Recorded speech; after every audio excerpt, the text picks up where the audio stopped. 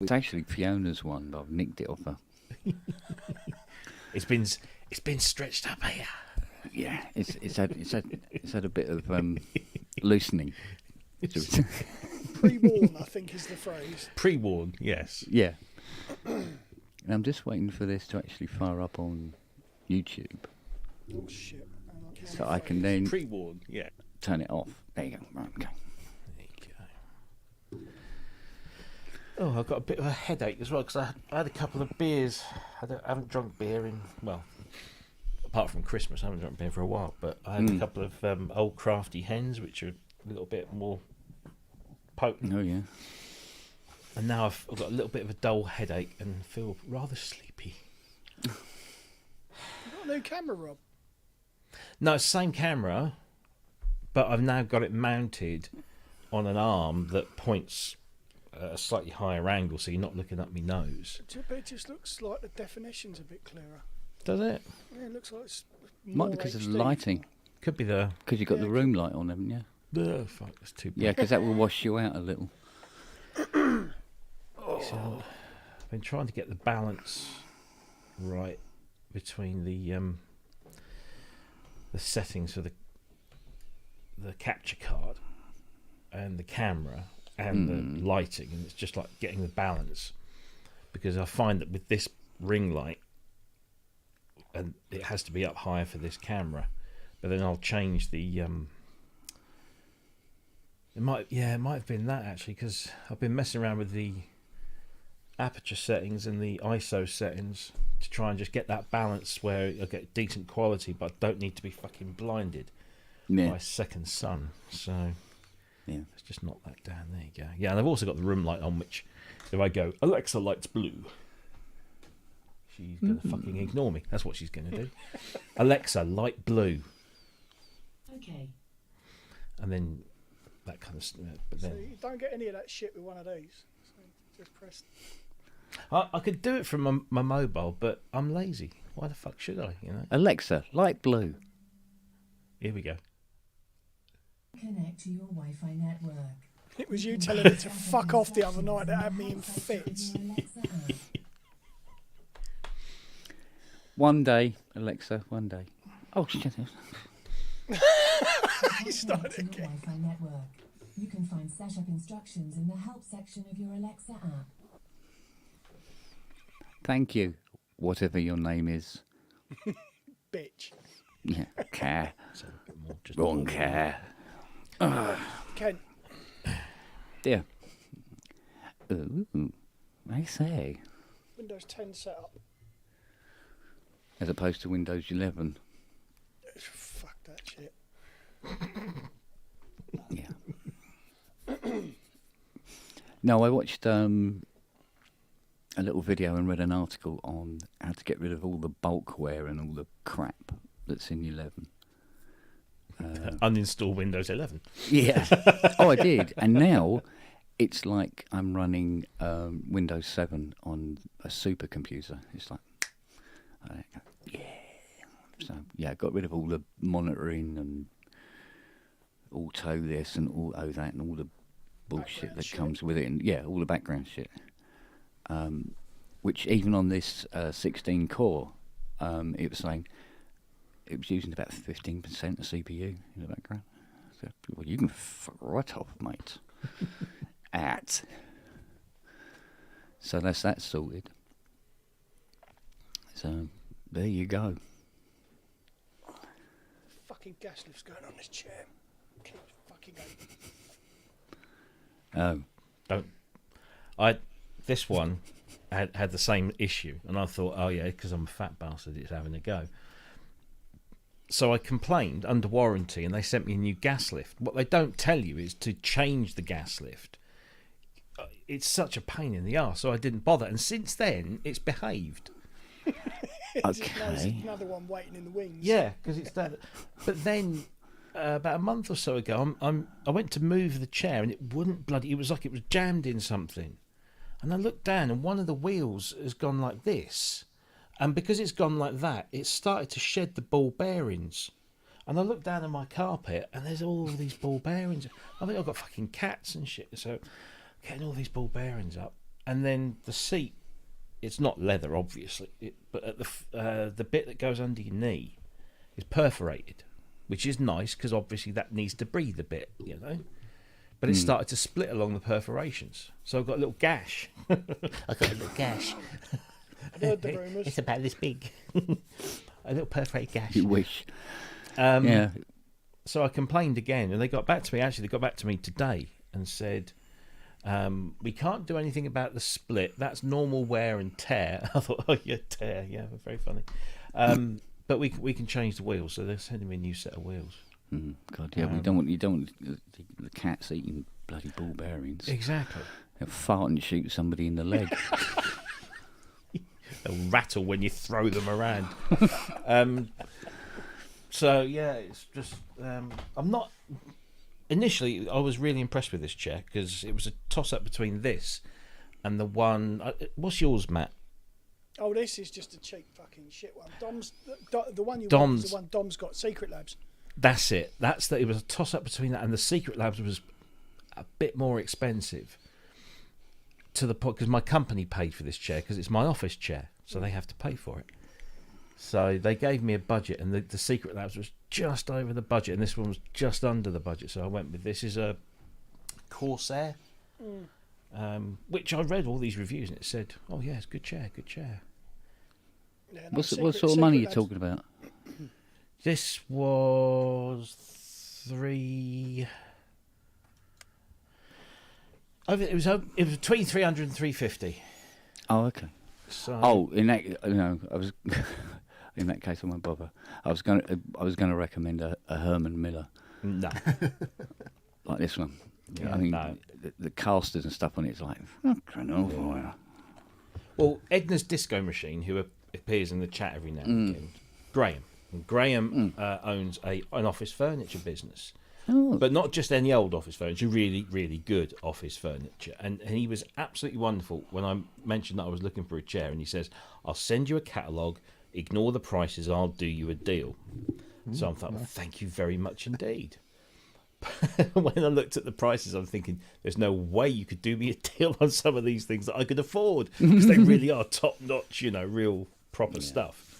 And whilst I appreciate it really is good stuff, I just there was no way the budget. I couldn't go to my manager and say, "Is £1,500 for a chair too much?"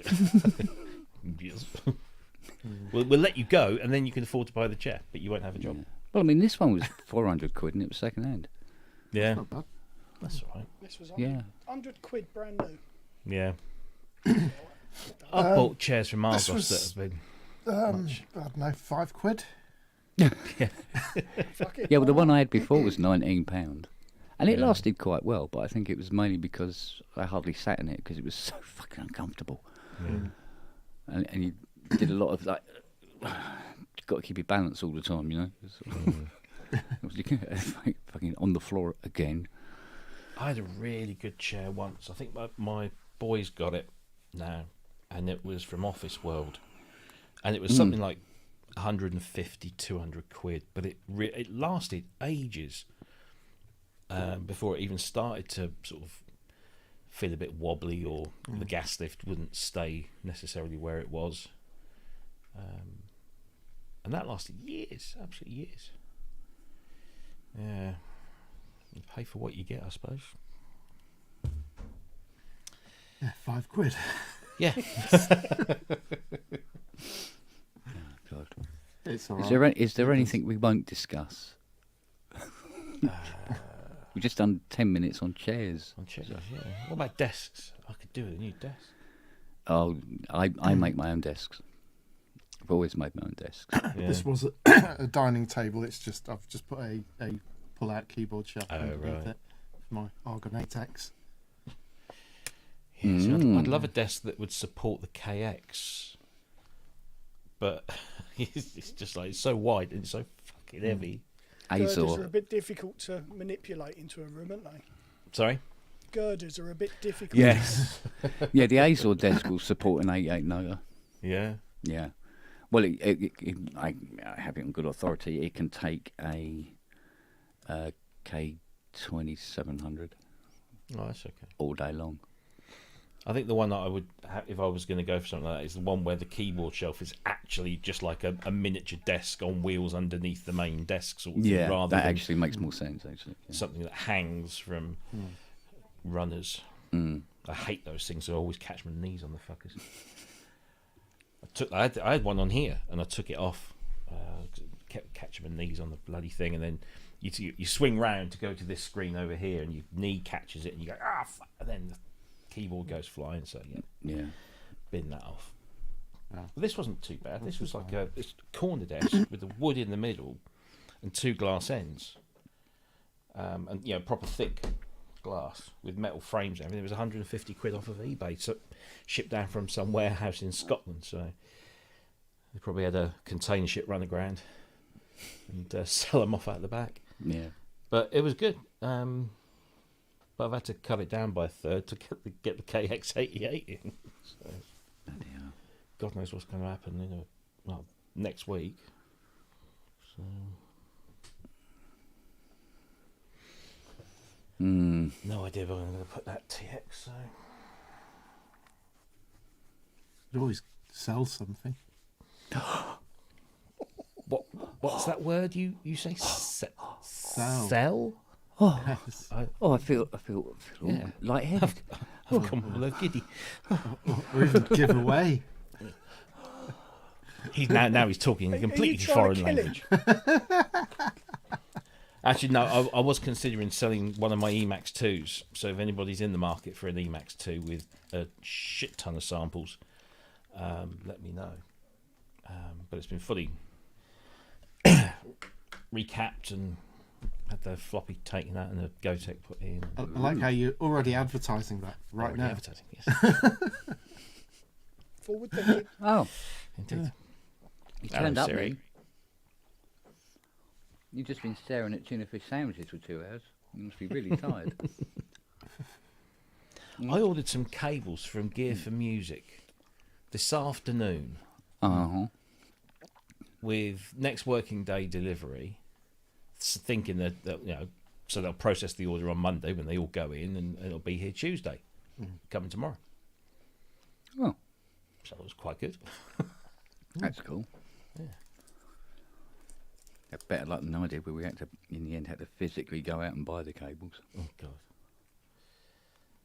Now I was trying to find cables that are no longer than a meter, preferably half a meter, with an XLR female on one end and a mono jack on the other.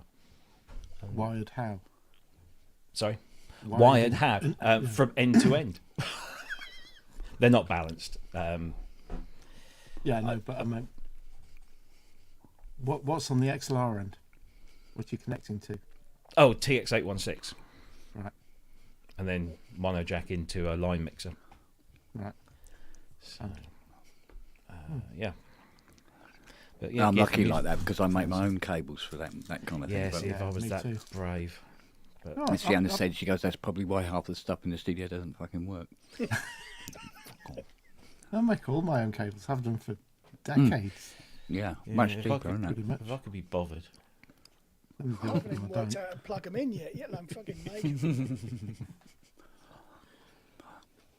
I've got boxes and boxes. I'm your typical bloke. I've got boxes and boxes of cables, and my wife's like, "Do you ever use any of those?" No, but I might one day. You never know. And there have been occasions where I've gone into the garage, literally turned it upside down to get to the one box that's at the bottom that's got that one cable that I was looking for. Yeah. I knew I had somewhere, and there it was. And I've gone up to her and I've waved it in her face and said, "See, told you." Plug it in and it don't work. Yeah, plug it in. Found it split. Yeah, kids have been using it as a rope swing in the back garden. That and wall wart power supplies. Oh, Fuck God, yeah. don't get me Yeah, started. Yeah. Yeah. Oh, they always come in handy though. Pretty much. Oh yeah. There'll be one. Well, I found one. I found an old one yesterday for a strip of LEDs that are going to go behind the Jupiter panel, and it had been in a box for fuck knows how long. So it's just like, yes, I can use it finally.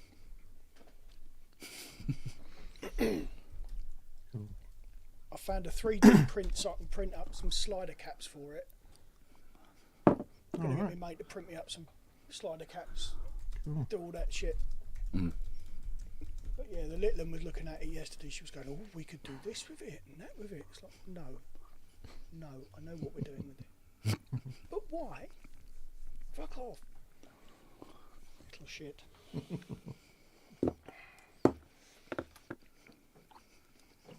I'm currently, I don't know, trying to find places for more of Zoe's guitars. Oh God. Another 3 came up this weekend. Oh my How word. many does she own? She doesn't know.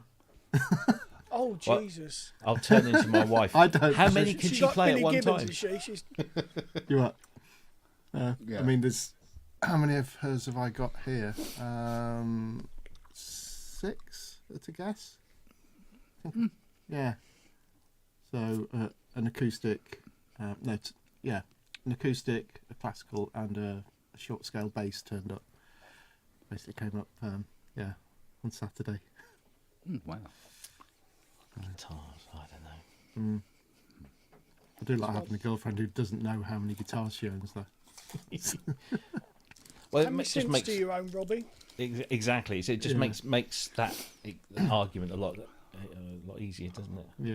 Yeah, definitely. Well, I've got one guitar. It's a bit like me with computers, though. I think at the moment in this house there are 20 Wow. Okay. or of that ilk. It's an insane amount.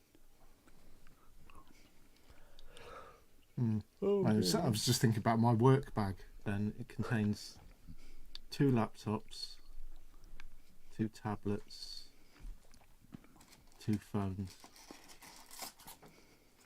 Yeah, I think that's about it.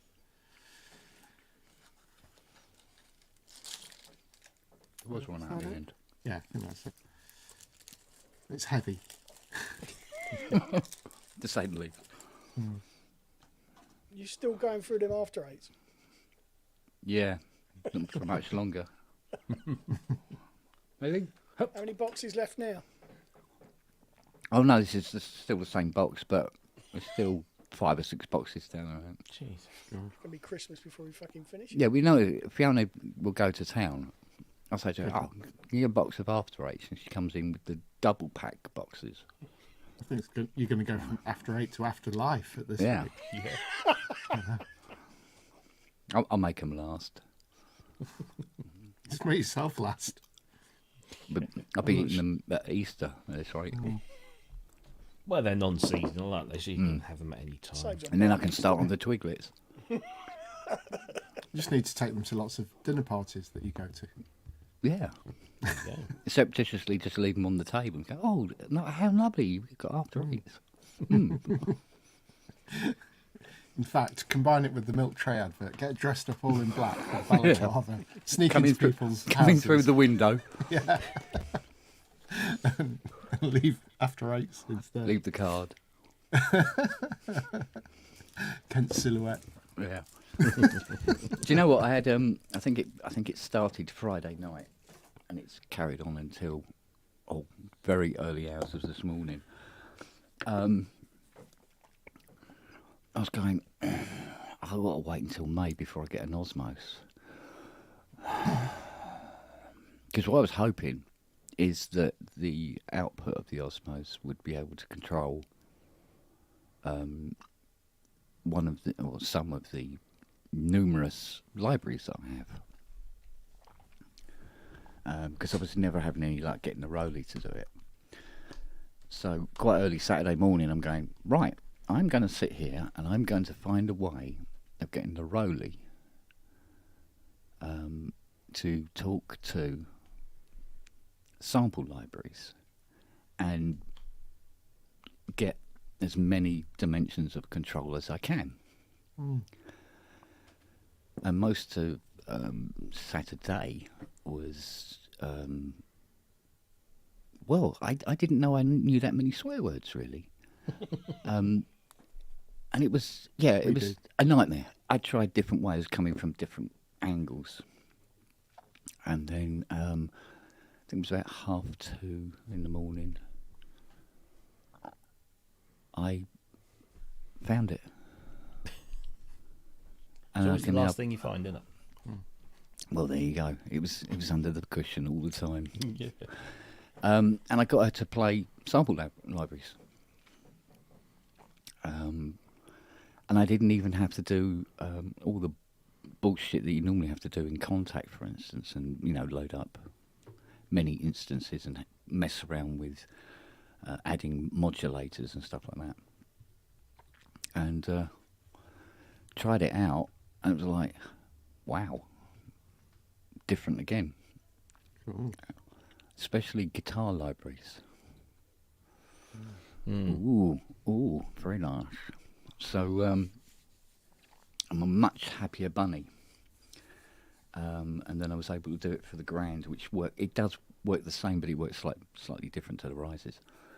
And So you can actually Yeah. do like string bending on guitar libraries. yeah. And controlling things like vibrato and expression and volume and stuff like that on string libraries was like, wow, pretty nice. So, That'd be nice because to just do that off the bat. I mean, one of my Contact libraries, a couple of them, got this like XY thing in there, which is great, but it wouldn't map to my joystick on the Argon 8X, which is what I wanted. Which I thought was superb for using, XY controls in all these Contact libraries. But so I had to use like the MIDI transform plugins in Logic to sort of transpose it. yeah. Transpose pitch to doing another control. That worked really well. But it'd be nice Yeah. to just have it, off the bat.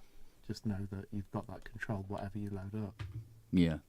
Cool. Because, funnily enough, one of the things that seemed to be one of the biggest hurdles to cross was, when you want to assign a particular message to a particular function within a synth or a plugin, and they all do this MIDI learn now, and on a rolling, when you press a key, that's 3 different messages.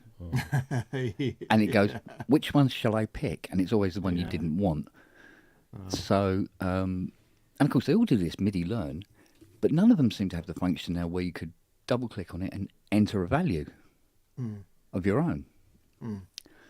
And because Poly AT isn't transmitted as a CC anyway, some form of converter or interpreter was required. But like with Cubase, it was you could build it in and have separate ones for each track, so you can have different types of control depending on what instrument you put on what track. So it still needs refining, but it was nice to actually get the ball rolling and being able to control various things from the Rise. There wasn't an MPE. Initially an MPE supported piece of gear.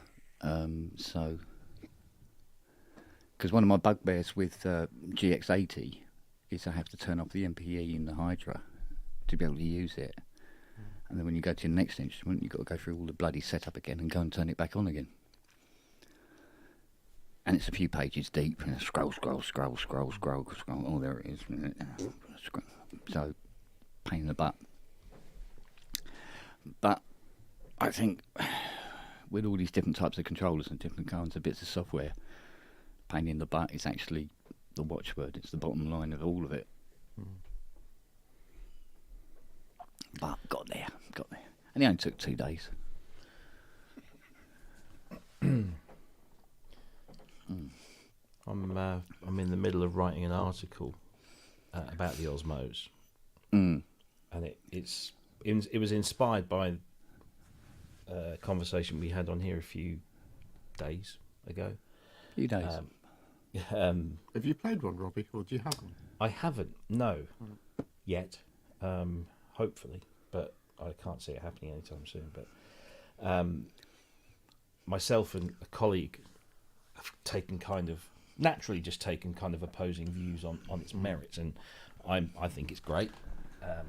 Really, keen to see what people do with them, and keen to try one myself. And my colleague not so much. Thinks it's probably going to be something that, you know, within a year or so is going to be propped up in people's corners gathering dust. I don't think so. They said that about the rises as well. Yeah, they did. Yeah. So I don't know. So what we're doing, we thought, well, it would be an interesting thing if we could actually sort of have an article that's a conversation between me and him, arguing the fors and against, and not, you know, necessarily come out with you know, I'm not looking to change his mind, and he's not looking to change mine, and I don't think either of us will. But it's proving to be quite interesting. Some of the, you know, when I'm sort of thinking of reasons why I think it's, you know, for me the killer thing is the fact that it is literally take it out, switch it on, go. And you don't have to worry about mapping things. You've got this amazing engine that seems to do such a wide range of sounds that you probably will connect it to, you know, some of your sample libraries at some point, but not for a while. That's because I think you'd be kind of, you know, so deep in that thing. So Yeah, well, you'll still have to do the same sort of bullshit to get it to work with the libraries. Well, yeah, unless they come out with templates for things, but they probably won't. So It's more about the way the instrument was written. yes, exactly. Because it was a lot harder for me to get control over Spitfire libraries than, you know, standard contact libraries. Yeah. That came with contact.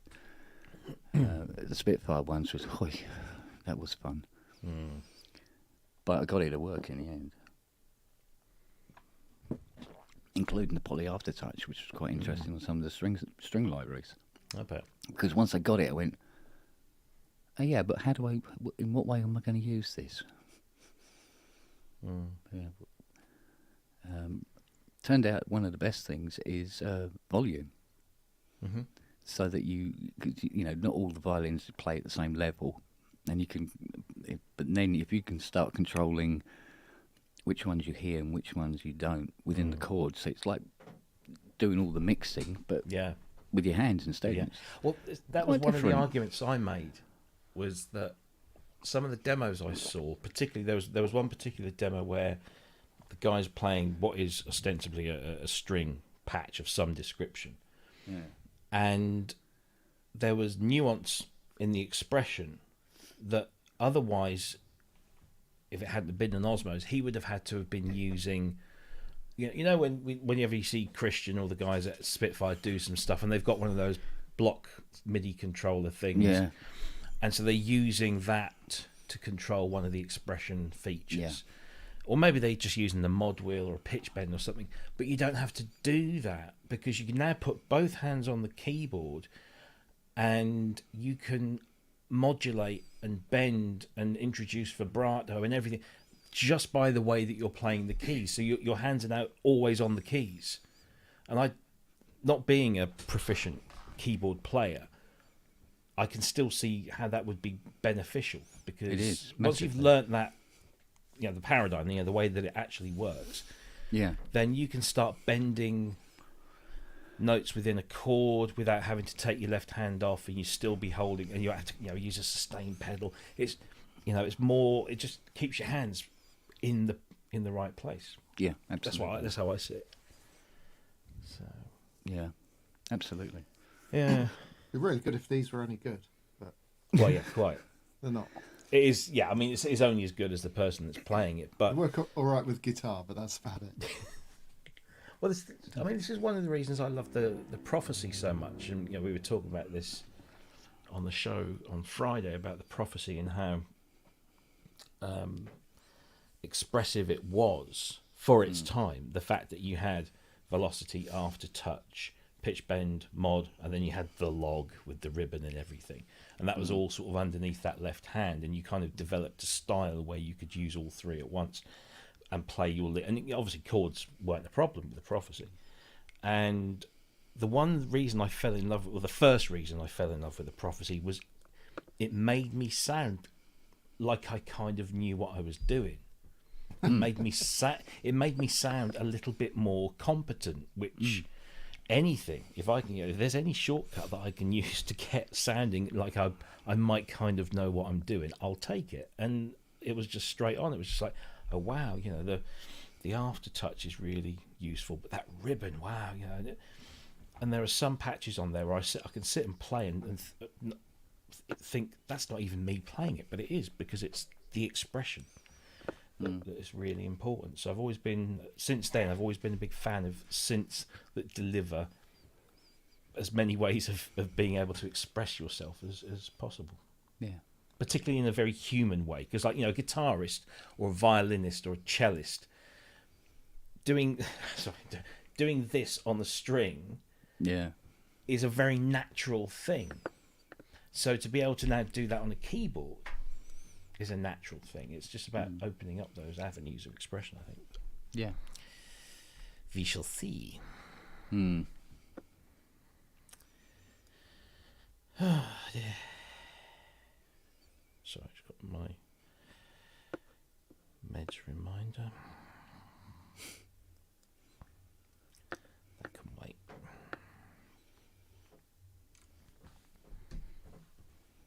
Oh.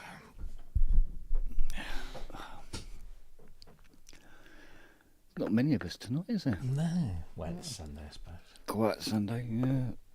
Oh, People up in that geosync, Steady I'm on. not sure if that's still going on. Hmm? Like, Oh, is he still going to? yeah, maybe. Sure. What's that earlier? Yeah, it's still going on. Oh. I suppose he'll sort of extend now that Dom's taking a bit of a breather. Yeah.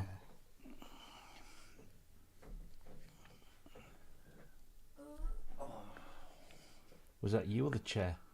Just No, that squeaked. was me. I just had a yawn and I pulled something in my back now. Falling apart, mate. You hit 60 and then bits start dropping off you. I think me and Fiona were having a fucking competition as to whose hip pain was worse the other day. Yeah.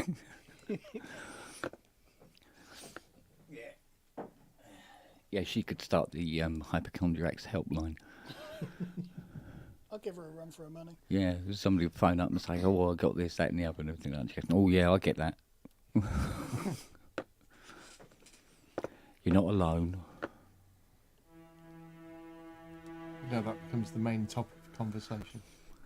Mm. Although my mum recently sort of had lunch with her old colleagues from the Red Cross where she used to volunteer, and literally every one of them except her has got like multiple complaints or illnesses and stuff. My mum is like, takes no medication, nothing wrong with her, Yeah. just like, Yeah. crikey. Well, it's good if you can be like that. Yeah. I know some people kind of like revel in having things wrong with them. Yeah. Because True. it's, in some cases, it's like just a focal point of conversation. Yeah. You can open up with people on the know. bus. Exactly. It's an icebreaker. Yeah. Don't Amongst like the the elderly. smell, it's just my gangrene. Yeah. I used to have to, when I was a lowly shop assistant at age 16 at the Co-op, there used to be a guy that came in the shop. I don't know his full backstory, but he had chronic gangrene in one of his legs. Oh, wow. And he would hobble to the shop in clothes that had been cobbled together from just bits of material and this really old donkey jacket, and his belt was a piece of rope, and his cart was a hand built, just like pieces of wood banged together with some pram wheels. Son.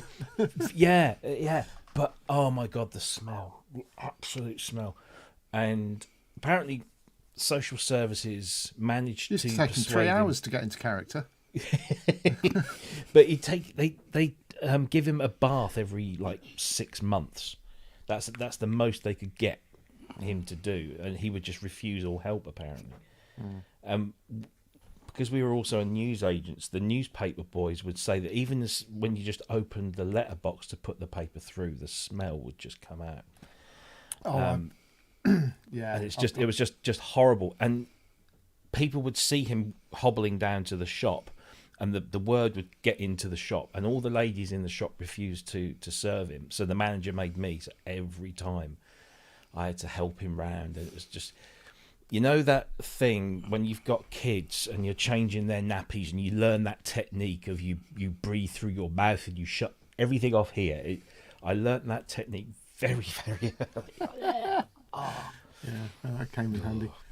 There's a problem though if you just like slightly unclench those things that are keeping everything locked down for a moment. You're like, Yeah, it just hits you, doesn't it? Yeah. So, you know, obviously I used to work in TV audience measurement, which required installing equipment on a wide variety of homes, shall we Yes. say, and some of those were just challenging, should we put it. Mm-hmm. There were obviously, you know, some people with severe mental health issues and stuff. I remember going into this one home, and I'd been there previously, and everything was fine, absolutely fine, not a problem. And I went back, and I don't know if someone just hadn't been looking after her, if like I don't know what had changed, but she obviously hadn't been cooking for themselves. There was just like, basically as soon as the door opened, I was like, whoa, you know, just virtually throwing up on the doorstep because of the powerful smell. And I went in there, literally sort of, there was like sort of an armchair, not much else in this room, but an armchair in front of the TV, and there's this crescent of old takeaway containers Yeah. that had just been left to rot over what I imagine is weeks, and you know, days and weeks. And you know, I was trying to sort of service this kit in there, and I was just like really struggling. I ended up phoning up my control and saying, I can't do this job. I can't complete this job. It's like you know, it's just too much. Yeah. But that wasn't even the worst. Came across No, some I used real to- shockers. I used to knock doors for a few short months while I was in between jobs, doing accident, you know, insurance. Yeah, had a crash in the last 3 years, claim personal, whatever. Horrible thing. But yeah, similar sort of, you know, experiences. You go into some houses and you, how could you live like this? I mean, you don't know the situation or the circumstances, but oh yeah, But it's quite easy, the situations you can, but through necessity, you can put up with and eventually not even notice. well, yeah. Eventually, yeah, you just You become, know, the guy's throwing up in the corner of the room from the stench, and you're going, what? What? exactly, yeah. Nose blind. Exactly. Yes, indeed. Yeah, well, that's where that Oberheim 8-voice dual manual came from, a house like that. Really Yeah. crazy, It isn't was it? covered in shit and piss and paint. Gloss paint, that was the other thing. Somebody tipped half a tin of blue gloss paint all over it. Jeez. Yes. So. I've got another Jupiter 8 coming tomorrow. Oh yeah. Oh, yeah. Don't sound so happy about it. It should be a relatively straightforward. It's literally oily rag and blow the dust off. Oh, But right. yeah, it's going up for sale or something like that. And the word on the grapevine was 28. So Roland did want to make a lot of money. So what they should reissue. If it needs a new panel, you can bugger off.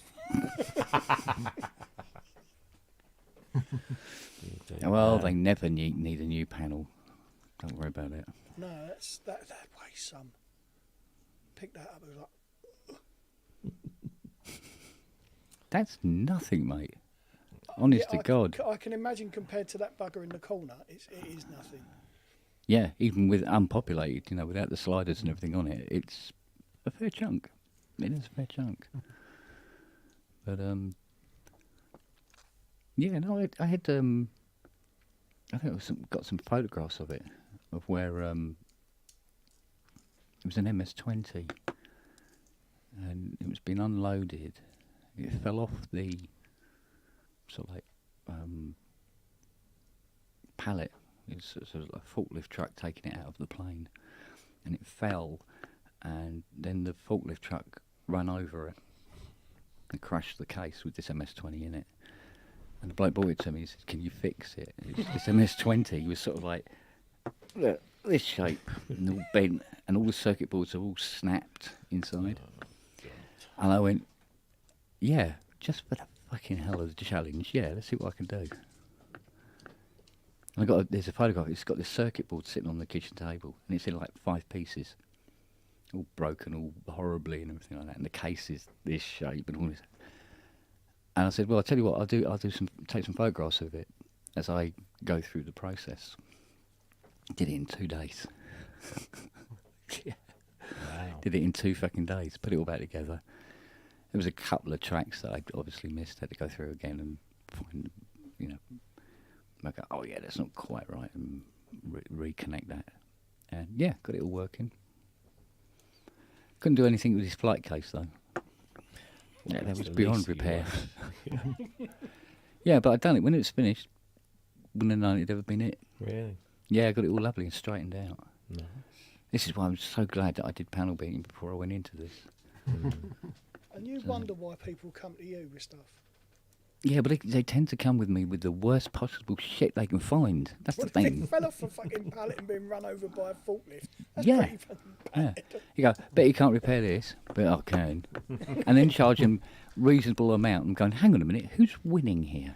Yeah, quite. When they sell it on for 28 grand. Yeah, yeah. Exactly. Yeah, but that dual manual went for 73, was it? Something like that. I charged him 6, so he bought it for 3. I don't know if he paid extra for the shit that was on it or not, but I didn't charge him for the 8 bottles of Febreze I put into it. I forgot all about that. So, I had every intention of using my new air duster in anger today. Oh, but yeah. I couldn't be bothered. yeah, make sure you haven't got any loose knob caps or anything. No, quite. They're gone. It came with a whole set of anti-static brushes as well, Yeah, which was very nice. yeah. But there's one that goes down to quite a small nozzle. Yeah. Careful with that one. Okay. It Yeah, lifts that's- things, does it? Yeah, that can punch holes in metal panels. I think Oh, God. it's a bit aggressive. Yeah. So, but great fun with the dogs. Mm. Like that, and they go, Well, when my Little wife whiz. came home, I was like, "Oh, look what I've got!" And I went like this. And the cat, I didn't realise the cat was just Yeah. around the corner. Bye. It wasn't there for very long. I see Dave Sidechek put up a video of him playing with his 2 Yes, huskies. Oh, I'm in love. Oh, the brownie orange one. Mm. Oh, beautiful. Beautiful animal. Right, the white one's beautiful as well, but I think I have a penchant for them having that kind of colouring on them. So, you were jealous, weren't you? So what was up with Charlie when I left then? Oh, he was very pissed off you went home. Yeah, he was really, really pissed off about it. And he was standing up on the Matt, settee you've looking out the pulled. window, watched you went, and when I came in, he looks at me and he's all looking out All the he window. did was fall asleep on my feet. There you go. Well, there you go. That's all you need to do. That mate is like, "Phew, you've pulled. Really? Seriously, mate. Yeah. If he's not interested or bothered, he won't go near you. But if he lays on you, holy crap. Yeah. Yeah. Oh yeah. He Keep your took to you. pants up. Oh Robbie, yeah. what's a good price for a DX21? A good price. Yeah. In what condition? Anything over £2. Everything fully working, but Yeah. at some point had been dropped and one of the end cheeks has been cracked and super glued back Okay. together. Well, our friend Ollie over in Ireland he picked one up for 120 quid. And it was in fair condition. So a couple of the knob caps were missing. I think the key stems the metal key stems had corroded a little bit, so it's obviously been damp somewhere. But that was 120 quid. Then he found another one in Ireland, 60 quid, but that was a little beat up. Yeah, that was a little beat up. And I said to him, was there something special about the DX21 that appeals to the Irish? I mean, does it have a good bodhrán patch, or does it do a mean fiddle or something? But I would say anything good between... bells. Well, yes, quite. It does a toll bells. Yeah. For whom the bell a toll. I would say I wouldn't pay any more than 250 for a mint example, but near a sort of 150, 195 for a good one. Right. This one's in Sheffield for 170. That's not bad. I mean, it's of that ilk. So you've got the DX21, the 27, the 100, and the 21, 27, 100, and of course the 27S as well. They all have the same 4-operator engine. Yeah. But the 21 has the ability of bitimbrality and this kind of MIDI chorus. So basically you're stealing MIDI notes, but you're getting a chorusing type of And effect. a sunroof, spoiler, and leather bucket seats. Yeah, and cheap alloys. But it's of all of those, it's the nicer one. Yeah, I think it also has velocity, which the 27 doesn't. Drop it out a window, find out. Well, I think someone's dead, to be honest. Yeah. Unfortunately, the plastic end caps for these things are not common. Yeah. So either consider, well, if you can fix it, if all the pieces are there, or consider a bit of, get somebody to fashion something out of wood. But they're nice. They're nice little, nice little things. Howdy, gentlemen. Hello. Ooh. Yeah, I got a DX21 a few years ago for about $250. Lego Welt did a patch library for it and also had a cool video on it, so it convinced me to get one. So he's a big fan of it. I'm trying to think. Have I got anything Yamaha now, apart from the 80? That's all here now. Yeah. One by one. One by one, they Now, work the their best way out the Literally door. one. Literally one. Yeah. DX one by one. I actually have a shitload of Yamaha stuff. It's funny. I've never ever owned a DX. Never owned a DX7. Played them, enjoyed them. I really like the EX5. It's a lot of fun. Oh no! I tell you what, I got Yami. I got me ES7, Oh yeah. which I love. I love me ES7. Yeah, EX5 is cool. I did have the Reface CS that I thought was a really good. Yeah, a lot really of people good say that's synth. good. Yeah. But Solid don't have as it anything. anymore. No, I needed to sell it to buy Electron gear. Drugs. Usual stuff. Yeah. It's funny. Electron so- gear is Effectively, drugs. Electron Yeah. gear. Yeah. When I first started, I was considering myself to be more of a Roland fan than a Yamaha fan. And then after a few years, I sort of looked around my room and I thought, CS1X, RM1X, SU10, DT Express drums. Actually, no, I think I seem to have a thing about Yamaha. I don't know what it is. It was completely unintentional until this whole FM thing kicked in. And now, well, it's just a fucking addiction, isn't it? But Obsession. yes, quite. Yeah. Dixon, I don't know what you mean. So what is there left for you to own? That was quite a bit. I mean, if you're talking about just DXs, that sort of thing. There's, I mean, I sold my 27, but I sold that some years ago, stupidly. But yeah, 21, RX-5? 20. Got an RX-5. Got an RX. You got an RX-17. I've got an RX, 17, which is the 21 and the 21L combined. Yeah. So yeah, I've got an RX-17, got an RX-5, got an RX-11, which is their first one. Is the 27 also bitemporal, or is it only the 21? Only the 21. So what's special about the 27? I've never seen one in person. Very little. But better than a 9, right? A higher digit. Anything is better than the 9. Yeah. Actually, then that's not. The 9 is just a really basic 4-up synth that only has 20 patch slots, and it's too cut down. They did it better with the the 21s, the 27s, and the DX11 is the best 4-up that they did prior to anything else because it has the alternate waveforms. You don't just 'Cause have you've pretty sine much waves. got the TX, RX, and DX catalogue sorted, haven't you? Pretty much. Pretty much. And if you I've haven't got it, it wouldn't be worth talking about, sort of thing. Well, yeah, I'm sort of going for those ones first, and then as and when if I see a cheap one come up here or come up there, I'll probably get it. But Yeah. yeah, I mean, I've got 157 Mark II 7, 11, and then TX. Well, TX816 is next week. TX802, TX7, TX81Z. I've got QX1, QX3, QX5, QX21, and the RXs. Yeah. So what I need to do is what Manny keeps telling me to do is get an SY. So Yeah. I'm just trying to find What, it's a gonna- 99? Yeah, Well, the mine's getting dim. I need the damn thing replaced at some point. yeah. I need to sort of get into the 19. The whole AFM stuff. Yeah, there's a whole new catalogue you're opening up there.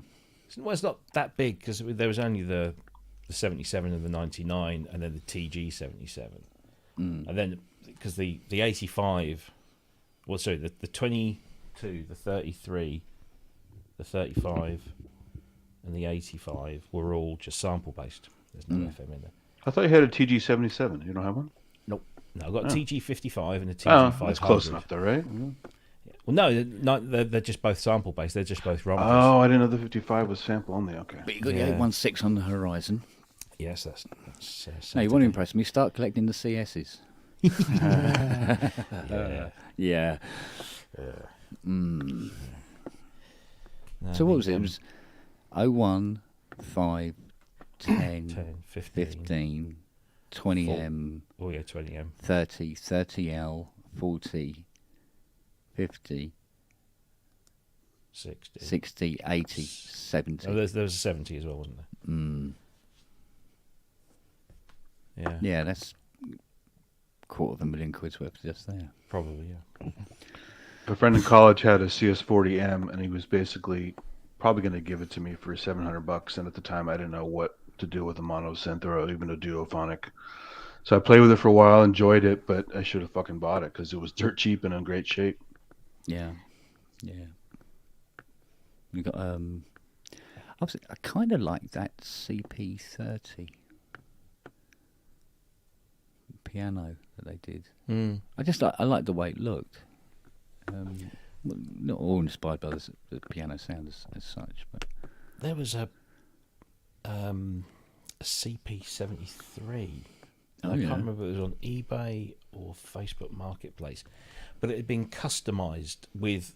So instead of the black Tolex, it was wood, oh, okay. and it didn't look awful. It didn't, because you had to get used to it because you never, you don't normally see.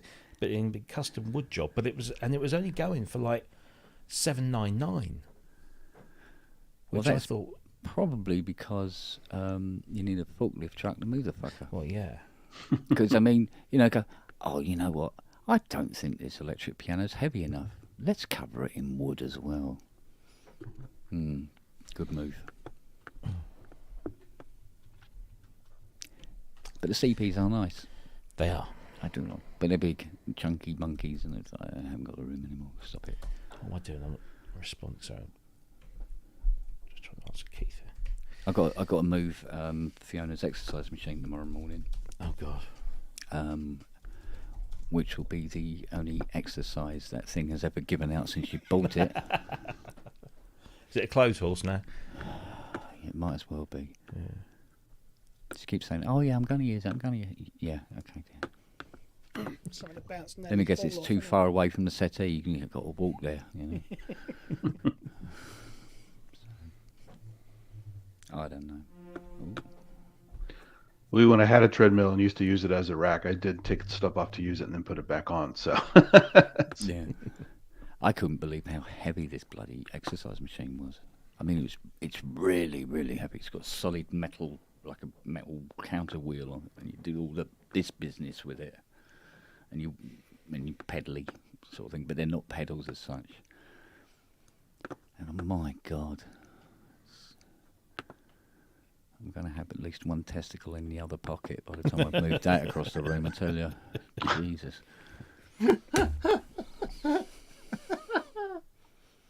So, so that's why, because that Or, that or little bit another of wool- testicle you didn't know you had. Yeah, yeah. Well, you have two. You can afford to lose one. So you know. Why have I got another Either that testicle or it'll coming pop out my your stomach? Yeah. Oh man. Yeah. So yeah, that's on the cards now. So, and then I've got to move the GS1 out into the hall. Finally, there won't be any GS1s in the front room for the first time in months. And then hopefully that one disappears out the door as well. That'd be cool. Get the front room back before I start filling it up with other stuff. No my luck. Always the way. I'm very quiet. Am I quiet? Yeah, but Yeah, a little bit. Well, I'm maxed out, so I can't do anything. Hang on. It fucking works. Any better? Bonjour. Bonjour. Hello, hello. Shot any moose lately? No. Oh, come on. Call Wow. yourself Canadian? Jesus. I live in a big city. Ah. Well, what Throw was darts at that a picture of a moose. What was Well, that yeah. TV show where the moose It's on a comes into quarter. town? Northern, yeah. Oh, Northern Exposure. Yeah. Yes. In the titles, the moose came into town. What the hell's going on? Come on. You trying to tell Well- me that wasn't real? It was a tamed moose. Okay. I'm slightly confused because your name I associate with Andy Brooks. He always breaks things. Well, it's my D50 just broke. Oh. I'm just about to cry. And How did You it know, break? What's I broken? mean, okay. So what happened is I playing it, and then all I hear is digital noise, like. So the outputs just messed up. Oh. And but the headphones out works. Well, at least it's not the internals then, so it might just be something to do. Yeah. with Yeah, it's just the output. Well, connections, you've yeah. lost a couple of caps, or possibly the final op amp Yeah. and the board on So- the back. I mean, just plug it in the headphones, put it in the mixer, it works. Yeah. But now the mixer, I mean, I turned up the volume at 0, off, like it plays. I mean, I can hear everything. It doesn't change anything. Everything, I don't know. I need to win the lottery is what I need. because- I was gonna say if it totally tanks, my favorite local store has one for $600 and in really good shape. So Yeah, but this one was owned by Saga, so it's well, worth that's true. $25 million. Well, I'll have a look in the garage. I might have an output board for a D50 out there. Yeah, I but can then I'll post it to you. yeah, but England to Canada. Yeah, it won't be much. It will go in a little jiffy bag. Well, okay. If you do that, man, I'll ship you the money. It'll be three little black screws and one plug. Yeah, it's very Yeah. easy. I supposedly have a JD990 owned by, at least temporarily, by Joe Satriani for one of his albums. So Oh, nice. that's what they said anyway. I didn't get a certificate of authenticity, but Oh yeah, I mean the stuff that's supposed to have been owned by people. My Yeah. God, the list is long distinguished. I tell you. Yeah, I had a stylophone owned by Hitler. Oh, did you? Excellent. he's a damn good player, though. You know. Yeah. My God, you should see him do the Brandenburg Concerto in mono. Oh, dear. You just put a cardboard box over his head, get the reverb. He had that paintbrush technique. So Yeah. I don't think I've got anything that's. Oh, no, I've got. I had, Well, owned by Hitler. I've got nothing signed by Hitler. What's wrong with me? Wow. I've got Yeah, something. I've got a couple of bits from Psalm Studios, but they were probably from the writing room, so Trevor never touched them. And yeah, Oh right, yeah. The only thing we've got here is Zoe's Fender Twin that was owned by a member of the Clash. oh, there you go. Oh, that's very cool. But which one? That's the important part. A member. Yeah, Yeah. no, there's a guy called Nick Shepherd, who was only with him for about 3 years, I think. Still. Cool. I'll tell you what, Matt. It's a shame he didn't stay longer. When Tiny come over, he come out with some Emerson, Lake and Palmer stories. Holy fuck! We'll have to save those for my next visit, I think. Oh, mate, yeah. I wish I could get Tiny to come on. Is Tiny an ironic name? Like he's a big guy? He's massive, yeah. Yeah, he's absolutely huge. But he's the sort of like the Hammond B3 specialist of the world, basically. Oh. But it's quite funny actually because the people he's worked with is just unreal over the years. He said about what was one of the things he said? Oh, there was a drum tech, I think it was. Worked for Emerson, Lake and Palmer for donkeys. But it turns out that Greg Lake was a bit of a prima donna, to say the least. And apparently he was on the stage, and he said he was shouting across at one of the guys, and he said, he goes, "There's 3 things in my life I hate. He says, headache, backache, and fucking Greg Lake." And apparently he heard him, sacked him on the spot. He'd been with the band for like 15 odd years. So, fuck off out. So, Oh dear. It's quite funny actually. because it was Tiny told us about what Keith Emerson, the stabbing the organ with a knife. Mm. When he was hard up for money, he'd buy Hammond L100s, which is not where he stabbed, but he'd buy a Hammond L100, buy a knife, stick it in, put it on eBay, and flog it. Then he'd buy another one, stick another knife in it, and sell that one, and say, "Yeah, this is the one that I stabbed on stage in that concert." So there's about 40 or 50 of these fucking Hammond 100s with a knife stuck in it that he sold for stupid money. You get all round. It's like that story that Spears tells when he was, when Ultravox got back together some years ago. Mm. And there was tension in the air, which you would expect between Midge and Billy. Mm. And I can't tell it as well as Dave. I don't think anybody can. But it was something along the lines of, there was this stony silence, and Dave felt it was appropriate that you had to kind of, just calm things down.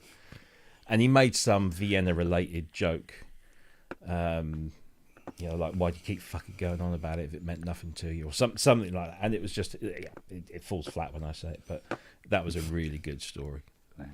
Get him to say it on the show one day. He's got stories. Some of the stories, like I don't know if I can tell the one about Debbie Harry and his backside. You know that one? I don't know. Yeah. I'm not sure. Yeah. Well, here's one I can tell you. Tiny's going into a hotel with Mick Jagger, and this great big black guy comes up to him and goes, "Are you Mick Jagger?" Like that sort of thing. He goes, "Yeah," and he goes, "So?" And walks off. What? Brilliant. What? Brilliant. Yeah. So? I saw something today that I don't know how true it is, but Michael Jackson apparently wanted to do normal things that Michael Jackson could never do, like shop in the supermarket. So to do this, to achieve this, when the supermarket was closed, he paid for them to open it, then got 10 of his employees and paid them to walk around the supermarket like they were just regular customers. And then he just walks in without any, just normal Michael Jackson, jacket, trousers, hat, silver glove, and motors around the supermarket. And he did that so that he could just feel like he could do normal things. And my first reaction was like, fucking knob. But then I thought, actually, when you're Michael Jackson and you want to do normal things like we take for granted every day of the week, there isn't really any other way of doing it, is there? And I started feeling a bit sort of sad. Is it going to work? Is it going to work? Excuse me, can you get these cornflakes in bumper size? You're Michael Jackson. Did he get Bubbles to work the cashier? But no, it just made me like, oh god, yeah. You know. Well, it's like Elvis when he wanted to see a movie, he had to rent out the whole I know place. Prince did stuff like that as well. The stories of Prince renting things out, and you think, oh, that's just the excesses of a rock star, but you think no, because if Prince just went, or any famous person went to the movies, you're going to get hassled. Yeah, There's you're not always going to gonna get be to see the film No, technically, are you? you'll have people turning around, taking pictures, especially in this day and age, taking pictures or Oh, God, hassling yeah. you all the time, or coming up to you and saying, "Are you Mick Jagger?" and then going, "So." So, Yeah. Yeah. Oh, apparently the Michael Jackson story is true. that wouldn't surprise me at all. No, it wouldn't. No, No, it wouldn't surprise me at all. it does make you wonder. Maybe the black guy was mad at Mick Jagger because he did a bunch of those black stereotype actions on stage all the time. He's probably mad at him. Well, yeah, it could be. Yeah, it was just sort of, "Are you Mick Jagger?" Yeah. So, it's like it doesn't even make any sense. Doesn't make sense. No. No, He it's just wanted like- to verify it so he could. That's his Yeah. kind of insult. It's, kind of, it's that kind of surreal twist. Yeah. It's like answering the phone and go, "Yeah, what do you want?" Or no, sorry, dialing somebody up and then answering, then you going, "What do you want?" Like they called you. It's Yeah, like that yeah, reversal type thing. Yeah, I got there in the end. The two most damaging questions at these celebrity events when people troll them and stuff is, "Who are you and what makes you famous?" They get all pissed off. Didn't your mum used to say that though, Ken? Ask people what they were famous for. Yeah. Yeah, all the time. So, are you famous? What are Sends you them over the famous edge. for? It's great. I watched If These Walls Could Sing last night, the Abbey Road documentary made by Mary McCartney. Mm-hmm. It's quite good. Yeah. Yeah, worth watching. Good way to spend an hour and a half. There's so much of it. Isn't it? Yeah. It's been so covered in the past. Sort of, they interviewed, obviously Paul and Ringo. Elton was there. Liam and Noel, obviously not local together. cork dealer. Oh, yep. Good evening, ladies and Guten gentlemen. Tag. Ooh. The local cork dealer that has spent the last 2 hours Mm-hmm. Oh, starting to reform some speakers. Nice. are you good at that? Ask me when I finished. Oh, okay. Done my own, so Now I don't mind having a ask go. him 10 seconds after he's finished. It's taken me 3 hours so far, and I haven't got all the crap off them yet. I've got a pair of Mackies that could do with some attention. Really, Yeah, they didn't survive the winter. Put it that way. these are. I have a pair of late 80s, early 90s Allison Acoustics Architect 2s. Mm. And over Christmas, when we were watching TV, I thought, well, they're starting to sound a bit odd. So I stripped them down, and then they've just completely disintegrated. Oh, Actually, I have another pair to do as well. I've got a pair of. I'm a big fan of Allison speakers. You probably do. You remember them? They weren't that big over here. They were big in America. It's a guy who used to work for Acoustic Research back in the 80s, and he set up his own company. I've got a pair of. He had a company called RDL at some point as well, which was later on. And I've just noticed they're starting to go as well. But there again, speaker from the 90s, you're going to get it with a foam surround, yeah. But yeah, I mean, I'll let you know. Could be a new job for me, really. It's a pain in the arse, to be honest. I bought a pair of Celestion DS6s some years ago. Celestian, bloody hell. It made just Blast like from the past. apparent. Yeah, just outside Ipswich. Unresponsive buggers because I needed some. They've got the posts on them with the little knurled knobs, Yeah. Mm-hmm. and one of them was missing the knurled knob. And so I thought, oh well, they're local. So I just found their email, sent them an email. I said, any chance you still have these knurled knobs for the DS6s? Still never heard anything. So stuff. But Who are you? yeah, exactly. Yeah. They probably found out I was a Norwich fan. So Oh dear. They ended that. Yeah. But no, they've sat in my record room and haven't been used at all since I bought them. Yeah, well. It's like I used to have a massive pair of white cone Wolfdales. Talk about pixie boots. Bloody hell. They dated, didn't they? Yeah. Thought they were the nuts when we got them. Yeah, white cones. Because JBLs used to have white cones, didn't they? Early JBLs, remember them? I used to love JBLs. Yeah. Yeah. You needed a decent amp to drive them, but I've got a pair of control ones downstairs that I used to use. they're the little ones, aren't they? Yeah. The later ones, yeah. Kind of L112s. Really big speakers, you know. That's when I used to work in hi-fi. In another life. But you found the exit. I did find the exit, yeah. Yeah. And how is everybody anyway? Yeah, good. Well, I was told I'm quite good. Stuff. I've been watching Jamie's thing. I've been doing this and had Jamie on in the background. Oh, I see. I didn't know the pub was open, otherwise I'd have come earlier. Yeah, you missed the cabaret. What, the floor show? Yeah, cabaret. The gripping conversation about chairs. Yes. Oh yeah. Oh yeah. Chairs. Never have you heard such a gripping conversation about chairs before. Are we talking ordinary chairs or studio We're chairs? talking. Well, we're talking. Yeah, studio chairs. I think. Studio chairs. Yeah. That makes At all sense, doesn't it? budgets. Yeah.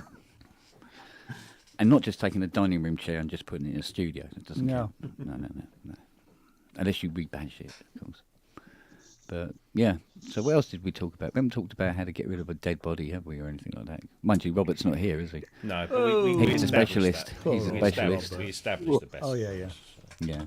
Saying that, when I was packing my Christmas tree back up, it did look like I was trying to get rid of a dead body. Yeah, Fiona wrapped it up in in cling film. It was very suspicious looking for a moment. So, what are you doing, woman? Are we talking real trees or plastic ones? Plastic. Mine's mine's metal. Mostly. Yeah, mine's got a bit of metal, but ours is. I mean, we must have had ours for, I don't know, 20 years. No, mine came free with the house. Oh, that's all right then. Yeah, And actually, Jane left in finally the said attic. we should buy another one. Mm. And much as I would like to have real trees, I think environmentally we shouldn't really. You know. I think we're going to try and start the Northern European tradition of hanging spiders off the Christmas tree. The only fake plastic trees I like is the Radiohead song. So Yeah. You put like big shiny spiders on the tree. Moment, Something I to do thought with some sort of folk tale. You were talking about the Northern Europe tradition of hanging. Full stop. Oh yeah, well there is that. Yeah. It's like that cartoon that I put on the front of the video. I saw that on Facebook and it tickled me. My kids have these little black plastic spiders, about so big, and they put it just outside the front door, just on the brickwork, just so when you sort of look down, you see it out the corner of your eye. The amount of people that go, ugh, it's just this little black plastic thing. It was initially a Halloween thing. Now it's just an all year round thing. And occasionally they'll move it just to keep the postman on his toes. Next, have it off a bit of cotton. And how late has your post been, Robbie? Yeah, quite. No, my postie likes me. Tends to get thrown at the door from halfway up the path. my mom's mom was known for giving weird gifts, and one year she gave my dad basically it's like a macrame Afghan kind of material, woven thing that looks like a knob warmer, and it has a little bell on the tip. And we laughed at it for years, and it just eventually became our tree topper. We weren't religious, so we didn't have an angel. We put that at the top of the Christmas tree. Yeah, that's brilliant. Jim's gone. Yeah. It's a good conversation starter, right? People, what the hell is that? Oh, you don't know what that is? That's a special tree warmer. Tree topper. Uh-oh. Somebody summoned the Kraken. Oh, Yeah. cheer the fuck Mr. up, Christmas. mate. What's the matter? You look tired. Tired. I am tired. Tired. You've been on holiday. He's up all night with the Osmos. No, I haven't touched it. Sorry, no, I've been practicing intensely for the show on Friday. I've been spending many hours on it. Mm-hmm. No, I haven't. Happy Christmas, everyone. Christmas. Christmas. Don't start with the It's obscenities. over. It's over.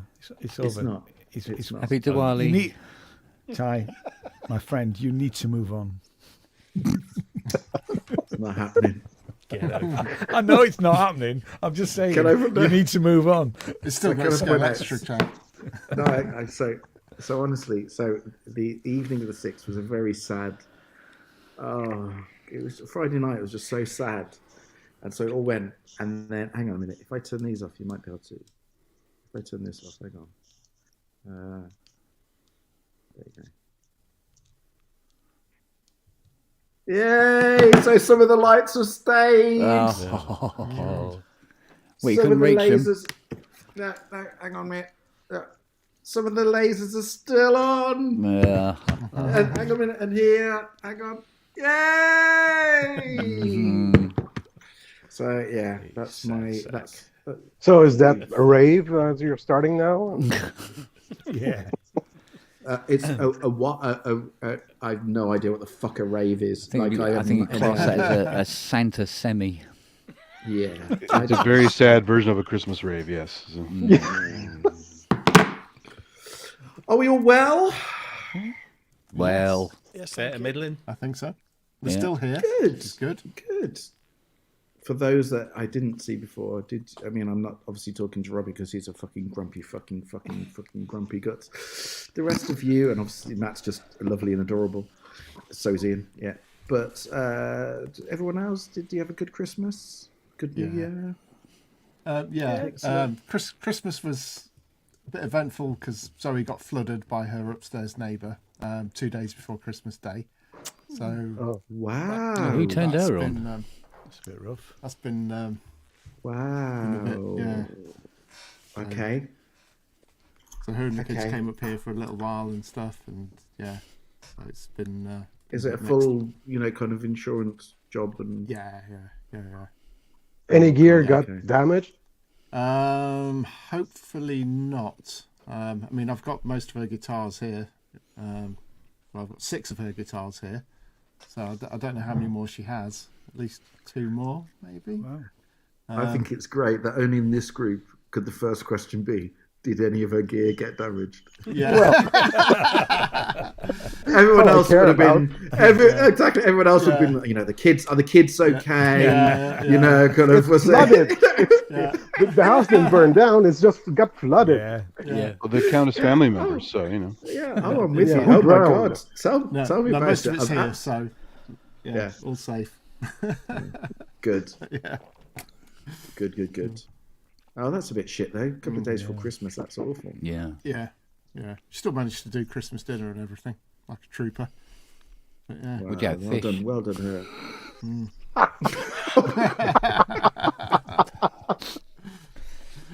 Not with that water.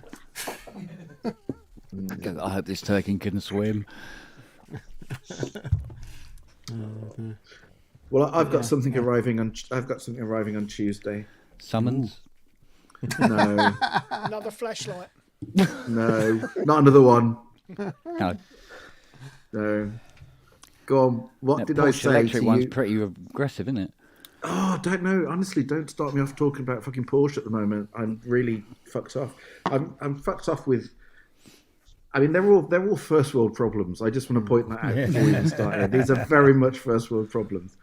But our hot tub that has decided it doesn't want to work. A Porsche who basically the heating, brand new Porsche, the heating's decided doesn't want to work, which apparently on the Taycans is a common thing. Right. So you get into it, and it seems like a nothingy thing when you just kind of go, okay, the heating's not working. But when it's cold outside and it's at night, it's undrivable because it just steams up.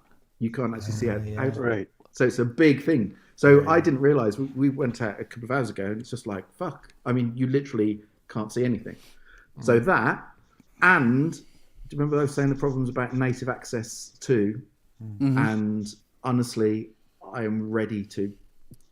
Oh, it's but it is native access 2 because I've got an old system that I've got native access 1 on, and it does it absolutely fine. Takes all the authorizations, all the files, does everything absolutely fine. Native access 2, it won't do it. So it's so I'm not happy with it. And in typical NI style, I've opened up a support ticket, and we've heard Dun, dun, dun, dun, dun. Jack shit. fuck all. Yeah. Nothing. Is it So a bit like I'm- this?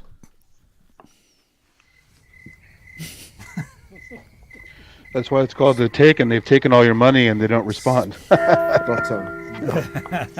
Oh, by the way, I took your Porsche around Nuremberg last night, Oh, did you? That's and nice. your car's fucking dangerous.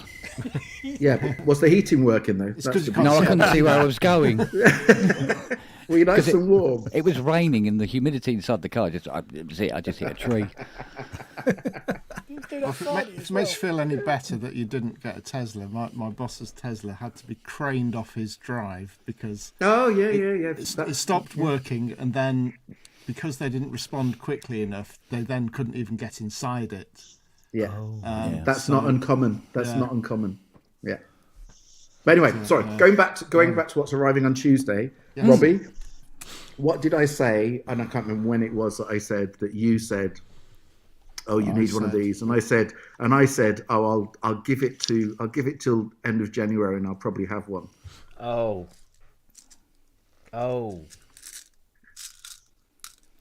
It's gone. Chlamydia? There you go. Yeah. No, mini freak. I was about to say, That must be a mini freak. Oh, good boy. So I, It's not going I to break the managed bank, it- though, is it? I managed it. I managed to make it to the 6th of January. Yeah. So You'll like it. I mean, I'm going to hate the keyboard, but that's not the point. I'm buying it basically to get the plug-in, really. So, and I'm sure that You can I'm use sure the it rest as a of it will be dongle. fine. Have you got pigments? Yeah. No, that's just his eyebrows.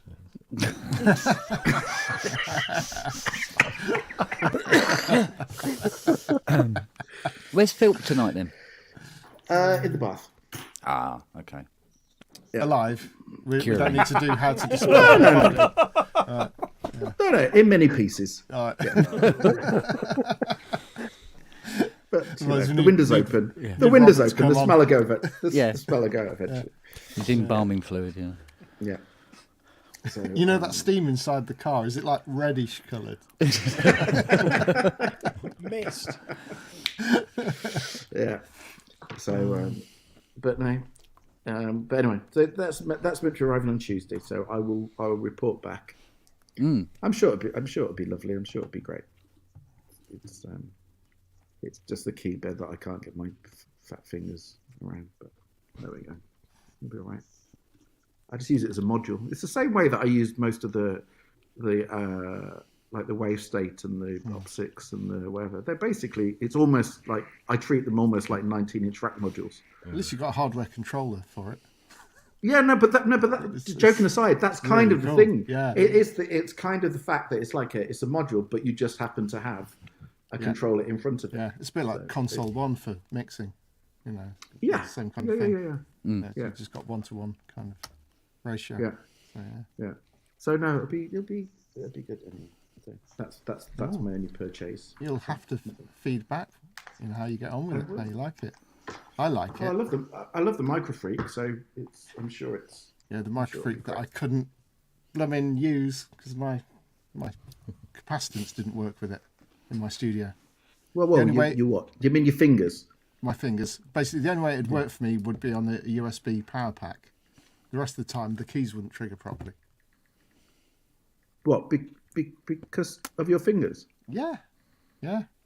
I've got weird capacitance, and it's like I checked the earthing in the studio and everything. It's all fine. Blah blah blah. But yeah, for some reason, the keys wouldn't trigger properly for me, or they'd hold, or just really weird stuff. And like it wasn't the unit.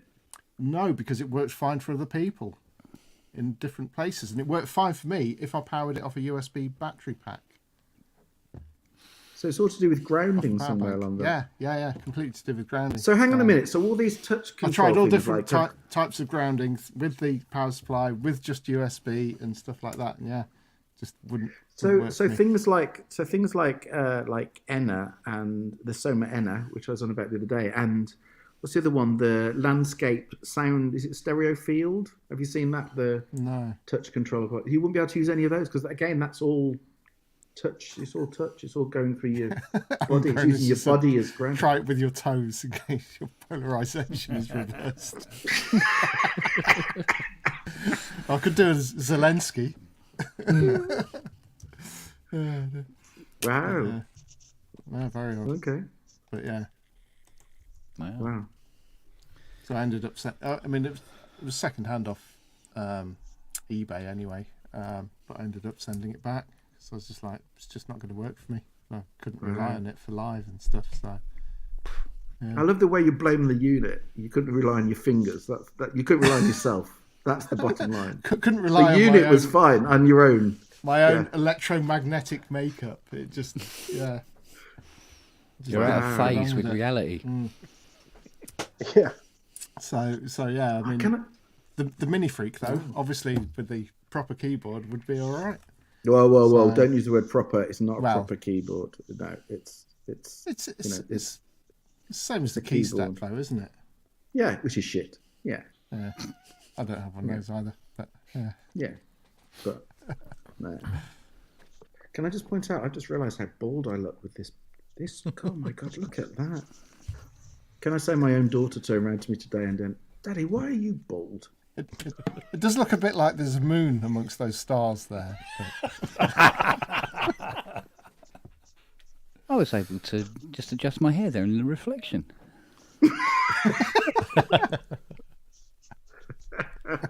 I have to say, generally, it's actually I never used to have a problem with it, but as the years go on, I do get more problem when cunts like you have a hair. You know, Well, I did look. I A lot tried of to be people come and positive. I join did you, say though. that you could afford more synthesizers because your shampoo bill was almost zero, didn't I? yeah, honestly. So when they ask, just say dihydrotestosterone. They usually don't have a reply. So Yeah, exactly. You see, that's the thing. You give with one hand, you take away with the other. So it's Every now and yeah, again, the- Ty, though, it looks like there's a sniper after you. There's a little green dot goes it's like- across your head every now and again. There it goes again. There he is. Take your shot. Take it. Take it. Got any disgruntled exes hanging about? yeah, plenty. Hundreds. It could be any one of them. Yeah. Yeah, the other one I got today was, Daddy, why are your legs so short? I mean, how do you reply to that? Just say you do a lot of running. Yeah, Yeah, but just this worn is, out. I should point out this is also from a daughter whose legs were longer than mine when she was 8. When she was 8, her legs were longer than mine. Oh, Yeah. wow. Gosh. Yeah. Wow. Anyway, there we go. On that bombshell, all is well. Mind you, do you need to use your legs much? Well, it's just like Oh, from for fuck's studio sake, what chair kind of to- question is that to ask anybody? I just thought you live in your Would you be studio. able- would you be okay being, kind of contained to a wheelchair for the rest of your life? Because, I mean, why do you really need to use your legs? Well, you've got to chase No. the Porsche engine here. I do. To Yeah, be it's fair, true. I do. Yeah. I do actually joke about the fact that if I actually walk anywhere, that all I'm really doing is taking a few millimeters off the length of my legs. So that's my excuse for not walking anywhere. No, I do. I've always had a long body because I'm not that short. I mean, I'm not the kind of heights that some of you are. But I mean, I'm 5'9" and a bit, which when you're my size is, So I'm 5'9" and a bit, but it's all in my body. My legs. I'll give you a clue. Did anyone see The Masked Singer last night? No. No. Okay. Thank God. One of the characters. Do I One of the look like a characters. moron? Yeah. I've got a daughter. One of the characters was called Mr. Potato. Mr. Potato. Well, Mr. Baked Potato. Well. Actually, can we just address that? No, just the fact of do you look like a moron? I'm going to go with yes. Anyway, It was kind of self-explanatory. No. It was, so there was Mr. rhetorical. I think was he Mr. Baked Potato or Mr. Potato, whatever he was, Whatever and he it was, was, like yeah. he was like a baked potato, and because of his outfit, he had a really, really long body, and his legs were basically about this short because it was all baked. Look, and the first thing she turned went, "He looks like you." I'm thinking, this is a fictional baked potato. In an outfit that's deliberately meant to make him look like he's got no legs, and my daughter's saying, "It looks like you." So when Phil children called can you be Mr. so Tripod, it's not actually that much of a compliment as we thought. It's all relative. Yeah. Each of the three of them are 2 inches long. Yeah. Yeah. If I want to scratch me leg, scratch me knees, I go for a jog. Hey guys, I got to go to appointment. I'll catch you later. We'll see you. Bye, bye. Take Yeah, care. it's a good point. Cheers, Andy. Bye. Oh, man. Anyway, what have So I what- missed? Sorry.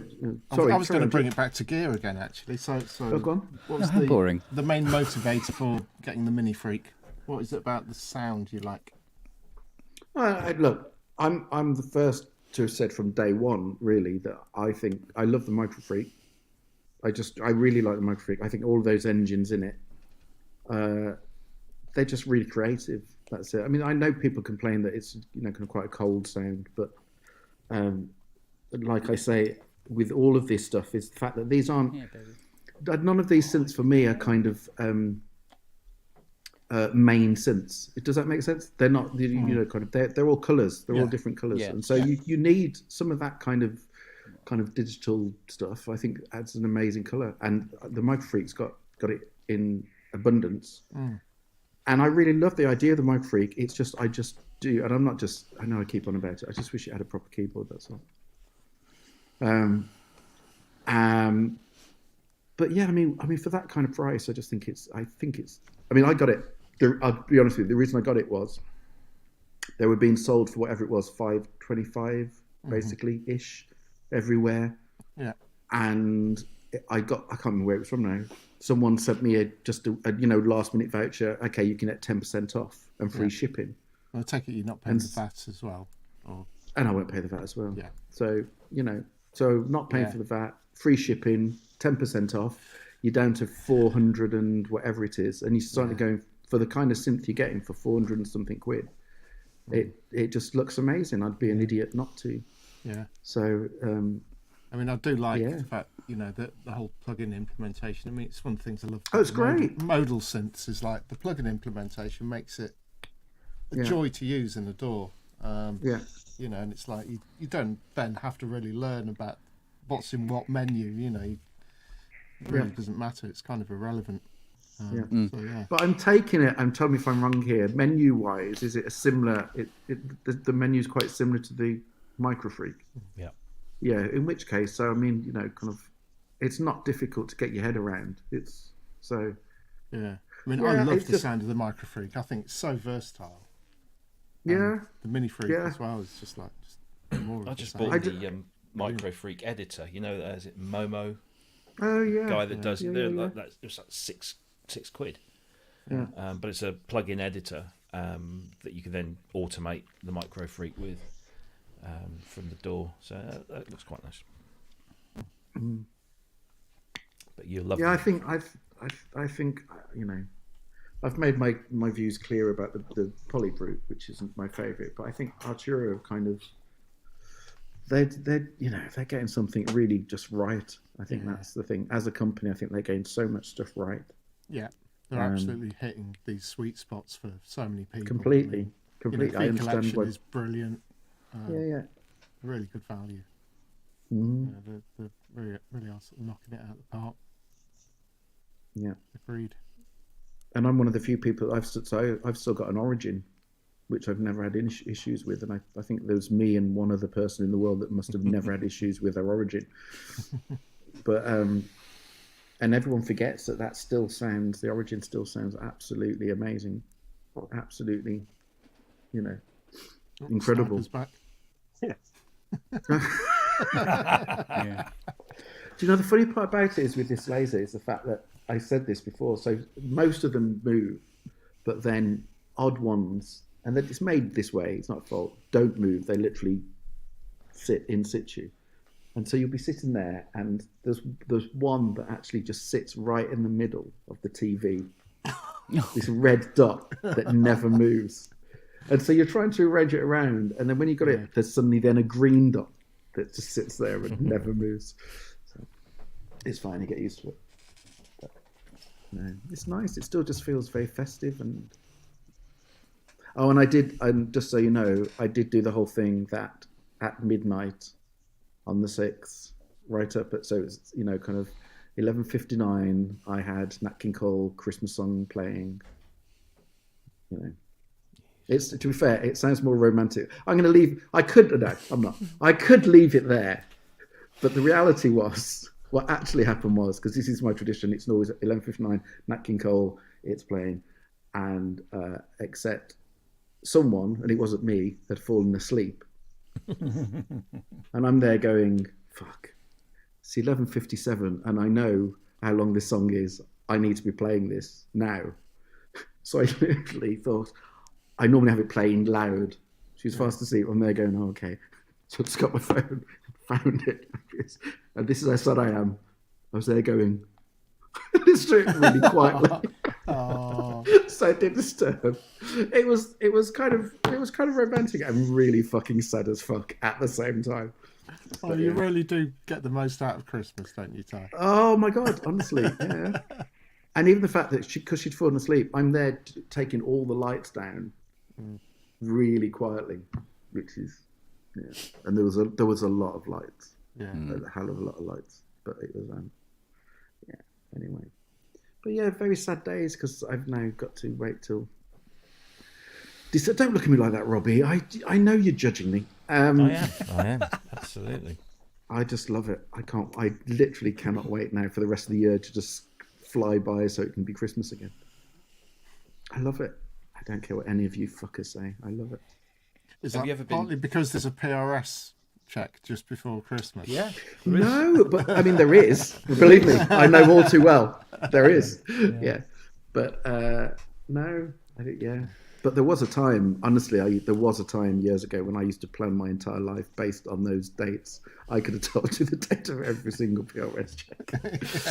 But no. Counting the beans literally in the tin. Up to that Yeah, day. it was. It absolutely was. It really was that.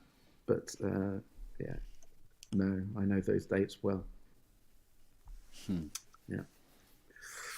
Yeah.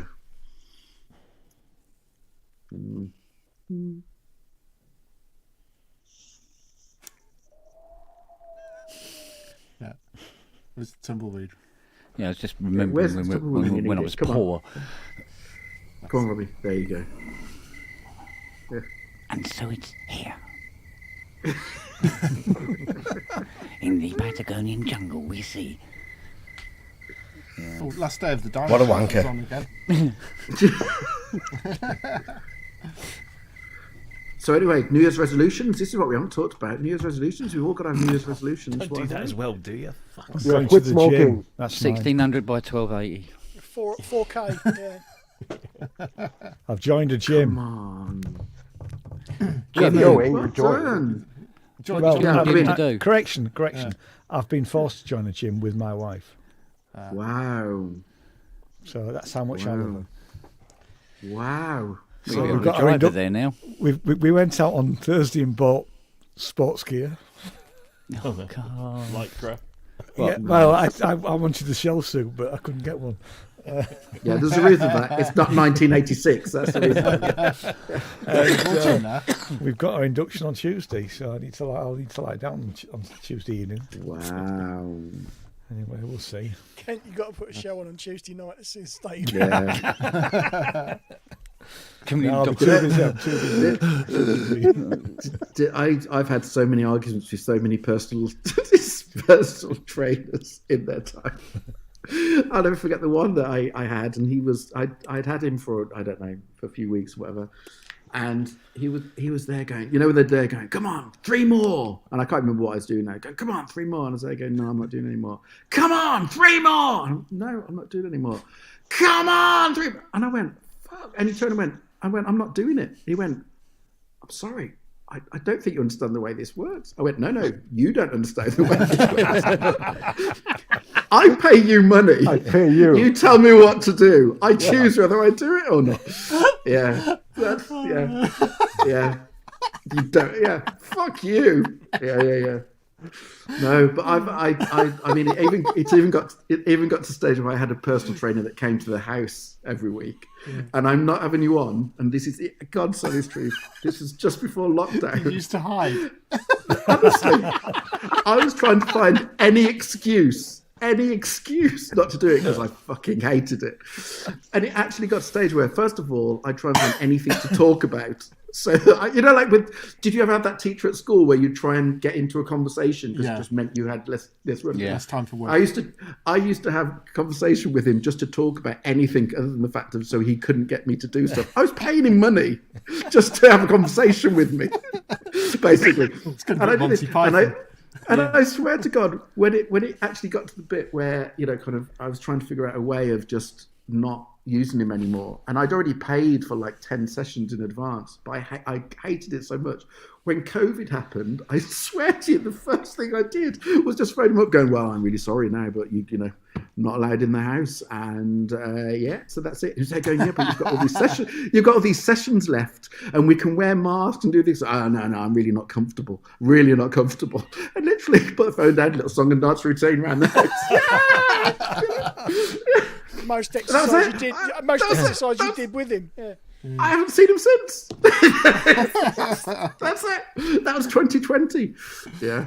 No, personal training and I don't really go well together. I was a member at the. Has anyone heard of the Belfry? Up in the Midlands. Okay, I know it's forgot, but they had a really good gym there, and I lived around the corner from there many years ago. And because to get into the Belfry, it's quite difficult. You know, you have to be kind of one of those invited kind of things. And so I kept that, except I moved like an hour and a half away down to Oxford. And I thought, no, I'll stay a member at the Belfry. And I think about 2 years in, I was still paying for the Belfry. Never once went to it. But it was just the fact that I knew one day I might go. So I then moved it. I must have told the story about I moved it to. I have told you this one. I moved it to David Lloyd's, which was local. I cancelled the Belfry after 2 years of never using it.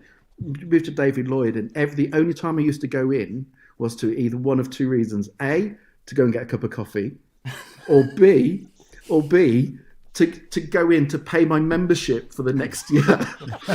Until I've been doing this. I've told you this. I was doing this for about 2 or 3 years, and they obviously look on the computer, and because as you put your card in, they look. And they went, yeah, you haven't actually been in since you last renewed this time last year. So I turned around and went, oh, well, obviously I'm missing something. And they turned around and went, and I said, what other tiers of membership do you have? And they said, well, the only other tiers of membership we have is including all the tennis and squash. I didn't play tennis, but I turned and went, I think that's what I need as an incentive. So I then upped my membership to include tennis, just because I thought that'd give me an incentive to go. I never fucking went because. Yeah. Anyway, and so can I point out we then moved here, which was about 45 minutes away from there, and I carried on paying there for another year and a half, thinking I will go to that gym. Never went. I'm also a member at the farmhouse at Soho Farmhouse. Remember the gym there? How many times do you think I've been? Go and have a guess. None. Thank you. Yeah. Well, I'm going to go to the sauna because there's a sauna at this thing. So if nothing Excellent. else, I'll go That's to a good the reason. sauna. Just go for the sauna. Totally. And I'm- the swimming pool. I go in the swimming pool. Yeah. You know. There you go. I don't blame you. That's a good enough reason to go. Yeah, it is, and the yeah. coffee afterwards. Yeah. Baked and boiled. Yeah. Yeah. But anyway, it's only through all of that I've got the body of the whatever I've got. Potato man. Potato man. Baked potato man. Yeah. Fucking hell. Oh, I have to laugh. Only melted butter though. He doesn't like cheese. I don't really like butter. Oh, for fuck's sake! I don't. No. I hate butter. I don't. eat Yeah, I'm butter. with you. The only thing I have butter on is on toast. A really a thin bit on toast. Other than that, I don't eat butter. No, don't even have it on toast. Don't have Somewhere out there's a cow going, "Fuck you." Are we back to the X's again? Yes. Yeah. Don't talk to me about exes. It is. Manny's just put Thai in a jacuzzi, boiled potato. No, again, as I said, don't mention jacuzzi. It's not good at the moment. Not dear. not happy. Not happy. Got to get fixed. Heating's not working. So two things with heating doesn't work, right? Yeah. So the hot tub and the car. Yeah, and the car. Do you think someone's trying to tell me something? Yeah, I think so. Yeah, Or go to the gym. sabotage. Yeah, no, it's cool. It's just because I'm so hot. So hot. what That's it. is. That's Yeah, it. that's what it is. That's Yeah. I just want to point out a little bit of sick just came up when I did that. Yeah. And it wasn't just you. yeah, it's all of us. We all came out in sympathy on that one. Oh. Can I let you into? I can't believe I'm telling you this, but it is quite funny. It's not I was about those playing little hide wooden and- dolls, is it? No. Oh, okay. We have a thing here where we play hide and seek, and it's with the daughter. It's just funny. A thing we just do. And but the problem is she's really good at hiding. Oh, so's my daughter. She's like a Oh fucking my ninja. God. Honestly, it's just unbelievable. So So anyway, it's so I mine. I found never found her. from day one. Yeah. Fuck So knows no, where she is. I found out a totally foolproof way of getting her to reveal where she is today. I literally came downstairs, stood in the middle of the lounge, looking around everywhere, farted, waited for her to laugh. Oh, I'm so going to try that. Honestly, got her straight away. Yeah. Yeah. Literally, there we go. I've been on the point of calling the police with my kids. They're like, Oh, we have to have a safe word. I'm not having one. We used to do it in the garden. We had to have a safe word yeah, because same. when I couldn't find her, I had to actually say, shout the safe word just to try and Yeah. get her to reveal herself. So, oh God, that just sounds so. Yeah, I know. Don't tell Yeah, that but story you to know- too you many know- people. Yeah, you know exactly what I mean. Yeah, no, because I mean, my- I'm absolutely with you. couldn't find my daughter anywhere in this house, and literally she was just like this on a windowsill. So, just you wouldn't be able to fit someone there. It's just like, what? But can I just point out that you're absolutely right. But when it's the other way around, then, and I have to do the hiding, Yeah, I'm just going to say the choices of areas for me to hide in are slightly more limited, yeah, i.e., about 4 places, because I can't fit anywhere else. But the hilarious thing is that I still try. yeah. I just go and hide in these random places that obviously, I'm not a small child, but it doesn't matter. I'll give it a go. Right, I'm going to duck out for a little while. I'll be back later. Cool. Oh, I def- Excellent. Cheers, Robbie. Don't bother coming back, Robbie. It's fine. Look at that look, Ty. Wow. Can I just point out, he needs to remember the amount of shit he gives me every time I appear. All I get is, oh, what the fuck's he coming in? Yeah, but You've it looks like you've it should have gone. disappointed him now. It's different. It looks like He's his picture, disappointed. his video feed should have gone all black and white, Yeah. and then slow Yeah. piano Oh, is it- music with don't- long don't reverb cry. plays. Don't cry, Robbie. Do, do, do, do. Simon Bates, our tune. Yeah, Come on. definitely. Go on, Robbie. Fuck off. Bye.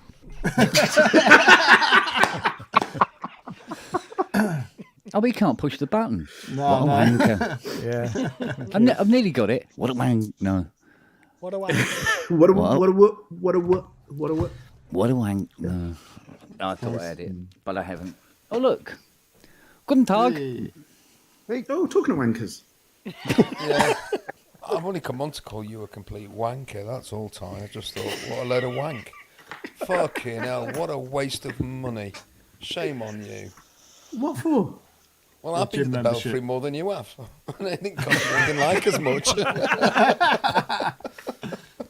Can I just point out that there is a Noise. place down here called the Belfry, and it's a psychiatric hospital. So this sounds very Probably weird pay to for me. that too. Yeah. I was a member there. Yeah. Andy, noise. What's going on with your? There's loads of noise on your thing. Again, It's not buzz. It's hiss. it's hiss. It was there. Yeah. It was there last time, man. Is it your modular? That's not plugged in. It's really bad if it's not plugged in. It's No, still hissing. that's rubbish. Yeah. Is that any better? No. No. No. No. Oh, I'll fuck off in a minute anyway because I feel like death on a bad day. So You're I'm not going leaking air, Oh, are what's, you? what's the matter? Oh, I think it's your valve. which one? I don't know what's going on in here. Oh, I'll have to rip it I all wouldn't worry about it. It's Rip not that it bad. up and start again. Oh, there we are. Grace. I hear a hum Andy needs and- your help. Yeah, great. Well, Grace knows that my modular's not plumbed in because I took it round to Grace's yesterday.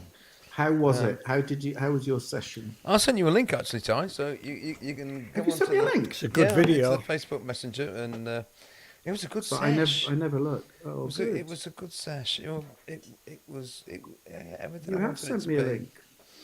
Yeah, so it was nice, and I'm very down in the dumps about all sorts of things. So it was good, Grace, getting me to get out of the house on my birthday. It was my birthday yesterday. Yeah, happy And, birthday happy for yesterday, birthday, Andy. Happiest of Just birthdays. Can I just stop and say, I break things. Who are you? It's lovely to see you, but He's stolen your name. yeah, I just. Me? Oh, sorry. Yeah, I sorry. yeah, no, I'm Jeff. Hello, Jeff. Nice to see Hi. you, Jeff. Yeah, nice to see you. Man, And new don't face worry of the about the pod. accent. I'm not having a stroke. I'm French. But nobody's perfect.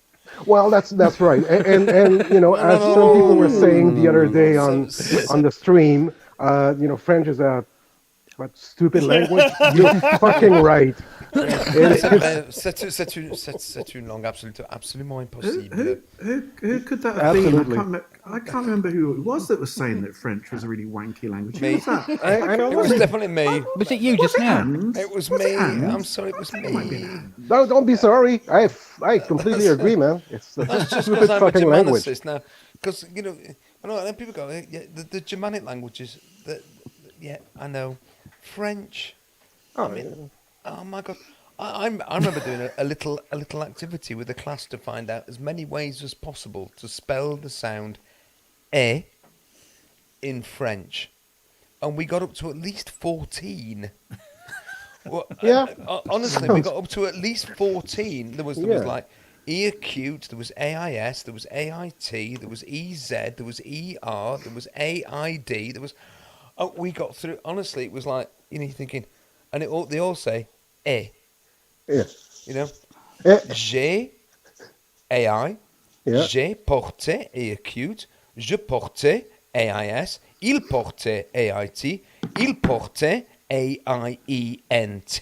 Oh, mean, fucking you hell! just- I'm losing the will to fucking live here. He lives in the Go to a fast lane, gym. doesn't he? No, it's stupid because it was invented. It doesn't come from roots of anywhere. Just they mix Latin and Greek and French, Yeah, and that's it. We've got to keep the NT on the Like the end, 'cause salad. that comes from Latin. Yeah, I know. It's, Can I? I actually love it, but it's bloody daft. Yeah, So, I'm okay. sorry. Can I just Ty's say- about to commit suicide. So We're, Poor And Tim, we're time, watching. time. we're in no position to comment when we have like tough, though Oh yeah, yeah. Yeah. Through. We're in no. Yeah. We can't comment at all. Well, no, but I mean, No, there's this is some true. there's some Yeah, weird absolutely. things about is English, ridiculous. but also, I mean, French is like the masculine and feminine things about everything. Yeah, I mean, at least we have the, and that's it. Well, Instead of how many are there in German? 5. It's all Dutch to me. Der, die, das, den, des, dem, 6. Sorry, Six. miscounted. Is he having a stroke down there? You all right, Andy? I don't know what's think it's going on. glitching. Honestly, It's glitching. He's clicked on that. Yeah. Bandwidth's gone. Anyway, Andy, Cards go out. ignore these tossers, Andy. Did you have a nice birthday, mate? I had a very, hang on a minute. I had I asked first. Sorry, sorry, Ty. What did you ask, Ty? Tossers, If is you that had a- feminine or masculine? If you had a nice birthday. goes both ways. I had a very chilled day. I mean, I had a hire car which I took back to Europe car, and they said everything was fine. That was a relief. Was it a because I got Porsche? me 100 quid back. Oh no, and it was something much more reliable than a Porsche. It was. And it had Fiat, heating. It had heating that worked. and I took mother out, and then the Grace rang me and said, "Oh, plans have changed. I'm not going away quite so early. So if you want to come round to do a jam, so yeah, I do. Actually, yeah, I do, because it will make me feel a lot better than I feel right now." And we went round, and yeah, we did this jam all based around sort of Tangerine Dream and Berlin School and It's good. analog sequences, and it was a lot of fun. We had a blast. We really enjoyed ourselves. So I've just yes, got your Ty, I had a link, so I lovely will day. have a look. Yeah, do have a Good. look, Ty. I will, no, We absolutely. enjoyed our side. We enjoyed Good. it. And I took your hint and put plenty of delays on there. That's all you need. Yeah, Yeah. all nice little triplet delays. Fucking Lovely. nice. Yeah. Can't go wrongs. Good. Well, I'm gonna love and leave now. Right, I'm going to go. No, I'm going to go. Was it something I said? No, it's just every time. Yeah, I've got to go as well now. Can I just say this is the point where everyone goes, no, it wasn't, but we know it was. It was. Yeah, it's okay. I know. No, I know the role I serve in this community is to piss everybody off. No, honestly, I'm gonna love and leave, and have a brilliant evening, everyone. Take care, Ty. And I'll Take see you care, soon. See you All the later, mate. best. Cheers, Tom. Cheers, Big mate. New Year hugs. Bye. See you later, Fruitbat. Bye. Where did the moon go? Well, anchor. Must be a cloud. Yeah, That was me. I'm the cloud. I've brought the cloud in. So. rubbish. I'm irritated that you said that there's a noise. I've no idea where it could be coming from, because there's only one thing plugged into my mixer here, and that's the microphone. So is it this mic cable? Has it gone wonky? It's hissy. So, That or you're letting off the longest, slowest fart ever. Well, yeah, I am. I've been doing that since I was 7 years old. So, try a different channel on the mixer. your wish is my command, sir. There must be a strain on the pants. See, yeah, from here it sounds like a water leak, like a. Oh, don't Yeah. talk about water leaks. I've had enough No, of it. sorry, Jim. Sorry, man. Didn't want to How's bring that? back a Is that trauma. better? Oh, sorry. Has that changed anything? Hang on, what's the rustle? There you are. No. No, Sorry, that was me. I was Yeah. messing around. a bit of ASMR. Did you change the channel? I did. It's now in 6 rather than 5. No, it's still hissy. there. It's still the Still same. there. You got any It's tax just returns an or odd anything number on, now. on your mixer? It's not a Behringer mixer, is it? Yeah, that's exactly Monkey. what I was about to say. Because mine is, mine's fucked up. Yeah. Don't buy Behringer mixers. I've been there, done that, and it was a Not disaster. anymore, no. This is a Mackie. Can you believe this entire Did you show let runs Jeff on a near it? Behringer mixer? Oh, you're joking. Mr. Poo Pants. Why Mr. Poo Pants? Have you had an accident, Kent? Another? Oh, no. Yeah, another one. That's bad news. Huge. YouTube notification for... No, sorry, homegrown. Yeah, well... It wasn't midnight. You were probably tucked up in bed if you had any sense.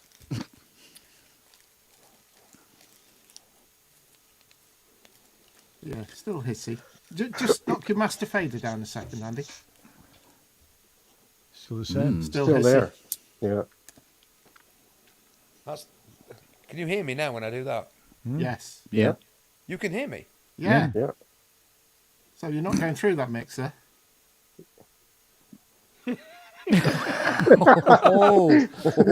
Oh. He's just fucked all his settings up. Goodness gracious, giant testicles. I think we're on the webcam This mic, is- aren't we, or something? Suffering from large amounts of yeah. Are temperature. we? Just tap your mic, Andy. He just killed it. Yeah. Yeah. Yeah. Yeah. Yeah, we can hear that. Still hear a load of hiss. Is that still hissy then? Yeah. Well, I have no idea. Well, there's absolutely nothing coming into this mixer. No. Yeah, that's. So, where's your mic? Is your mic actually plugged into that mixer? Is it coming from this? What's happening? Is your mic directly connected to your That's a view I haven't interface? seen for a while. Yeah. I beg your pardon. Oh, there's a story right there. I've no idea. Right. Well, You're obviously not going through the mixer. So what you plugged into? Audio interface. Follow that mic cable, find where it goes. Probably Inverness. Still there. Still got hiss. Still hissy. Yeah. Yeah, it's still hissy, isn't it? Yeah. Just talk to us. So it must be coming out of the computer itself. I can't hear you. No, Can't I hear can't. you. Hear. Can't hear Talking you. to the plug. With 48 volts on it. Yeah. Yeah, that'll do. Could be because of Jim, and his weird electrical field Yes, body yeah. thing. Yeah, So you can't that's get it back in now. XLR cables. Oh, can you hear me now? I can't Yep. hear you now. Can you can. hear me now? Can you hear me now? So you're not going through the mixer. Switch the mixer off. Ah, That's much better. well, we can hear We you. can't hear you. Can't hear you, but it's got rid of the noise. Right, let's carry on, everyone. Tap the Right, mic. okay. As you were. Well, there's your problem, Andy. Yeah, well, you're on mute. Yeah, no. Oh, he is on mute, yeah. Yeah, you're on mute, man. You're on muted. mute. You are on mute. You're mute. You're muted in StreamYard. On the stream, yeah. Anybody know sign language? Only a couple of things. How's that now? We can There you hear go. you. I Works know well. that. Sorry to anybody who reads sign language. Yeah. Is it still hissy? Yeah. Yes. Yeah. Yeah. And a bit of USB digital noise as well. I can't be asked with this. Right. Bye, everyone. Oh, don't. Oh, no. Oh, don't leave, man. There's also a lot of traffic noise Let's in the fix background. it. Right, so when your master's down on your mixer, we could still hear your mic. So your mic has been routed another way. So that's Yeah. through US. That's through the USB, then, isn't it? Yes. Yeah. Yes. Where'd he go? So while he's not listening. Oh, that's better.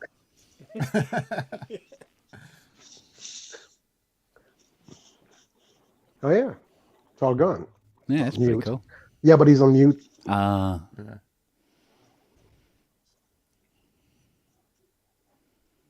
On mute. You're on Take mute a again, drink. mate. Take a drink. Need more tea. It's still there. No, it's still there.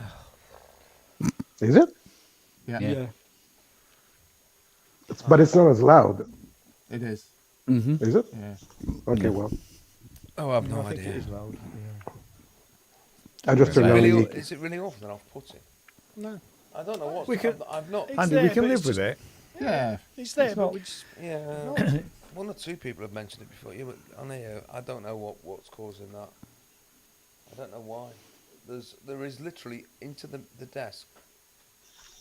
The only thing that's plugged in is the microphone. There's nothing else plugged into it. And where and what are you putting into? Are you using loopback into StreamYard? No. Should I be? Right. Do you use loopback? Okay, talk me through this then. Then Oh, Jim. no. Oh, no, you don't. That's just as Mac people. So, what's your I'm still trying to work input out if it's in plugged into the mixer, StreamYard? how it worked with the fader The turned master down. Yeah, know. because it's Yeah. going direct from It's- the channel on the USB. I'm assuming Ah. that That's the master fader there, and you say you can still hear me. yeah, Still we hear can. you, yes. But it's, Well, is, It's isn't doing it over the, USB. Isn't Yeah, there the a monitor mixer's- through dial for that? So it might be turned up too high. I take it the mixer is also an audio interface, is it? Yeah. Yeah. Yeah, So it's going So straight. it's going not direct. using the mixer. It's not using the master. Yeah. So what have you got selected as the input into StreamYard? That's no idea. Settings, Good Settings. settings. Yeah. audio, defaults, USB audio codec, Realtek Pro Stream webcam. No, I don't want that. I want the No. the usual thing is the 3 USB audio codec. How's that? It's the same. Yeah, it's still there. I have no idea what it is then. Must be picking off direct out of the computer end of the USB. Well, I don't know. Yeah. So that, I think that is coming into. Is that coming into that USB port? You know, where's your? Have you got mixer outputs going anyway? Oh, lost him. Well, that's fixed it. Yeah, that's brilliant now. It sounds great now. Yeah. Hey, Oh, Hey, Hello. hello. good morning.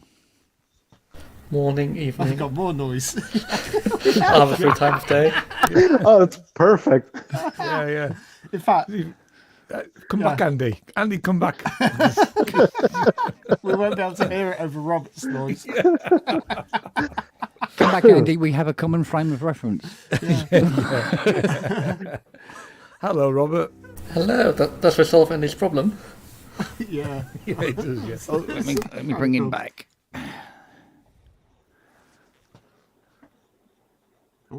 Speak, Andy. Oh, is he there? No, that's why it's quiet. What? What? Oh, 'cause he's Oh, Yep. it's Marius Disapiro.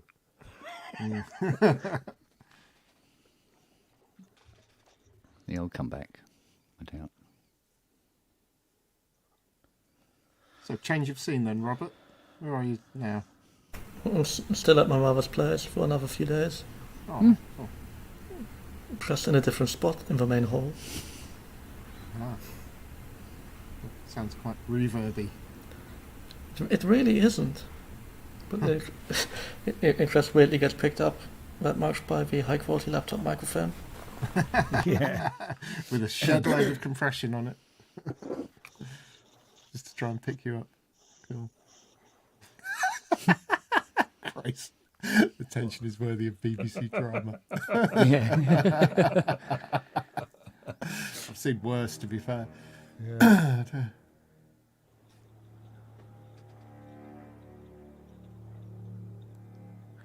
Polyphonic aftertouch in Spitfire audio. Fucking beauty. What? Does that exist now? No, I did it. All right. I made it do it. Will it do it in labs? Or does it have to be Yeah, content? yeah, no, work on any of them now. All right. Yeah. But it's one of those things where, like, I loaded up the Aperture strings and go, right, let's try this with Poly Aftertouch, and got it, and then went, yeah, but what do I use it for? I've got a facility now, and I'm not quite sure how can I make this worthwhile having. So, at the moment, it seems to work as, I suppose you would call it, polyphonic expression pedal. Right, yeah, yeah. So, which is quite interesting in terms of when you play the keys and you really bring them in.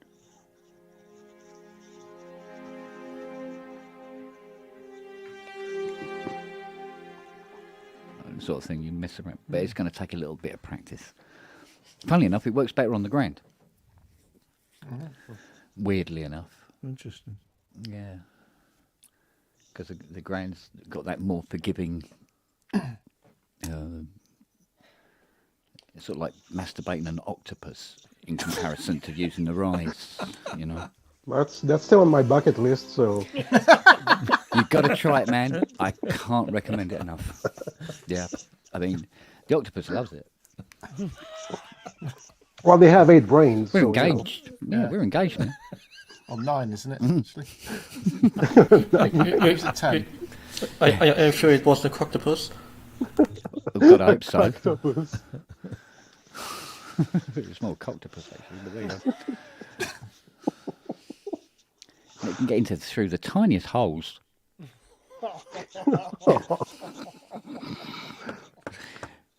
Oh dear. Cue David Attenborough.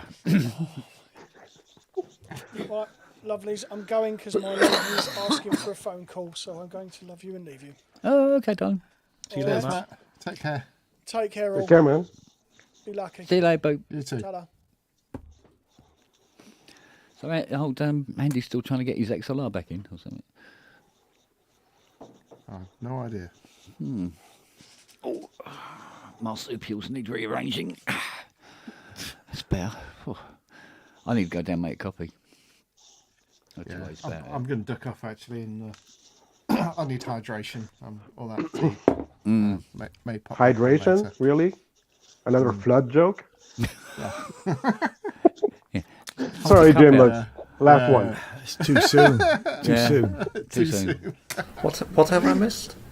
Oh no, just so he got flooded over Christmas, and yeah, bit of a nightmare. Nobody drowned. That's Nobody fine. drowned. All the guitars are safe. Mainly. But they float, don't they? That's amazing. Yeah.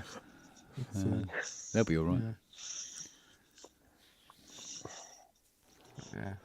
But no, that's about it. Yeah, so hence why I've not been around much. Been busy. and Oh, stuff. come on, Andrew. Just come back in. It's fine. It wasn't that bad. Yay! Yeah. Besides, we Come back, want to Andy. compare it with Robert's noise. Compare it with It's Robert's. Robert. Robert's It's Robert's noise Fucking is- Rolls Royce, mate. It's Yeah. 20 times worse than yours, mate. Yeah. Yes, it is. They're we, not. we would not be able to hit. You know, I'd like bring back Andy's noise over Robert's. Yeah. Anytime. Please come back.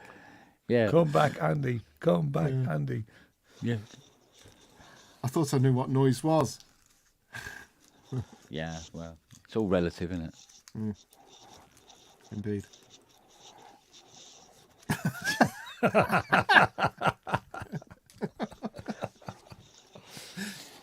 You know his mother might be watching this. Why would she be watching this? Well, he's in the hallway. Oh well. Tell you what, I wish I could get that much stuff into my hallway. It's not the hallway. I said the main hall, the living hall, or Oh, whatever. main hall. Oh, right. I see. Christ Almighty. What? Royalty, mate. Get a castle. Oh, Yeah. yeah, but I don't have a main hall in my house. I don't even have another hall. No. It is the living room, but we call it the living hall because it's just the modern type kitchen, dining, living room in one massive, Oh, I've got one of those. in one massive oversized room, which means it always smells like the kitchen wherever you are. What a great idea! Yeah, I've got one of those, and it's impossible to heat as well. Just Underfloor heating. Ooh. Oh. luxury. Luxury. Yeah, bloody actually, luxury. underfloor heating is something that I recently discovered because my youngest and his partner have just bought his house, and their Dodgy kitchen's got electrics. no, actually no. But underfloor heating is brilliant. Yeah. Absolutely Like brilliant. no annoying radiators anywhere. No, it's fantastic. Absolutely fantastic. Just had a fast show flashback then. Underfloor heating, brilliant. I've never seen the fast show. Oh yeah. Oh, You've never seen the fast show? Yeah, some Oh, kid. no, that I just know. everything I know. is brilliant. Yeah. Is it? Yeah. I mean, does it still live up to its? Because it's quite old now, isn't it? I did see the Christmas special the other day. It wasn't really tied into any particular time, So I could that start watching helps. it. Yeah, yeah. Are they half an hour? It's dated a little bit, but yeah, because it's the fast show. So it's if it's half an hour, then it sounds to me like it'll after I finish watching Ted Lasso, that's a really good thing to watch over tea. So give that a go. Oh, good point. Actually, has anybody else got any good TV recommendations? Netflix Ted or Lasso is anything like great. that? Yeah. Got It's a load, really- load I of mean- Radio 4 ones. Yeah. Yeah. TV, let me think. No, not really. It's all Oh, Slow quite Horses. drossy. Slow Horses is great. Oh, it's amazing, isn't it? Yeah, I've just Really good. started Spook Street, the fourth book. Right. How about Project Lazarus? Or Lazarus that. Project, sorry. Lazarus Project? Oh, I've not heard of Lazarus. I don't know that. Lazarus Project. Je comprends. Oh. Yeah, that's all. Is it all done? Très bon. Yeah. Got the famous French shrug. Yeah, there we go. No, Lazarus Project. Project. It's British. It's British, actually. Oh, So- is it? Yeah, I think it's Channel. No, it's Well, if it's Sky. in French, no wonder we can't Ah, understand Sky. No, it's in English. it. Ah, Sky means you have to be either Sky or Now TV. Right. Ah. Or, Maybe. torrent. Oh yeah, there is that. Although Sky will in here in UK will have The Last of Us from the 16th, which I'm really looking forward to. So I'm going to have to buy Now TV again, or get a torrent. We do not condone the use of torrents. No, we do not. Yeah, no, exactly. No, I'm other just forms saying. of piracy are available. yeah. What are you talking about? Couldn't hear you over the noise. Yeah. Do you not know what The Last of Us is, Robert? I do. All right. Is that the computer game? Yeah. Yeah. Ah, Yeah. You ever played it, Ken? no. Ah, Sorry, yeah. no. Put it on, Yeah. on the PS3. Yeah. Well, I played it on PS3, but then I also rebought it on PS4. Right. I only have a PS3. Yeah. Still. It's great. I mean, actually, on PS4, it's no different really. There's nothing. Yeah. There's nothing new. I've recently bought for the PS3 the other day Gran Turismo 6, which I've not started yet. I've never done. I don't really do racing games. Oh, I love Gran Turismo. Turismo How good is Gran 6. Turismo? What is it? Sport? Um, It's Sport, isn't it? That one? Gran the Turismo Sport? Anniversary edition. Yeah. Yeah. What's Gran Turismo on now? What version is it on? 7. 7. But it still works on the 4. Yeah. There's a PS4 load for it, if you like. Just takes ages to load compared to the PS5. Yeah, kind of. Yeah.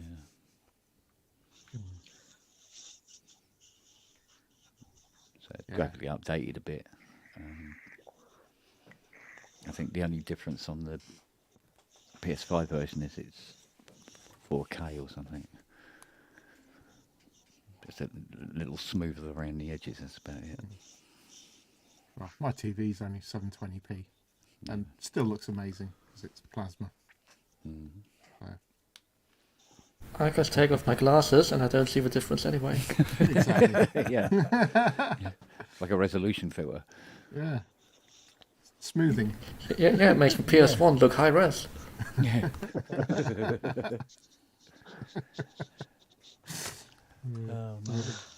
Well, guys, Right, my turn to take I off. was going to go. I was going to go too. Yeah, too late. I was going to go.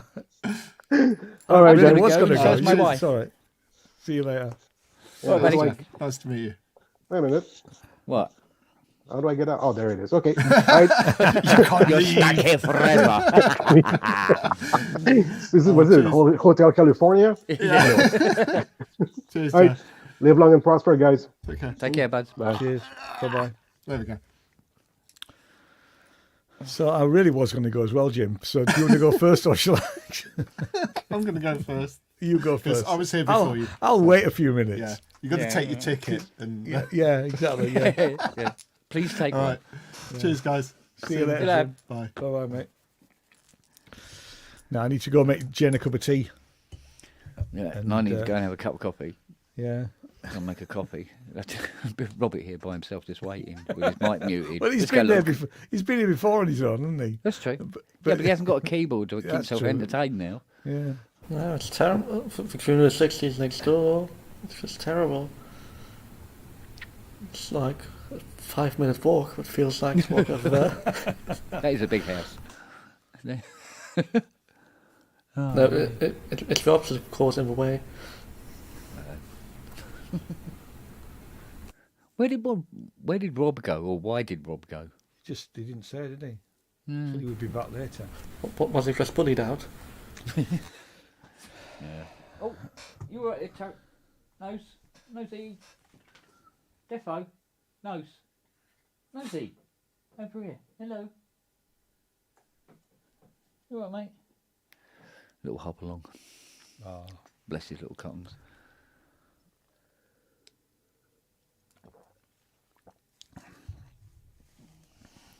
So have you ever reconned a speaker then?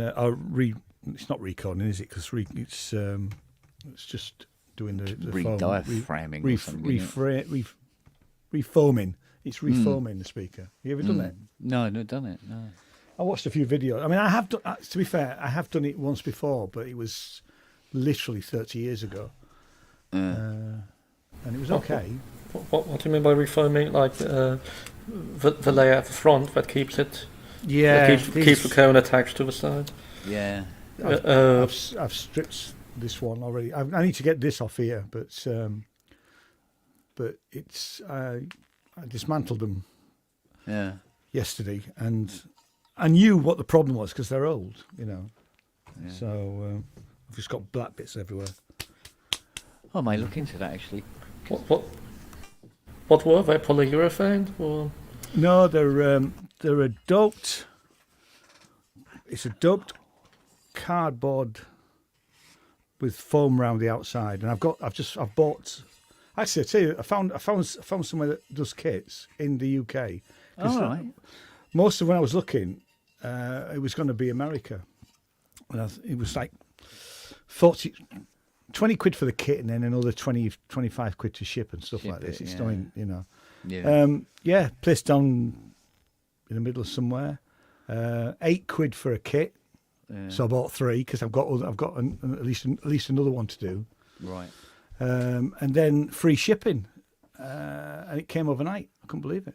Oh, it's really good. You know. I should get one for my powered Mackie. Yeah, I mean, I was just looking for Allison and acoustic research. Actually, what they sent me, because I ordered two for Allison speakers and one for the AR18s I've got. All right. But they're exactly the same kit. So I think it's a standard kit for an 8-inch driver. But they must do something for. Well, if it's for the Mackie, it'll be. Is it 12-inch or 15?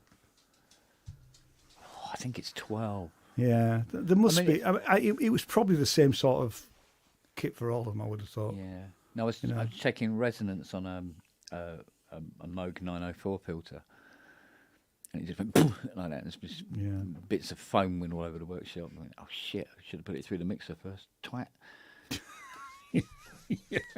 Sort of like dial it back a bit, you know. Put the handbrake on. Oh. Hello. Hey, hello. Hello.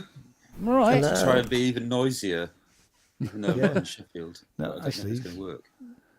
It's probably clean as a whistle, isn't it? It's clean. Yeah. Yeah, it is. Yeah.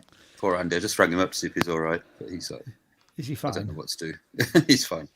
Good. So it wasn't that bad. It wasn't that bad. Just a hiss. Well, I couldn't hear it, but I'm on a laptop, so yeah. No, it's just a little hiss in the background. It's been the last few times that Andy's been on. It's not like it's a big.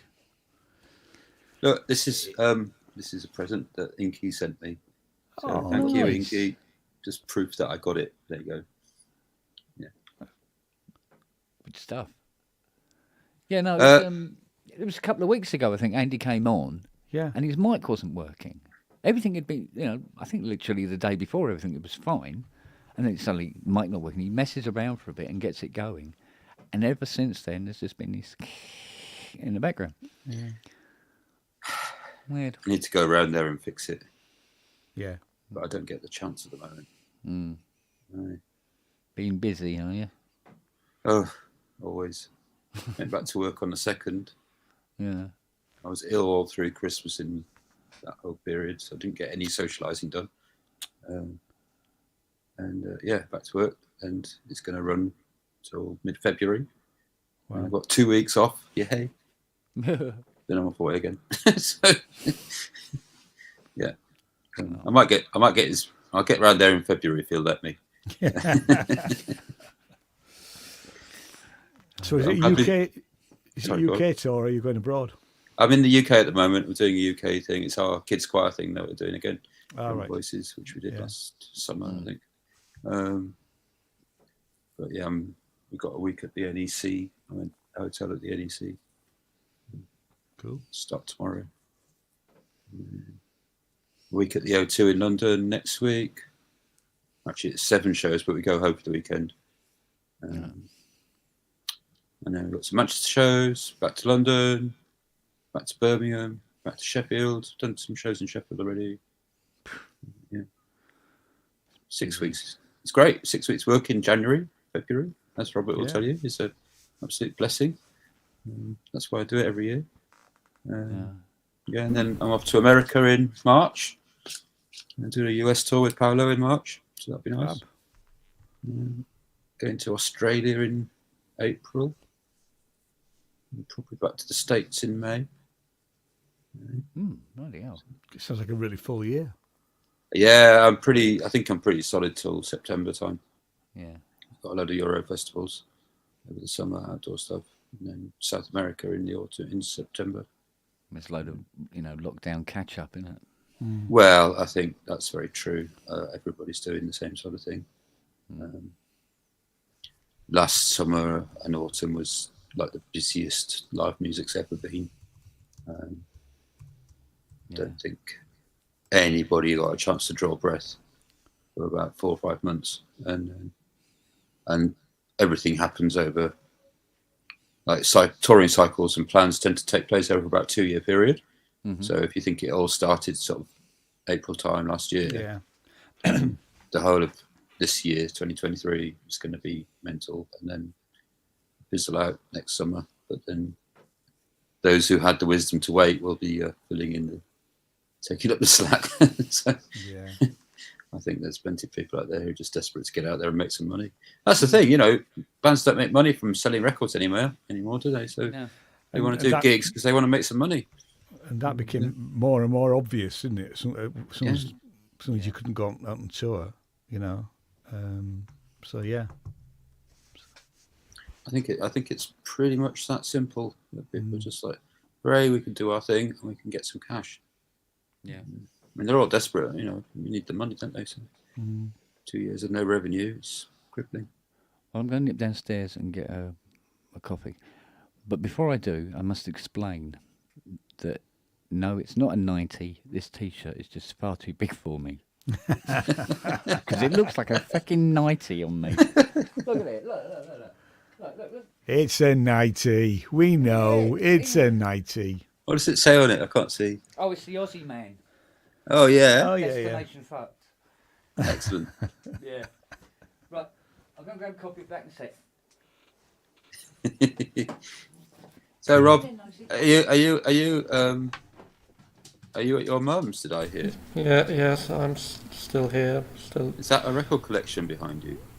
A very small part of it, yes. Very small part of it.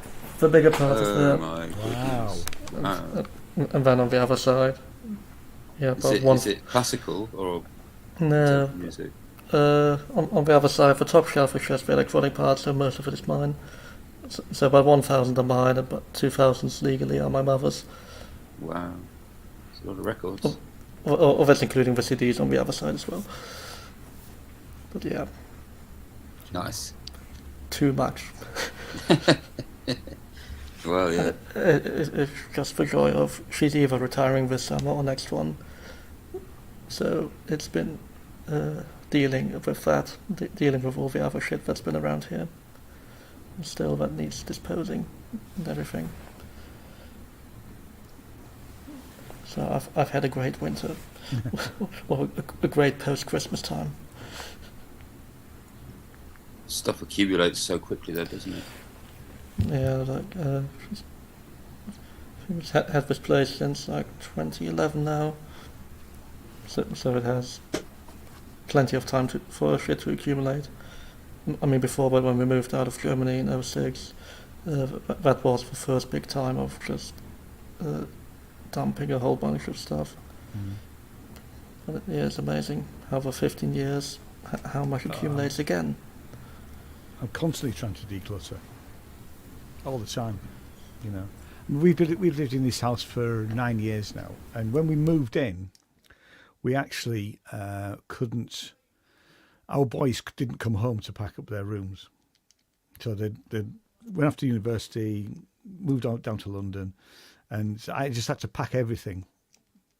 But what they have done is they have actually been back since then. In fact, I took 4 boxes down to Josh when he moved into his house just before Christmas, which cleared some room out of the garage. But I'm constantly doing, you know, looking at stuff and thinking, do we really, really need that? You know. Well, it's really annoying for me. I still have my drum kit downstairs. That's going to be an arse pain to get over. And like most of the other stuff, just been throwing away because there's no point trying to get it across. It's just too expensive. Yeah. Right, well, I'm going to go, guys. I know Kent's still... I'll say goodbye to Kent, although he's not here. Making coffee. He's making coffee. So good to see you, Grace. Good to see you, Robert. Yeah, good to see everybody cheers. in the chat Cheers. room. Bye. Bye. And I'll see you all later. Yeah. Cheers. Bye. Ta-ra. Bye-bye. So are you there for quite a while then, Rob? No, I've got a meeting on Thursday, and then a bar night on Thursday night, and then a dinner on Friday. Back to London. So yeah, back to London on Wednesday. And hopefully have that bar night on Thursday, get enough jobs for another year again, as I always do. Yeah. Because I've been lazy enough to avoid Panto another year. That's not a bad strategy, is it? It is. In theatre, every year not worked in Panto is a good year. My very clever daughter wrote a pantomime this season. She wrote it for the theatre in Cambridge, which is quite impressive, really. Very student humour, though. I've done plenty of student shows. Yeah, I'm sure. Yeah, some self-written work that was amazing, and some that was... Yeah, let's not talk about it again. Most of them. I think there's one that I haven't disposed the paper script yet of.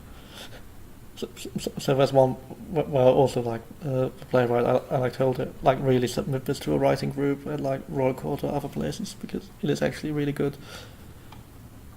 Whereas yeah, pretty every other student show I've dealt with has been just shred it, bin it, get rid of the paper.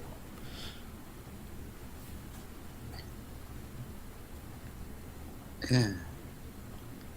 I don't know if she actually likes doing the pantomime as much as she writes sketches for comedy as well.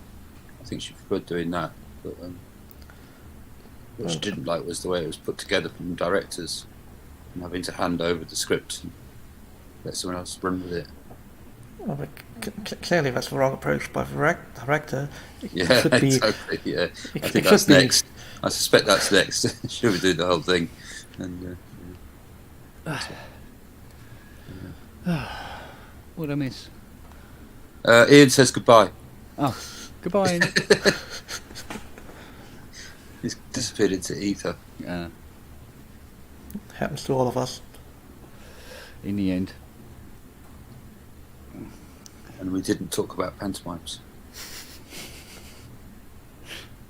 Oh, what have I done here? Yeah, I've got to look something up because Synthetic's asking me a question.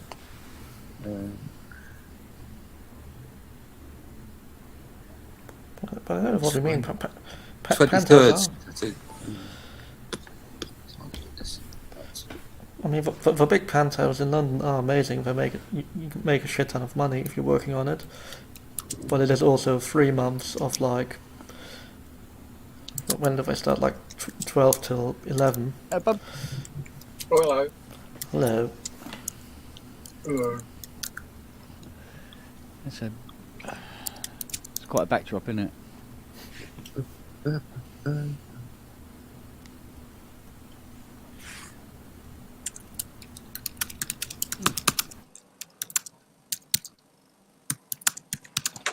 Oh, somebody turn off a washing machine.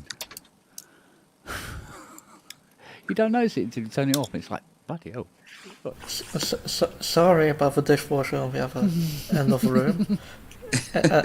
And it's also pouring it down outside. So that probably doesn't help either. Hi, Keith. Oh, good afternoon, evening, whatever it is. Good afternoon, evening. Yeah, whatever you are. Yeah, it could be somewhere. The West Midlands. That's not too far, is it? No. So it's whatever it is, evening. Yeah. Mm. Well, if Andy's noise was anything like yours, Robert, he's got a problem. No, it was nothing like that. I couldn't hear it I was listening on laptop speakers and I couldn't hear it at all. No, it was just a hiss, faint hiss in the background. So we had a new noise actually last night when we did that jam. I plugged one of his 2 racks of modular. We put one connection across to my matriarch. Yeah. And boom, there it was, a big old whine. It wasn't an earth loop. It wasn't digital Riz. It was this sort of pitched noise. Oh. It was just going wee. And I think it was to do with the fact that he was running his little Arturia keyboard and beat step thingy from USB power supply. Mm-hmm. Which is weird because they don't do sound. They're just data, aren't they? But once we unplugged the USBs, the noise went away. But of course, it's the only way to power them up. And even with like a 13 amp to 2 USB sockets thing. Yeah. What you really need is to power them from the modular. I think Duff actually makes a module. Yeah. But then the other way I got rid of the noise was to take the MIDI connection out, because one of my things does the MIDI the clock master, and then I've got a through splitter box which just spits out MIDI to everybody, and they'll pick up the clock. And by unplugging that, it took the noise away as well. So there's some kind of an earth loop going on through the data side of it all, which when I plugged to the matriarch CV, a CV connection between the matriarch and the modular, it started making this horrible noise. Really strange. Yeah, I mean, with the Beatstrap Pro, they do give you a USB power isolator. You say like a little normal plug-in. Isolator. Yeah. Well, a splitter that splits data and power and has a ferrite choke on it. But, I mean, I've got those on my cables, chokes, ferrites. But I mean, at some point you might actually need a proper. And Andy being Andy, he's probably got the actual cable that came with it assigned to each unit. And being correct about that. Yeah, but there was a new noise, and it couldn't. Once we had it, we couldn't get rid of it. So that was strange. I must admit, I'm quite impressed with how silent this setup has been. I don't think I've ever had it so bloody quiet. But that's one of the hidden benefits of the wireless MIDI thing, isn't it? That there's a whole load of ground loops that don't exist. I haven't got any wireless MIDI. Oh, I thought you did. It won't work with the PC. Oh. It doesn't want to know. No, they're all sitting in a basket down there. I haven't been able to use a single one of them yet. Oh. So I said, "Oh, if I get was it a Mac Studio, I can do it." I go, "God, that's a lot of money to pay just to have bloody wireless MIDI, isn't it?" So Yeah, so it's all just wired up, and I still can't get over how quiet it is. Good. Lucky you. Yeah. Do you use a mixing desk, or do you go straight Yeah, to your I've sound got card? a desk up there. Yeah. I don't know what it is. I forget. It's Pro FX, whatever it is. Might be a Mackie. Don't know. But yeah, it's been surprisingly quiet, and it's like, oh, okay, interesting. Yeah, because my mixing desk is very tired, and I love it to bits, but it needs replacing. Yeah. And it's got issues, but yeah. And normally noises that I get, I attribute to the mixing desk being old and crunky, but it wasn't that at all. So it's definitely something data based. Yeah. So.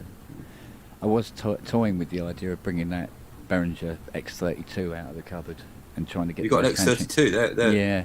Bang for buck, those things were phenomenal. Yeah, until the left-hand channel disappears. You know, globally, no left-hand channel at all. It's like, oh, you bugger. So I'm toying with the idea of pulling it out, opening it up, and have a look, see if we can straighten it. What do you mean left-hand channel? Just everything left is gone. So the actual main left out now going on. The building.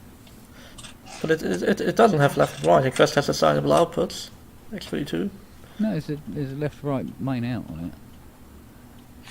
So on your meter, when you pan left-right, you can see them moving, but you're only getting audio out of one output.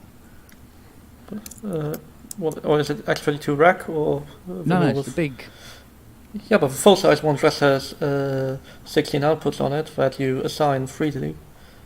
And normally the ones that are called left-right are outputs 15, 16. So presumably if left is missing, output 15 maybe has nothing assigned to it.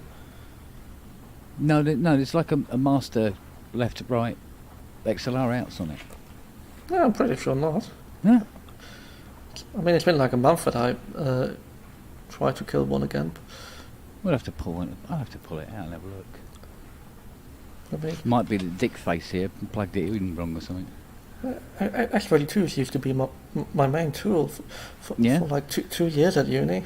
Yeah, I managed to run them to the limit and nearly kill them. I mean, one nearly overheated. Because apparently running it at full capacity and running a lot of MIDI at the same time, it didn't like. Can you get ADAT cards for the X32? Yeah, it has the one card slot with a normally USB card, and you can put an ADAT card in there. Yeah. I think there's ADAT, MADI, Dante. Yeah. Maybe a sound grid, although I don't think so. I'm quite tempted by the SQ5 Allen Heath because it's rack mountable and it's compact. I'd have a hell of a job trying to get that mixer out. But I'm not sure I can get an ADAT solution with it, so stopping me from getting one really. I've got a bunch of ADAT things. I mean, an X32 rack with a card. You have 16 mic ins and the 6 aux ins. So, yeah. And then you have ADAT. I mean, it's I so like cheap. That. Yeah, they are. The SQ is a bit more expensive, but it's not ridiculous, and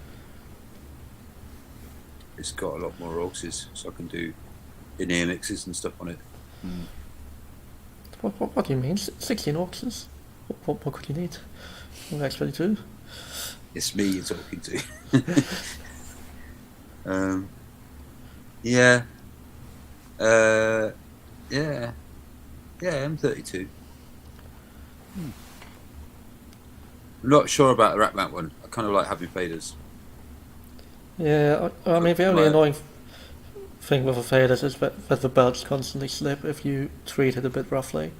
Yeah. So like if you move it across a cobbled path, then you just always occasionally have to open it up, put the belts back on the faders. It's just really tedious to do. Yes. Yes. It's not like it's nice on Nestle 9 where you just put the tweezers in on the side and you just about manage to get it back on. See if he's about. Yeah, I'm definitely. I don't know what. Maybe those 2 weeks in February is mixing desk shopping time. I don't know. Need to get it done. It's another thing that's I've got so much to do in 2 weeks. It's not going to be any kind of a break. Car to MOT, mixing desks of change, people to see. Are you still using a Pro Mixer 1 or is it an actual O1B? It's the O1B. It's the O1B. It's not quite as old as the Pro Mix. So, the O1B, but the O1B lived in a cellar doing crazy gigs for about 13 years. What, like a proper O1B does? Yes, it was very. We had this speakeasy underground club. We did lots of really fun things in there, but all rather naughty. And it lived in this cellar for a long time. It was great though. And it's never really been the same since. So, to be honest, I could probably strip it and service it quite happily. It's just I don't have the time. I don't have anything to replace it with while I do that, so I'd have no audio, which is a big sacrifice. But I mean, if not, LS9s must be going cheap. LS9 might be quite cheap, yeah. Don't really like them. Yeah, well, I mean, nobody does. I mean, I might as well stick with the O1B. Yeah, I've had that desk since 1998. So it's done me very well, and I've really loved it, and we've done some crazy things with it. So I'm very loath to actually move on from it at all. And really, it does an awful lot even for the money I paid for it back then. It was very, very feature packed. So because it's got an ADAT card, it talks to my sound card quite happily. It's definitely. Life would be better with a better desk. I don't know what you mean. I have a great desk at home. I still need to finish repairing it at some point. Yeah. I need to start repairing mine. Well, actually, most of it is repaired. I just need to actually properly calibrate all channels. And I do own 2 other mixing desks, but they're on permanent loan to other people. I haven't really got the heart to ask for them back, so yeah. I mean, I technically own a DSP 5D, and I haven't seen that for a few years. PM5D? No, the rack mount one. Oh. Just the engine one. Yeah. Although I could buy a PM5D for the same price I paid for that engine. Well, I was starting to see the prices of old analog Midas consoles and going, ooh. No way am I going to buy one. But they're still quite tempting. What, you don't like the heat of them? Just kill themselves over time? Okay. There's some lovely desks out there for not much money now. I mean, I regret never buying a Caddo J from... well, yeah, when Autograph were throwing them all away. Well, I sold them. I think most of them Don Larkin bought, but still, I could have had one for very little, and also I could have just asked them for small frames. So I could have gotten like 2 or 3 11 module frames, and managed to put them together in whatever way I wanted. But I just had a million. They had a million pieces of them. I used to tour quite often a half-frame XL3, which, sorry, Ken and Keith, an XL3 was like the first dual-purpose live Midas desk. So it was designed to be a monitor and a front-of-house desk. Whereas before that, people always made either a front-of-house or a monitor desk. And the XL3 was quite special. But it was a 40 input frame, so it was big. And then they made these half-size frames. So it was a 24-channel Midas which meant it was actually something that 2 people could lift, and rather than half a dozen people. And I used to take that out and talk about it a bit. It was great. And it was actually one that used to get used for Pink Floyd shows, and they had little joysticks to do the quad built into it. It was known as the Pink Floyd desk. Yeah, but with that, we've gone back to the 70s. Well, I mean, they did. I think they at Plaza there was some of the original kit from the 70s from Pink Floyd out there. They had that stand, didn't they? They had a whole. Yeah, that was the whole thing. And actually, at lower levels, the PA sounded quite good. That's what I mean. Floyd started their quadraphonic in the 70s. Yeah, that was before the Midas, but that. Right, that's what I was asking. Yeah. Yeah, no, that would have been before the Midas. Midas would have been in the 80s or 90s at some point. That's good. That was still. I don't know what desks. They'd have had special modified desks for doing it in the 70s, so same thing, or a pan or a little box. I can't remember whether it was a custom Alice or something like that. They had that Plaza? Yeah. I saw some photographs. I mean, there was a big article. Was it an LSI? I can't remember. Yeah, I think so. I can't remember. But yeah, the original VAM columns that you see. There's a couple of people who've accumulated quite a lot of that old gear, partly so they can rent it off to film set people. So if you're making a movie that's based in the 1970s and there's a band going on, you need authentic looking equipment to do that scene, don't you? Or 80s, and whether it's Martin Philly shaves or Wem columns, people are acquiring this stuff to rent it out. As it doesn't have to be functional particularly, it just has to be the right stuff, doesn't it? Yeah. I've certainly talked to a couple of people who've been doing that. So when it comes to 80s, is me owning UPAs going to be a good investment then? You never know. UPA 1Cs and UM1s. UM1, I love it. I love the UM1 and UPA. Have you got some? Do you own some? Yes, I have some at Imperial. Do you have the powered ones or the passive? No, passive ones. And what amplifiers have you got then? I don't have amplifiers for them. That is one issue. I do need to check Autograph when they're finally throwing away the 3600s, but most likely it's going to be. They got rid of the stock racks, but they still have shelves full of 3600s that never get looked at. And if not, it would be. Yeah, they'll go. If not the lab weapons, they're also going to get thrown away. But I don't like lab weapons blowing up. There's a 3600 I can repair with a hammer. That's about right. A lab weapon actually requires effort when the MOSFETs blow up. A friend of mine used to have an MSL3 PA, and we used to run BGW amplifiers into that, and it sounded amazing. Really warm, vintage PA now by today's standards. Quite big boxes, but. MSL2s are some of my favourite speakers. I mean, ignore the amount of shit that's coming out behind them, but if you just listen to them from the front, they sound still gorgeous today. They're quite big, aren't they, MSL2s?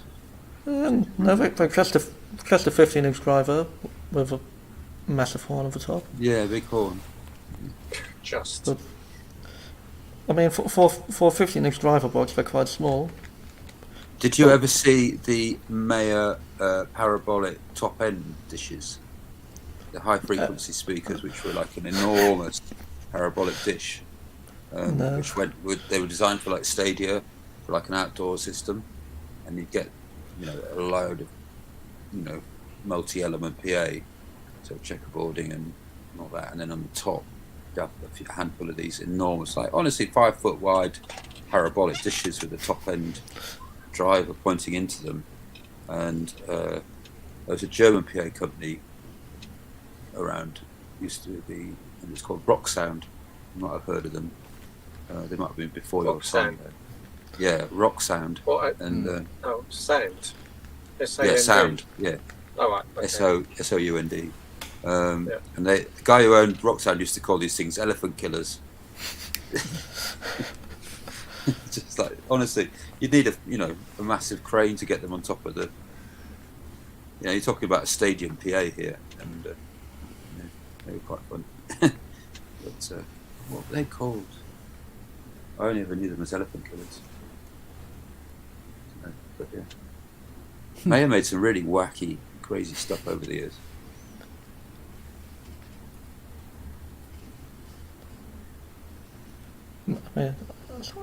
I tend to stick to boring things. One of the most fun things I ever did to piss off a DJ was hire a tower of C4s. I've never heard a DJ turn down their monitors so quiet. Maybe the NBC4s were the right speakers. Because just you turn them up a bit and it's so painful standing between them. And it was like 1.5 meters either side of a DJ deck. And I was just like, wow, this is really quiet for a DJ. Can't imagine why. We have royalty in the chat. John Simpson worked on the Pink Floyd Azimuth coordinator. It was the Azimuth fall. Yeah, so in the 70s as part of the Dark Side of the Moon group. There you go. He probably knows people that I know.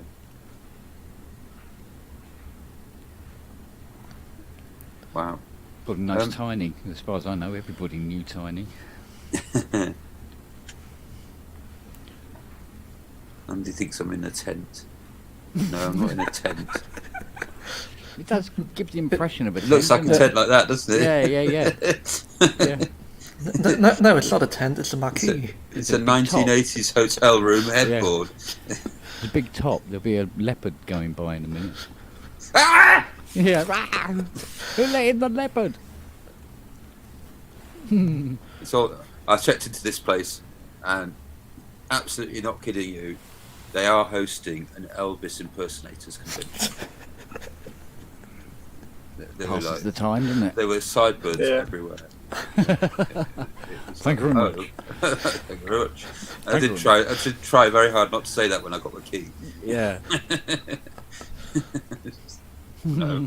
Did you, when you went down to for your dinner, did you find them all sort of stuck in the ghetto? One of our guys made a joke earlier. Like, there's a Five Guys burger place across the way. He's like, I wonder how many are going to be found in Five Guys in the morning. God. As long as they're not found dead on the toilet, it'll be all right. Wow. Bloody cable. I'm sure they have it every year, and it's an occupational hazard of hosting the European Elvis Impersonators Convention.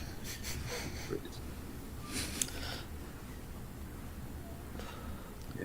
That's the NEC for you. There's always loads of different things going on when you come here. I think one of the big halls has got the Motorsports Convention. There's us lot doing the Kids Choir Madness, and then there's the Elvis Convention. Yeah. Right, I'm going to have to go. Sorry, I'm going to get up at 5 in the morning. So I just thought I'd come and say hello. And do you like my tent? And I can show you around, but it's mostly a tent like that. Yeah. But yeah, but nice to see you, Rob. And, lovely to see you again. Nice to see you, Keith. And you, Grace. Nice to see you, Thank Kate. you, Grace. And, yeah, cheerio. Take care. Bye. Bye. No. I'm trying to set up a guitar here with Roly controls. Oh God, it really depends on which library you put in. Some libraries it likes, and some libraries, oh my God, talk about go around the houses. That's the thing. So actually, going back to the Aprica strings, how are you doing that with polyphonic aftertouch? Do you put it like a meta plugin, or? I used the note. I went to the note expression tab and pointed it to poly aftertouch to modulation. So it doesn't need to be set as MPE or anything like that. Yes. And then put the 16 in and boom, it worked. Couldn't believe it. Why do I always forget VST expression? Yeah. So, but sometimes you'll get things like, you'll get that straight away, and then you want to do any glide, for instance, and you set up the pitch and you set up the curve and stuff, and it's like, no, don't want to know. It's like, oh. But yeah, I remember when Spitfire started the forum, like a few years ago, I was just like, so polyphonic aftertouch, how about that? And like eternal silence, and every once in a while, like once a month, I put it in again. Yeah. As a new thread until I got timed out for a while. Yeah, because it's funny because there's obviously there's other techniques especially if you're using a contact library, and you go in, you can set up the aftertouch, you can set up the pitch, and 9 times out of 10 you then apply it and you don't get anything. Even with the Rowley setup, doing channel pressure instead of multi-channel pressure rather than MPE, because MPE it's not going to understand. But weirdly, even when it was set to MPE, it was still accepting it. So it was taking that information, then passing it on, regardless of whether it was set to MPE or to channel, which was quite surprising. But not with every library. So it seems to be how the libraries are written determines what kind of result you get when you try to do it. It probably depends how much they disable of normal contact stuff.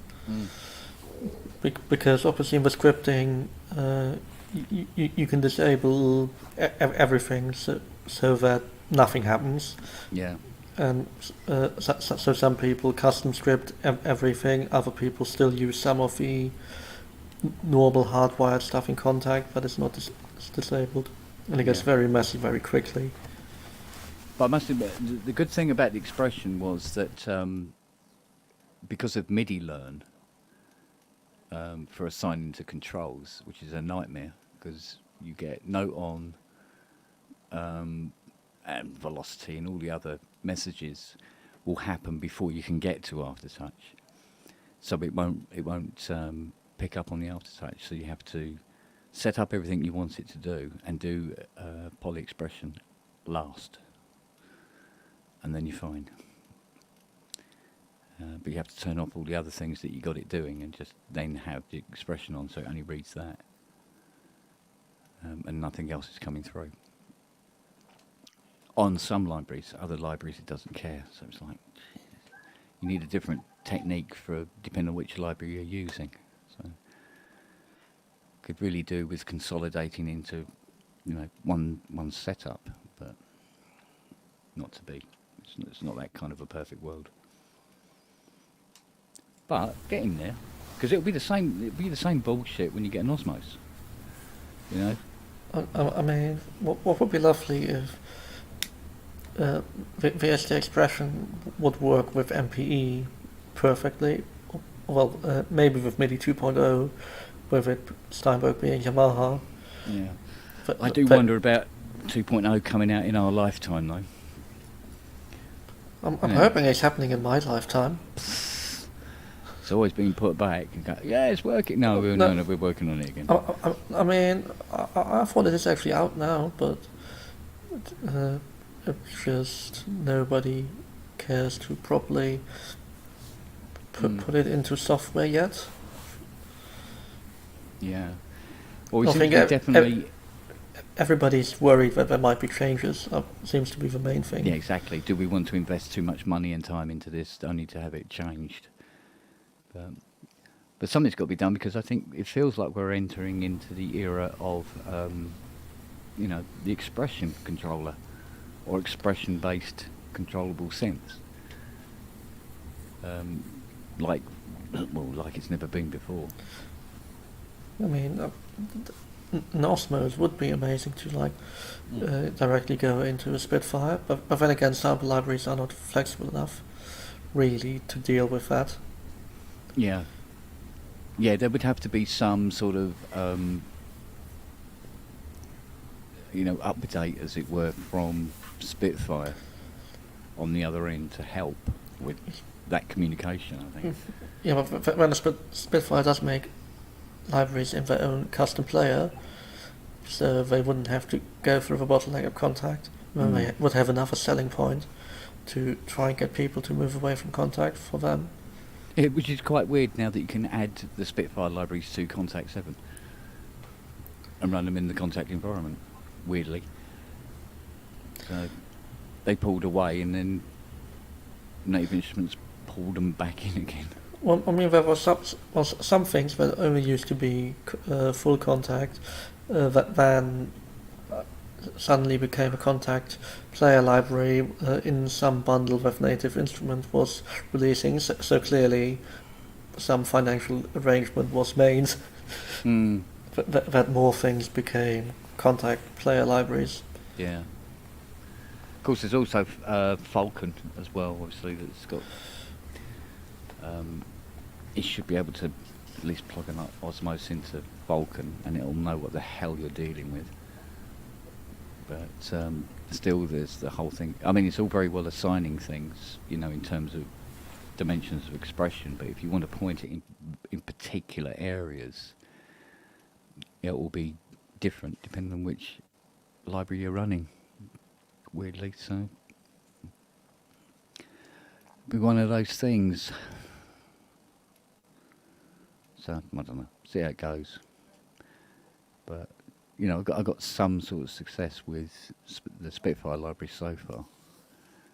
And because all the libraries tend to be laid out roughly the same, it should work for all the libraries. But even then, you can get all these different expressions, and then go, yeah, but what am I going to do with them? And what is the best way to use them? And do I need all 5? Is 3 enough, or is 2 enough? You know. So I don't know. See how it goes. Because you can't seem to tune stretch a Spitfire library. No pitch bend is disabled in pretty much everything. Yeah. There's some older ones where I think accidentally they haven't disabled it. Yeah. But there again, you're limited about how much pitch bend you could have, because if you pitch bend it too much, it stops sounding realistic. Yeah, and then it goes all sort of like synthesized, you know. And also, I think Contact 5 is a lot better than Contact 3 used to be in that, but sometimes it would glitch out with pitch bend, or pitch bend and loops, and then crossfading to a release trigger becomes effort. Yeah. Or you used to have to compensate in the script, I think, because it otherwise just did random shit. Yeah. Just terminated the sample too early, or you needed to play around with crossfades there. Yeah. We'd have to see if Spitfire would ever sample a sitar then. Yeah. It's got One, sort of like one a thing I did 5/7 try. touch. One thing I did try. I tried putting assigning glide to the tune knob. And it seemed like a good idea. I thought, well, this will work. This will work. And of course, yeah, it will tune it down, but then it stays there. So the next time you play it, there's a note out of tune. So like bloody hell, it's like being like having a CS80 again. You know. You need a script or something to put it back to 0. Well, I mean, it's probably easier at that point to ask Rory or Expressive E to like implement a way that it returns to 0 automatically once once you have a note off. Yeah. It sends a pitch bend to 0 on. Yeah, that's a reset or something. Yeah. The thing is, I just got a funny feeling if you emailed Rowley that particular request, you know, the sound of grasshoppers would be deafening. You know what I mean? So I don't know about Osmo. I don't know what Expressive E would be like. We'll soon find out, I suppose. So, but at least, you know, obviously, you know, that the Expressive E, the Osmos, has its own engine, which seems to sound pretty damn good and keep you busy for a while. Yeah, I mean, it was a great idea to get the Eagle Matrix, given that it's an engine that existed for more than 20 years. Particularly, well, for the Harken originally. So, and it was always used to dealing with this data. Yeah, exactly. Yeah, but yeah, it did get to the point where going, oh, I can have all these dimensions, but I'm not quite sure what to use them for, which is quite weird. I hadn't actually envisaged that as being a problem, to be honest. And have for Spitfire, what do we need? A mod reel expression and vibrato. But then, of course, you have the issue. Not normally on a Rolly or the Osmos, you want to manually play your vibrato on a finger, rather than crossfading to a vibrato layer. But then again, that will always sound more realistic than trying to manually pitch shift the sample. Yeah. See, I tend to put vibrato on the up or down the glide. Yeah. Well, it's easy enough to do because it's a CC74. But I must admit that having the dynamics on pressure is actually quite good. Actually, I am liking that. It's like you're able to mix it as you're going along. It's really good, and you can be able to determine how loud the lead could be over the chords and stuff like that. But I'm making a rod for me back anyway, because it's only because I like to play with both hands at the same time. So this hand is not free to go reaching for controllers and stuff on the side. I want to be able to do both hands at once. Well, that's why you have two expression pedals, right? I've got more than two, and it's still not enough. So yeah, it's just one of those things, isn't it? But it's just sort of like it's only technically a niche problem for me. Everybody else would be quite happy, I suppose, to play with just one hand. Do the bass notes afterwards. I like to try and do everything at once, typically. So, but we'll see. But I might as well get used to it, because I mean, when the Osmos turns up in apparently May, or both of them turn up in May, I'm still not 100% sure. It looks like I bought two by accident. So dual manual Osmos, isn't it? There you go. And see what happens. So, I imagine if I'm going to point it at any, existing orchestral libraries or anything like that, I'm going to have a technique for being able to access all those dimensions to whatever it is I want it to do. So I'll do the groundwork now. Plus it makes the Rollies more useful, to be honest. Because normally I'm using the Rollies just with, the dedicated MPE synths, which is all well and good, but, Equator's strings is not something you'd rush to if you had the choice, do you know what I mean? It's not quite there. But there you go. But I feel like I'm going to be in a minority with it anyway. I think the Osmos will come out, and I'd still got a feeling that suddenly the Rolly won't look as attractive to anybody. There'll be loads of second-hand ones up for grabs. Which means I should be able to get a Rise 2 at some point for a reasonable price. Yeah. I mean, admittedly, they're two different animals. You shouldn't really compare them to each other. But because why I always wanted to Harken, because it's completely different. Yeah. Yeah, the thing about the Harken, though, is two completely different for me. And I was always a bit balking at the price as well. Oh, the modern ones are a lot cheaper than they used to be. Yeah. I think they simplified it a lot. I mean, the original construction was crazy, but then again, it was like nearly 35 years old, I think, since that design started.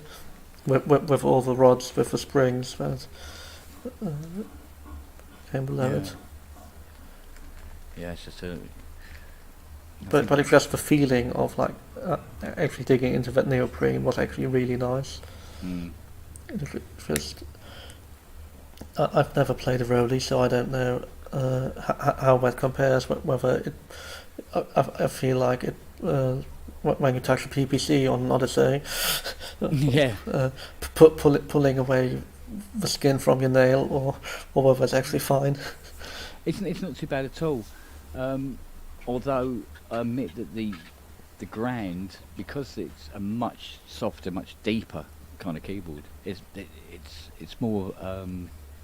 There seems to be more playability with it because of that. You know, the rises are harder, more definite in the feel. So, whereas the other ones, like, I don't know, it's like manipulating, washing up, a laundry basket and getting there. Very weird. It's almost like something from Barbarella.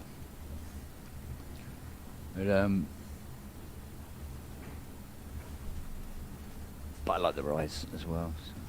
But the Rise is more, it's easier to play than the Grand. Because the Grand is very, very unforgiving.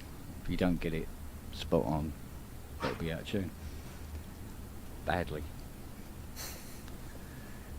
There doesn't seem to be any training wheels for it, like there is for the Rise. You can bring that down the resolution a bit. Found no training wheels on the violin either. Go down to one string. There's training wheels in it for it. You just need them with a double bass, don't you? I must admit, I'm more with Robert, and I'd rather try a Rolly than the Osmos. I just don't know. I've watched quite a few of the videos. I'm just not convinced. You know, with the key action and what it's doing. You know, what it set out to do. That's all. But whether it is, I don't know. You know, perhaps to me, it's just not meeting my expectations. Yeah. What do you think, Robert? I mean, it is sort of what I expected it to be, but I would have to touch it to see whether I like it or not. But it's the same with the Rolly.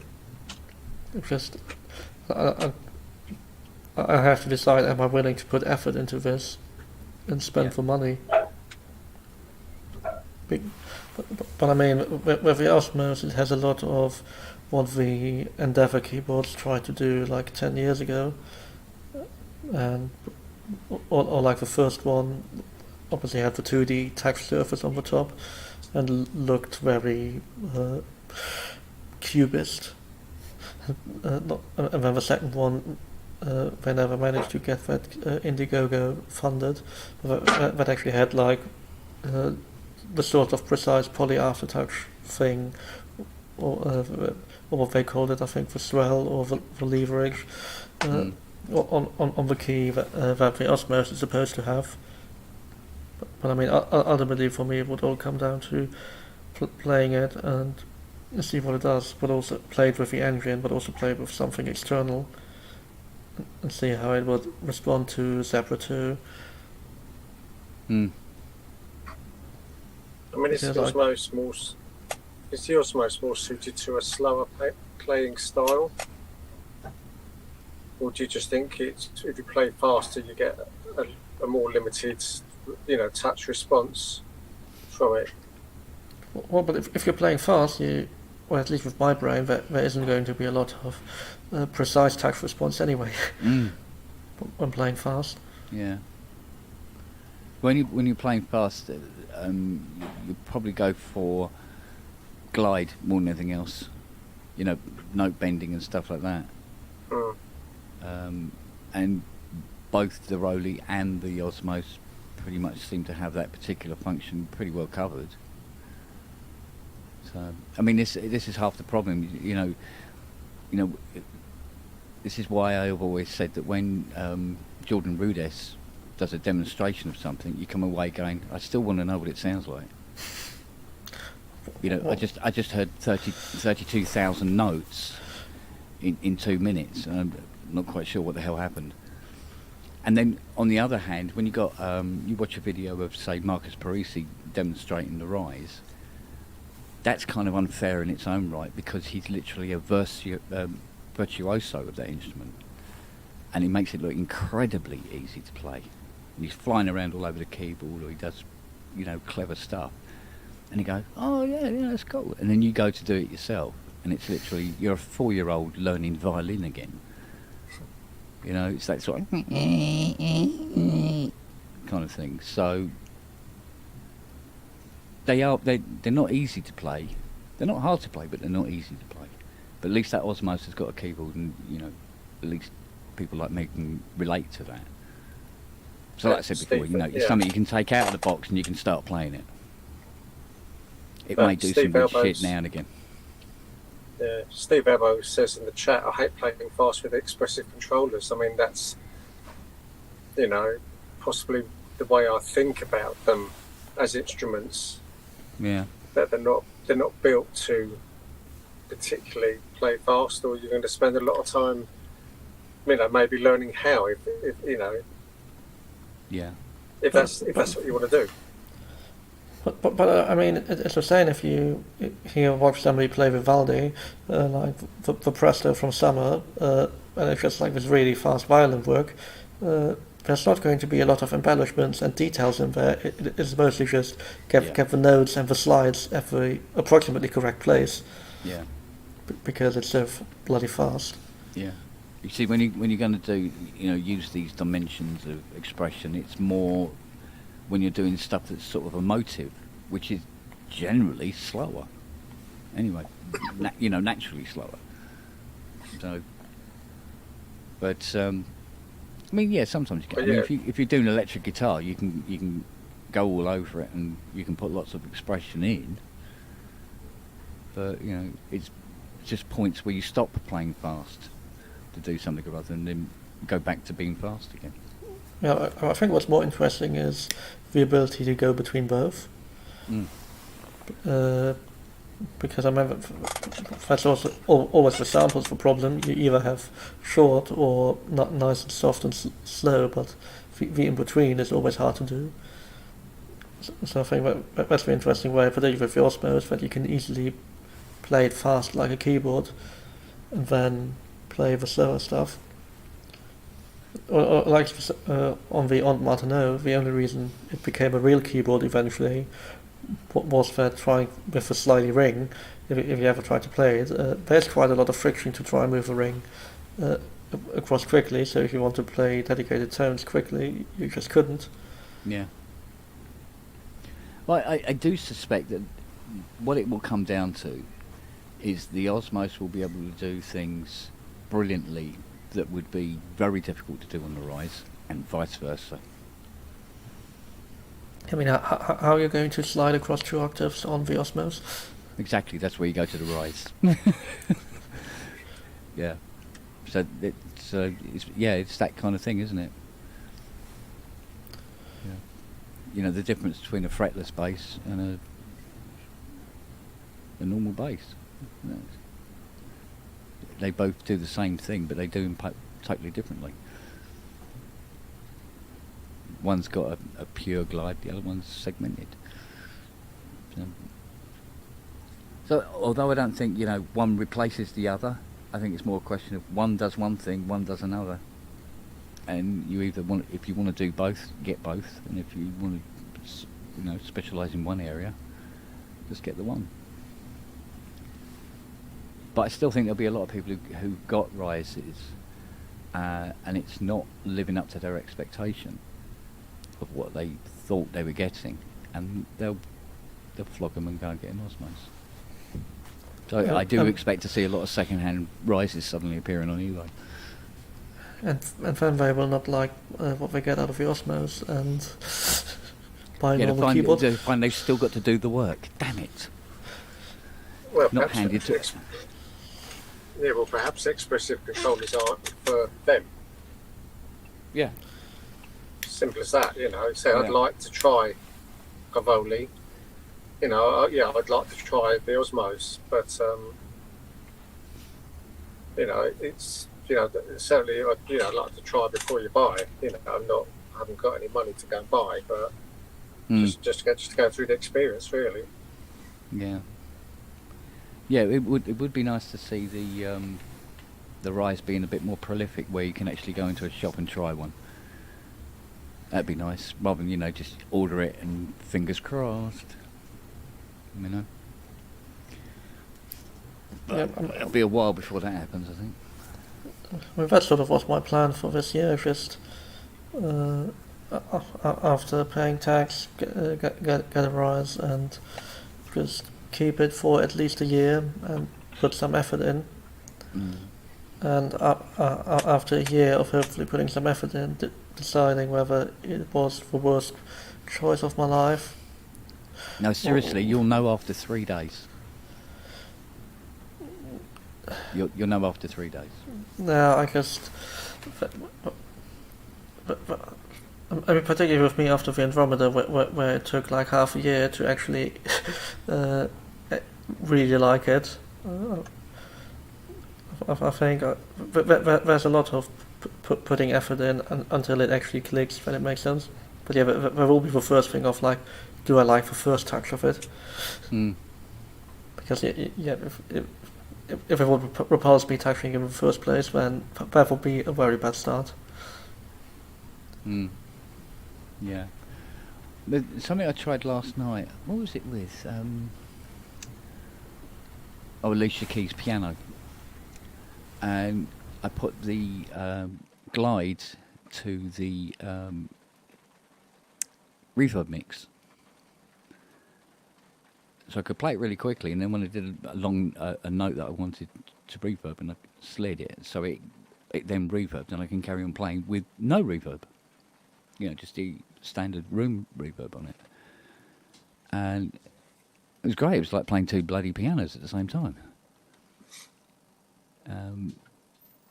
I'd like to explore that a bit actually as well. See what can be done with that. And I'm sure you could do that with the Osmos as well. In fact, it'd probably be more, feel more natural because you're playing keys. But that's if you can, say, take what that wiggle is, if you can move it one way, and that's a trigger for the reverb amount. Or you have to go through the same bullshit of setting it up in your DAW that you do with the Rise.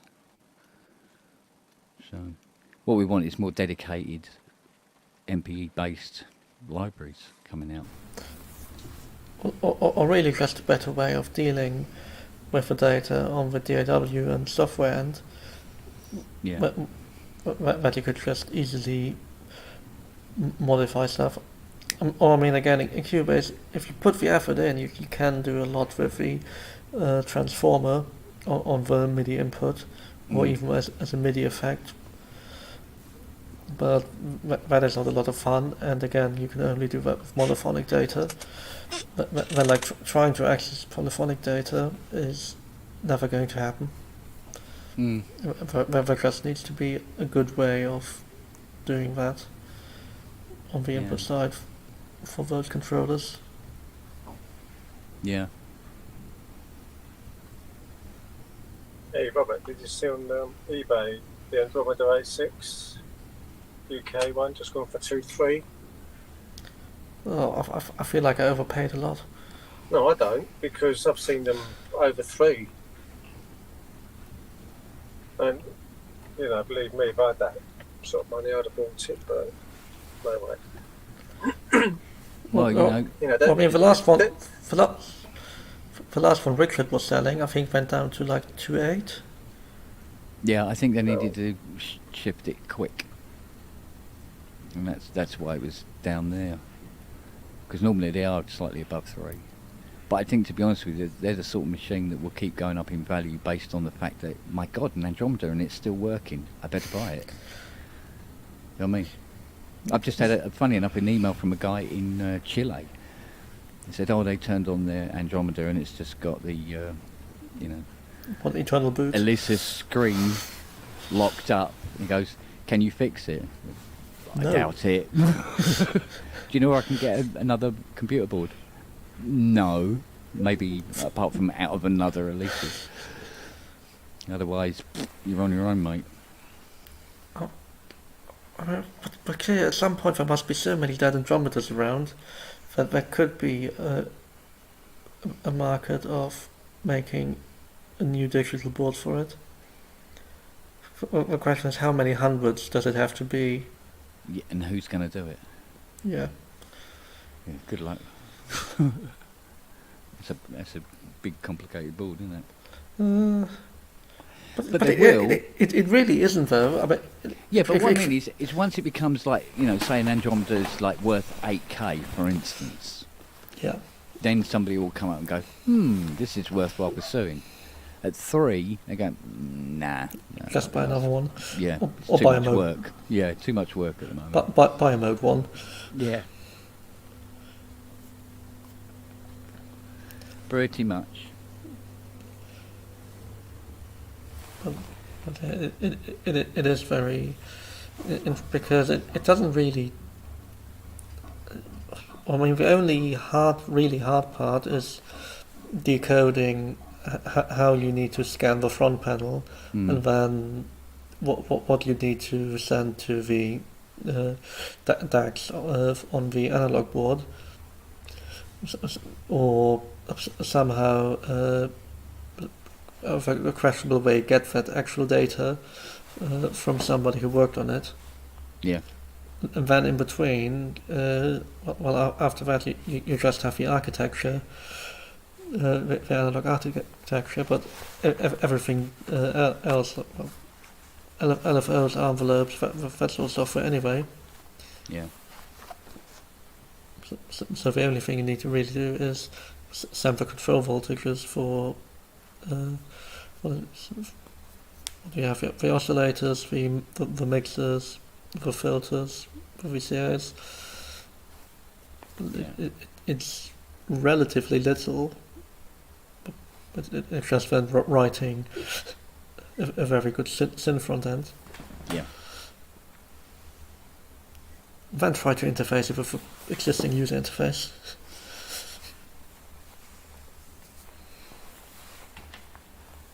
Yeah, it seems to be a real lack of... what's that one? No. Nothing on that.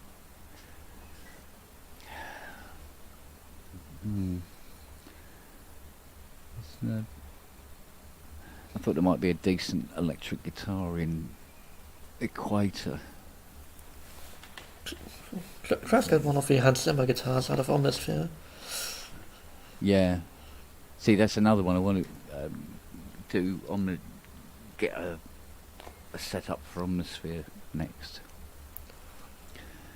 I was going to do it tomorrow, but this bloody Jupiter 8's turning up, so I've got to do that. So, there's nothing worse than working on a Jupiter 8 when it isn't yours. It's quite depressing. What's so depressing about it? Well, it's going back out the door. I do like Jupiter. I just love the way they're built, the way they look, everything about them. I just wouldn't but then you look at the price. Yeah, I wouldn't pay 28 for one. No. Do people actually do that? Yeah. Yeah. I think this one's gone up for 28. I remember that. I mean, Christ almighty, 28. I can remember when 15 years ago everybody was on the forums like laughing. Was what, six grand for a Jupiter 8? Are you stupid? Yeah. Yeah. You just never know what's around the corner. But then also they made like 500,000 of them, I thought. They made a few, yeah. I think it's the second most prolific keyboard I have come in. Well, no, third after JD800s and Juno 60s. Weirdly, all Rolands. There you go. So,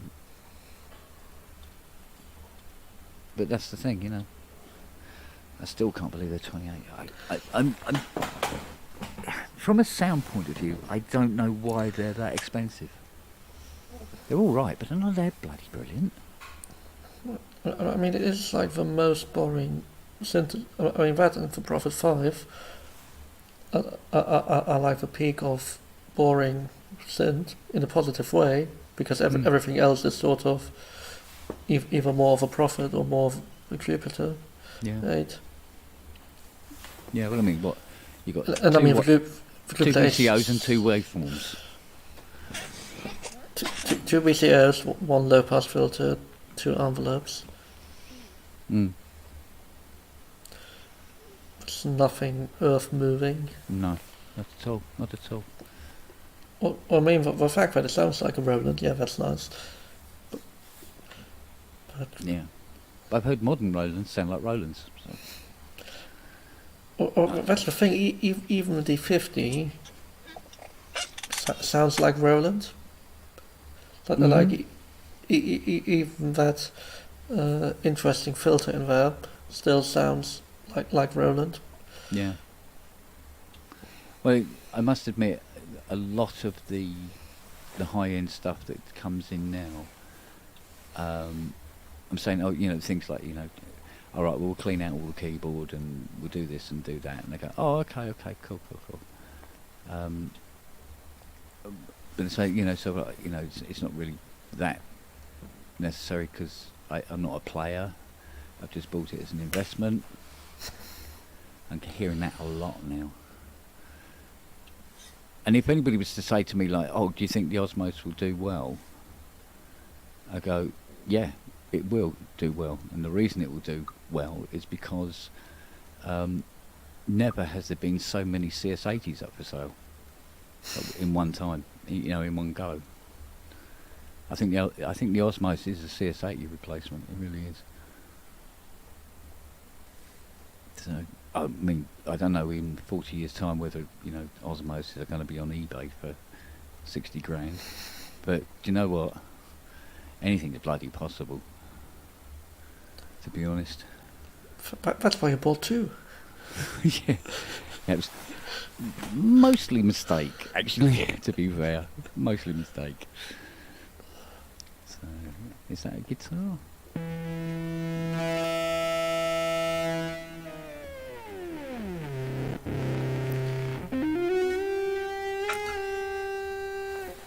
Needs more. Can you do the Miami Vice? God, I can't remember how it needs more goes. Jimmy. Yeah.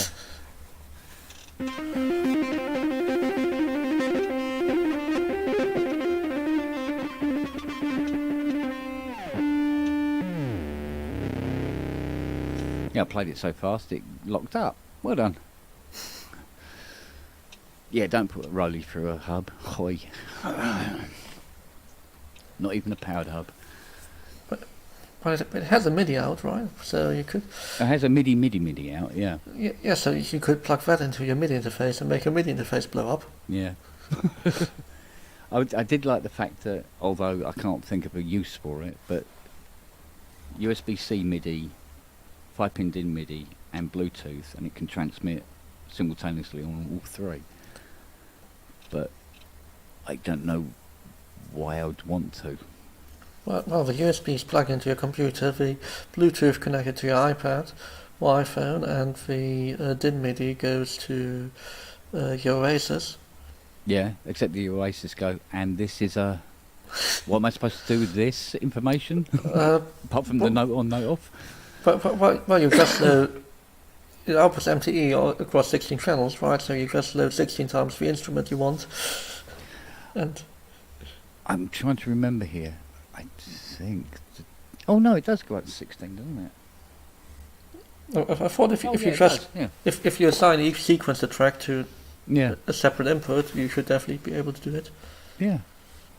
Oh, that might be something to try. Released by the Oasis. Christ. I don't want to bear any responsibility for you destroying your Oasis, catching fire, too much MIDI. Yeah. This is. I'm John Simpson saying, are you looking forward to the Moog 1 in the future? No, I'll be standing at the door going, be gone with your Surface Mount synthesizer. Be gone. My eyesight ain't what it used to be. Is the Moog 1 going to be the new Andromeda? I mean, it basically is. But I think the Moog 1 is going to be the new. Is it built better? Memory Moog. What? I mean, it still has tuning issues, or have I finally resolved them? I have no idea. Probably, there will be a weak spot, I imagine, in it that will present itself after a couple of years. There's a lot of Moog synths did that. You know, after 20 years, some weakness appears. Like the what was it? The old I forget the name of it. The Rogue. That seemed to be quite a robust little synth. But it still has the shit faders. Yeah, exactly. And then they go, oh, hang on a minute. Why is the dust screen turning into crude oil? That's not a good move. It's to lubricate your sliders. Yeah, it's a bit like it's sort of like the the JD800 red glue thing, isn't it? But on the Rogue, it gets everywhere and fucks everything up. But it's the same shit faders on all of them, isn't it? Polymoog, Liberation, Rogue. Yeah, Rogue, Liberation, Opus 3. Opus 3. It might be just those three. Actually, thinking about it. No, but Polymoog has. Yeah, the Polymoog, but it used like Or this is used felt. A felt rather than that stupid crude oil plasticky stuff. Put your Botsu in. Hey. If I could build it this time without fucking it up. We've had a website before. Yeah, I was able to get rid of it this time. Wow.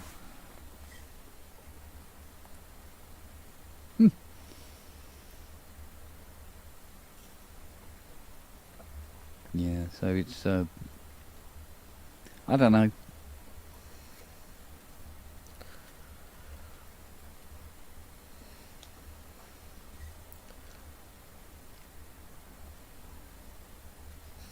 My main worry now is the Oasis. It's what happens when that pops its pants. Does it have a standard CPU or a standard computer board inside? Well, it's I think it's an ASRock, and it's using a P4 2 gigs Intel. But I saw somebody selling a 2 gigs Intel on eBay a while back, and they wanted $2,000 for it. So. Yeah, vintage processors, mate. So maybe I should look through the bin pile of one of the random processors I found here.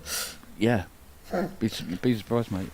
And actually read up what in one of the PCs I'm binning, what the main board is in there. Just double check whether it's not one that could be in use in a neuron.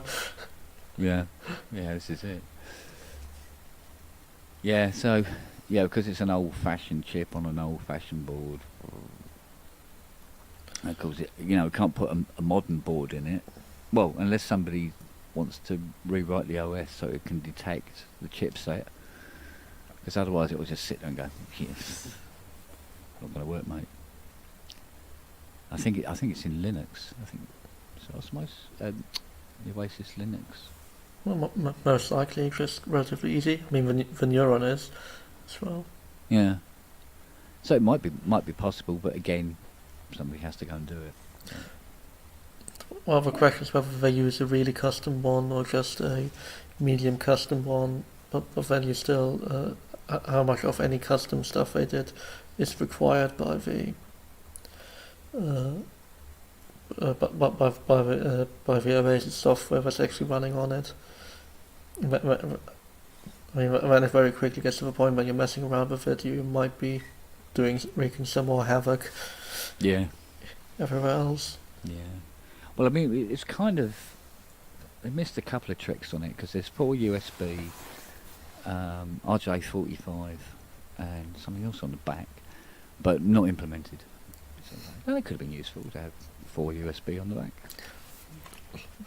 Well, I mean, with the Quantum, World of Quantum, originally Rolf was sort of planning to use Linux for it, but then he chose to write his own OS because he just wasn't too keen on having extra boot time in there for a Linux, and then also just have extra latency everywhere.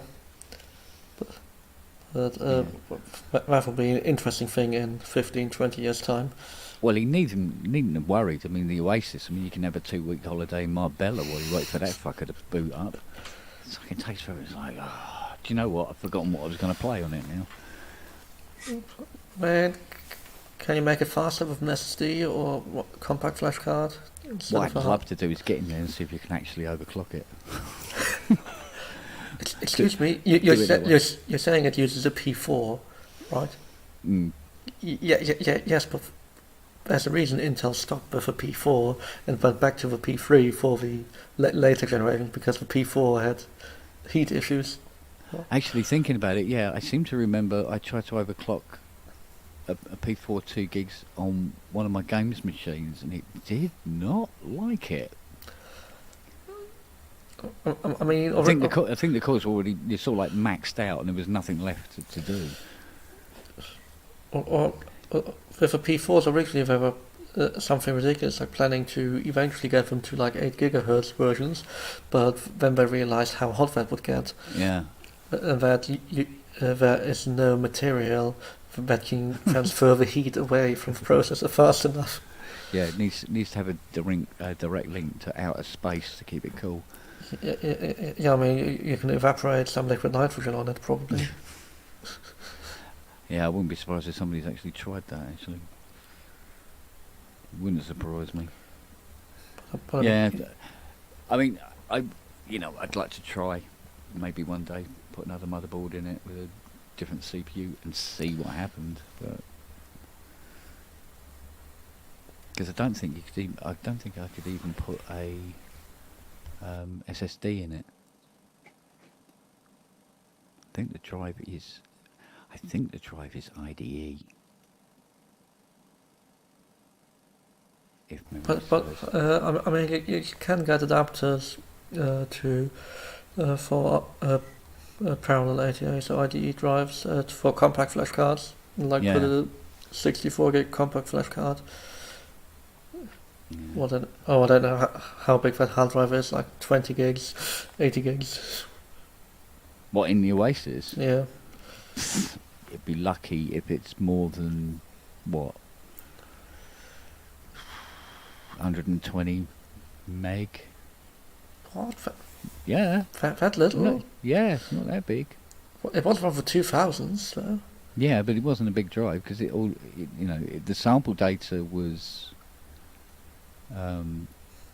compressed anyway, and it's just the patches, which are, how small patches are.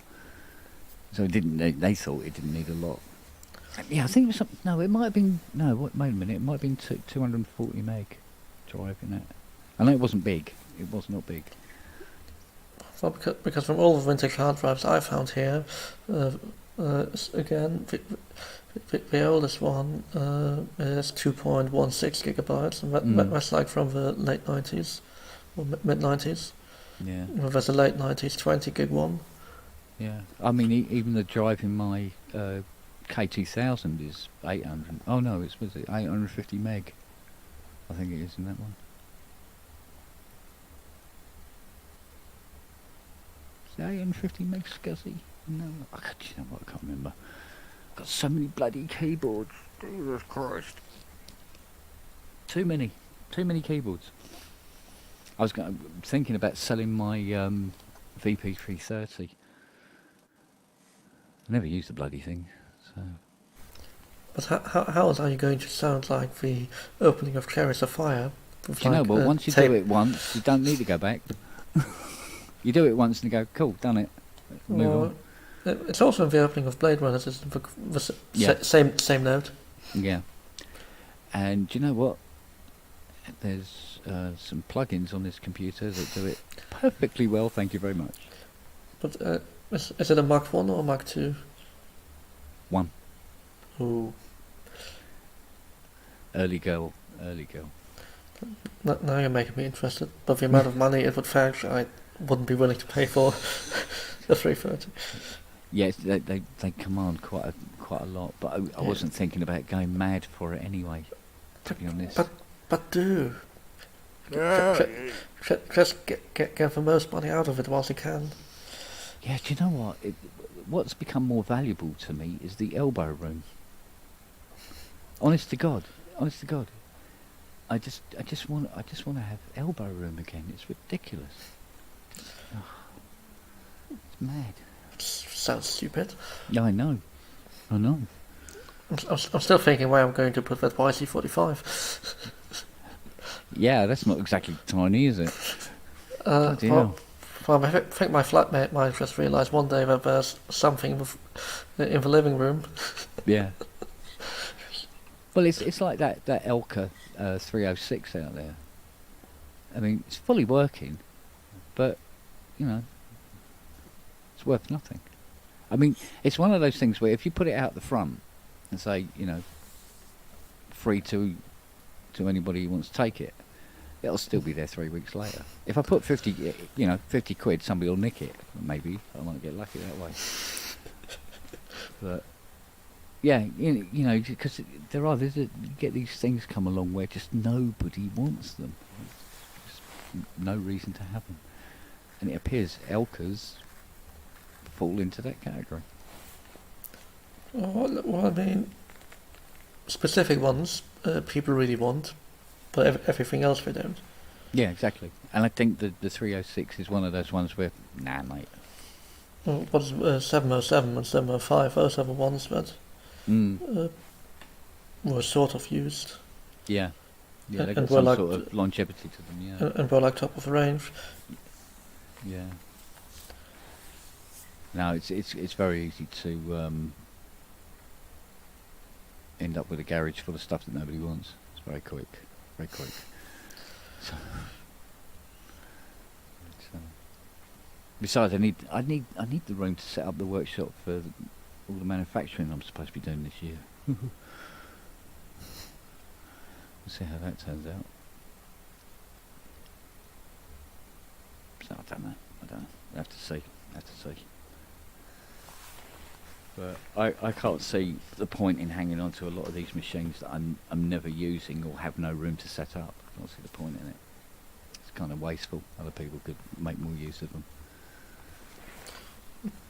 And your bank account would like it. Yeah, I think the bank account does have, you know, room for improvement, shall we say. Not done too well lately. It's like, you know, I committed to getting that coffee table for Fiona. I thought, how much can a coffee table be? Holy crap, was I wrong? So wrong. So, mind you, she loves it to death,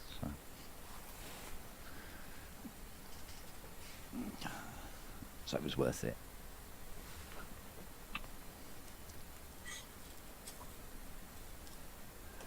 Oh, well, it don't look like any other guys are coming back.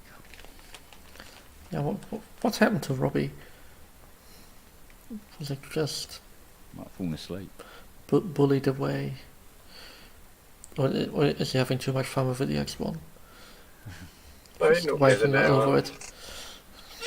He normally has an hour or so telly, doesn't he, on a Sunday? He has to get through. Yeah. I mean, it's all right for me because this is the time when Fiona can watch her really, really dismal TV programs.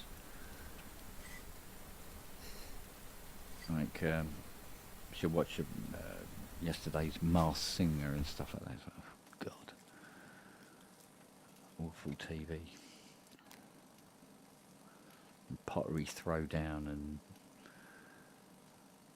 What's that other one? The Sewing Bee one. Which is all right, but... I really can't get into it. not the sort of thing I like to watch. I can avoid if I can help it. So what is that beside you, Keith? Is it a Roland? Which side? What keyboard? That one, yeah. The V-Synth GT. Oh, is it? Oh, Yeah. nice.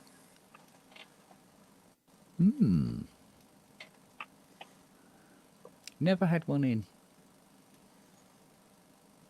I think things do go wrong with them, but I don't know to what extent. Haven't really read up much about them. I've probably had this a couple of years now, and it's not been any trouble. Good. I don't even see much on the, the Facebook pages for the V-Synths and things like that. So Yeah. maybe they are one of the better ones, as opposed to my 3 rotting ones in the corner there. No. I've always been interested in the rack one because it's like included the D50 card and the voice transformer card. Yeah, there's usually one on eBay or Reverb floating about. But it's just maybe it's too modern for me to like just buy the bullet and get one. Well, there's also a weird fascination with the Varios, but I don't think I'm that masochistic to actually go there. Well, was there something with the original V-Synth? Something about, what was it? Something about it was promised to be multi-timbral and it wasn't, or something. No idea. No. So I remember a couple of people moaning about the original V-Synth, and the GT then quelled all the noise about the original one. Somebody in the chat might know. I might have dreamt it. I mean, see if that will go and Google the old SOS articles or something on them. But I'm thinking same as Paul Artolu in the chat. The Roland Integra 7 does, really, really interest me for the amount of Roland that's in it. And they're still keeping under the grand mark at the moment, so there's an awful lot of synth there for the money, or backgrounds anyway, for the money. Or I mean, having all the SRX ports in there compared to like if you were to get a 5080 for probably I've got a 5080 down there at the moment. Yeah. They just seem to be the next one up. Something like 6,000 sounds in it.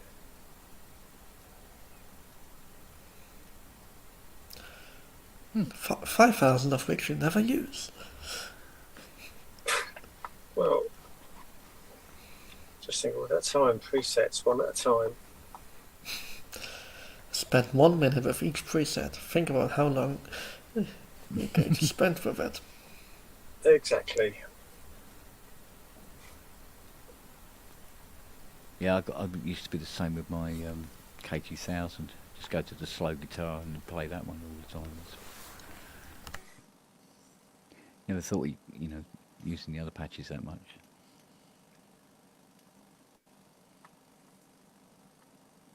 Didn't like being experimental, I suppose. Which is not the way to do things.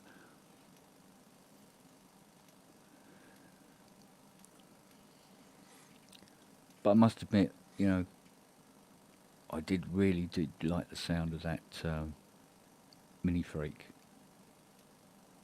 when Robbie was playing it. Yeah, I totally agree, Kent. It is the next step up, isn't it? If we've had the Micro Freak, things like that, then it's the next step up. It's the grown up version, if you like, isn't it? And you know, I'd have thought a certain amount of the Microfreak success would have, you know, paid for them to develop it and bring it out. Yeah. And it's the same. Same with the PWM. You know, Paul said at Synthfest there should be either a mini key version out, maybe in the spring, and then maybe a full size key. Yeah. Have to wait and see what comes of that. Yeah. I mean, I don't think they're in the same boat though. I mean, I think the Mini Freak is a much more playable with its sounds instrument than diving into the Malevolent, for example. Yeah. We have a Malevolent is just an MS-20. Well, it's not only that, but it's got no presets, so I mean, you're already on the back foot with it, but.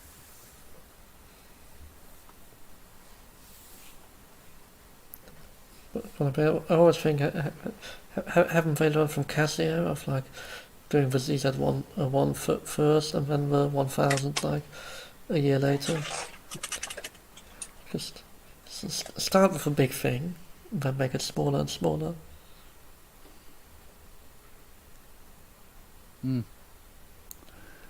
I can't get over the price of the bloody thing. What is it, 500 or? No, I think it's. Oh God, I can't remember now.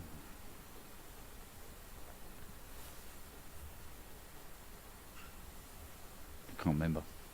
It was quite impressive anyway. A lot cheaper than I thought it. You know, a lot cheaper than it sounded.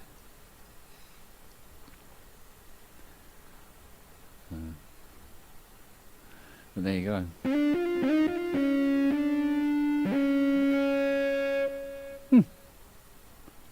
Let's have a conjugate fucking envelope in there somewhere. Oh, this Keith dropped out. Well, yeah, he went to black and then reappeared without audio. Ooh. It's been one of them days. Oh God. Oh, bloody legs. One of them days. Indeed. Yeah. I bought some gel packs today for the Mustang. And noticed the rear parcel shelf looked like a swimming pool. I've got to deal with that. Condensation in that car is mental.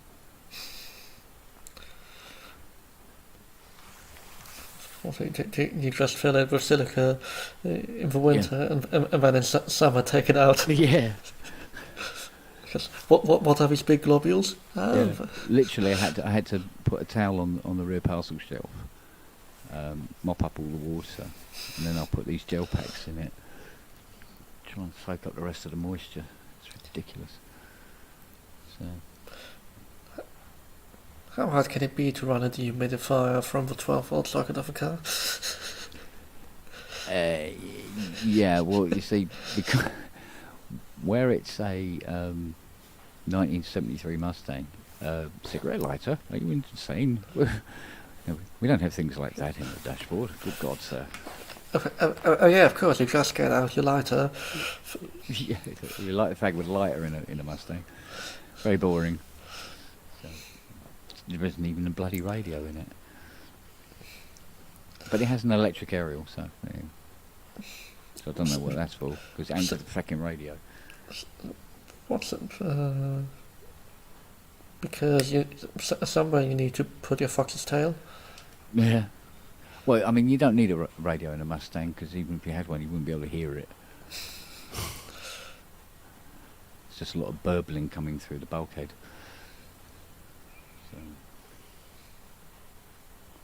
So that's another job I've got to do this year. Got to do the exhaust, new HT leads, get that timing right. Amongst a couple of things, anyway. So, and get I've got to get the Chrysler ready for its MOT as well. The rear tyres were revised last year, so let's get that sorted out. There's plenty to do. Plenty to do this year. And then there's all this R&D, and that I'm doing with Dom, but you know, Dom's not well.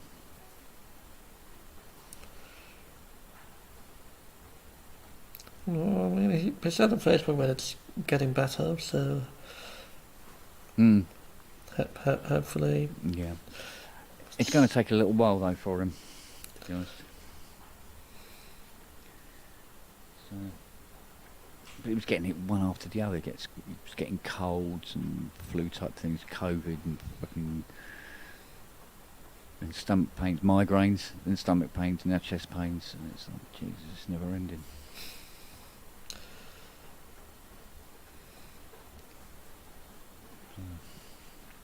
Bless him.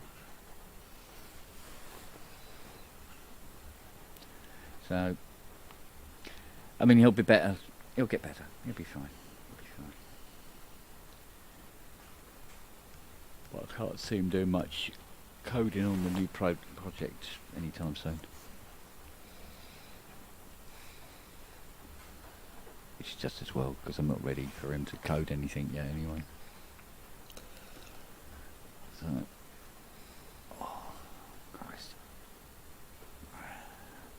No. I think somebody must have hit a sack of potatoes in the bed last night. It's like, God, not get to sleep.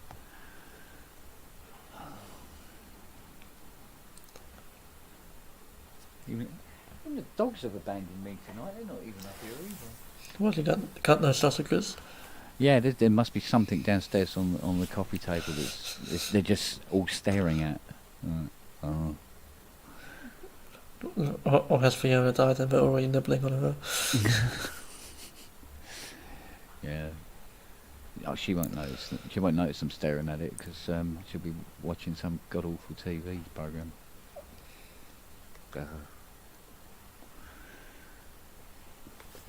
And she loves watching foreign language films quite a lot, which is all right as long as the film's good. But some of them aren't. Clearly you're not enough of a fan of art films. Well, it's not. No, they're not. No, the thing is, they're not art films.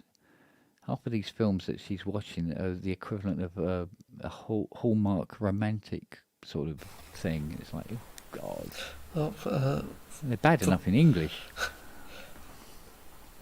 You know? Oh God. You know, boy meets girl. Boy falls in love with girl. Girl falls in love with boy. Boy has a problem with something. Girl misunderstands the situation and goes off. Boy chases girl, and it's like.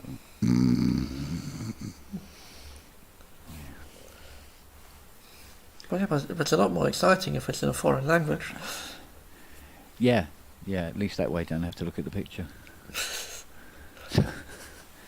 But it's the equivalent of reading a book, so you might as well just read a book. Yes, but why would anybody want to read Jane Austen? Weird. Does it work on that? Okay, fair dues. All that's told me is I've got to open up dashboard again and reset the glide length. What would be nice, right, if Rolly Dashboard ran in the background all the time and you were just able to adjust it on the fly rather than have to keep loading it up, messing with it, save it, close it down. Do you need to close it so that Cubase can access? No, it's just that sometimes it can interfere. I've had it a couple of times where if you leave it open, it glitches and something just goes like to full, or and some of the parameters might change. So sometimes it's better to close it down. But it's just like, really, do we have to do this all the time? Come on, it's 2023, mate. Should be able to have a more straightforward use. Well, we did. I mean, even Richard Hilton was the same. He said, it'd be nice if Dashboard was actually built into the hardware, and you can change it from the hardware. But No, got to load up the app first. And I think the app doesn't work across Bluetooth, so you have to. So if you're using it Bluetooth only, you'd still have to then plug a USB cable in so you could connect the dashboard to make the corrections and adjustments. We can move on. I really can't imagine why Rich doesn't want to tour with Veroli. Thing was, he kind of did for a while. But it was simply because, not so much of carting the Rolly about, but all because it was going to have a laptop to be able to change any settings between tracks. They didn't fancy. So they want to try and keep the prep before a show to a minimum. Because, you know, everything's got to be set up and ready to go when he walks on stage and everything is ready to go. So, I mean, more of the problem is if it for one gig where Van doesn't work, and yeah. where it's really, really, really unhappy, but that's going to be ultimately, with all the things I hear about Rolly left, right, and centre, that is going to happen. There is no way around it. Yeah. But unfortunately, it's not really working out that way at the moment. I'm glad they put USB-C in it at least, anyway. Because the big chunky MIDI, I mean, the MIDI socket on the original Rise broke twice, I think. And I had to physically disconnect it from the circuit board and have it as a flying lead system instead. Well, I mean, I'm quite used to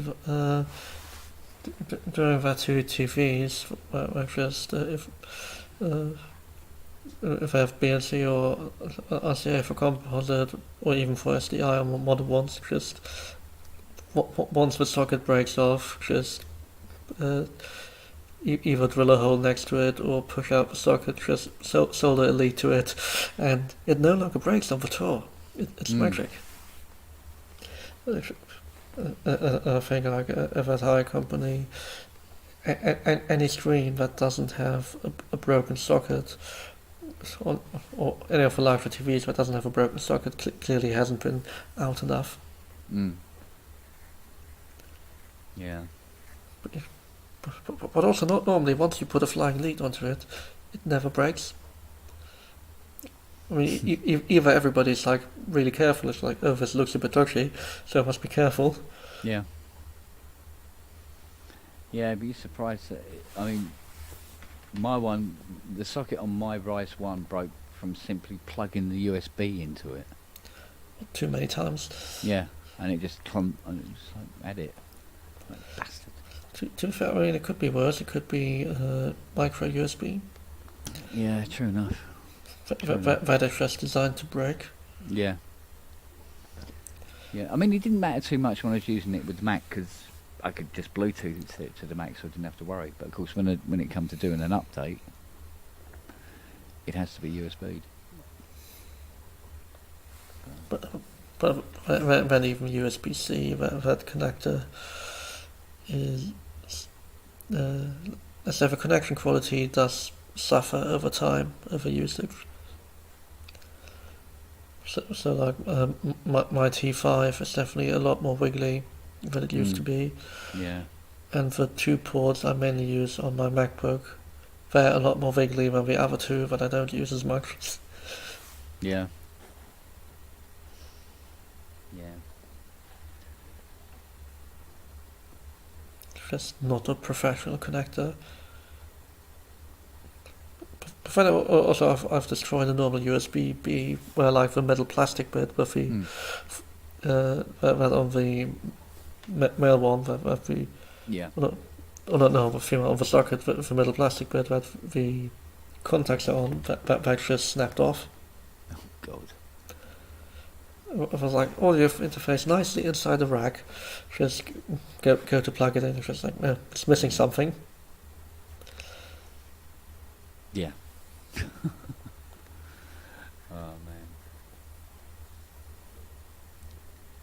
Yeah. But they've all got their little foibles. I mean, the Grand, they say, oh, don't run it under USB power. Always use the power supply. Okay, so why did you make it run on USB power? It even recommends it, in the instructions says, oh no, don't run it on just USB power. So just disconnect the 5-volt trace from the USB socket. Yeah. Don't need that, thank you. Yeah. Weird, isn't it? But there you go.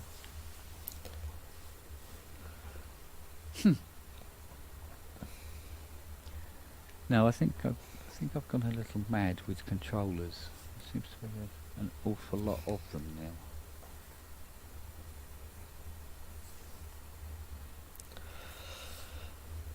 Need to back it up a bit. And have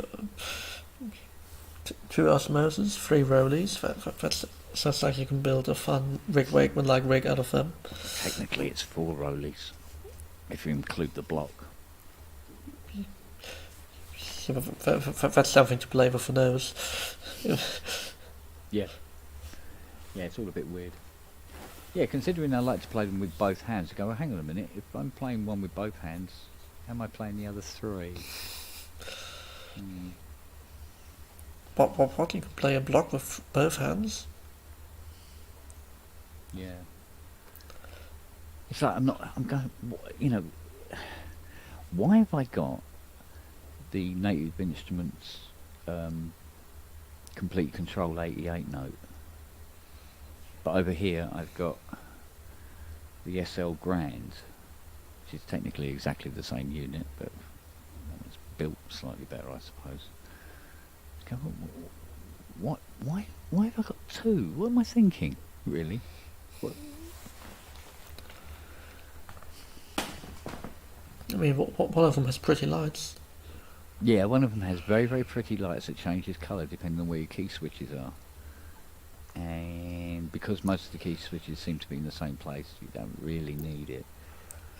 And also doesn't tell you anything about which order the key switches might be. Or what the key switches do, yeah.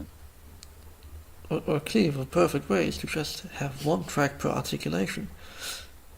Because that's the only way my brain is ever going to remember it. Yeah. Well, 9 times out of 10 you want to do the key switching after the fact sometimes. It's better just to play it and then put the key switches in afterwards. Well, I usually do that and just have expression maps for everything. Yeah. And then put it in, and then I stop caring. Bonjour. Bonjour. Evening. All right. Wearing the world's biggest t-shirt. I heard about that. I was listening. Yeah. Well, it's not a nightie. I was kind of laying there trying not to fall asleep, and all I heard was something about you were going to get coffee, and then there was discussion about whether you had a nightie on. Or Yeah. And that was the last thing I remember. It goes down to my knees, for God's sake. It's ridiculous.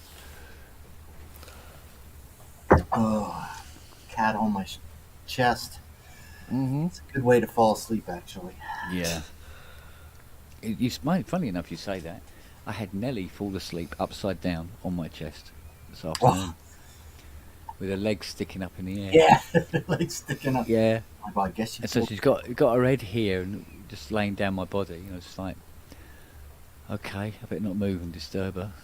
Yeah, I know, that's the problem. And then you're just stuck there. And then the next morning you're like, why is my neck hurt? And it's because you laid there all contorted for the daggone dog or cat. Oh, I know, I hear you. Am I hearing things? Jeez. Oh no, there she is. Yeah. I was like, never far away. Never far away. I really think she likes these things. Here she is. So they're your 2 huskies in that video earlier, wasn't it? Yeah, one of them is beautiful. Oh yeah, one of them's like, I don't know if one is I don't know what she is, if she's a husky or some kind of Jindo, some kind of Korean. Sort of like a miniature husky sort of thing. But she's got the same temperament. Yeah. Except for she doesn't have the crying kind of bailing thing. Oh, right, okay. The one never says anything until you get her in the car, and then she just all the way to the thing, to the dog park. But yeah, that was pretty funny, wasn't it? They just bum rushed me. Yeah. And the young one was scared to come at me until the older one came. Then saw it was all right, yeah. She's like, all right, we're going in. Yeah. I was like, oh, man. Okay, this is a thing, is it? Cool, let's go for it. Yeah, it is interesting, and I know not like earth-shattering, but if I have one of my computers upstairs on the ground, like on the little ottoman, and if I sit on the floor, man, it's like, here they come. They're like, oh, it's on the floor, let's go. Very rarely see him in there. Cleo doesn't like him in here. She will. Really? Yeah. No, She's quite territorial about that, is she? Yeah. Oh, wow. This is her turf. The basement is her turf now. She's definitely okay. You're gonna get on the keys. Yeah, she doesn't like anybody in this room too much, especially the dogs. Wow. She's very. Yeah, it's my room, my Dave. It is. It really is her little area. Now, it's a little exhausting because you come in and you're trying to do something, and it's like, oh, and she jumps up. And you're like, oh. Yeah, I get downstairs if Nellie comes over and she wants a bit of a cuddle, so I give her a big cuddle, and I sort of like just look round her head like that, and there will be Siri up the other end of the couch, like. Here they come. Like, and then she'll come in and sort of weed her way between Nellie and me. So, don't you forget me, Dad. I love you more, Dad. Remember that. Yeah, that's the young one. The young one gets the jealousy of the two dogs. Yeah. The husky. The minute Lily, the older one, the white one, comes up, she comes running up. She's like, "Oh, I want this too." If she gets up on the sofa, I want to get up there too. Everything is like, but she's a good dog generally. Pretty good dog. I'll give her like it's like we've got like 20 odd chew toys, and there's just the one toy that they all want. And one will be chewing it, and the other one's just sitting behind them, just watching. And then I think is it? No, it's Nellie that's the clever one, because what she does, she'll be sitting behind Siri. Siri's chewing the favourite chew, and she jumps up at the window and goes, "Woof!" like that. Siri jumps up to look, and she goes, "Thank you," and walks off with it.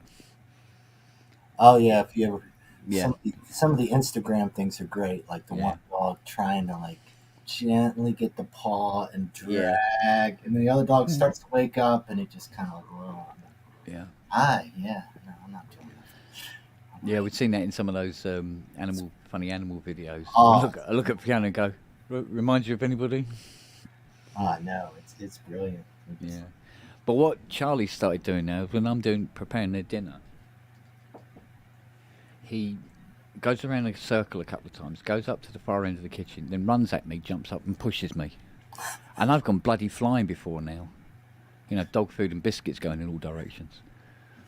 Yeah. I don't. He goes, how is that going to get you to get your dinner any faster? You stupid dog. Go sit down. Turn and give him. Is there like a collision or what? Yeah. You go like that. You go, yes. In a minute. It's going to take longer now because the biscuits are all over the bloody top.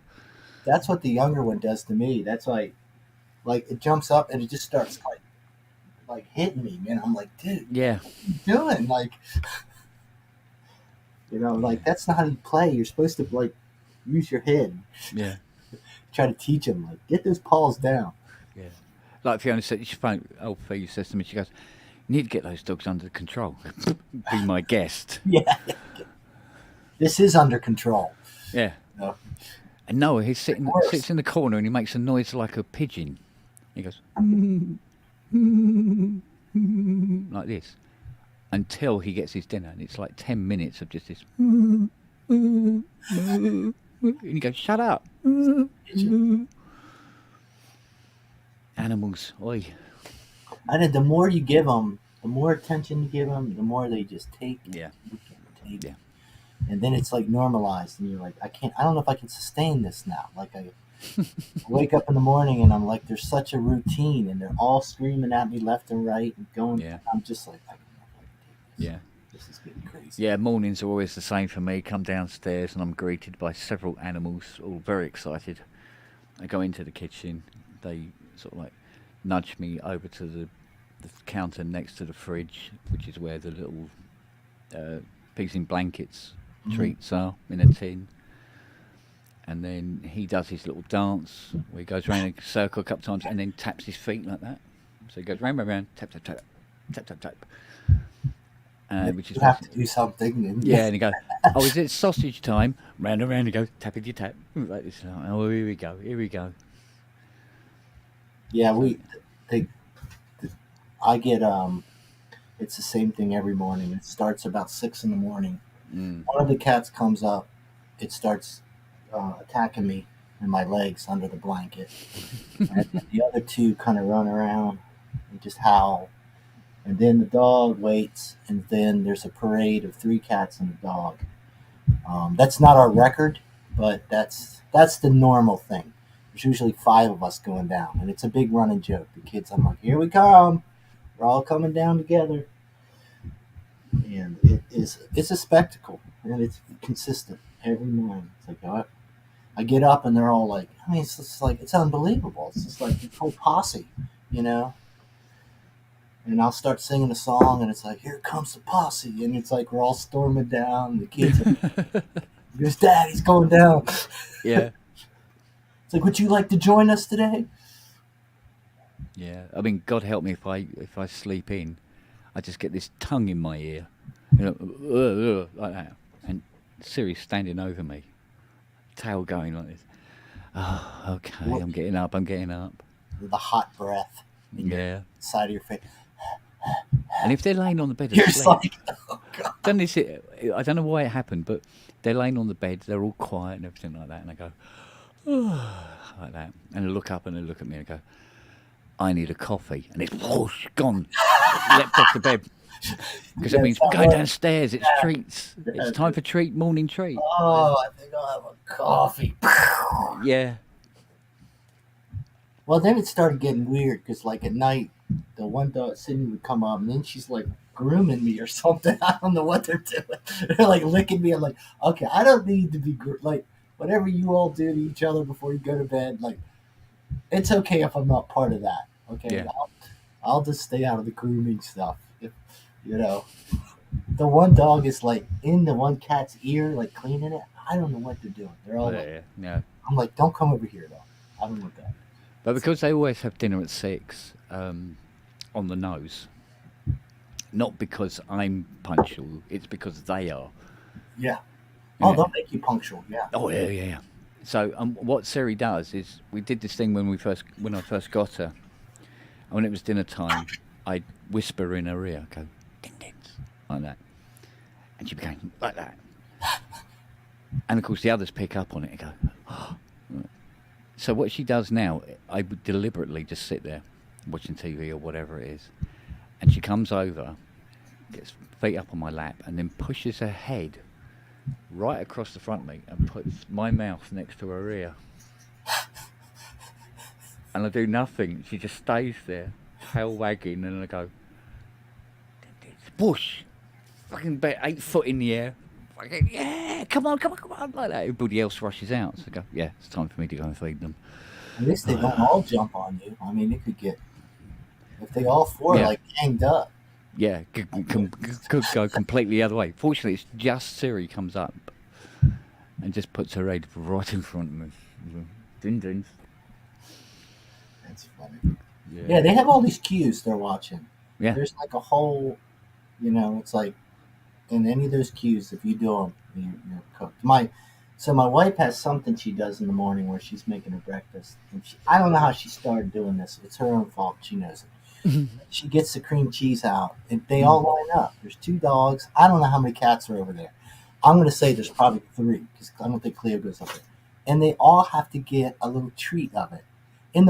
I'll just kind of be looking in the corner, and I see both dogs sitting upright, just like patiently waiting their turn. Yeah. It's like, and I see her muttering, like, I don't know why. I'm like, it's over. You have to do it every morning now. Like, And the more you do it, the more it's normalized. So now, Hmm. I'm not going to be part of it, though. I'm not part of that. I've got enough animal responsibility.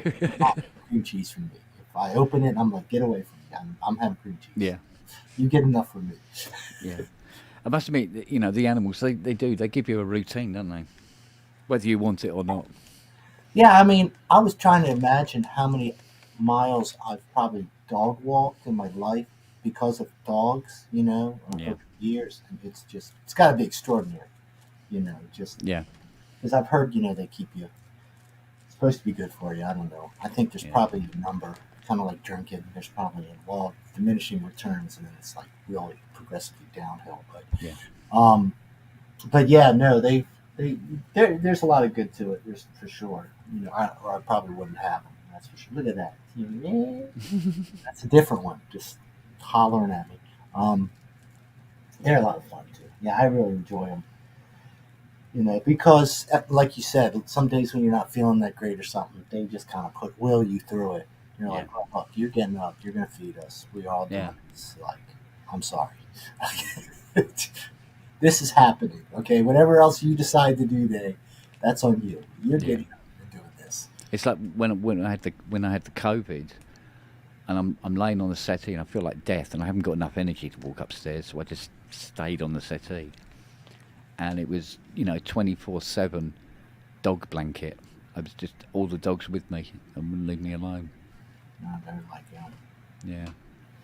Oh, they're cool. I know. I don't know. Clea, would you help me if I got really? I always try to. I don't think I have any like dogs that are going to protect me though. If someone comes in, I'm pretty sure they're all going to run behind me. Get them. Do you know what? I always discussed this with Fiona. I thought if somebody broke into the house and threatened us, they'd just go up and greet him. Yeah, they'd probably be like, "Well, hello." Oh, hi. Yeah. Well, unless Nellie gets him right in the knackers and puts him on the floor, because she tends to do that to just about everybody. Although when Matt come over on Friday, he was ready for her. Because she charged at him and jumped up. He was ready, yeah. Yeah, just about protected himself. That's why you should be always wearing the cup in your shot strap. Yeah. Come prepared. Well, maybe you can have like some just standard gear for people when they come over. Here's your cup. Yeah. Here's your hard hat. Please put your cup on before coming in. It doesn't matter. Yeah. Everyone. Because we did wonder about it. So, oh no, you know, she's just, you know, just jumping up to say hello, and go, well, she never gets anybody in the thigh or anything like that. It's always right in the family jewels every time. So like, is she doing this deliberately because she likes the reaction or something? Like it? Something going on there.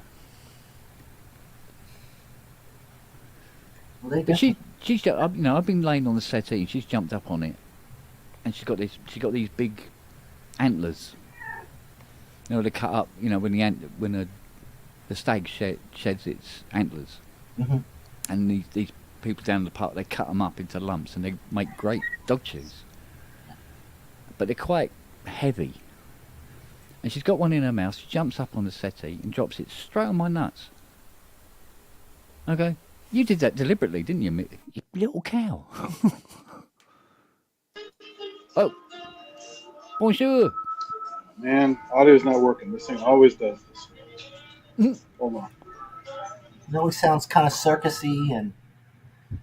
I thought he was in Beijing for a minute. It's an Andy thing, I guess. We just can't get the Andes. Oh, no, lost the carpet. Yeah. There was no carpet there, was there? No, that might be the problem. To be fair, there's no carpet here. It's far superior. Actually, this studio is the only room in the house that has carpet. All the others, it's all floorboard. Yeah, just once you've turned your back to carpet, you can never go there again. Yeah. Okay. Is that working now? Hey. Yeah. The stupid headset always does this. Bluetooth sucks ass. So I'm here with the little lady at the shopping center, so I just thought I'd kill some time. All right. What is the music? some shit they have piped over the speakers here. They just had it's nothing but the real thing, baby. Now some smooth jazz. Sounds like a Japanese manga track by the time it's compressed and got here. Here, I'll walk by the speaker. You can hear it.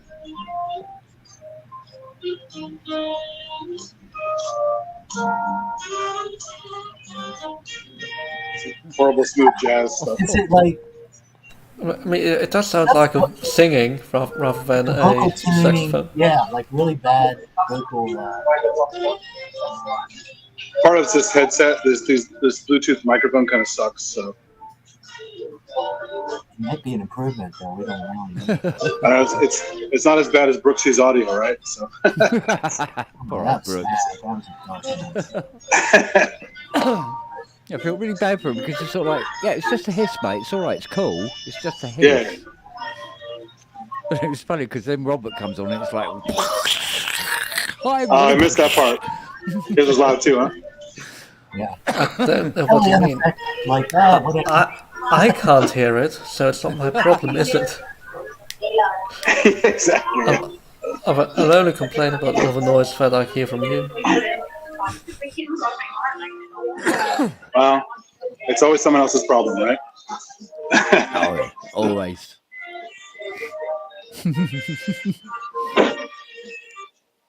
Did Cleo hit the button? What happened to David? Don't know. I must admit, it was a bit choppy. He's back. Oh, He's is back. it? He's back. Yeah, there you go. There you go. Yeah. Apparently, I can't hit that X. All right. It got a bit choppy there for a little while. I thought Cleo pushed your button. All right. We're seeing ceiling now. Do we have? I assume we don't have any carpet down there, right? Is that Well, you got flooring, Hey. cracks on the floor, right? Beautiful cracks on the floor. Yeah, that should be filled with gold leaf. Well, you got some bricks here, and then you got some asphalt, right? So don't say I don't give you variety. Yeah, you got it. We can play a game of Spot the Prius. Yeah, one just took off. There's that awful whiny noise when they start up. You know, to make so you can hear it. Yeah. You know. But this is Palo Alto, so there's tons of those shit cars here. So. Did it get a lot of rain there? Not today, but yeah, lately it's getting hammered. So, I mean, we need it. We don't want a fucking drought. So. Yeah, you gotta get all the buckets and everything. That's what you guys do, right? You know, there are times when it was probably a good idea to do that. Yeah. No, When we lived in a house when I was a kid, my dad rented this house when he was broke when I was a little tiny kid in LA, and the house, the roof looked like a sieve. So it's you had to have buckets all over the house.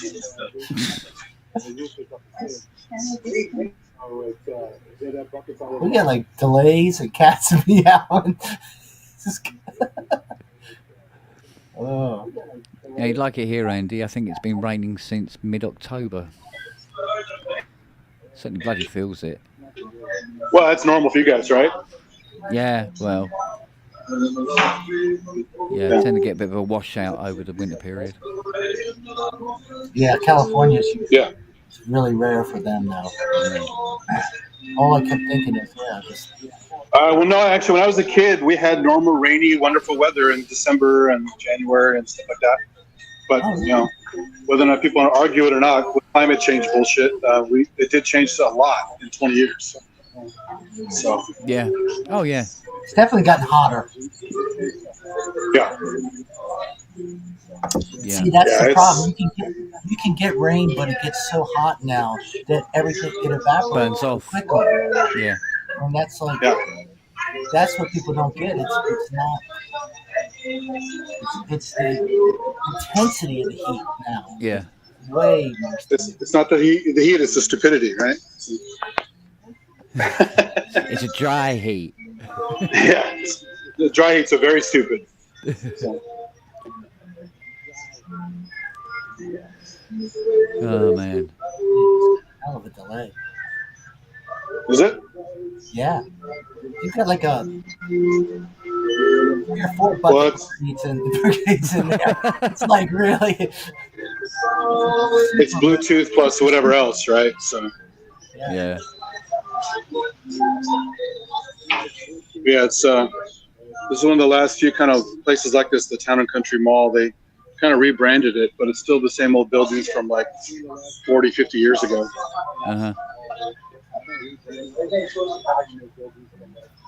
Is it a mall or is it a outside? It's outdoor mall, Yeah. outdoor mall kind of thing. It's just a bunch of buildings with parking lots, so and these hallways, that go all through them. So when it's raining, you can get out of the rain. Yeah, it looks cool. Yeah, you got like these wood frame. Yeah. So you still get some air. I notice a lot of people keep walking the circuit, aren't really shopping. They're just here walking. Yeah. So I'm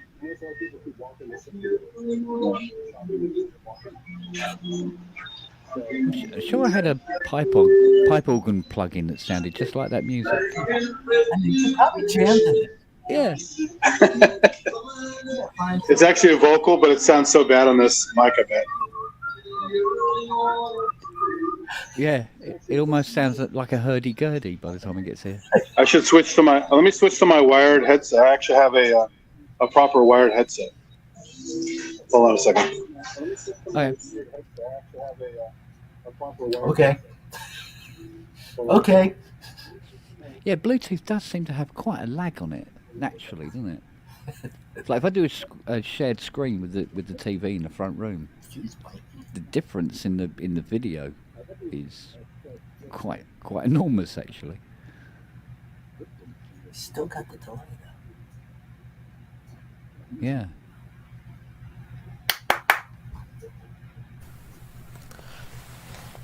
Somebody not using the echo cancellation, or maybe I just got confused by the amount of delay that Andy was having. Yeah, because even after he went, it seemed to carry on, didn't it? The hurdy-gurdy music was still going on quietly in the background. I know. I kept expecting to see some kind of hobos. Hello there. I don't know. It's still a word. Probably not. I really need to go. I need to be up in 6 hours and pretend to be a functional human being. God. Yeah. Okay. It's terrible. Hurdy-gurdy show's not enough for you, huh? Aren't you on holiday?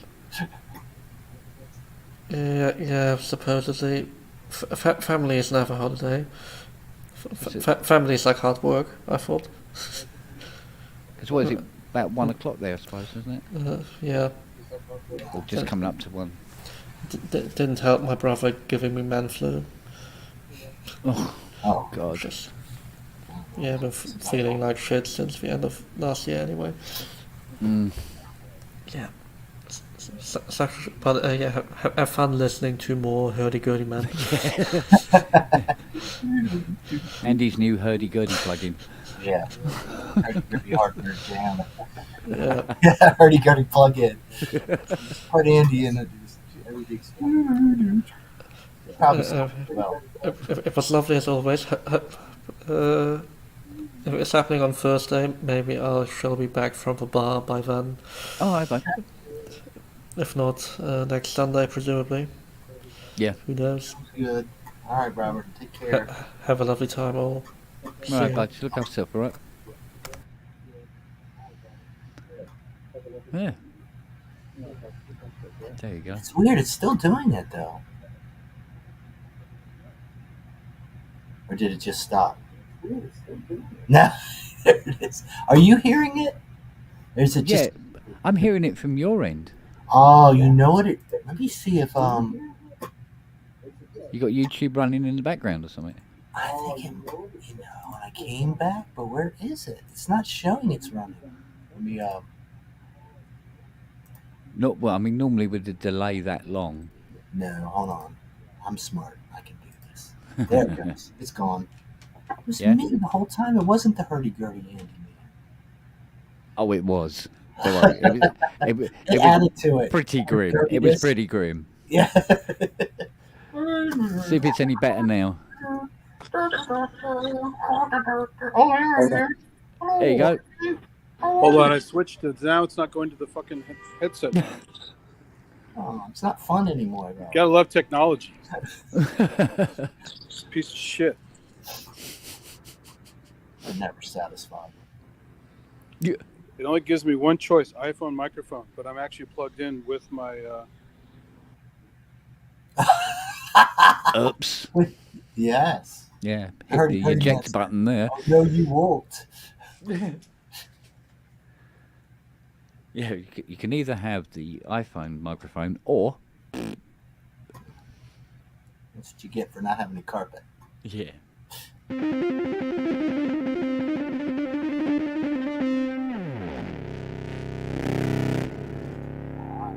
So did you order both your Osmos? Yeah, it looks like Same I... time? I mean, it like looks this- like I bought two accidentally, yeah. This last pre-order? Or was Yeah. it? Yeah, okay. Yeah, on this batch. Yeah, this batch. Which is, I suppose you'd call it batch 3? Because there's another batch still to come out before this lot became available. So Oh. I've technically bought two Osmos that actually don't exist. Yeah, I just... At least at this moment, anyway. Not having any luck with this shit. Uh-oh. Well, we see you.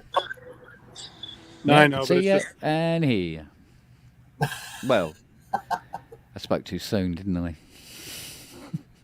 Stuffing in here. Oh, he's back. Oh, you were over sideways for a second. It was Siri. Siri interrupted her. Hold on a second. Oh.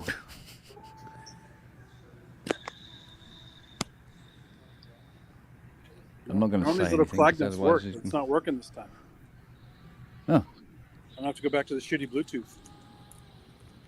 It's working. Can you hear us? That's fine. Yeah. I know, but I'm on a speaker right now, so you can hear everything, and everyone's gonna hear you guys yakking. Ah. Okay. Yeah. Does it sound better than We're on YouTube. Yeah, you know Or what we can do? whatever. We all start shouting out, We are going, literally- "Death to America! Death to America!" Be a man on the street. Buy my CD. What do you think about New CSA? release. Shop at Walmart. Let's get Andy into trouble. Support local coffee. You know, I don't know. Call the police. Call 911. We're trapped in his phone. It would be entertaining.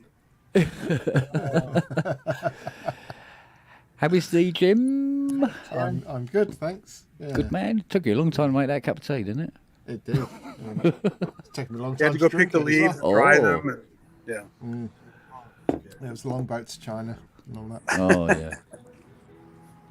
Can you actually hear me okay? Because I realised Yeah, I've fine. just Yeah. that'll shoved work. my microphone somewhere. I mean, random. relatively speaking, yeah, it sounds fabulous. Cool. So, Andy, any decent V8s out in the car park? Yeah. Let's No offense to see. your forehead. More classic, the better. Come on. I mean, not really. Palo Alto doesn't have that kind of stuff. It's all like yuppies and wannabe green people who really don't give a shit, but they act like it. And yeah, I mean, I see, you know, a lot of these minivans and SUVs and stuff are probably V6s, maybe V4s. Maybe you could interview somebody. Yeah. Would you like to be on the show? So, what's your opinion on MPE? Yeah. The Osmos, you know. Did you know this guy named Ty Unwin? What do you think of him? Yeah. Yeah. Well, as long as it doesn't affect the Second Amendment, I'm all for it. Yeah, exactly. There's some lovely traffic here in the parking lot. Oh, there Yeah, you how go. can you get so many beeps going on in a car park? It's like the ugliest California I've ever seen. Some of the worst drivers around here. It's unbelievable. Some? Yeah. A lot of SUVs and mini SUVs. Palo Alto, where is that again? Nothing cool, but yeah. Oh. I mean, this Let us be the judge of that. this is nice the to most see. sporty thing right here. This little Mazda. Ooh. Yeah, they're everywhere. It's the ND. Nice. Buick Riviera boat tail. Come on, Oh. in mint green. But like most of the BMWs are like this BMW sedan, the SUVs, Yeah. which are pretty boring. So. Yuck, give me the Mazda any day. Far more fun. Yeah, true enough. Okay, I see where you are now. Yeah, you're in between San Jose and San Francisco. Yeah, this is right down the street from Stanford University. Oh yeah, no, I've been there. Okay, no, I thought I knew it. So Palo Alto High School is that direction over there. Yeah. And right across from Palo Alto High School is Stanford University property. Yeah, the hospital too. El Camino Real is the main drag. It's the Sounds- original Royal Highway that connected all the missions. Now is Redwood City? Is that where the baby redwoods are? There's really no redwoods left except for a few here and there because when they moved out here, they cut them out. Like Corte Madera is a town here. That means cut wood. They cut all the fucking trees down there. So it's a good name. I remember seeing some baby redwoods somewhere Blamed it on the beaver. in that area. Yeah. There's one old redwood in Palo Alto's left called El Palo Alto, which is where the name of the city comes from, right by the train tracks. And it's kind of this kind of messed up, snarly thing now. But it's one of the few remaining old redwoods in the area. Everything else has been cut down. Wow. So. What a dumb decision. Well, the other thing too is, as the climate changes and there's less fog and stuff like that, they don't do well because they have broad leaves for collecting moisture out of the air. So people plant them down the South Bay where it's hotter and drier and there's no fog and they look like shit. Yeah, they're not happy. So. That's not the place. Sounds like you got to plant them where Kent is, right? A lot of rain, fog. Sure. Here. Even Mike more is so here. Yeah. Yeah. They like cold weather and they like wet. So. Yeah, so that's why they're up north. Northern, like real, true north. Yeah. So this is an interesting place here. This is a fashion resale place that sells. Hold on a second. Fashion resale. So far, it doesn't sound interesting, but they have a fashion resale place that sells pre-worn clothes that are fancy. Oh, okay. Okay. This place here. Oh. Fillmore and Fifth resell fashion, but like a lot of Chinese people won't shop here because they believe that if you died in your clothes, it's possessed or bad luck. Really? So oh yeah. I said, what do you think? The ghost is in the fucking clothes? Like, no, it's bad luck. So you have to burn the clothes when they die. Okay. So it's like, well, that's a waste of good clothes. And where did these people hear this? Like, it's a real thing. It's a culture. No, I'm sure. Mind you, if they died in an Armani suit, I'd overlook it. Yeah, look at all the gangster suits, right? All those guys died in their suits. Yeah, exactly. Yeah. Patch a few holes and you got a nice It's a perfect fit, but the holes are a bit of a problem. Hey, just patch them up. They're moths, sir. This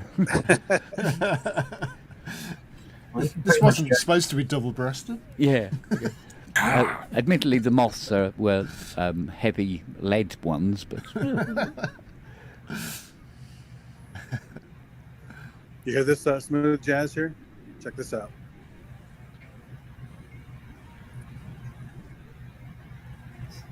Nope. Nope. It's got a little wah guitar in it. It's too smooth. Nope, not hearing that one. Did you guys ever see the Yacht Rock thing? It was a comedy short series on YouTube many years ago, based on the style of music called Yacht Rock, like Christopher Cross and kind of old. No, more like old Kenny Loggins. Not really.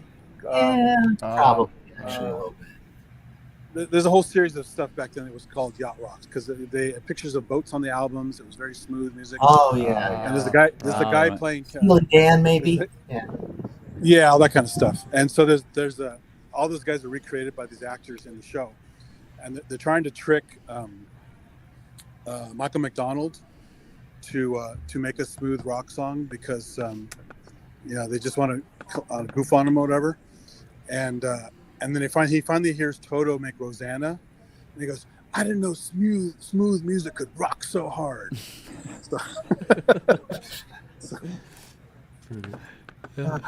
It's pretty funny. It's basically it shows Rosanna Arquette with the guy from Toto saying, "I really want you to make a song about me. It will align our chakras and everything else." And he goes, "Guys, I know what she means. This is the chakra that's in my taint, which means she wants to fuck me."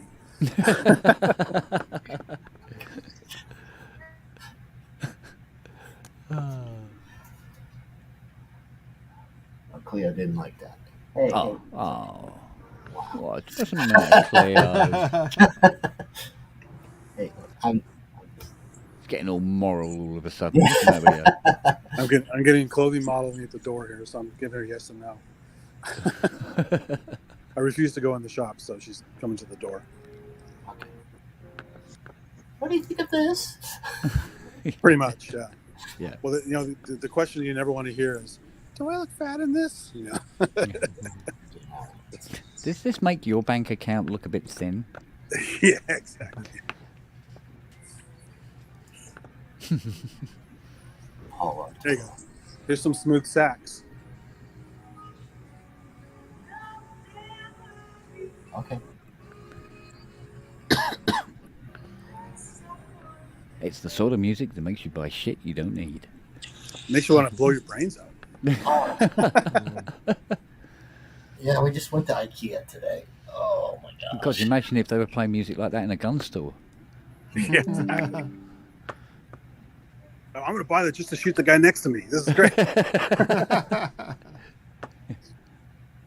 Yeah, just buy the gun and then shoot the speaker. You know what's really sad? And then is, give the gun back. Thank you. One of my friends from Singapore, they have compulsory military service. And he said one guy just freaked out on the line one day at target practice. Yeah. And he turned and started shooting guys, and they just executed him on the spot. Oh, God. I suppose it happens. Yeah, I guess we'll Yeah. No trial. No, just kill him immediately. Yeah, it was weird. We was having a conversation with Fiona about this a couple of weeks ago, I think it was. We were talking about, the US gun laws and stuff like that. And we kind of both came to the conclusion that, yeah, we would feel safer if we owned a gun, but wouldn't feel safe using it. Right. Oh, hold on, DX7. What? Well, steady. Get the gun out. Shoot the speaker. Shoot the speaker. Quick. That's for Robbie. Robbie's Yeah. going to turn up. So Yeah. It's been summoned. Yeah.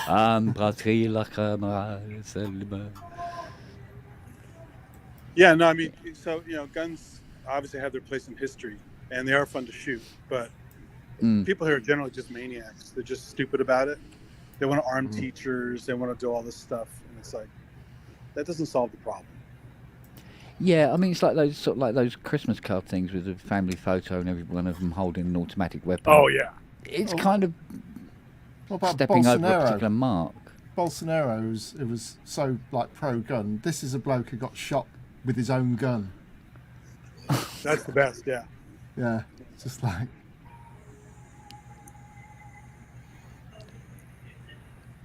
Yeah, it's very strange. It's owning a gun, I suppose. Both me and Fiona's felt it's like having nuclear weapon. Yeah. You got it for security, but you wouldn't want to use it. No. Yeah, it's like détente, right? But it doesn't last that long. Yeah. Yeah, well, I kind of look at it like, if I got to pull a gun out and someone else has a gun, there's just nothing good's going to come out of that. I just don't. Yeah, but because it would, I suppose, take one situation and could only escalate it. I suppose, because if you pull out a gun on somebody pulling out a gun, there's now has to go Someone's to the gonna next shoot. level. Somebody's Someone's going to gonna have to shoot, yeah, because now Yeah. the other person feels threatened. Whereas, if someone was just holding a gun, it might not get fired. And I think it's why we have such an issue with the police here, because I think they're under so much stress. I just think they're terrified all the time. Oh yeah, there's just so much fear. I mean, this is it. I mean, Because there's so literally. much potential for people to pull guns. Anywhere. anywhere. You know, and there's Well, they're I heard like- that in Australia, since they don't have guns so much, there's tons of knife violence. People carrying knives like crazy. Yeah. So they're always Yeah, going to but at find least if something you're- to do bad Yeah. shit with.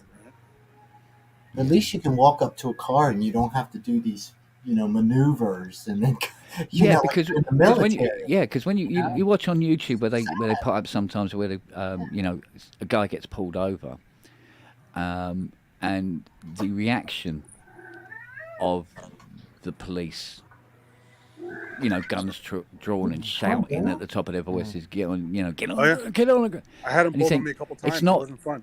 Yeah, well, you'd think it's an overreaction, but actually it isn't, because you just don't know You could see a queue. who is there in the car and what they've got, No, and it just takes, and then the whole thing's a mess. It really, it's a big mess, and Do you think it's probably a mess that just can't be fixed now? no, not if the guns are that proliferated.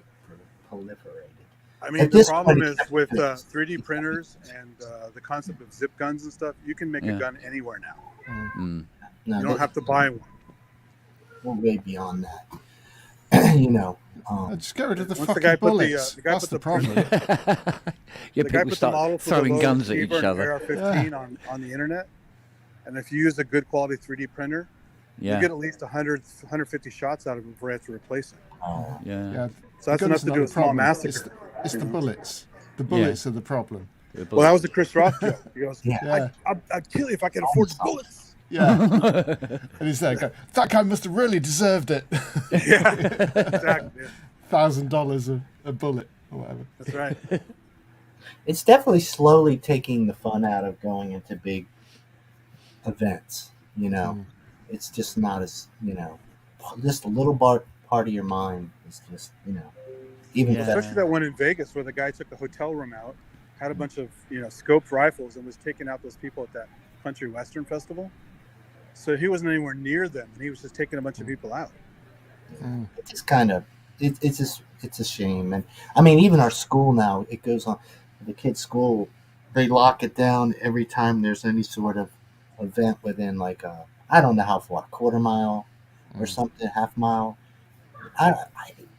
So they lock down all the schools, and you get a message, and it happens.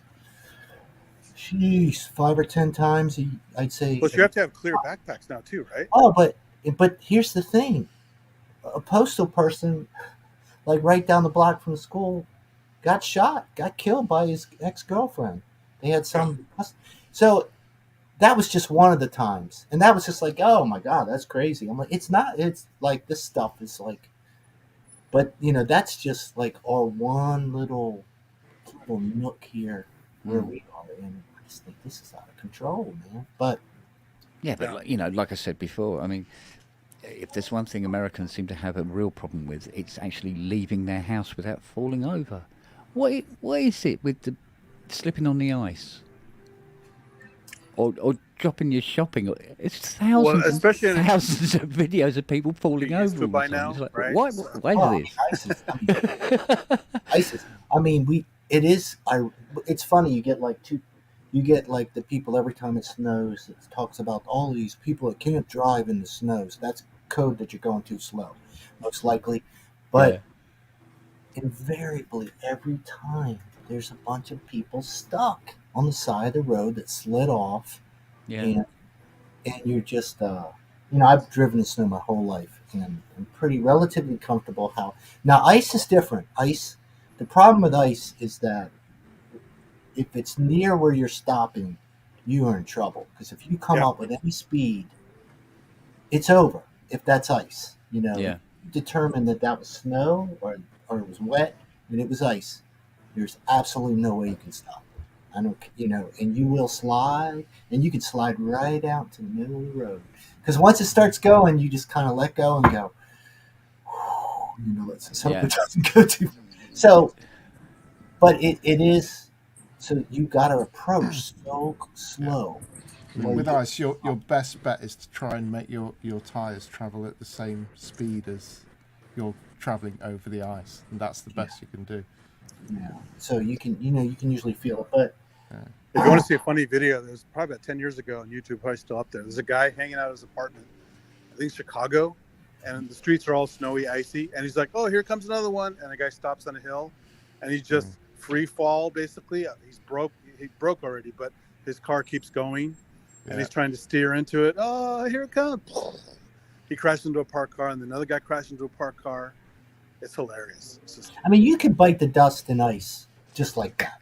You could be fine anywhere, and then you just, boom, you're on the ground.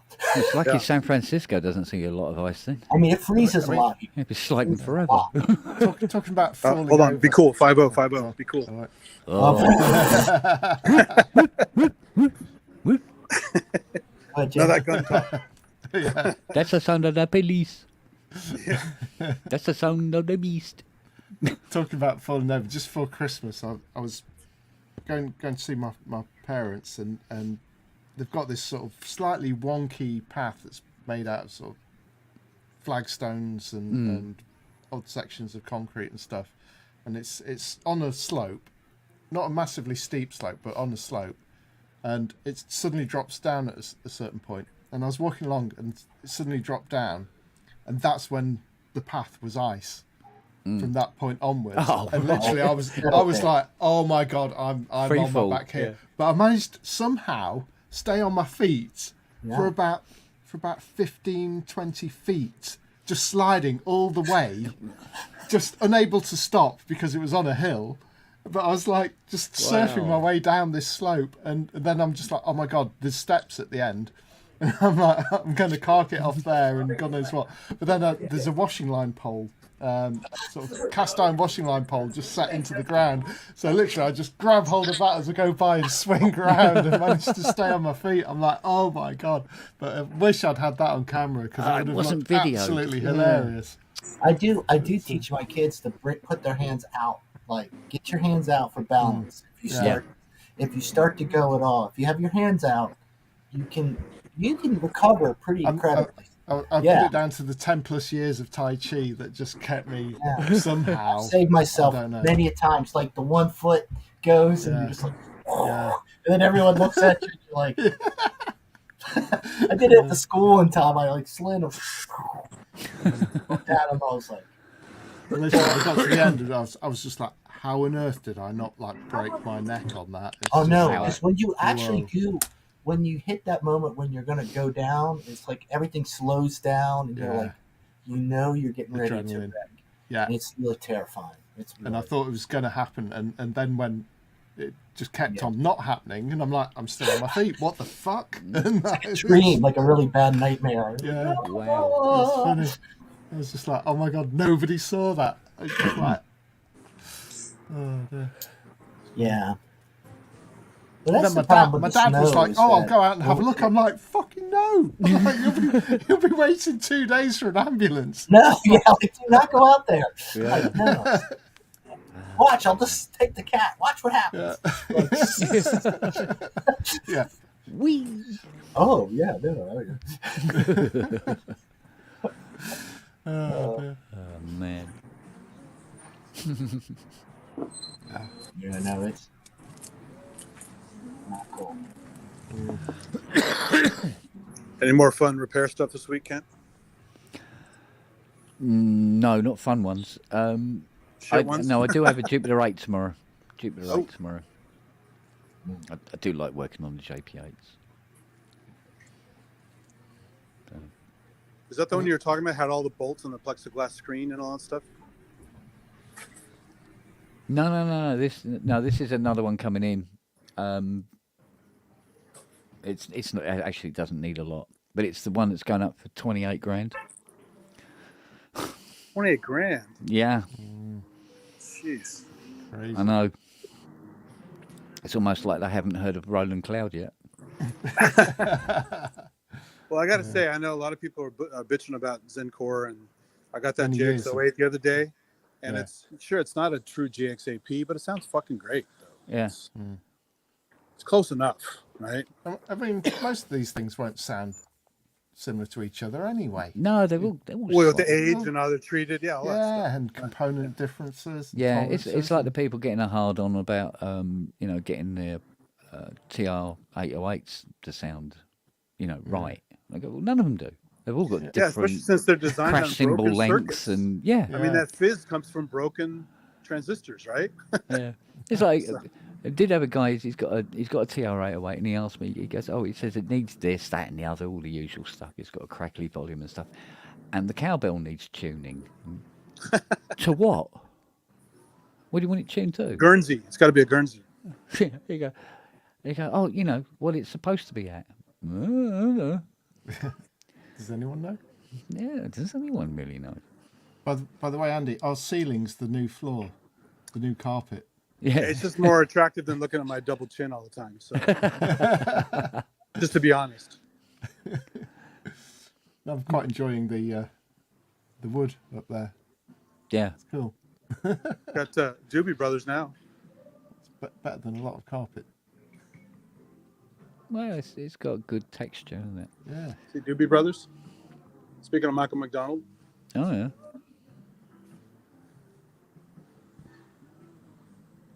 Yeah, this is like an old place that has like a lot of old crusty wood, you know. Ah, that's good. A lot of old shit. A lot of character. Yeah.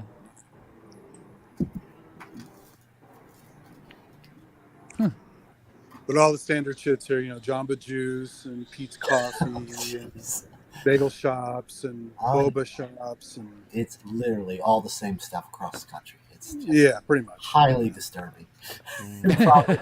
Probably in the UK too. Yeah, it's got like that. Yeah. I think was it Mark Hamill had something on Twitter like, you know, make one statement that young people wouldn't understand, but you know, you understand or something. And I was just like, I'll meet you at the Orange Julius at like 12. Oh yeah. I used to love Orange Julius. I know, and it's like, all right, we're all gonna meet at 12:30 at the Orange Julius, okay? At the food court. You know, like my parents would go one way, and like one sister would go that way. It's like, got it, you know. They always had those cute girls working a hot dog on a stick. I don't know if I ever even had anything at the Orange Julius, but I know we had to meet at the Orange Julius quite a few times. Because it was nice and orange. It was just like right there. Oh, mall life, man. Yep. Days. And Sparrow Pizza. Yes, Sparrow Pizza. It's terrible. But I mean, it's better than Pizza Hut, but it's, you know. yeah. I love mall life, man. I used to go so much. Oh, it's so cool. It's not I was something telling we somebody the really other had day, here, is it? we used to go to the mall and spend like $5 for the entire day. It was 20 cents for a day pass for the bus. And all that exercise. $3 for tokens for the video games. You buy a couple donuts and just walk around a bunch and just all day. We didn't have to go anywhere. We didn't have cell phones. We didn't have to be accountable for anything. It was great. My dad wore suits to work every day because he worked for the government, and he always went to the store. He always had, back before we used cards much, and you could just dig in there, and you'd just be like, bingo, you know, like 7 quarters, you'd stuff them in your pocket, and you were good, you know. You know, you had to get, you know, you had to get skilled at the games if you wanted that money to last. So sure, you were incentivized. I mean, like, well, this is it. It was pretty cool. Good times. Did his suits have holes in? Just checking if he actually worked for the government or not. Yeah. Oh Or no, a they were the same different suits. organisation. They were literally the same suits for like 20 years. He was in there. His belly just kind of worked its way to where he couldn't. Yeah, as long as you didn't catch him in the mirror going, you know, practicing, forget about it. Uh-oh. Now you just gotta imagine this really old kind of fuzzy looking Czech man, you know, with his little belly, engineer, working on like naval warfare systems, and he's like the biggest pacifist out there. I'm sure it was like, you know, he's probably like, oh Jesus, wow. And that was the work, you know. Yeah. I mean, that's it. I mean, in this country, we've got, you know, the Daily Mail, which is quite a right-wing sort of newspaper. And some of the people writing these stories are really quite left-wing, but it's a job. And, you know, they're writing, you know, to a certain narrative. It's just what they get paid for doing. Yeah, I know. It's a shame. Yeah. It's hard even, I mean, I'm in the private sector, and I get to see definitely both sides of it, but it's still just, it's not fun. It's not fun at all. You're constantly being, your morals and your ethics are being, feel like being challenged at every step of the way. You know, trying to do the right thing, just getting squashed. You know. Yeah. But hey, you still try. You gotta try. Yeah. I'd rather try than be what I call a conscientious objector. Just stand on the sidelines and go, "Well, you know, the problem is Dave," and I'm like, "It's like, oh, I know the problem." I must admit, I used to be quite centrist, really. And as I got older, I became felt more left than I was. But sometimes, you know, what this bunch of twats get up to sometimes, it's pushing me so far left that if the left had a right, do you know what I mean? Well, I You're know full circle. Yeah, Yes. you're almost doing a circle. Yeah. Well, I It is. mean, I was probably the same way, but really what it was is I want to be a pragmatist. I try to be a pragmatist very hard. So I try to move towards the center, even though I'm probably an idealist on the left ultimately. But I like to get things done. I'm very much like, I don't like this, you know, I want to get something. But now what we've seen is it's just so bad you cannot. The minute you start moving one way, it's just like coming all over your, and you're just like, oh, Yeah. I spilled my coffee. Oh Hey man, guys, I but just got a low battery thing, so I might drop any minute, but I'll hang out. Okay. So. I saw Facebook's fascinating. Like I saw some lady that was, what did she say? One of Mark Gardner's thing, and she said something like, "Well, a fossil doesn't prove that, you know, there were dinosaurs." Like I didn't even know if it was a joke. You know, I was like, That's the problem. That is the key. That is the and I key was like, problem well, now. we've got some awesome dinosaur exhibits. That was my response. I was like, like, I don't know what a fossil is. I'm talking about total, all the bones, right? Yeah. Like the Yeah. whole thing. We've got, you know, because they dig them up and they literally can find, Yeah. you know, because of some of the geology and stuff. It is just, you know, like a whole. I mean, time. there's been a few cock-ups along the way because wasn't there a dinosaur on display in the National History Museum, and it'd been there like 100 years or so, Yeah, but it was and made then with different some bright bits. spark went, no, actually that's two different dinosaurs you got Yeah, mixed the together. bones That the doesn't wrong way, and they exist. put the Yeah. different right. bones together. and Oh, stuff. yeah. Let's sort this out. Yeah. Well, Well, so there's a funny concept. You're talking about people not believing stuff. The problem is until they understood, you know, strata shifting and plate tectonics and all that kind of stuff, they would find bones at different strata that should have been at a different level, and they'd also find pieces of things here in different layers. Yeah. And they came up with the Latin term lusus naturae, which is like jokes of nature, and because they weren't sure what the hell was going on, it was like, is God playing with us, or is it something else afoot? You know, because there was confusion until they understood how the strata came about. You know, well, but yeah, it's weird. we used to have a few archaeologists that worked with us, and after a while, it was funny because we would kind of razz them and stuff. They'd come in with the little pottery things, but then they would kind of school us. You know, we'd say, "Oh yeah, you found something there," but then they would have these pieces of metal, and then they'd start saying, "Well, this is this, and this is." And what was most interesting was that, you know, like with the arrowheads, because you know you can find a lot of arrowheads, especially if you try.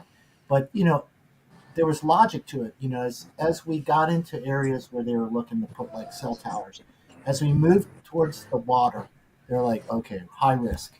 You know, like you got to. We're gonna have to like monitor every little piece of this, and because they moved along the water, so. I mean, it's like this stuff has a lot of logic to it. It's not like we're just finding fossils and going, "Oh, I don't know. I'm pretty sure that's a dinosaur." I mean, there's like a whole layer of history. Well, my favorite is Ken Ham and the Ark experience, where they have dinosaurs on Noah's Ark. I mean, I can't. Look that guy up. That guy's hilarious. Oh, It the is- guy was saying about because when Noah had all the animals on the ark, wasn't there two arks? Because there's got to be another ark for all the animals that the other animals eat. What was it, the Ricky Gervais thing where he's Yeah. talking and he's like you believe in like 2-3 gods? He goes, so we're pretty close because there's about 3,000 of them. I don't believe in 2,999, but you don't believe in 2,997. So we're actually not that far. And it was just like, that guy's so brilliant. Like, it's just like, you're like, wow, how do you come back from that? Like, my God, the logic is so, like, phew, that's pretty. And I don't know. Well, that's one of the problems. They don't teach logic in school. No one knows what logical fallacies are because they're using them all the time. Well, so, the cool thing now is AI, right? I think Robbie was talking about that. And it's really you can feel the artists really swell, getting they're really, AI's coming, and it is really fascinating. And, so I was like trying to break it down in my mind. And I'm like, well, obviously our creativity, right, our imaginations, right, are very important.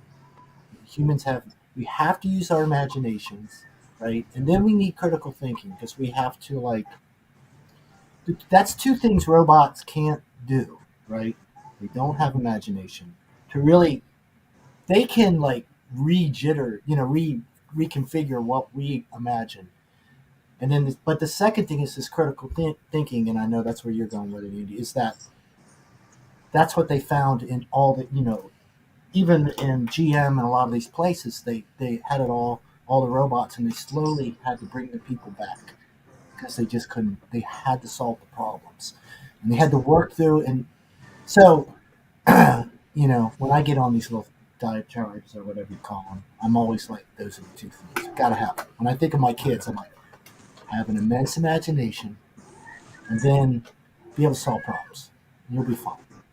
The people that are suffering can't do those things. Are missing on them. Was it Einstein who said imagination is a real measure of intelligence? My boy has some imagination there. Yeah. But no, I think it, it's really, it sounds so dull, but I don't think it's really is in reality. I don't know. One thing artists typically have is a lot of imagination, and that's what. And I think we struggle because we kind of feel like we can't use it. Like, we're going to use all this imagination. Like, you go to your job and you're like, what would be cool if we did this? And, I was like, shut up, Dave, It's like, what are you doing right now? I'm like, yeah. So all we have is this little studios, where we can finally, Well, that's one cool thing about modern science guys like Neil deGrasse Tyson, some other guys. They're encouraging not just curiosity, but imagination, exploration, the whole. Don't just make everything completely hard locked. Ask your questions, back it up with actual data, but always ask questions no matter what. Just not ridiculous questions that have already been answered, right? Well, and don't be like I talk about curiosity at work all the time. I'm like, be curious. You have to as you're moving through this progression, you should be going, oh, that's weird. Let me see what that But don't be curious and then a cynic, because you get some people, they go, aha, we should, you're not doing this. But it's really, they're not being curious for the right reasons. They're not really trying to solve anything. They're looking for it. That's why I try to do those micro live streams. They're kind of long and boring sometimes, but I try to, I have no idea what I'm going to find. I have no idea what I'm looking at sometimes. I have to kind of figure it out and put on the back burner for later. And I also have to, sorry, more checking. What are you doing out there? And I have to. I found a cool hat for you, Andy. Come on. And we get weird stuff on the slide that's artistic sometimes, looks like space art and stuff. So it's kind of fun to. Oh, it's super cool. Turn the stuff into more than just a boring, dry science session. But wow, look at that. That looks like blah blah blah. It's just, it makes it more fun. Oh, I had my wife watching for a little bit one time. No, you don't torture her like that. His voice is very relaxing. I'm like, I know. I just sit here on. It's like that's the idea. It's like what not I do, hardcore in your face. Just. I throw some terms out, but I try not to make it too nerdy because no one's going to watch. But it's important to know what we don't know. You know what I mean? Exactly. Yeah. It kind of humbles you. It's like, God, man, I'm an idiot. Like, what? Humbles me, and I've been looking at this shit for decades. I'm still humbled, so. literally fighting the cat. Can you see this? I'm like, Yeah. live TV. He's like, what was that? To that cat. I'm like, That speech that guy gave. Typical, like, you know. What was I've it? never It done said any something kind of like, kung fu or tai chi, but I've got like these moves. God, it's such a bloody mouthful as well. What was it? It was he goes, there are things we know, and there's things we don't know, we know. But there are also things we know we don't know, we know. And although it made perfect sense, they're going, huh? Yeah, Which well, is that's the true. thing. Science will never have all the answers. It's about the exploration. It's about, going with what you know and being open to new things, but not insane things. Like, when they released all that so-called alien footage that was secret in the government for years, they said, "Look, this guy's got fighter pilots with these. They caught real aliens on camera." It's like they could be any number of things doing those. Yeah. Kind of optical tricks. And it could be technology that's not declassified, that we don't know what it is yet from some other Were government. they wearing sombreros? There you go. Illegal aliens, maybe. Yeah. It's brilliant. I love watching movies from different decades as we progress and how we keep changing our imagination on what these aliens are going to be, and it is just fascinating. Yeah. But hey, it's I kind of look at it's no different than a god, I guess, on some level. I'm just like, just don't. I don't need you to form it all for me. Just I think if we actually ever there could be something, but what you're doing now is not. It's not working. Like you're just trying to put everything in this box. No, if we ever met up with aliens, it will turn into one of those bloody Karen matches. He goes, "You're the alien." No, you're the alien. No, you're the alien. Oh no! Is that? Yeah, that's going to be bad, isn't it? I'm going to say I'm the alien. It's me. Yeah. Yeah.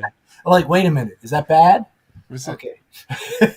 Who was it? Was it Asimov or who was it who said that there's either life out there or there isn't, and both are terrifying? Yeah. Yeah. Yeah. Exactly. Yeah. There's no way. To all of this is crazy. And the more you, but I really believe that a lot of people just can't handle it. It's just too much. It scares the shit out of them, and they go into these different. The problem is now we're going into some weird rabbit holes. Yeah, but I think probably to a lot of people, they see science as something that comes into their world and starts pulling their house down. Yeah, around them. Their whole reality. Thinking takes energy, and people are inherently lazy. But we're now in a position as a species where we have abundant food. We should be using those calories for thinking and pushing ourselves. And involving critical thinking, like you say. And it's like, the problem is we're so not used to doing that as a species. But I want to know what the Kardashians are doing. That's all I want to know. Well, I mean, all of that, though, exactly. The Kardashians. Because that's what people can cope with. Right. I don't like the stuff that's hard work, that is terrifying, that is going to actually get through to their very core of existence, that big yearning deep hole inside of them. They don't want to look there. Right. I do. I'm fascinated by this. Oh, it's super cool. And that's the one thing I believe in parenting is you've got to raise your kids to be able to manage the complexity of life. Emotionally is very important. That's probably they've got to emotionally be able to handle it. Yeah. They've got to intellectually sort of work with it, because what happens, I think, to a lot of people is slowly they go into these comfort zones, like you said, where they're just, the classic sports dude sitting, every Sunday and, the routine of it. And I don't have a problem with sports because there's some interesting parts of it, but it's clearly a mechanism for a lot of people it's a safety area. Or like you said, the Kardashians and all this, it's really checking out. That's what's happening. And like the saying goes, get your kids into synthesizers. They won't have money to cause trouble. Yeah, or for drugs. Yeah, exactly. Yeah, they can. I know. I would. It is. It's true, though, right? Our hobbies, ironically, our hobbies are really healthy, right? Yeah. And they're a sign of some sort of health. Although it's obsessive too. So Well, look, you're gonna get this. It's funny. I've got like my healthy obsessions. Yeah, I've got my No Gear 2023 support group for mainly modular and stuff, and I do believe there's. Are they laughing at me? Sorry. I'm having a good old time. Is that Dave again? Dave's going to buy stuff. Dave's going to buy stuff. My synthesizers? Dave not buy something in 2023? Did you see that Micro Freak? That thing's hilarious. Was there laughing, or was that? It was your inner monologue. They're laughing at the Campbell actually. So yeah, can you imagine go? I'm not going to buy any more stuff this year. Who's laughing? Yeah. It's down to why you're buying it, right? Yeah. And really start to get to the heart of certain things. Like, I really am going to try not to get any more modular. And honestly, I don't even really want it. I'm starting to get like sick thinking about doing it. I'm almost at that point where it's like, I can't take another piece of, Now the Osmos was a little different. That was kind of like, whoa. This is kind of cool, and this is a very niche thing, and I'm afraid I'll get another chance. And I think artistically, this might be interesting. That whole thing to do with sort of connection between brain and output. Yeah, and that's kind of different. Yeah, that's where all the magic is in terms of gear. Really, it's like there's a lot of stuff that's just fairy dust and icing and stuff like that, but anything that helps you realize your ideas in a really unusual or fast way, really expressive way is that's where the magic is for me. Yeah, and I think with modular, once you realize that, like this one, I have that one with system and a couple others, and I know intuitively I don't really need anything else. That was it.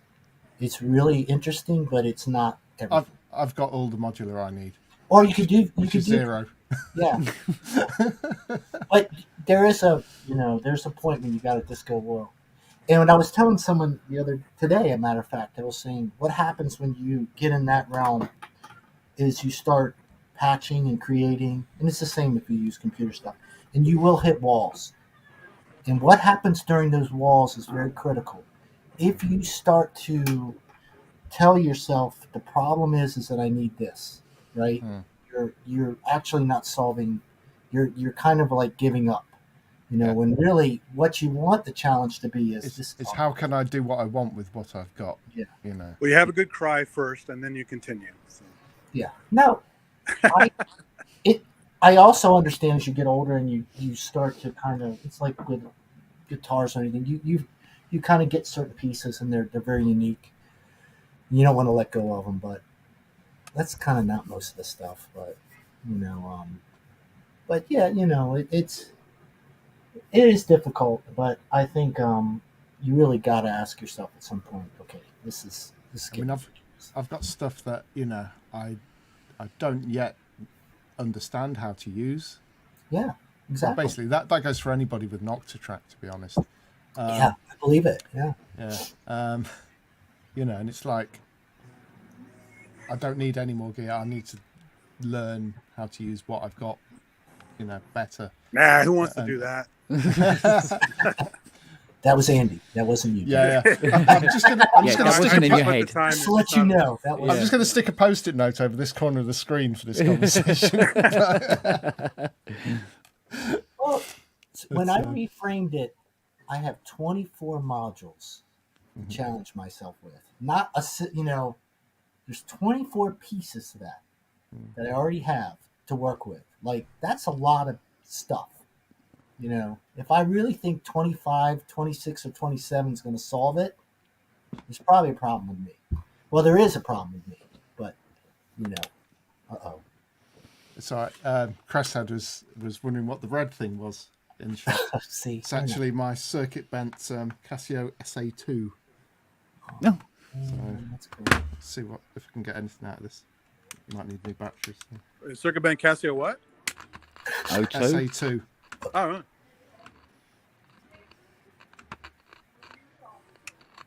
So it's really glitching. I have a circuit band SK1, but I haven't done much other circuit bending. I'm too scared to ruin it.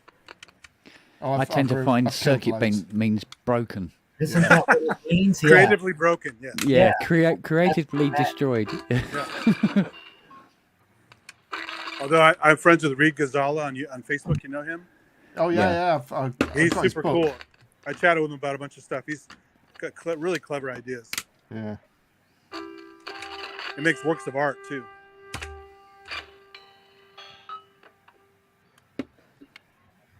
Inky's trying to talk down Manny on your rack. Don't do it, Manny. Don't do it, man. Or do it. Oh, go for it. One or the other. One or the other. Oh, you go, yeah, do it. Yeah, it'd be fine. Not sure what's happening. Or it's static. It sounds like static. Yeah. Look, get a little staticky stuff out of this.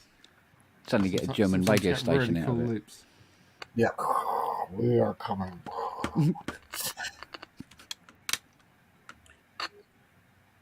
That's not static. It's Skinny Puppy.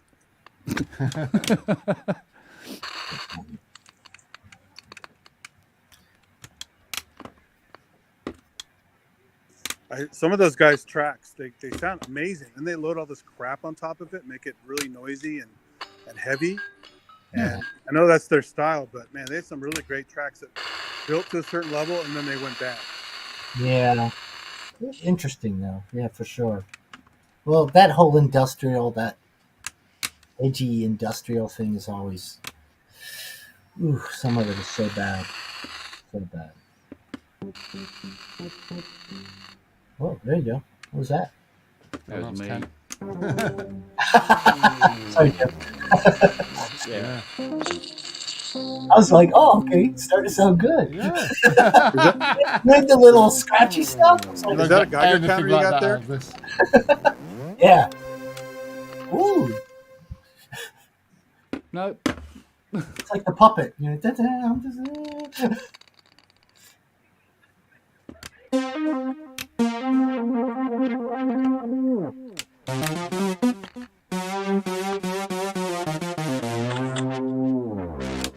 Hmm. 74 modules is all in, man. Hey, Jim, you should run your electro sloosh around the circuit bend thing and see if it sounds different. Oh, yeah. Where's my electroslush?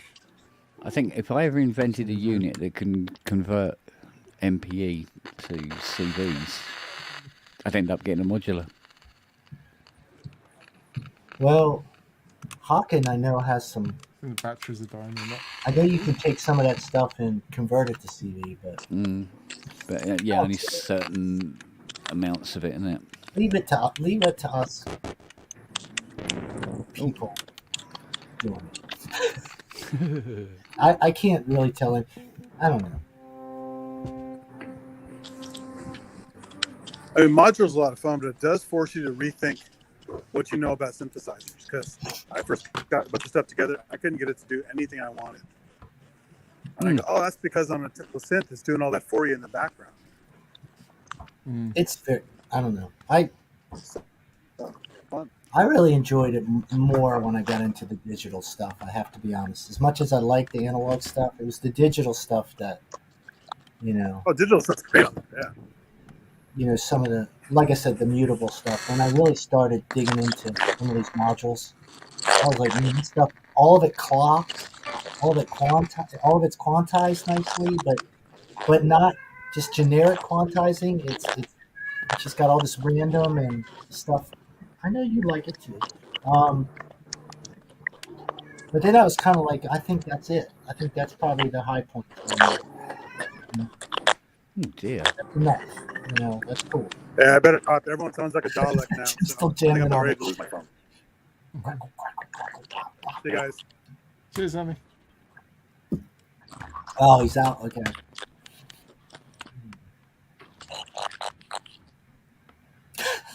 That's not That me sounded either. Oh, it sounded like sounds like sounds like a hamster having a wank in custard or something. Is that the title Hey, of the latest Spongles album? Yeah. Do you go, is this what you were trying to aim for when you got this keyboard done? Yeah. It's fun. It's fun. Yeah. It looks cute too. You can put it on the table. Look, he still can't. He's not done with it. Oh no, that was the other one. That's the. Oh no, you got another one. I say 5. But yeah. No, it's like you have to sort of persevere, and you'll be there for ages, just trying to get it to crash in the right way, and then Right. it'll do it, and you'll be like, "Fucking hell, that's magic." Well, that's modular, right? Yeah. You F around with it for. Feels like you're just like, why am I doing this? And you gotta keep going, and then finally you go, whoa, that's cool. You know, I would have never come up with that. Sorry, Inky. True. What do you got there? Yeah, I think this needs new batteries. Fairly dead.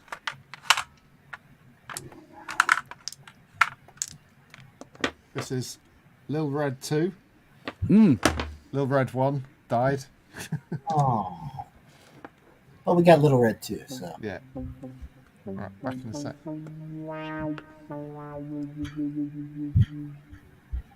Oh, that's Kent again. Daggone it. Yeah, sorry about that. No, it's fine. Make it bubble. No, you should resist modular. You should resist. I strongly believe. BCD rock.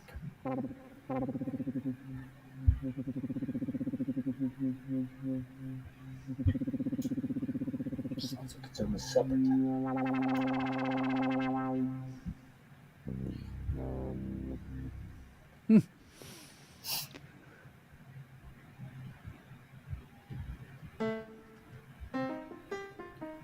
What are you playing right now? It's Equator on the Rolly.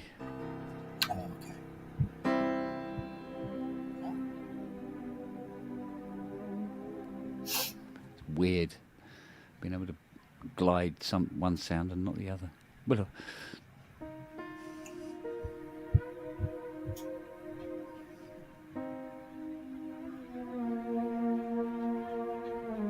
So you like that spongy feel? it's not as spongy as the grind is really spongy. Uh-huh. That's bath spongy. Yeah. This, it's quite responsive. It's just getting used to it, you know. Once you're used to it, walk in the park, mate. No, I'm not. And I'm normally really crap at adapting to anything, but I really did take to these rolly boards. Because even I remember when I bought the Rise, I was going, oh, I don't know how this is going to go. I would have really loved one of the Continuums, but the Hawken ones, but they're so expensive. Yeah. Yeah. God. The Mini, I agree, like, I heard Dr. Mike Medley kind of, I understand why people wouldn't like it, but if you just kind of, because the problem is he's played too many instruments. That's his problem. So he's judging it against all this stuff, but if you're someone who just gets it, and kind of works with it, you're like, this thing's crazy, man. What is this? This is like nothing I have. Yeah. And the sound engine is so good, and interesting. But how do you use it musically? It's tough. It really is. It's almost like you need to sample it, or loop it or something, because it's just so hard to play anything consistently with it. Like, you get cool sounds, but you can't repeat them, with any consistency. Yeah. If that makes sense, Yeah, no, it does. It does. But it was almost like, because when I got the Rolly and started using it, I was presented with the problem of being given these new facilities and not really knowing what was the best way to actually implement them. So you try doing stuff that seemed, should we say, inappropriate to what it was you were playing. You go, oh no, I shouldn't do that.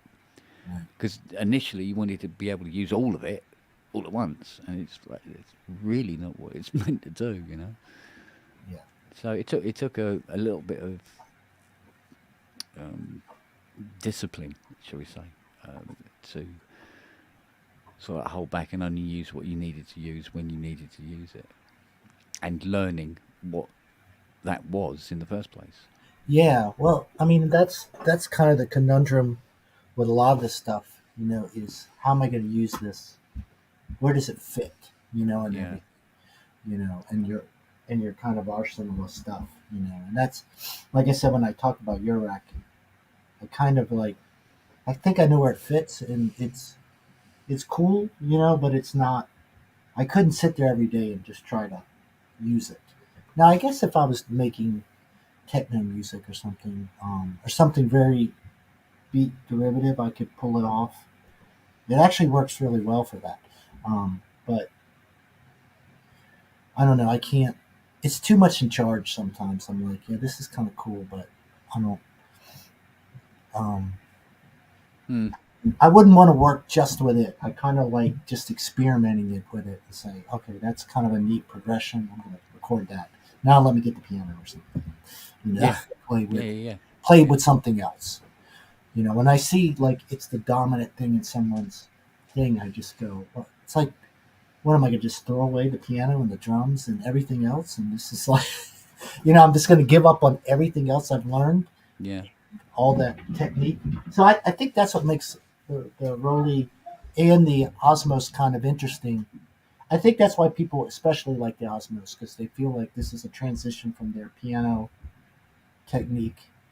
And I'm not saying I'm not a great piano player, but I do have some technique. You know, I do play with a certain level of just some noodling. You know, that I don't want to lose that. You know, so I'm hoping that this kind of, you know, I can blend whatever it offers with some of that, and then, you know, create something interesting out of it. You know, because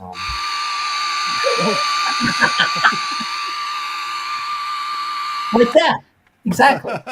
What's that? The dishwasher patch. Yeah. Cool. It's cool live. It's like you almost were playing it like a guitar. It's like, you got to do that live, Jim. I'm telling you. You know, you get everything going, and then you just like that's the lead. You just all of a sudden like kind of go down, and you just rise up with that thing. You know, there's actually quite a lot of stuff off this that's in my live set. Like lots of, I do sort of giving away some trade secrets here, but.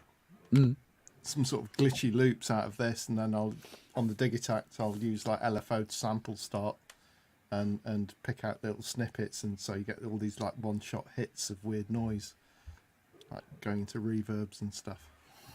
That's what I'm hoping to use the sample track for more. I still haven't tried to loop with it. I just really dig loopers and things that kind of stuff, you know. It's sort of like sampling. Looping it's sampling, but not necessarily sampling to put it across the keyboard. Yeah.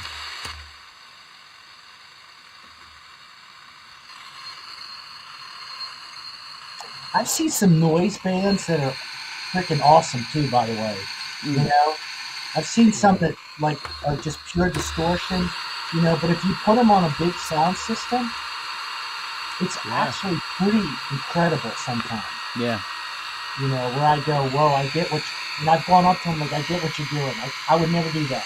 But that was awesome. I know, Cleo's here. Hey. The whole time. She got her tongue clear.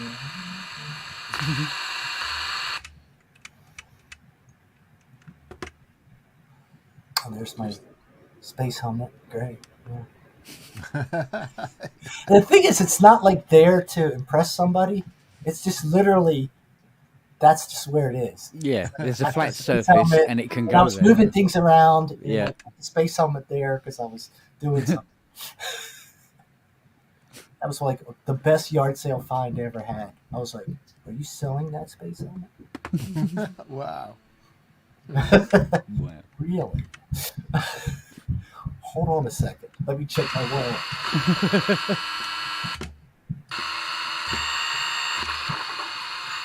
You like that? Music for cats. I think so. She doesn't look unhappy. Yeah, circuit pit dentist drill. Anything's music. Right, Cleo? Anything. Yeah, look at the camera.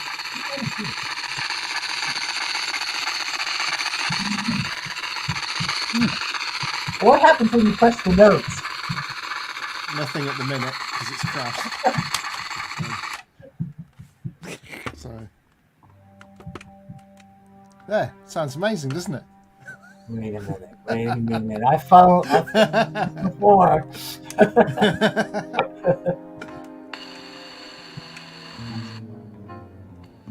It's a nice car, yeah. They are working together.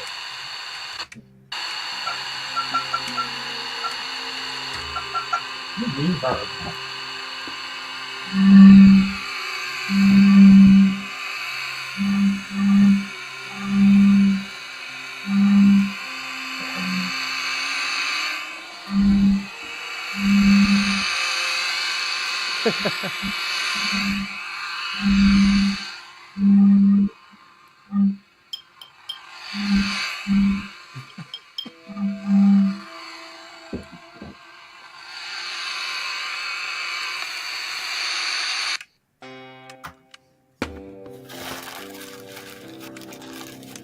Cool.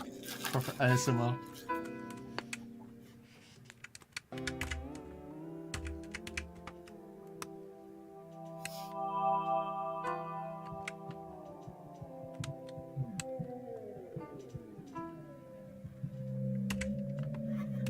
I like it. Keep the space music going. Yeah.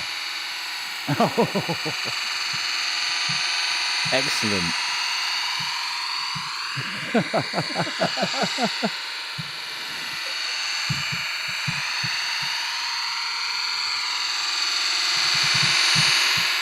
Oh, God.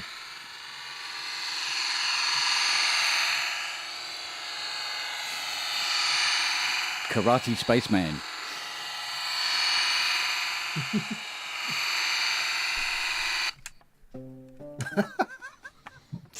Hey, Rob.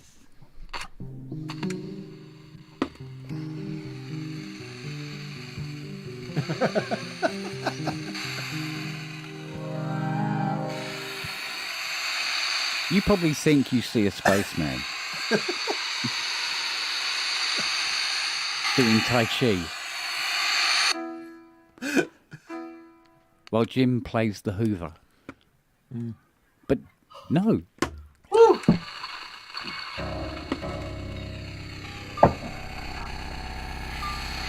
One for the ball.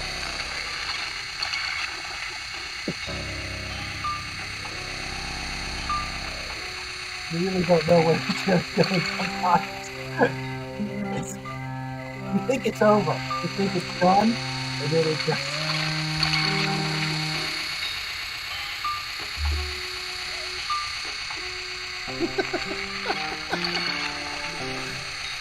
It's a sleep deprivation.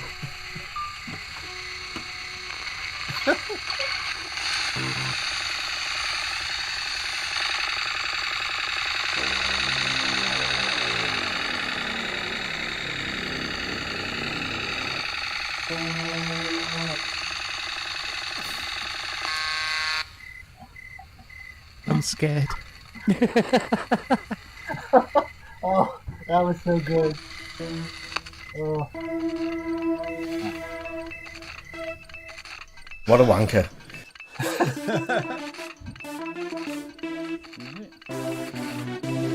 Don't bring up. Oh, God. Don't bring up rabies. That's mad. Woo! Hey, Robbie, how are you? I'm not sure. I'm just not sure. You've been drinking, sir. I thought it was okay. But then I thought, yes, I have consumed beer and wine, and now having a little bit of a nightcap, and I thought, maybe I've had too much. But Aren't you supposed to put that on your head? Oh God.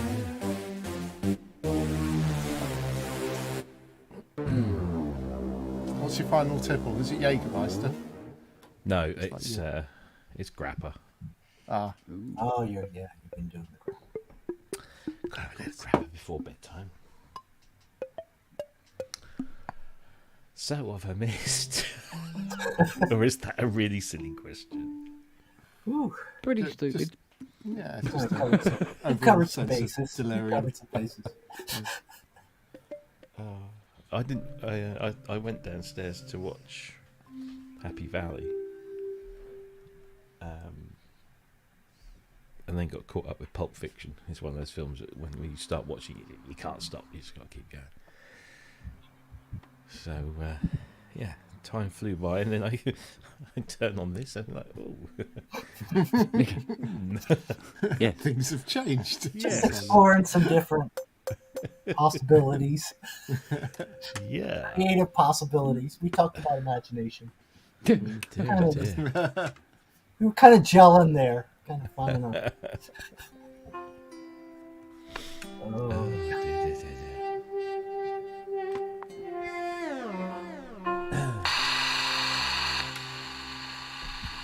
Do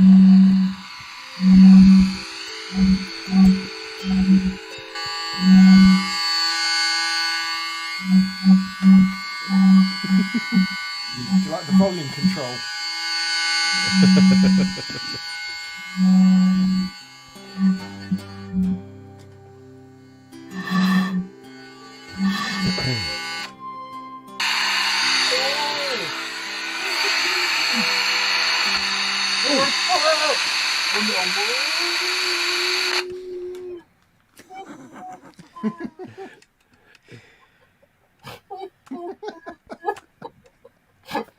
Good God, sir.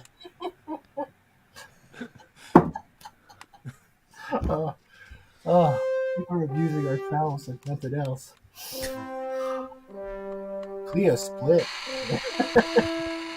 She's probably the most sane person here. Yeah.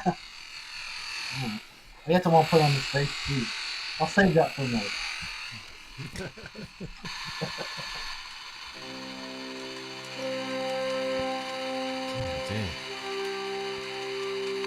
Uh-oh.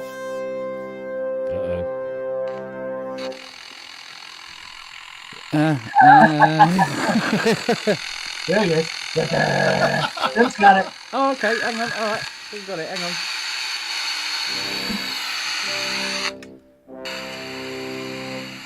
Let's back that up with something. Hang on.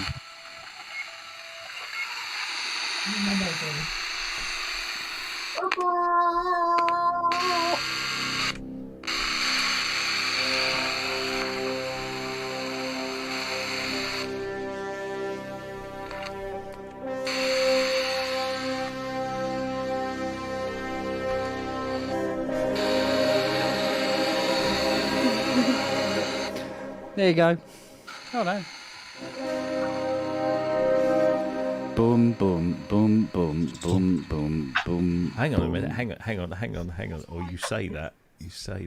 Go for it. Where is it? Here it is. Go on. Oh, I've got to. Hang on. Where's your timpani? Yeah.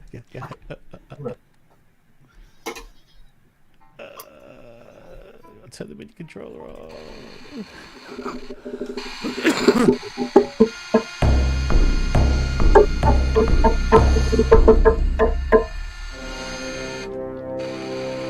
Where's your space helmet, Dave?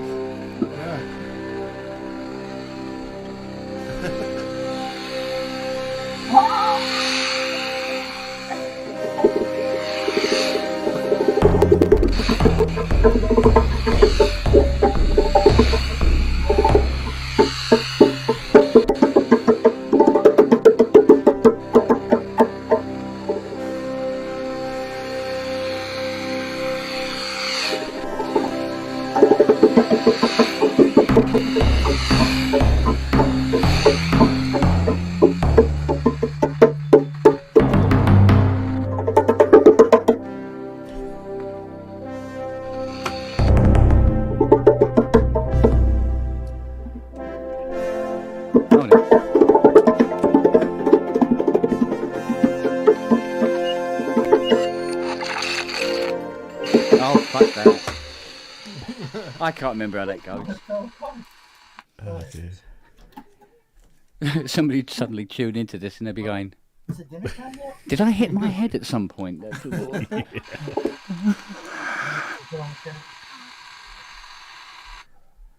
Nothing's happening this week. It's okay. Yeah. Daddy is not losing his mind.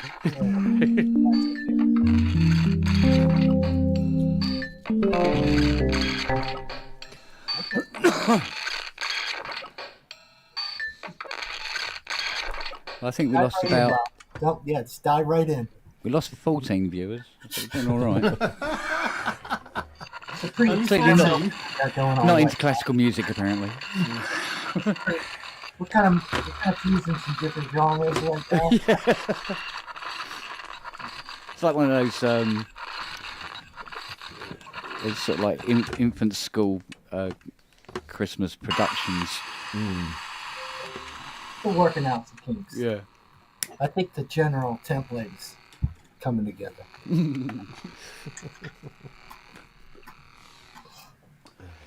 That's not. The lightsaber. Wasn't a bad brass actually for Rowley. Yeah, I like it when you do the key. You know, you kind of like when I'm doing this. If you're just yeah, God feeling like It's the dentist drill again. not too bad. People are gonna love that, man. They're gonna love it. I mean, the people. Bloody hell.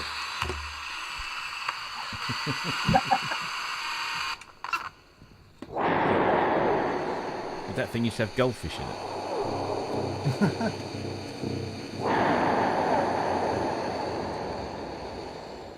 Interesting. Touchy FM effects.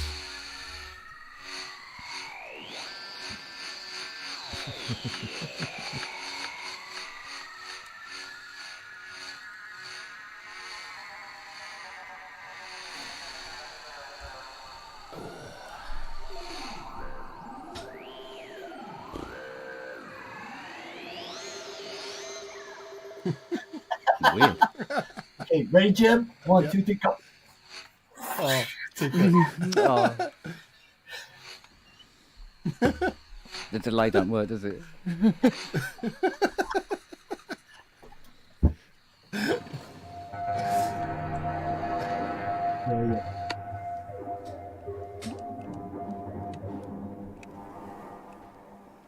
Weird.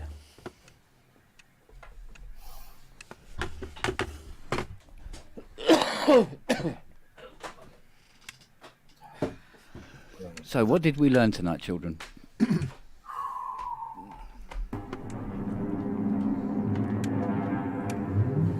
Learn. This word, learn. You did learn.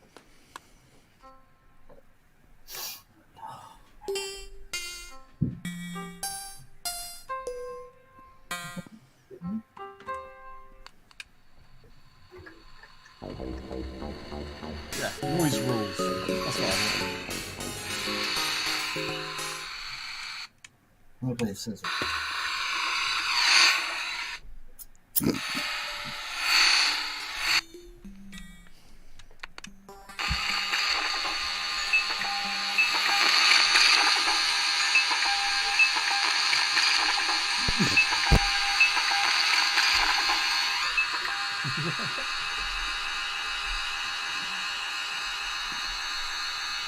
Starbucks isn't actually brought to you by Starbucks.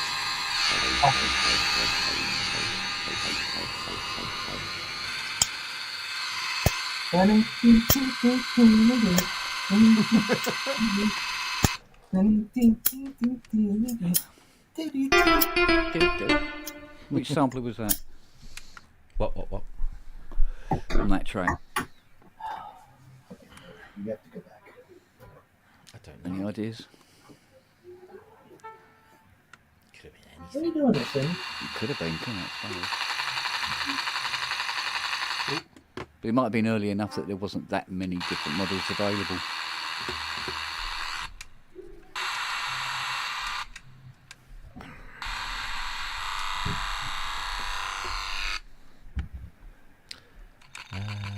was it? 86. So. Oh, was it as late as that? Oh, there was many to choose from then, wasn't there? Yeah. Because one of that, you remember the was it AEIOU one? Yeah. That was a Mark 1 emulator, wasn't it? One of the factory discs. There was Arthur Baker, and he had access to a Fairlight. That might be Fairly. But more likely it was an emulator. Because I know one of the factory discs on the E1 was did AEIO in U. Yeah. But there was a couple of songs that used. What was the other guy? I forget his name now. Eben. Ebenezer Good? No. No. Eben Ozen.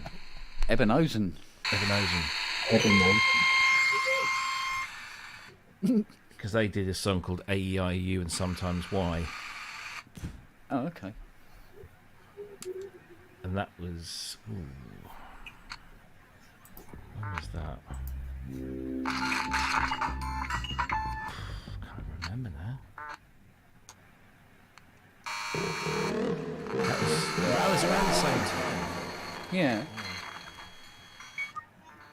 Because early on, it was easier to speculate because there'd be maybe one or two actual samplers on the planet, isn't there? Exactly, yeah, exactly. There's one or the other.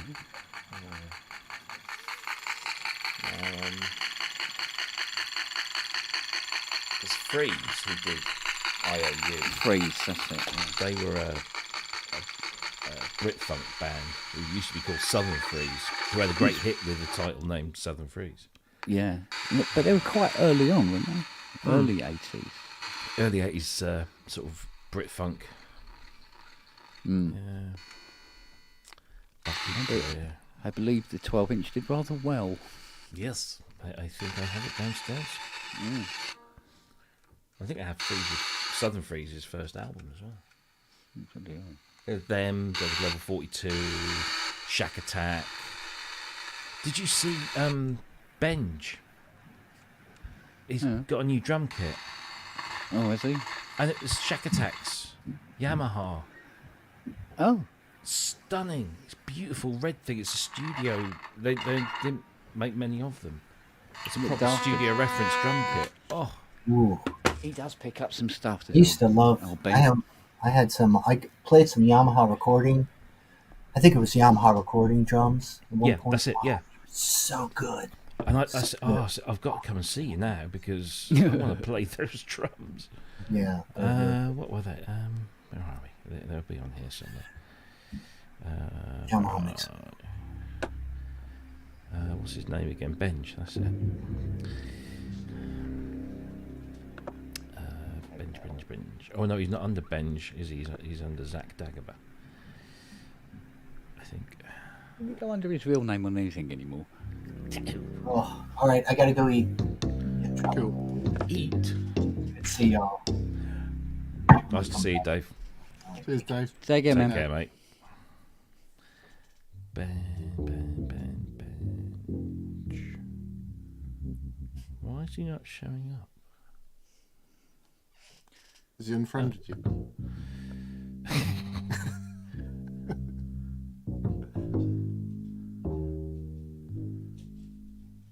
I found one of his accounts.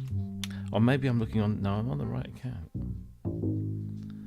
Oh no, of course he's under Meme Tune, isn't he? Meme Tune Studio. And now, of course, David's gone.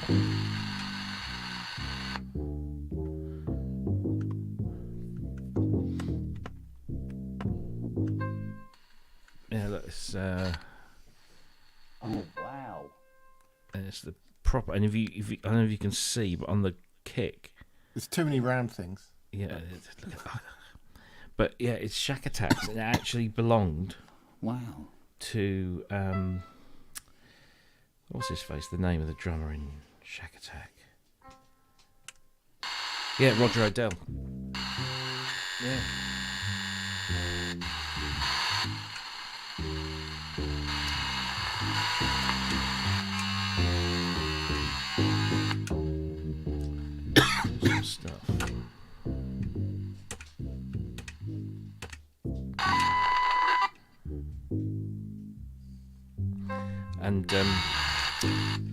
Mean Tune program is on its way back as well.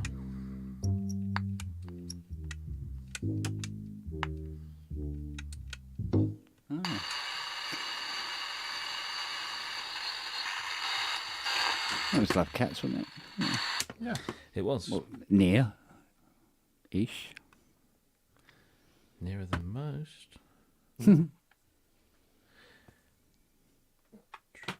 It's just that weird effect. Isn't it? Stop annoying people.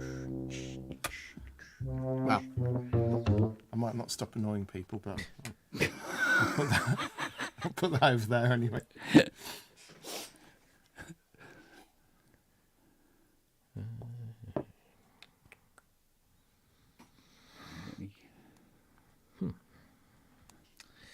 Oh, there we go.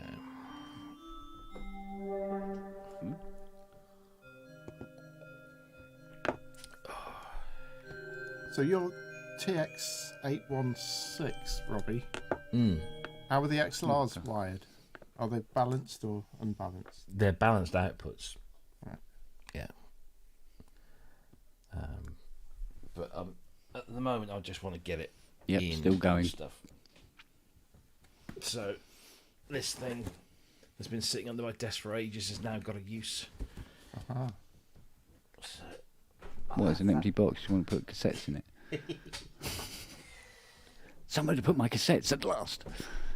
So I'm going to de-rack my S6000 and S2000 and move them out of the way, and then rack the 816.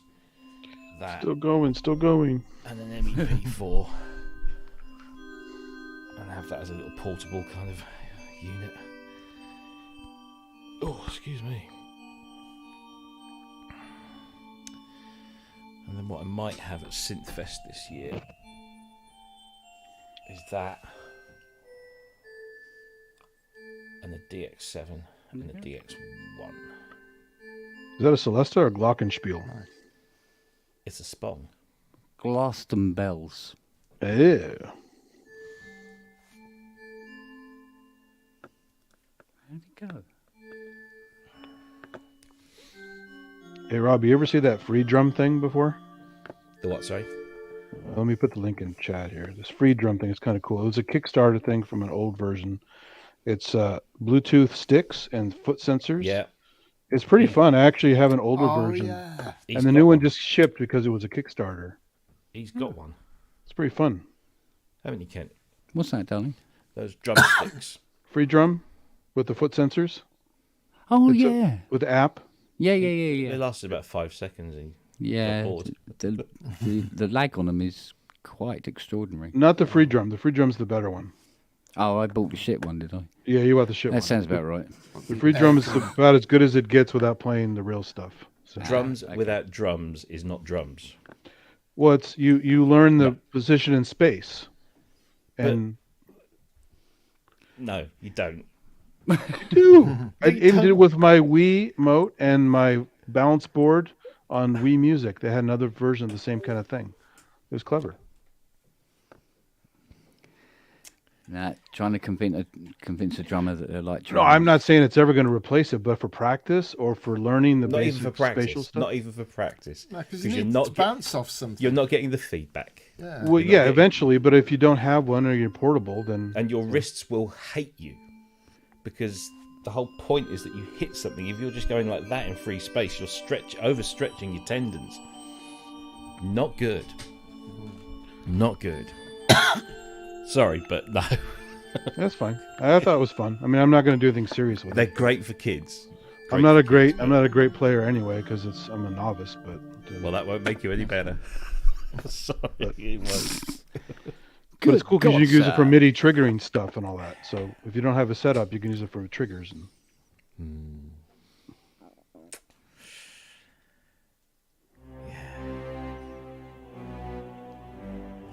there are people who actually put pillows out and they hit pillows with them. So. Dear. We used to use pots, pans, and Tupperware.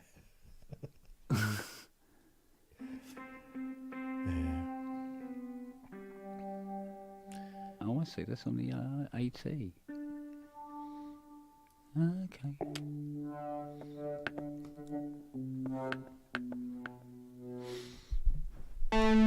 Oh, thank you.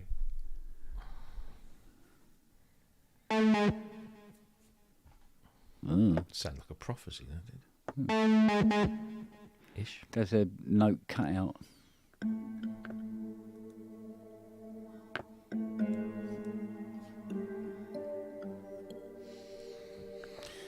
Oh dear. Keep wanting to do that with the hydrosense, go up and down the keys. Yeah,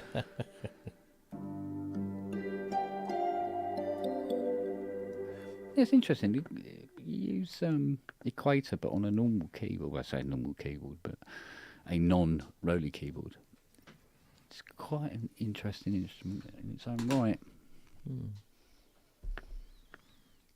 I suppose it does weird shit though when you use a Roly Grand. So let's see. Does the Aftertouch work the same though?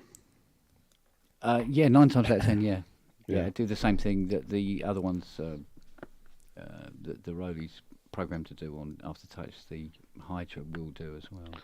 It is But cool that simply Osmos because has it's those MPE. new modes too. That the Roly doesn't have. That's kind of fun. Mm. Like the key travel mode, where it's almost like plucking a mandolin. Yeah. So as you move the key up and down, it goes brrring, brrring, brrring. Yeah. It's kind of clever. Yeah.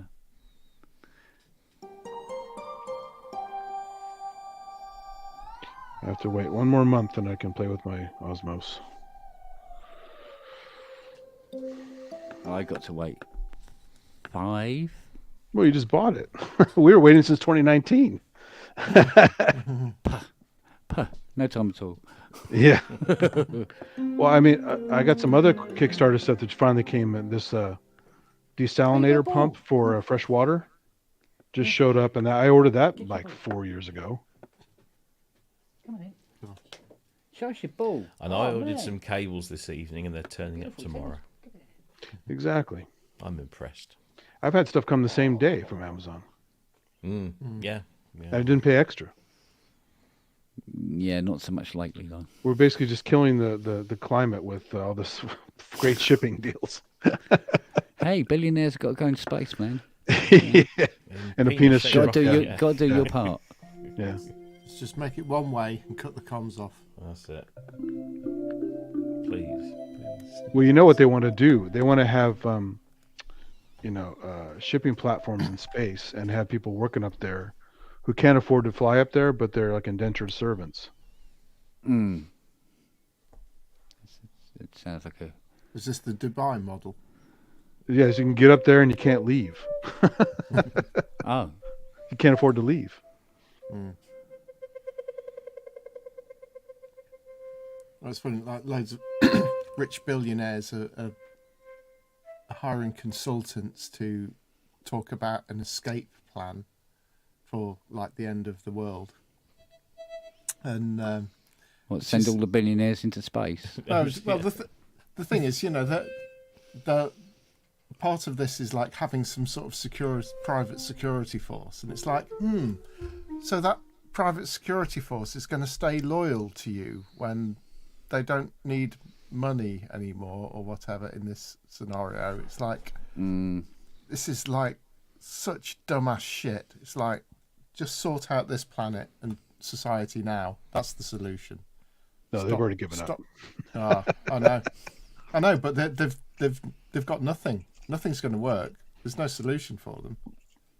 And the funny thing is, the people who've given up don't even appreciate all the nature, the wildlife, the scenic beauty. They don't give a shit about that. They just want to have a nice place to have their nice house and pretend that the rest of the world doesn't exist. Yeah. But it's just like, wow, fucking morons, really are. Yep.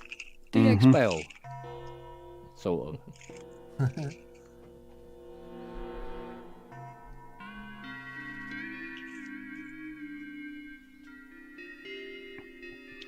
Yeah, you can't buy sense.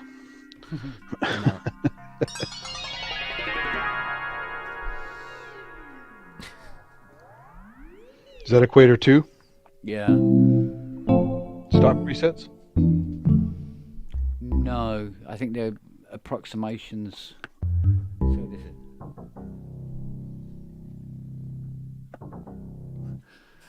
What's that? What is love? Yes, thank you. Don't know where that came from, but yeah.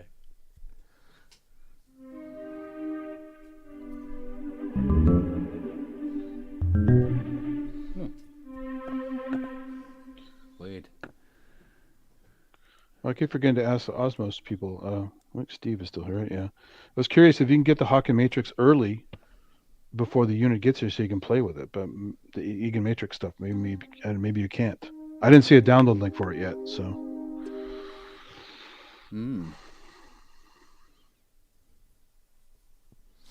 Interesting, having a patch called Echo Harp and it doesn't echo.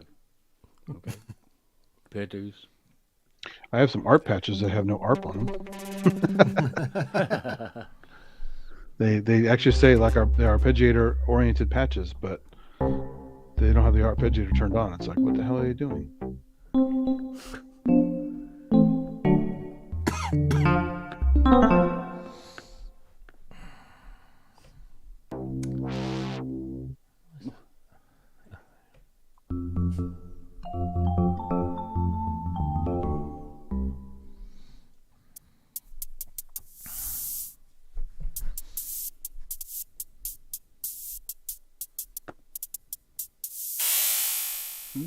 What are the limited rhythm patches on the Rolly Equator? Yeah, it's weird because it hit it and it's closed. Glide up and it's open. But every now and again it just latches and goes for no apparent reason. I think Strobe and the other ones have some rhythm stuff on them. Oh, they might do actually. Strobe and what's the other one called? I always forget the name of the other one. The F expansion stuff. Strobe and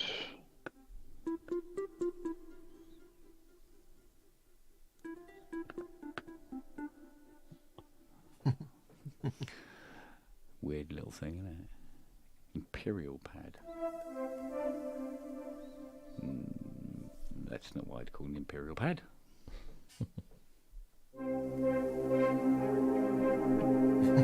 No, it doesn't work at all. What are you on about? No.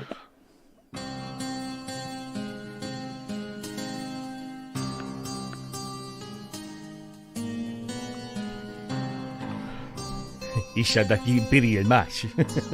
Oh, God, I ruined that, didn't I? It's the Spanish Imperial match. yeah, God. Join me. And we'll rule the galaxy together, yeah? No. That and Real Madrid, eh? I'm from Barcelona. Yeah, Barcelona. It's not a hamster, it's a rat.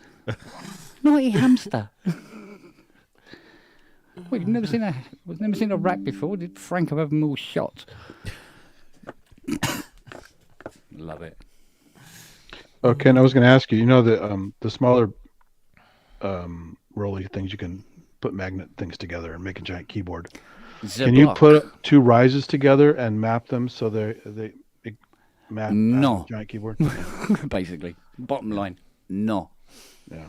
No. Too bad. The interesting thing is that when you put two blocks together, what they don't show in the demos very cleverly is doing glide across the lot. Because you go glide and it stops and then it doesn't glide anymore. Oh, I never tried that. Switched over controllers and go, oh, there's a gap in the middle. No. Oh, yeah. Yeah. So they stopped doing any glide. Aha.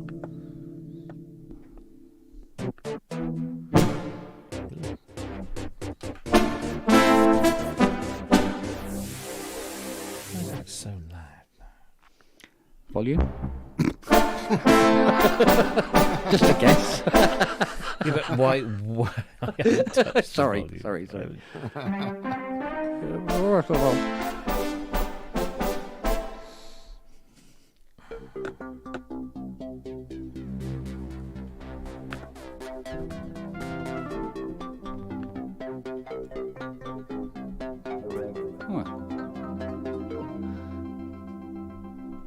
weird.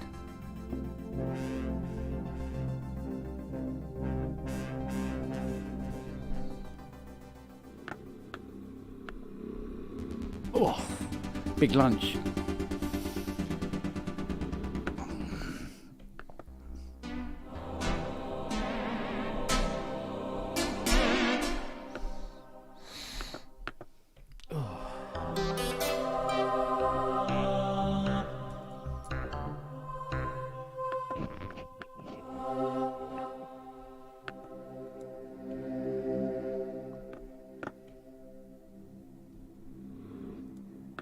Hey Kent, did you ever use the isolation choir that G-Force put out for free?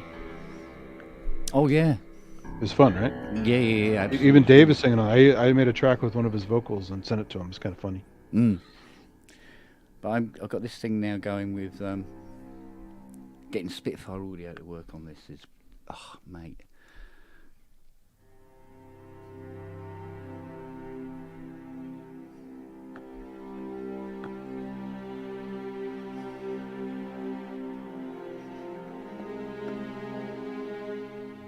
So I can actually touch the keyboard.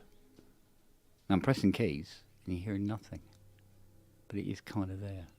It's all working just on after.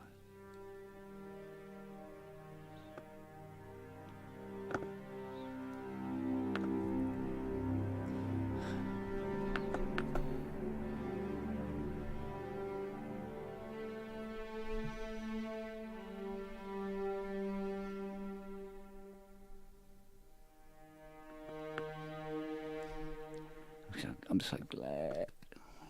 Going to apply that to a few other libraries, mate, see what we can get out of them. Because it gives them a whole new dimension without having to use 5 hands, 2 foot pedals. Cool.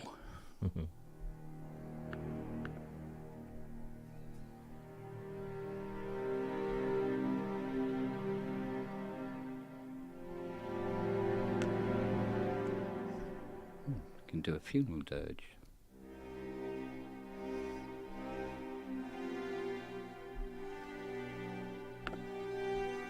Yeah. Oh God! Got to learn how to play though, and then it'd be worthwhile doing. Because in the meantime, it doesn't work. If it works on a proper keyboard. Oh, I shouldn't have said that. So you never use your Pro 3 at all? No. Wow. No. Yeah, I know. Ridiculous. It's one of those things where I bought it and I thought, yeah, this would be brilliant. And then it went, yeah, but it's over there. And I got loads of stuff on the computer and it sounds just as good anyway. So, yeah, I mean, I only played at the NAMM launch, but it was amazing when I tried it. I think the Pro 3 was a turning point because I think it was the point where I realised that was buying stuff for the sake of buying stuff. Instead of buying stuff I wanted or needed. Well, that was kind of like the Polyevolver for me. I really wanted it, but I didn't really need it. But then I grew like, oh man, this thing's fucking awesome. Yeah, well, sometimes you just get lucky with it. But there's been so many purchases I've made now where I've gone, why did I buy this? What about the EPS 16 Plus? Love it. Is that? Yeah, yeah, I do love it. But you see, that's another thing. You see, I got this whole Poly Aftertouch thing hard on that I've been stuck with since I was 12. So yeah, that's it's called priapism. Yeah, if it's got Poly AT, I want to use it. Put it that way. Yeah. It's weird. Cool. I did spend like 20 years of my life wondering if I would ever see a CS80. Never mind own one. So I've never even seen one in person. And then you get one and you get to use it, and it's like, God, it's everything I thought it was going to be. So that's it. Just swept away by the whole Poly AT thing. But the way I took to it as well, it was almost, it felt absolutely natural. It was like something I had been doing, even when I had just normal synthesizers or piano or something like that. I was pushing keys harder than others. It was like I wanted to do AT without even knowing what it was or what I was supposed to be doing. Well, I discovered a couple weeks ago, even the lowly EPS has it, the original EPS. And I guarantee most people who had it probably didn't know that and didn't care. Yeah. Yeah. But roughly about the time when Poly AT was not on anybody's radar at all. You know, not really. Maybe the Kurzweil MIDI board people, you know, those owners, the owners of them. But even then, possibly didn't implement it. Or didn't find the need to implement it. So... Yeah, it seemed to get killed off, didn't it? And yeah, before I said... Yeah, exactly. Yeah, you know, Steve Elbow was saying, you know, Kent's going to love the Osmos. I already do, and I haven't even seen one. I already know I'm going to love it. No matter what, it's, you know, all right, let's say, oh, it's got a couple of foibles. Yeah, don't give a shit. Don't give a shit, I'm going to love it. I'll work around the foibles, like I do with the Rise. I mean, I can give you a list of all the things where you go, Rise, whoa, Roly, oh my God. But if you can work around them, it's the board that keeps giving. I love playing it, really do.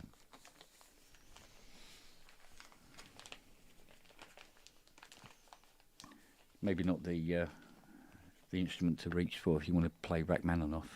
I don't recommend it. I mean, even the block, people shit on the block, but I've made a lot of fun stuff at the lunchtime in the car at work, just with the block and the Rolly app on the iPad. It's awesome. Yeah.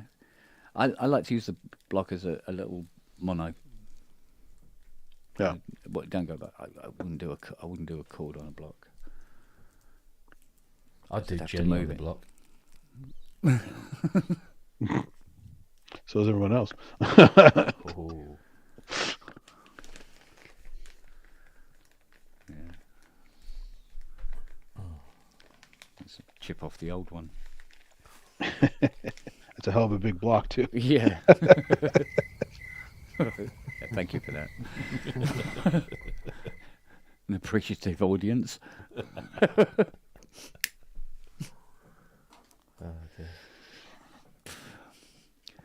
Now I was messing with some effects a bit last week on the mic.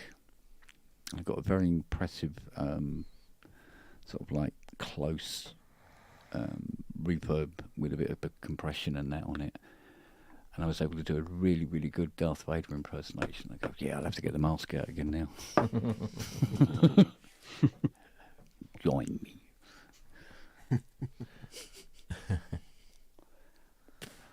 Yeah, do the whole Rolly Rise review as Darth Vader. Well, it's funny when you listen to the last Star Wars with James Earl Jones doing the voice, it just didn't sound right. He's got a kind of much weaker voice now. He's so old. Oh. But at least it's James Earl Jones. Yeah. It's still him, yeah. It's not AI yet. But they have they've got it. That's going the next time Darth Vader appears, it's going to be this AI version that they've developed from his performances. It's like the Roger Ebert thing. You ever see that where they sampled his voice when he lost his voice box and he talked with his own voice? No. That was pretty trippy. His wife was crying because he hadn't talked in years and they did that. There's a guy over here. He's a former rugby player, and he's got motor neurons, or what was it called in America? Lou Gehrig's disease. Lou Gehrig's, yeah. Yeah. ALS. Republican. Yeah, ALS, yeah, and he's very rapidly deteriorated down, so he's kind of pretty motionless. He's pretty much a Stephen, it's at the same level as Stephen Hawking. He's the chappie that got his bus wrecked. Yes, some arseholes. Yeah, his charity bus. Bastards. Yeah. Oh, no. But they did Let's go for a the pig. company did his speech machine, and they did it in his voice, and that's pretty special. Yeah. It sounds like Rob. It's not. Yeah, the Ebert one was creepy because it really did sound like him. Mm. And this was like 10 years ago, so it was pretty good technology. Hawking allegedly was offered something, because they'd got examples of his voice before he. He loves that weird old voice, huh? But he absolutely stuck with it. He said, "No, this is my voice now." I was in hospital with him. He was in a private room next to the ward that I was on, and it was fucking spooky because I walked past the thing and I heard him talking, and I'm like, "Oh, there's a program about." I just assumed it was the TV. So I went into the TV room and it was like, they were watching some soap opera. I thought, what bloody hell, I could hear this voice. And then as I walked past, I sort of glanced in. There he is because with his MND, he suffered from respiratory issues, and that's why he was on the same ward as us, which was rather spooky. But he was able to circumvent all the hospital food. He didn't have to eat with the rest of us. Wow. But then he's Professor Hawking. So. Well, this is a funny thing. So I went to see his lecture once in San Jose because I always liked the guy. And really cool just to watch him construct the answers and answer them and stuff. Yeah. And then we left and we're in the lobby milling about, and I said, "Oh, pamphlets! I want to go see what the pamphlets were." And I crossed this hallway, and I see this commotion to my left as I'm kind of half reading pamphlets, half walking back to where my girlfriend was. And I saw this huge crowd come rushing up on me, and I'm like, whoa! And I got out of the way, and it was his entourage and him. I almost got run over by Stephen Hawking. Well, we used to see him when I used to work in Cambridge. We used to see him just zipping around the streets. This was mid-90s, so he wasn't maybe so much the height of his fame. He was well known, but yeah, he was just because he was what's that? Professor Emeritus or whatever he was of mathematics, and he was just you'd see him zipping around, just just like a regular guy, but in a chair. He apparently was kind of a swinger too, from what I heard. Oh gosh, he was terrible. Yeah, a real womanizer. Yeah. Yeah. Yeah. Yes, it is a sledge. SE. For sale if anybody wants it. Yeah. Pound. It's called Percy. Percy, yeah. And if you get three together, they're called Sister. Oh. Boom. Womp, womp, womp. Where's the... Oh, there it is. And so it's here. In the graveyard. This is the Kent Spong version of the tumbleweed moment. Yeah.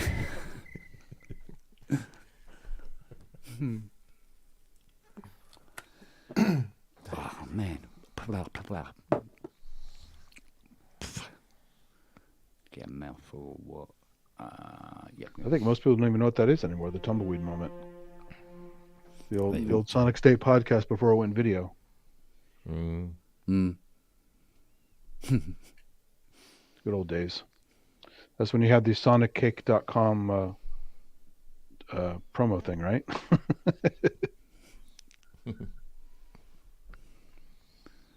Yeah.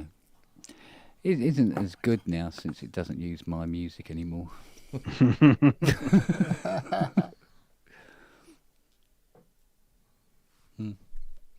was fun though. Yeah, I entered it under a false name. Oh, really? Oh, yeah. I didn't know. Nobody knew it was me. Yeah, I didn't know till recently when you guys mentioned on a show. Yeah, because it was only when I won, and I'm there going, "Oh no, I didn't mean to win." Dave phoned me up. And he says, we should all do something because can you imagine if nobody makes a submission? I went, yeah, all right, let's do it. I didn't. Yeah, I submitted like 5 of them, I think. So. Yeah, because I think I put. I spent about an hour doing it. I thought that'll do. It's enough. But yeah, they got a lot of suggestions. Richard was one of the judges and stuff like that, and he said, to be honest with you, mate, he said some of them were so unusable to use for the beginning of the show. He said, but your one seemed to work. But I think the one that came second, I thought was better. I don't remember it. Nobody remembers who comes second. Well, that's it. But the thing is, though, when I was listening to, they were playing the top 3 or 5, whatever it was, that had been selected. And then when they announced me as the winner, and they announced the guy, well, they did it in reverse order, third, second, and first. But when they announced a second, which I thought, if I'm really lucky, I might have made second. And they played the one that I thought was the best. So I thought, oops, okay. I remember Peter Vogel messaged me one night and he said, we're thinking of having a competition to design the intro, clip of ident, music, as it were. Yeah, when you start up the app. I said, that's a good idea. I said, can I enter? Richard. It's not here. No, he's trying to get in. Yeah, we sent him a link. The link's in the chat. There. At the top of the chat, mate. I've just put it in there. I'm trying to sign in, but the link isn't working. Well, let's give him a new link. Maybe it I changes put one in after there, we... Ken. I literally just put Oh, one in did there. you? It's the same link, yeah. Hi, Robbie. Hi, Hello, Mr. darling. Hello. You're not waiting. Hey, Fiona. Cold. Get off my boobies. Oh, I thought it was a puppy. Sorry. Boobies. It must be cold. Hello. Yeah, is it cold? Have you seen my boobies? I've got boobies. How much have you had to drink? Not enough. Oh, clearly. Are you wearing knickers? Yes. Oh, okay, that's something. Where'd you go? Oh, the fun's gone now. Robbie, fuck off. You bad girl, you. Darling. Hey, Sweetie. you all right? Yeah, where's Richard? There he is. There he Where's is. Uncle Richard? There's Uncle. Hello, Uncle Richard. Hi, Fiona. No, it's President Richard. Oh, sorry, President Richard. Stand to attention. Wolfie. Oh, there it is. Foxy. You all right, babe? Hey, Richard. Hi, guys. And Right. ladies. And Fiona. Yeah. I said ladies. Why you?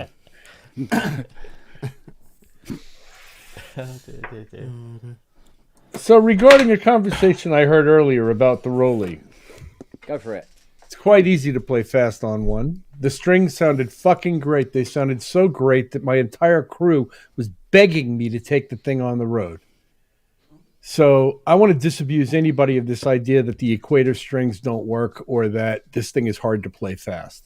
Wait a minute, what conversation was this? This was about 6 hours ago when I happened to stop in and listen to you guys when I was on my way somewhere. No, that was about using lots of articulation while playing fast. Well, you talked about needing pedals because you use both hands and all of that, but that's not what I'm addressing myself to. Oh, I'm okay. addressing myself to the notion that this thing is hard to play fast on. It's absurd. It's patently ridiculous. Agreed. And secondly, that the strings in Equator are not functional, usable, and otherwise musical. I disagree with all of that. So I'm here challenging Dom's assertion that I'm the nicest man in the music business. He's gonna get dirty. Now that Dom's gone, no, I'm just kidding. I'm just kidding. I'm just kidding. But even the strings in the free iOS app are great. Oh yeah. Well, especially the Swam stuff. I like that quite a bit. But no, even the stock. If you clean them up a little bit and make them nice, and you don't need too big of a section sound, which I didn't. I was actually trying to sound like fiddle players from the South. And it actually worked really well for that. So well, like I said, that it got a surprising result for my own support team. So, which I had to then patiently explain to them the 5 good reasons why that's not going to happen. Short of them hiring personnel to run the keyboards, which is because that I'm not joining the crew. I have way too much to do on the road already. And That's what it would take. You got to bring 2 systems, redundant systems. You got to have 2 seaboards on the road. Somebody's got to be in charge of moving and setting all that shit up and making it work. Someone's got And to it's keep them not level. going to be, huh? Someone's got to keep them horizontal. Yeah, Oh, for yeah. that, yeah. Well, in terms of how they travel, yeah, that could probably be. That's probably the easiest part of it. But yes, I hear you. It's funny. But anyway, and there were 1 or 2 other things. I was here. I was all grumpy and shit. I wasn't going to come in. How would we tell? Yeah, right. A question for you, sir. Did you do the Michael McIntyre show recently? Yeah, I think so. Some show in a theater. Yeah. Was it Drury Lane Theater? Yeah. Where we constantly sing about the Muffin Man? Yep. Yeah. No, I saw a trailer Think of the money for the new series. When we were there, whatever, 3 weeks ago, we did a bunch of different things, including the thing we did that got panned. We never get panned in the press, and we got like stomped on in the press for this version of We Are Family we played for. What was that thing? The Royal Variety performance where we had live orchestra as well, which was exciting. It's always exciting for me because I put my hand down and do what's normal, and the sound of a real orchestra comes out. It's like, it's wonderful. Rich, and I thought we nailed it. But anyway, yes, Ken? Can I just interject here a moment? Yes, sir. Without giving too much away, have you signed it yet? And does this cover it? I'm giving.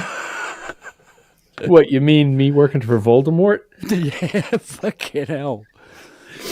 No. I'm having a noon lunch with my lawyer tomorrow, so he can tell me I wouldn't sign that. Fucking yeah. And I'm going to say, well, I'm going to sign it because I need the job, and that's just how it goes. I can't go into too much. I don't really want to go into too much detail about this, but and it's not the first one, and it's not just me; it's everybody. And we're not the only organization that has to do this. However, no, not yet. I will. I have to. I don't have any choice, but I'm going to be respectful to my friend the lawyer when he's talking to me about it, not having signed it yet. Because it wouldn't do to sit there and go, well, I've already signed it, so I really didn't care what you thought. That wouldn't do. You think you could put it under promotion? I mean, what the hell? Promotion? Well, talking about it and talking about this and that, and we're doing a show here and we're doing a show there. Oh, I stopped doing that years ago. Mm. I stopped promoting the gigs years ago No. because I got flack no matter what I did, and it was like, no, you know what? You don't need my help with that, and I sort of don't care that much if people know or not that we're playing in the world's largest venues, and so whatever. I don't care. As long as the checks arrive. By the way, got some good news. Yes. Rolly Rise Polyphonic Aftertouch in I heard you talking earlier about using it to send in a Spitfire audio library. Well, we talked through how it should work, and sure enough, it did, apparently. Yeah, that's good. I'm happy about that. It should. I mean, if you want to go to all the trouble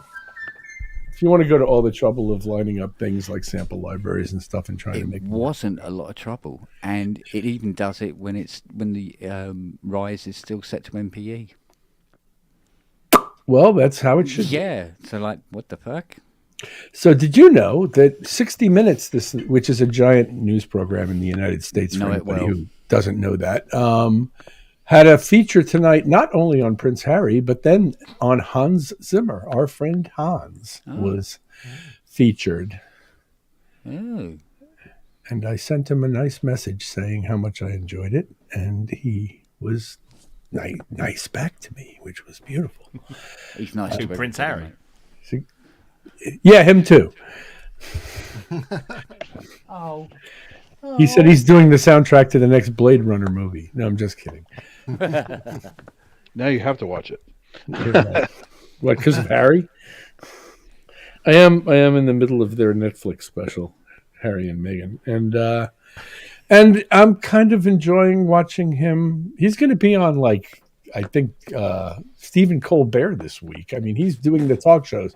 He's got a book coming out on Tuesday, so he's got something to promote. Has he? Nobody's heard about that. Yeah, right. So he's promoting that heavily. Well, Fiona completely got the wrong end of my message, but hey. Costume change mid-show. Oh, is that what you just did?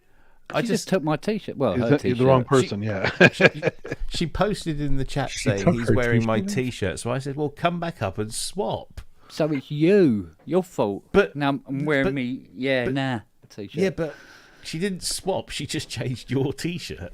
No, see. Oh, look. There you go. Hello. Are you busy? Well, looks a damn Yes, like I'm terribly busy. Why? looks an awful lot better on her, doesn't it? Yeah. So, Kent, were you asking if merely by wearing this sweatshirt I'm somehow violating something? Hmm? Were you asking if merely by wearing this shirt I was violating some? No, because you were talking about. I was not talking about anything. Yeah.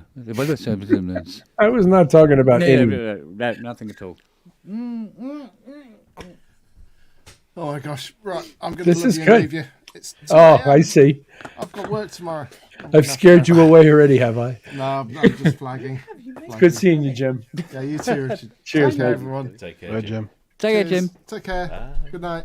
Bye. What a wanker. Yeah. I had to Hey, stand you in didn't while you give were me out. my What a Wanker earlier. I got screwed. Well, I wasn't here. No, you were. Yeah. I think. I had to go, what a wanker. Like that, but it didn't sound right. What a wanker. Ben's You know, I can't do it. sarcasm. Somewhere, somebody is saying, "What a way!" Yeah. Somewhere, yeah. In our infinite universe. Indeed. Oh, dear me. Excuse me. Yeah, they're dropping like flies now. It's 2 a.m. It's 2 a.m. Yeah. It wasn't 19 viewers. It's gone up to 27. I was up at 4:45 yesterday morning. I like you guys much better when you're sleepy. No, I'm just kidding. I'm joking. I'm joking. Hi. Don't fight back I so come in all wide awake, and you guys, Yeah. Yes. full of vinegar about Rolly. Well, the best was the time Kent fell asleep on camera. That was great. That was funny. That was nice. That was a lovely little kid, that was. Doesn't happen often.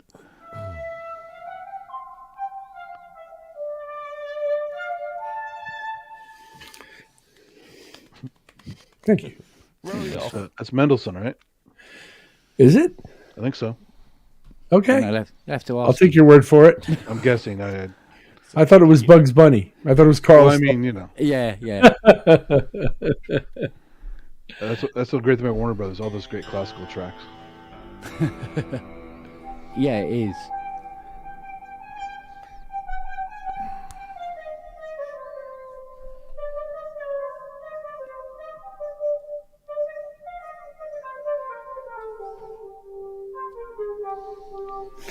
He's doing the foot rub on Elmer Fudd with the The Rabbit of Seville. Absolutely. Yeah, exactly. Yeah.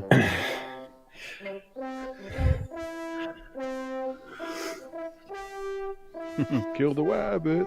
Kill. Oh, yeah. Oh, Groomhill. Yeah, but that's what you were just at was the major 7 change he does, which is so clever. Yeah. Of course, it was in C.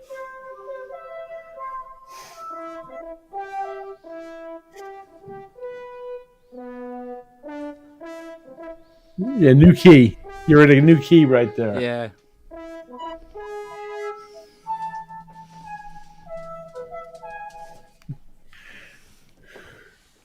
Oh, yeah.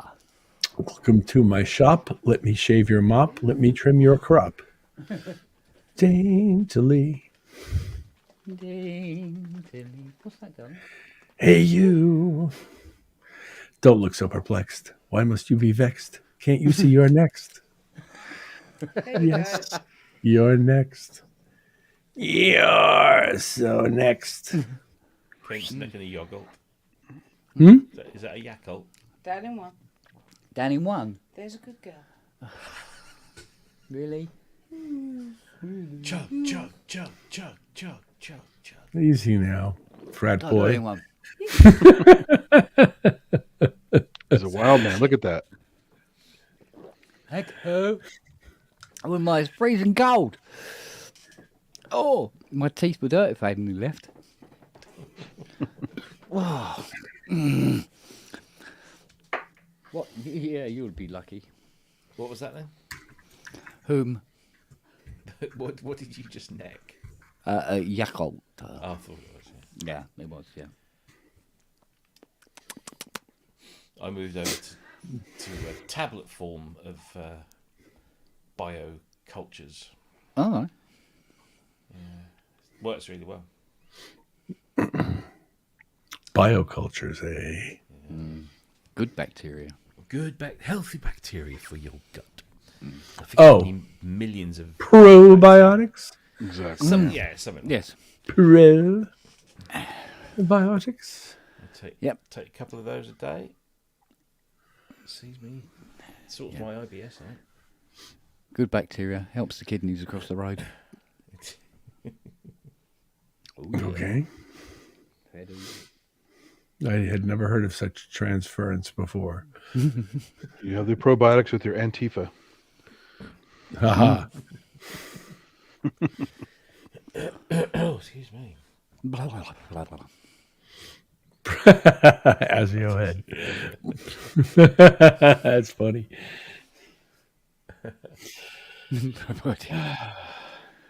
Oh, mate. It's all about that fiber, baby. Oh, yeah, tell me about it. Yeah. Plenty of that. Mind you, you're good at that, aren't you? Little man? Oi, oi, oi. I didn't mean gas. I meant fiber. His are so dense they are kind of fibrous, actually. Aren't they? Yeah? You can clear a room, you can. Littlest dog clears the room, huh? Oh, yeah. Yeah.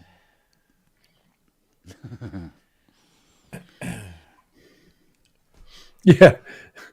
Follow us here for more dietary tips. Yeah, an actual FIFO, isn't it? Yeah. As your head. Boy, that must be tough. Comes time for that colonoscopy. What's that up in there? God damn.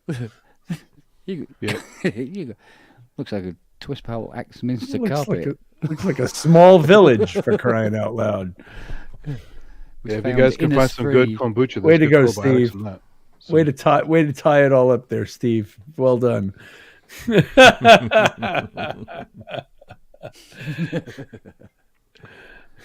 Well, playing the really does feel like peristalsis, so there you go. Ah. Massaging the organs.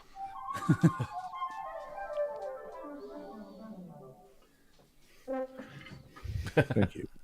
Thank you. I wanted to clear the air on that subject. Did you ever get the stuck notes, Rich, on yours? I know. Kent has gotten them. Never. No, that's not true. Okay, it's the odd instrument. It also, if you do the kinds of switching I do sometimes, outside of the instrument, you can end up with stuck notes.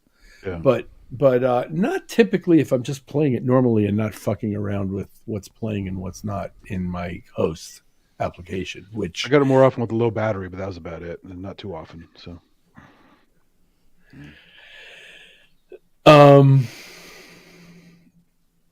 I keep mine plugged in all the time, so I've literally never seen low battery except one time when I left it unplugged overnight and it was asleep, because it'll sleep itself if you unplug it. I play with the iPad all the time, so I love having it unplugged. But yeah, well, when I do use it, or at least when I'm connecting it Bluetooth, I have to unplug it. The funny thing is, if you unplug it, connect it Bluetooth, and plug it back in, it does both. Oh, really? I didn't try that. Yes. And I at least I haven't seen it disconnect Bluetooth when I plugged it back in a long, long time. So I think it's intended. I think in the beginning I may have. But these days you plug it back in after you've connected Bluetooth and you can send down both streams, which to me sends to 2 different computers. Have you tried it with WIDI on the PC? I don't have any stinking WIDI. I don't have any use for WIDI, but no, I haven't tried it. Okay, don't take a drink then. I've got no drink left. WIDI? We don't need no stinking WIDI. I used to need WIDI when it didn't exist because at Niles Studio, or what's his name, I used to have a really, really long run to get MIDI from where it was to where it was going. And there was no easy way to do it. I ended up using a Ethernet conversion solution. You ever tried the M-Audio one? That's pretty good. M-Audio what? Wireless MIDI thing. It's like a 2-part set. When I was doing this, there was no wireless MIDI, quite honestly. Okay. This is from like 15 years ago or something. Yeah, I've got a unit here. Yeah, okay. The studio design was 2006, but when I actually had to get the MIDI back there and have it work, and once I had it back there working, I was highly disinterested in fucking around with it. Yeah, because it was working, and I didn't need it that often, and I just needed it when I needed it, and then it needed to work. I can't remember the name of the damn product. MIDI Buddy or something like that. I don't know, something. Didn't Reese Morris do one as well? Wow, what a strange coincidence. I've got one person asking me something about Nick, and in the other chat window, Andy McCreath shows up. How does that happen? The hell is that?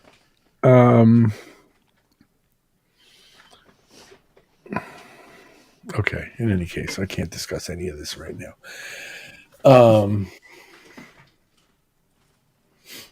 So, what did I miss? What else did I miss? Well, there's been so many different subjects. What other life tips did I miss tonight?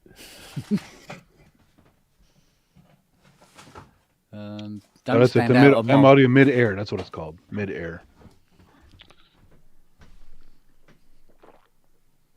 Mid-air is the name of the M-Audio product Yeah. you're talking about. I see. It's way back before Windows XP, looks like. Oh, okay. There you go. Yeah. I'm Yeah, not exactly. sending and receiving MIDI to things as nearly as much these days as I used to. And typically, if I am, it's all That's it, going yeah. from things into my computer.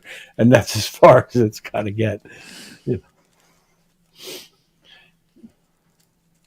I do still have the extender, however, right here that I use to hook up the touch digital MIDI controller at the back of my room during those rare occasions when I need it. When it works magnificently. Do you ever use it for stuff other than the original product? No. Okay. Because you can't remap it, right? I don't know. Let's Yeah. ask. Right, Yeah. Kent? Can you remap it? Yes, you can remap it. Yeah. You're frozen there, Kent. You're. Am I? Oh no, I'm sorry. I'm looking at the wrong videos. Pardon me. Never mind. I'm back. You're not frozen. Robbie's dancing in the dark. Yeah, no, you can remap all the controls. He's going to show me various There you go. wireless that's MIDI. fair. There it is. Yeah. He's got one right here. I have 2 sets somewhere. I got to find them. But Does it work? yeah. It does, yeah. It's Okay, good. Obviously, it's a lot more cumbersome, and because you need 9-volt DC on both units At each end. Yeah, whereas WIDI is powered by MIDI. I thought, doesn't it take AA batteries? I thought it had AA batteries. Oh yeah, it does. Yeah, it does have Yeah. batteries as well. But yeah, again, it's still the You unit you have attached to your device. If you're planning to hook it up as part of a studio installation, you're going to get the power supplies. Oh yeah. If you need to use it for the next half an hour, you might. It's like those happen guitar to guys. have They've some had problem. wireless audio for a long time. Well, we've had wireless lots of things, but for some reason MIDI took a long time and seemed to be complicated. Yeah. And even the people I know who have it now, poo pants, seem to find ways to have problems with it across a room that's only about 8 feet wide. Well, all you need is a PC, and then you'll have all the problems you There need. you go. Yeah. You'll have all the problems I've got. You can share in the glory. Yeah.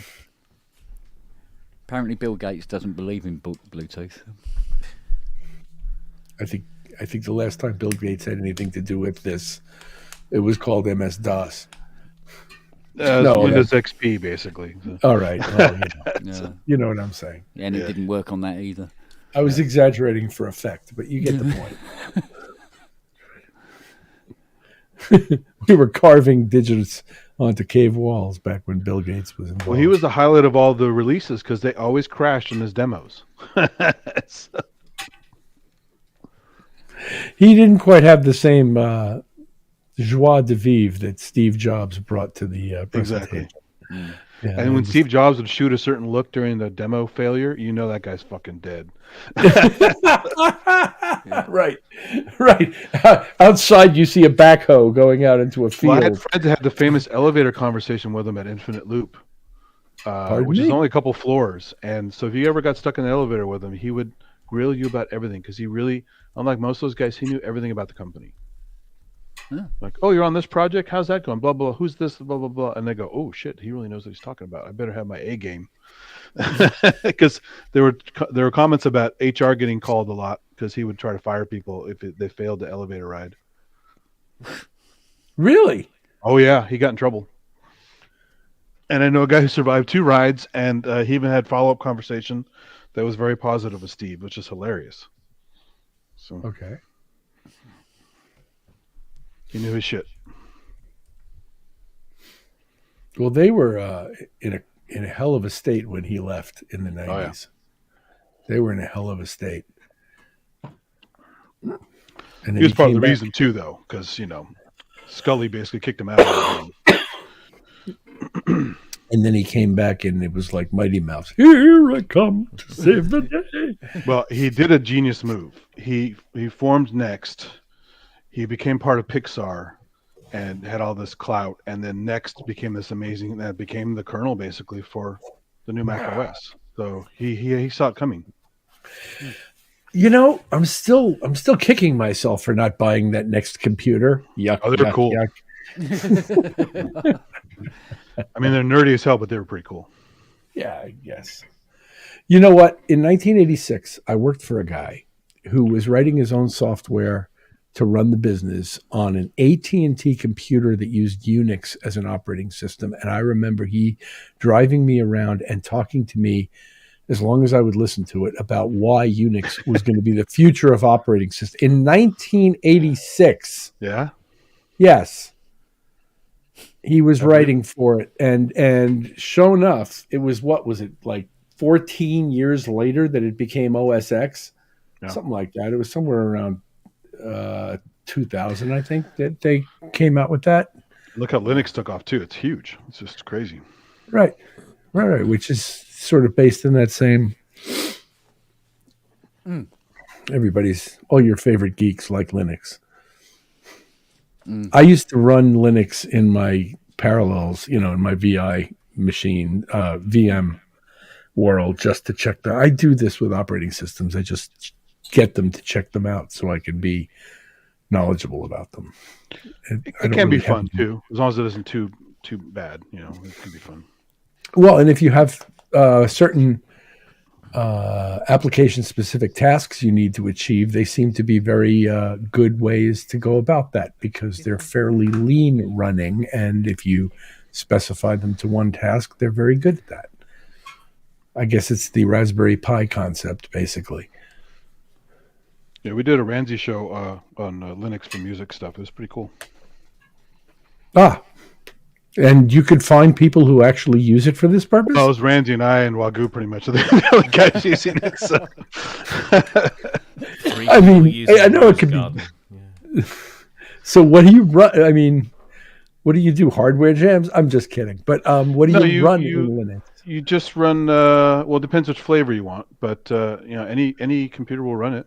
It's very easy to install. No, to make music, to use yeah, it there's DAWs and there's all kinds of cool stuff, synths and samplers and drum machines, and they're mostly all free. And you get what you pay for. They're not beautiful, and they're not maybe perfectly featured, but I mean, it is a cool environment if you're into that kind of stuff. But does even like somebody like Reaper or Audacity run in? I think there's a Reaper version there. Yeah. Yeah. Oh, okay. Version. Yeah. Rose good. Garden was the door of choice for many years, wasn't it? Yeah, that's the other one. Yeah, I remember that one. Rose Garden. Rose Garden. So that when Never it doesn't promised you work, they Rose can Garden. tell you that. Yeah, exactly. When it doesn't work, they can tell you they never promised you. Exactly. Didn't what's it called? Linux. New topic: Linux dad jokes. What's the free one? Begins with A. Audacity. No, it's a door. A-Wave? Not A-Wave, is it? No. I know. No. It's what Harrison forgot. Mixbus is based off of. We did that show and I haven't touched it since, so I forgot. I know some people who have liked Harrison Mixbus, but it's such an odd thing to come out with such a limited product range as a company. In other words, so you've got Softtube that bases pretty much their whole console one architecture on various console models that it'll run. Yeah. But these guys have one. And it's not even that popular a console. I mean, the people who like it and who have warm romantic fuzzies about it tend to be my age and older. So what percentage of the business is that really? I mean, when you get down to it. I picked it up because I just wanted to try something different, and I got the regular one, just Harrison Mixbus. Yeah. Because you can get it for very cheap, and then they offered me an upgrade to 32C, which is the all singing, all dancing one. And when the upgrade got like stupidly cheap, like 50 quid or something, I thought, yeah, well, we'll give it a go. And it's actually the new version, 8.2, I think it is not awful. It's pretty good. It's because it's based off Ardor, which is what I was trying to think of earlier. Thank you, Lucy, ahead. Ardor is this. It was this open source DAW, and so Harrison Mixbus is based on that, but it's built on top of it. So it looks gorgeous. I mean, it does. It has all the VU meters and all the pretty things that make it look good. But it actually works really well. And on an M1, it's very quick. And I mean, I was running a multi-track demo file or something on there, and it didn't skip a beat. It was very, very good. But I've only dabbled with it, and when I bought my upgrade to 32C, I bought one of these video courses or online courses, and I haven't started that yet. So okay. Well, have you dabbled in any other console emulation softwares? Only plugins that go into Logic. So let's talk about, for example, Brainworks has a bunch of good console emulations with their patented TMT technology, and their Neve is pretty good. Their solid SSL is pretty good. I've got a couple of their SSLs. Yeah, I was playing around with the AMEC 9090 the other day. I like that. I have the Focusrite because I worked on the Focusrite console, and it actually does remind me of the Focusrite console. It does what the Focusrite console did in a cool way. So, and then of course, anybody who's following me at all and pays attention knows that I love Console One, and I use their console emulations quite a bit and love them. So I'm kind of actually much more into what was once called channel strips and are now kind of might become console emulations. When they're well implemented, it really, and when they interface well with, for example, the Console One hardware, it's just a joy to use. And I quite enjoy these things. So I'd like to hope that the Harrison is as good as those are in its own space. I'm in no position to comment. I do not have the expertise to compare, but it sounds good. It sounds good. And, good. But no, I mean, most of the time I will use those Brainworks SSL in Logic. It's good. Yeah. It's good. It does like SSL does. It acts like SSL. Whether it sounds exactly like it or not, I'm not sure, but it acts like it, and the EQs behave like SSL EQs, and the compressor behaves like an SSL compressor, and yeah, it's fun. Yeah, gives a convincing illusion. Yes, indeed. And the thing about Console One is tying it to this hardware, so you're grabbing knobs and not mousing to one parameter at a time is just a wonderful experience, especially when you're running EQs and compressors, and it just comes up so quickly for me. And plus, if you don't like it, you can just swap out the emulation for that one module in Console One. So if you're running the SSL channel strip, but that EQ really isn't making it for you right now, you can load up the API EQ and use that with inside of that count. You can sub out modules within channel strips, and that makes it really, really versatile. I quite like their Chandler emulations, actually.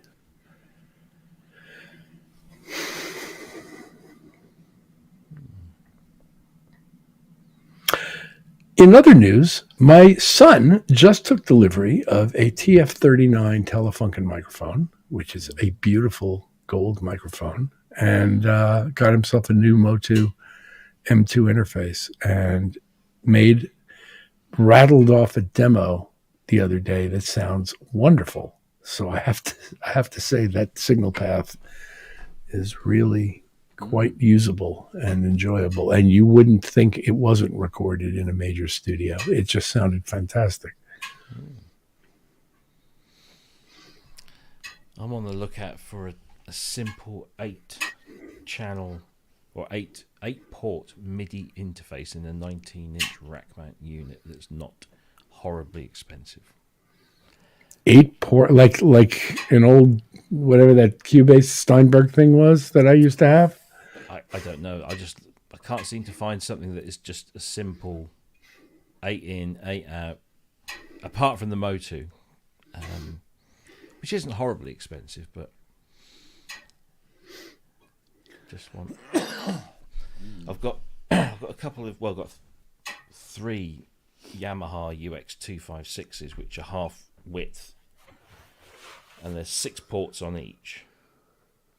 But unfortunately, it's 3 on one side and 3 on the other. So I would have to get the 8 ports. I'd have to. Yeah. You're fired. So, is this for the 816? This is for the 816. So it all goes in one flight case. Yeah. So I just want one flight case, 816, mixer, and MIDI. So either that, or I'm going to have to speak to my friends at CME and see if they can do me a deal on 8 more WIDI masters and do it all wirelessly. Are there still eMagic ones? I don't know. Honestly don't know. I just want something nice and cheap and cheerful at the moment, but I could make do with just the common input on that for the time being. It's just, in actual fact, all I wanted. Because the next thing, once I get the 816, it's getting out the QX1 and connecting that each channel. Because there's 8 tracks on the QX1, you just stick 8 tracks into the 816. There's a special place in hell for this kind of behavior. It's here. I'm just going to say, you could clear out that entire room and make a record with VIs if you wanted to. I know. Forget about your 8-port MIDI interface. I know. But now, when I pick this up at the weekend, I will now have the famed Yamaha. There you go. Homegrown is Studio. offering you his eMagic Unitor 8, which was exactly what I was talking about. I'll have to check that out. See?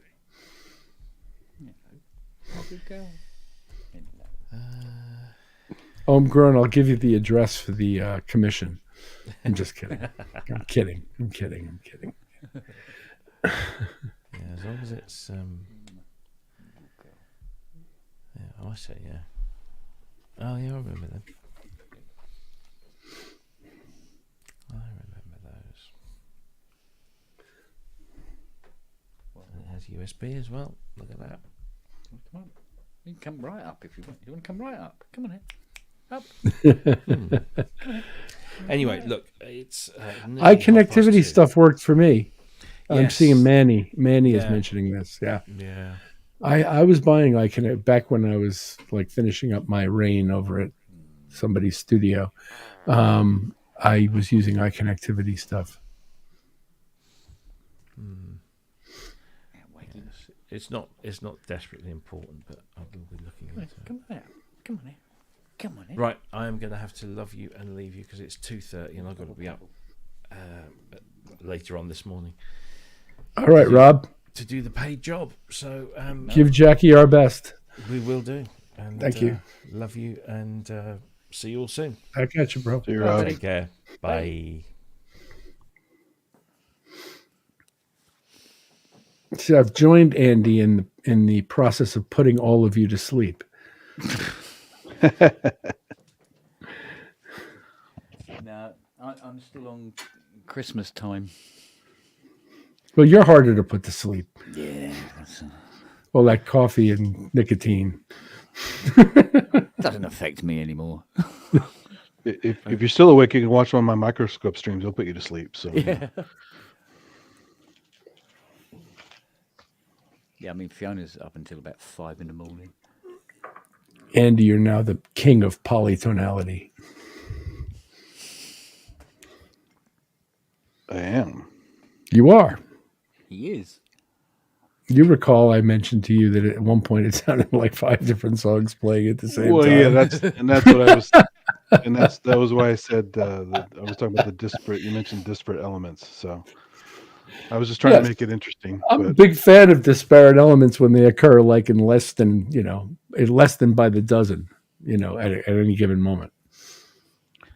Like I had a wild hair at my ass, so what can I say? Woohoo! I'm not talking about Bugs Bunny. Well, and there's a microscopic image I don't need to see. You can tell by the ears. Actually, I have a bunch of those around here. The black-tailed hares are awesome. I beg your pardon, sir. Yeah, but not Abies. No. But I mean the actual animal, black-tailed hare. Yeah, okay. Lepus californicus. They're beautiful. Lepus californicus. That's right. That's why the constellation Lepus, the hare. Oh, right, okay. Yeah. Oh yeah. Not like the from tortoise. Orion. Not like the tortoise and the hare. Well, it's near Orion. It's one of the constellations near Orion. So there's Orion. There's the hunting dogs. There's the hare, and there's a bunch of other shit over there. So. Yeah, but the name does sound like sort of like comedy Latin, doesn't it? Yeah. Well, I mean, Latin does sound funny. Yeah, well, it's like hoppity long ears. Yeah. You ever see the movie Night of the Lepus, where the giant rabbits attack everybody? No. No, I haven't. There's one of those, like Food of the Gods and all those like crazy movies where it's all about radiation and animals going crazy and killing people and growing to large sizes and. Well, I saw a trailer for a film called Cocaine Bear today. Yeah. I think for grizzlies that's redundant, but yeah. Yeah, no, apparently about this drug shipment falls out of the back of a plane and this bear finds it and eats all the cocaine, goes around going in this sort of like coke frenzy. Oh shit! Now I have to check that one out. It's like I was I love watching bad this game. movies, so. Manny does Wow. remember Night of the Lepus. There you go. See, there's a fan. Way to go, Manny.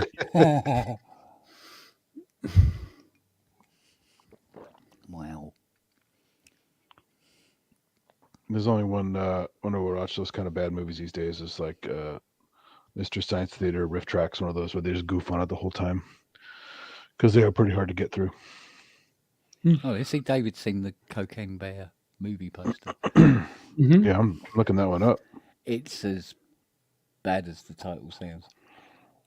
It sounds like one of those bad Italian movies where they're some kind of nature thing or zombie thing or something else. I'm trying to remember. Post-apocalyptic, whatever. I'm trying to remember who was in it.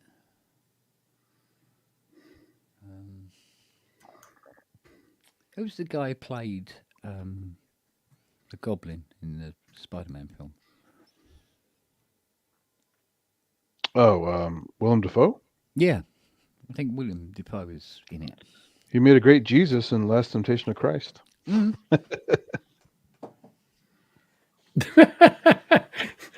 Did he do it sounding like John Kennedy? Did you ever see him play John Kennedy? He's funny as no.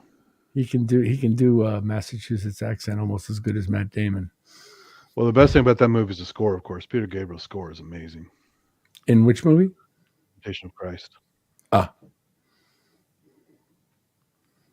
Was that Mel Gibson's movie or? No, that's the Passion of the Christ. Oh. Where it's just gratuitous. Like it would normally be NC-17 or something like that for violence with all the whipping scenes and the blood flying everywhere and stuff. But because it's Catholic, it's okay. It's all right, man. Got to show the suffering. Yeah. For the kids, for the. Did they cut the scenes with the young boys? Never mind. Yeah, exactly. Well, that's where the Bible's missing periods of his life, right? He's all of a sudden 33. He's like, what happened all this time? All right, I'm probably gonna get death threats now. You're gonna get death threats. He might have been at Sorry. Bible school. It's all right. They can take a number. Hey, this is all about me.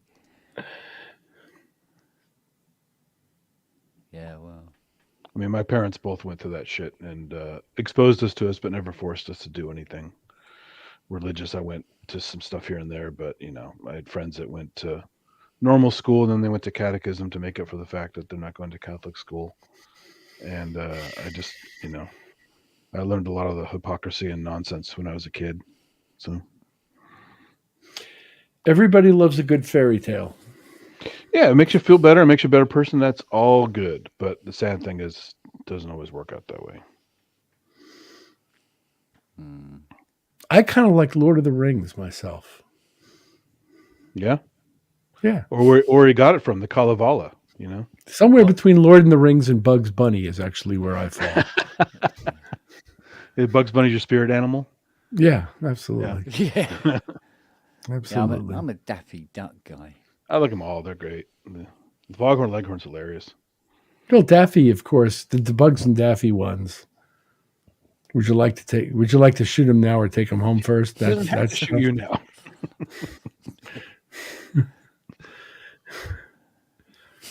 You're despicable. Pronoun trouble. It's not, he doesn't have to take me home now. He doesn't have to take you home now. Well, I say he does have to take me home now. So shoot me now. Someone even famously took the famous Daffy Duck doing Friar Tuck with the staff. Called Haha Turn Perry Dodge Spin Haha Thrust, and mixed it with the Star Wars Kid video where he's dancing around with the pole. And it was one of the funniest things I've ever seen. Oh, and it wow. was just audio on top of video. It was just perfect. I love the names of the pubs every time they do Old England. Mm. They would have some hilarious. And then, of course, at one point he said something about the Count of Basie, the Duke of Ellington, and the milk of magnesia. Yeah. Rise, sir, this and that, rise.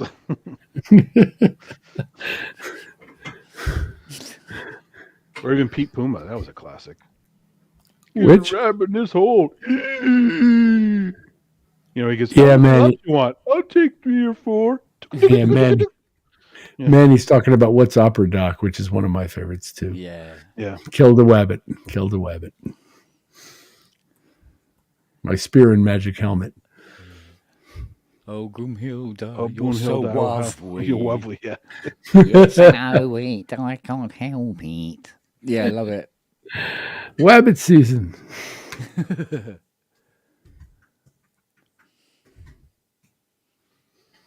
Be very quiet. I'm hunting wabbit.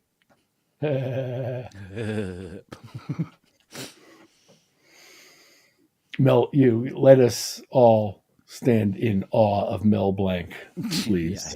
Yeah, and some. Yeah, it's sad when his son tried to take over, just couldn't do it. Right. Didn't sound like it. Do you ever see a picture of the place where they actually created Drew and made that shit? No. They were like war era tin shack buildings at the back of the Warner Brothers lot. Jesus. This was not glamorous in any way, what they were working in. Yikes. Literally Anderson shelters. And try to remember any of that shit they were making across the lot compared to this. I don't know. I guess most people can, but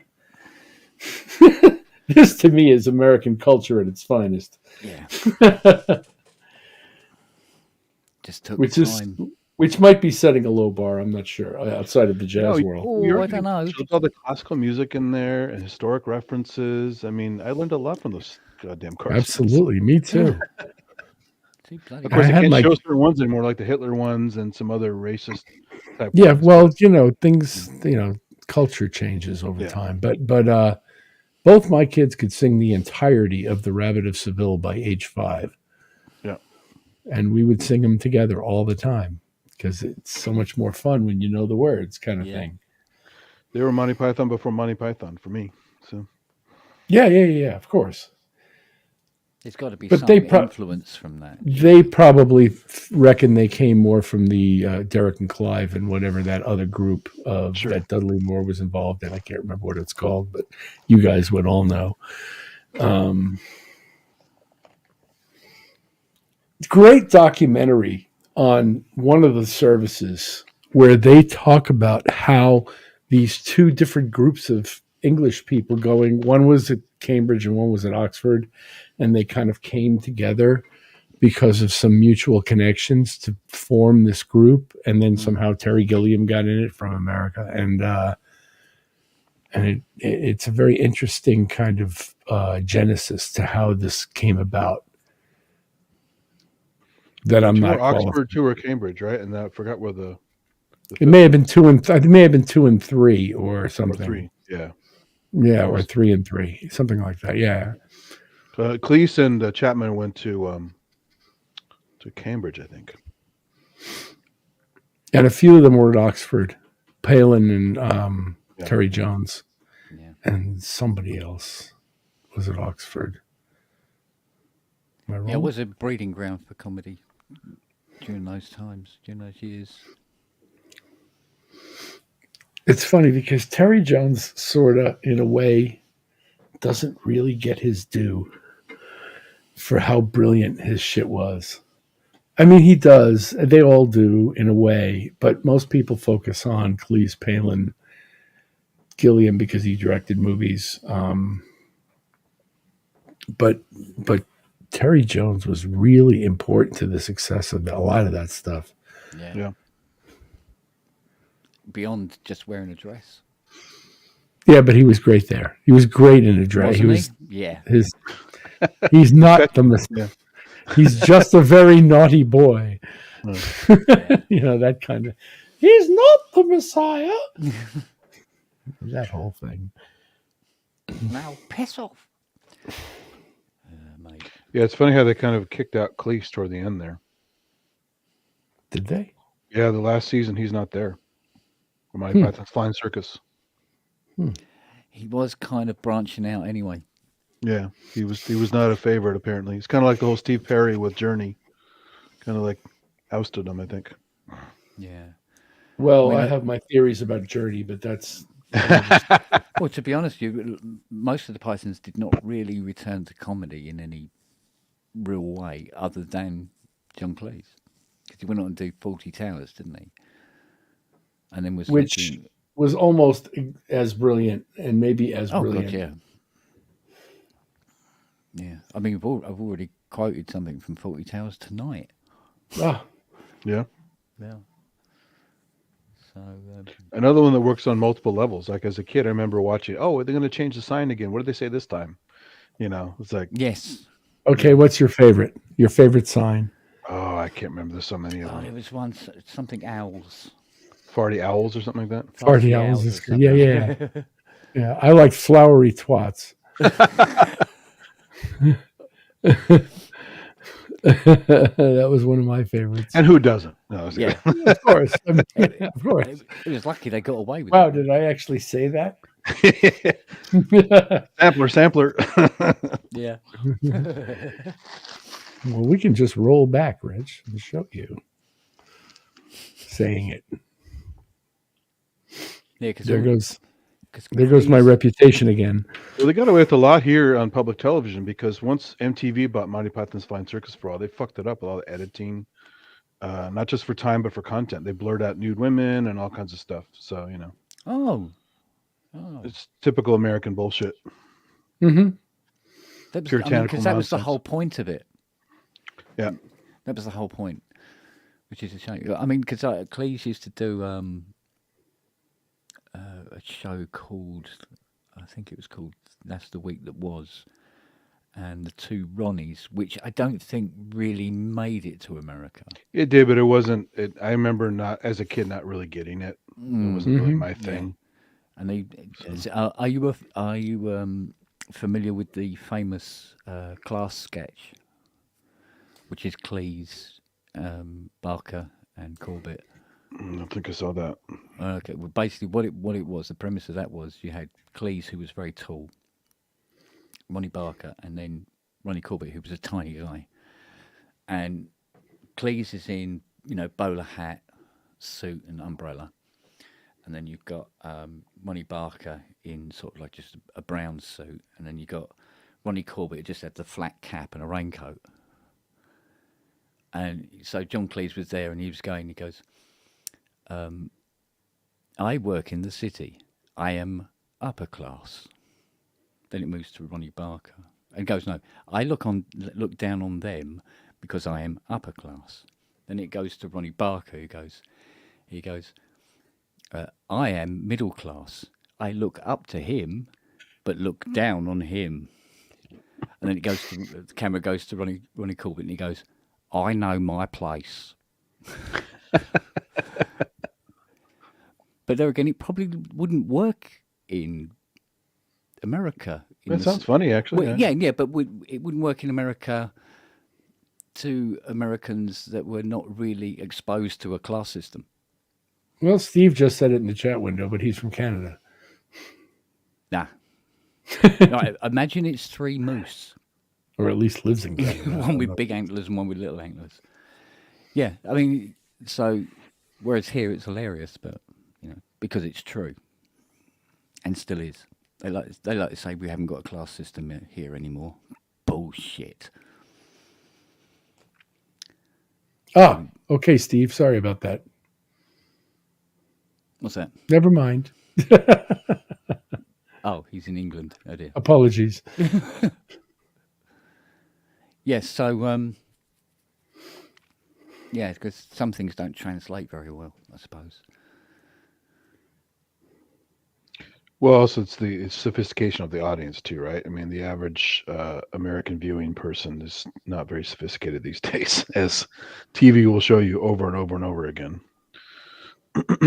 So, hell, the people in our Congress, all that stuff, yeah. Lauren Boebert. I mean, Lauren Boebert shouldn't be in any kind of office, even in elementary school. I mean, it's just ridiculous. Right. That woman doesn't even belong in the PTA. Yeah. And yeah, of course, we could go on for days. So we'll start listing them. It's a butcher's bill for sure. Matt, the pedophile Gates, and Jim, look the other way during the sexual abuse in college. Jordan. Yeah. Yeah. I mean, and it God, can he just must have goes big on. envelopes. Yes, his address labels are very long. Long signs on Do the you have a doors. nickname? Yeah. That's funny. That was actually a Monty Python sketch too, where the guy's name goes around the room. Remember that on the name placard goes in like a square around the room. Well, isn't there a weatherman in Wales whose surname is like 28 letters long or something? with only 3 vowels in it. Well, that's like Lots of words of random Madagascar, where they capitals. just these endless words that are just one giant word. Yeah. Well, one of the things I enjoy about Northern Europe is the compound words. Yeah, Frost Report. That's right. I like making up my own compound words when I'm there. Yeah, well, we were watching it's a cookery program with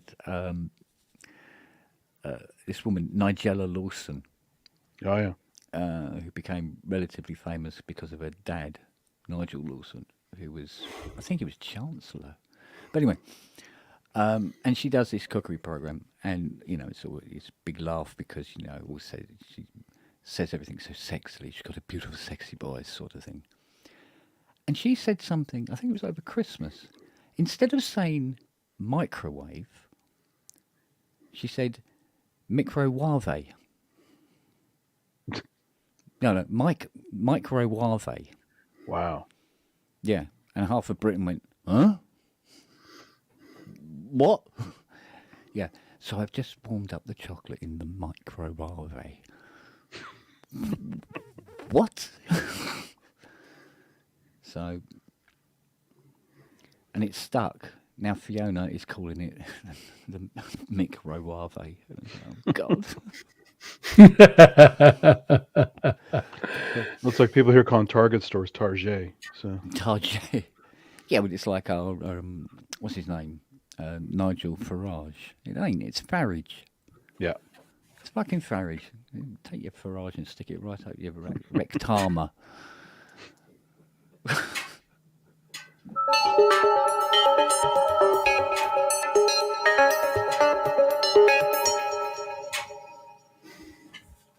I know what that is. Just some shit I've been working on. Yeah.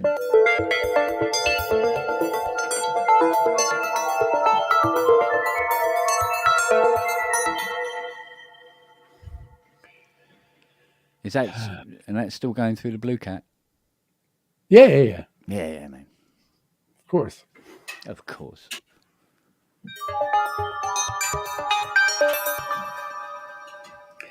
Yeah, that's where I like to put this shit together. What was the key source there? What are you playing? This is a Phantom 8, but Oh, you're not okay. hearing this. Just controlling it. Yeah. Yeah. Yeah, that's a combination of two Yuhi softwares and two Howie Scar originated patches. Got to be Howard Scar. It's got to be. Thanks, Manny. I kind of dig it that way. I like the atmospheric aspect.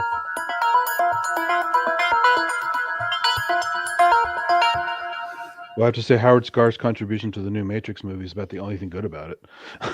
So, Okay. it's great sound design in there and stuff, but it's a terrible movie. Well, Howie's wonderful. Yeah. I've not seen it yet, so I think that's because I wasn't really drawn in by it. So that's always a bad sign.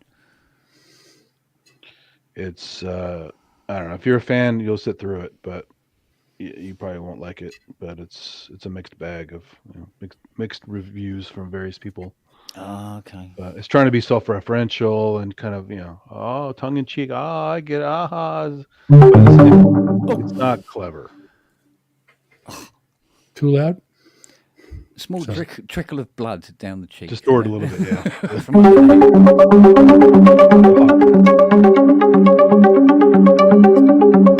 Okay, let me,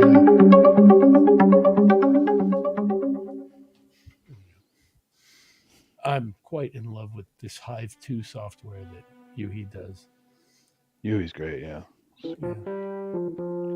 He also worked with him on the Matrix. And this. That's Roland Jupiter 8 cloud stuff right there. Oh. It's loud? That's a little loud, bit. yeah. Sorry. It clipped a little bit. Yeah, I see. Did you get the full bundle? The full-on Roland Cloud? I've got the Ultimate Collection. Yeah, that's what I got too. I use it like 3 times, but it's nice. I just haven't got around to play with it much. Well, I was originally getting it for this, but once I got hooked up, I said, well, let's start listening to this stuff. And turns out some of it's really good. The audio presentation is actually very impressive to me in terms of just the way the frequencies present. The bass sounds really good, thick and full, and the high frequencies are really clear. And I'll bet you the audio electronics of the actual individual instruments don't sound as good as the outputs of even a garden variety audio interface when playing this data. There's a lot of really good stuff in the cloud. It's just some of the Zencore stuff, especially if you're doing emulations, is not always so wonderful, but that's a tough nut to crack anyway.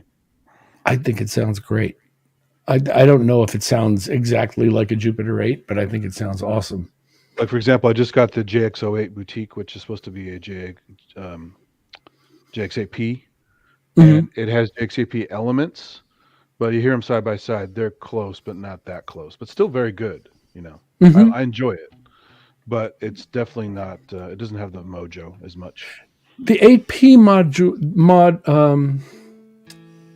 model doesn't sound quite as authentic to me. I mean, I kind of spent more time with MKS 70s, which are very similar, but not exactly the same. So this doesn't really rock my world and doesn't contain the patches I like the best in my MKSs. But the SH101 sounds awesome. And I don't know if it sounds like an SH101, but it's got a great frequency presentation. It's that ACB stuff. It's killer. The real ACB stuff is great. There's the other stuff they went with later, ABM and some other crap that's just not cutting it. It's not cutting. The Jupiter 8 sounds good to me. I don't know if it sounds like a Jupiter 8 again, but it sounds really good. Jupiter 8, the JP8000 model. Juno 60 sounds amazing. All the stuff that went to the System 8 is really nice. The plug outs for System 8, it came from the cloud.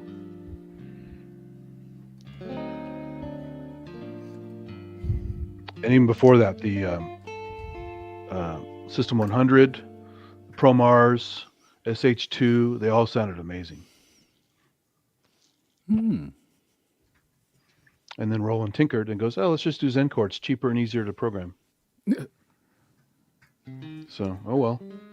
I think Juno 60 was the last real one they made.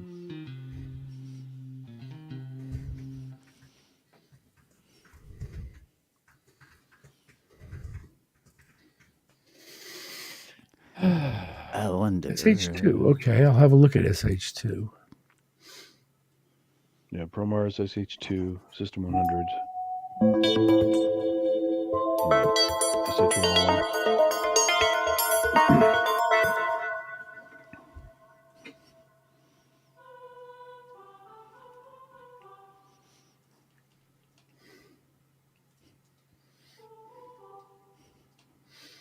You're the Wizard of Oz.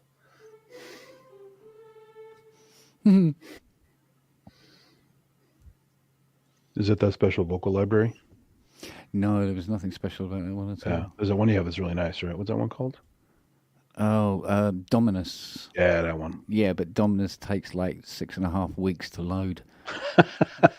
You need to book it in advance. Bastard thing is so big. Does it take union breaks every 3 hours? Yeah, I'll say. Has hissy fits once in a while, yeah. So.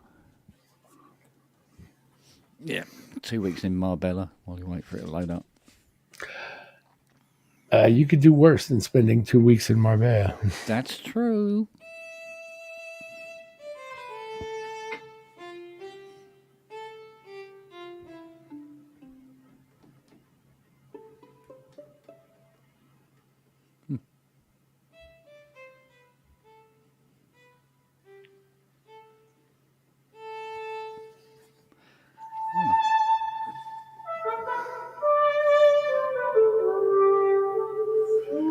So let's see if we can point some vibrato. So Rich, do you use Equator more or do you use like Strobe 2 and those other ones more? All of them. All of them, yeah. All of them. I've got a patchwork document up right now that's got all of them available. So that one right there is Equator 2 that you were listening to. Right. This one is Cypher 2.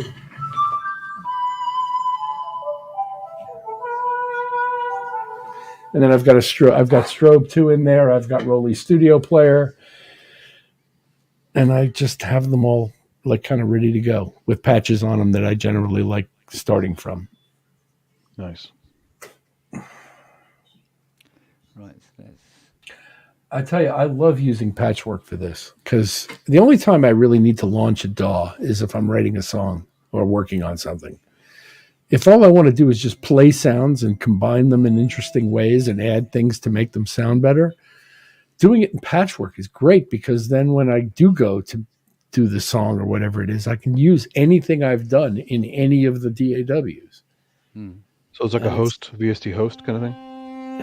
It's much deeper than anything you can imagine that's a VST host that isn't this. Every single slot on the page has a full set of its own MIDI and audio parameters. Wow. You can. It's so configurable. Have you tried that Unify thing and all? That's pretty cool. Yeah, I've tried Unify. Yeah. I use Patchwork every day. Yeah. I see. Yeah. I have Unify on both these computers, and I used it for about a day and a half. Oh, okay. It does. I mean, in other words, it is some kind of a main stage killer, and I get where Lemkeel's coming from, and I have great respect for him, and he's a nice man. But this thing is without peer. Is it expensive? No. All of his shit is awesome and not expensive, and he's a great guy. The guy who writes it. And I never get tired of talking nice about this Blue Cat stuff because it really works great and it sounds great and he's a good dude.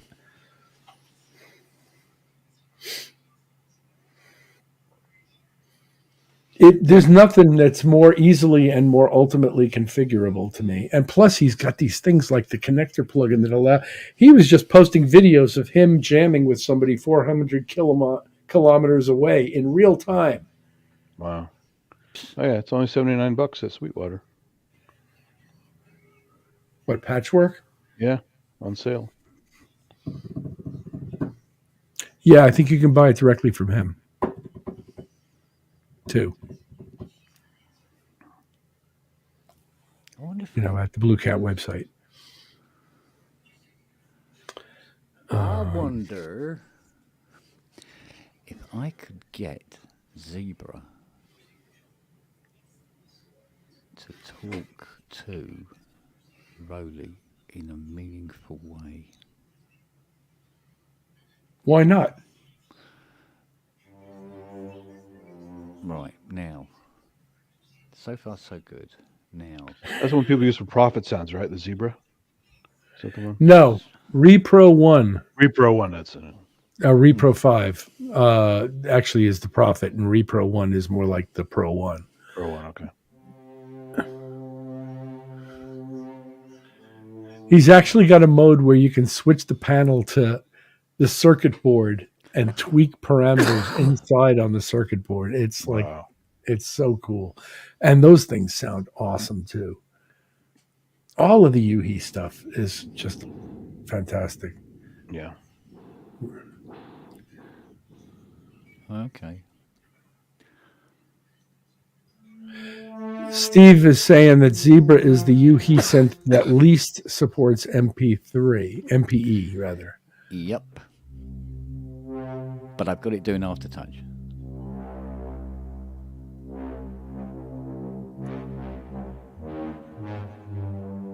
Did you ever get into Metasynth, Rich? Yeah, for a while. Back in the day. That was when they used for the original Matrix. All the sound design, a lot of that was Metasynth. So. Yeah, cool. Back before they took a 20-year hiatus. Well, they did, or whatever it was, 15. Sure. And now it's like, yeah, well, I could, but it's not. I don't feel like it was never my favorite sandbox to play in, but it was kind of cool that you could import graphics and listen to them. Yeah. There were certain things. Camel Audio stuff did that too. That before Apple bought them and killed it. I see. Let's see, oscillator movements. Yeah.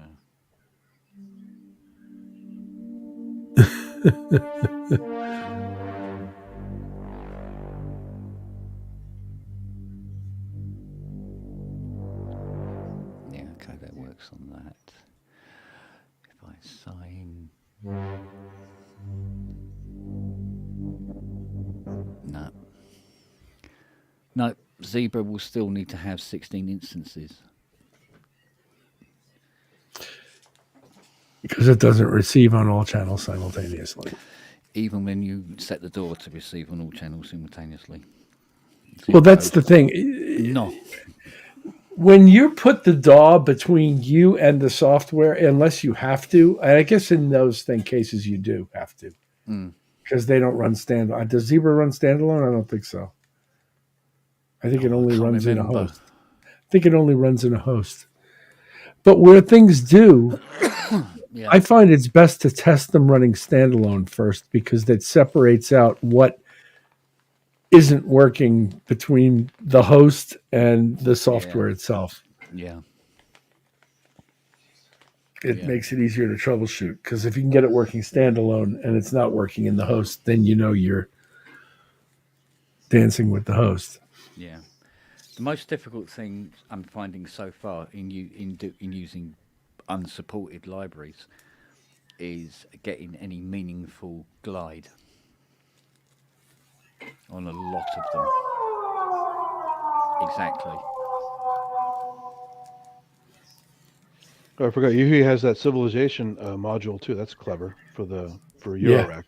Yeah. Yeah. Clever guys. Civilization. Exactly. Very clever. Well, that's a company that appears to do things because those things interest them. Let's compare with a company that releases 18 software titles in 2 years. Mm-hmm. I'm not naming any names here. Don't have to. But we all know who I'm talking about. Yeah. Indeedement. All right, let's have a look. Let's see what else we can break. No, that's pretty much covered. Oh dear. 18 software titles in 2 years. Just give that a little bit of thought. I know companies that spend 2 years getting out one piece of software. Yeah. Some of which are owned by friends of mine. The one thing I found to be an issue with Omnisphere and Roli was that Roli really wants you to have 16 instances, and Omnisphere only seems to go up to 8. So when you well, no, you can set it up as 8 yeah, channel. I mean you could go to dashboard and turn down the. You could make a dashboard preset. Yeah, instead of 1 to 16, make it 1 to 8. Admittedly. Yeah, exactly. And then it's an 8-voice instrument. Yeah. So hopefully Omnisphere 3. Because I don't really think you're going to lay your entire arm down on the keyboard and expect Omnisphere to play all those notes. Yeah, I think when Omnisphere 3 comes out later in the year, maybe it'll be 16 part. Might be one of the updates. Or MPE support. Thinking about it, I think I probably shouldn't have said that. What was that? That you just shouldn't have said? Say it again, would you please? I forget. That's okay. It's late, and you can't be held accountable, right? So That's right. I didn't sign anything. Oops.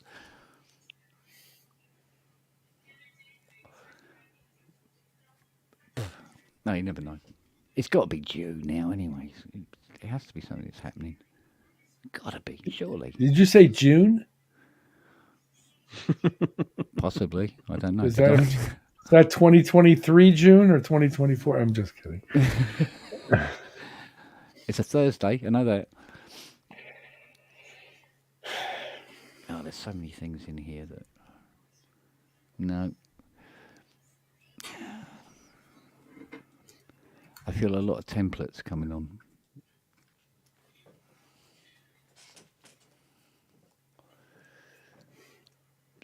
I feel a lot of templates come. Well, you know what? Not to be Nostradamus or anything, but somebody predicted this yesterday morning. Yeah. Yeah. How clever of you. I know. We'll invent software that we have to use in addition to all this confusing shit. Yeah, do you know what? The following day, when you sort of look back on it and you go, what the fuck was I talking about? Well, I didn't want to say that.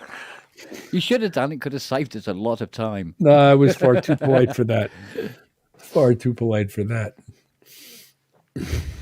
Yeah, no, it's literally sort of like they're going down a road where it would do a very, very specific thing, and it's like, no, that's not what you do. You don't do it for a specific thing for a specific person. It's ridiculous. Hey, Rich, did you get your Rise 2 yet? Yep. You did, okay. Huge difference or not so much? Big difference. In the way that it's delivered. You can then go in and figure out what the hell they've done and put it back to what a Rise 1 is. Oh, wow. If you want to. Yeah. But basically, to me, I think the whole thing that they've been working towards, and this speaks to Kent's conversation earlier about playing the Grand, each successive iteration is trying to make it harder to play it out of tune so that people with basic keyboard skills don't sound like shit the first time they sit down to the thing. Right. And so in the case of the Rise 2, in addition to other build quality things they've done in changing the way, and the fact that it can stand alone in MIDI and all that, they've written curves, the default curves in Dashboard that run the way that goes, makes it much harder to play out of tune and also much harder to play realistic vibratos. And having these little, I don't know what you want to call them, but yeah. It's handy in a way to be able to feel where that is, but it's not really running anything about the way I play the instrument.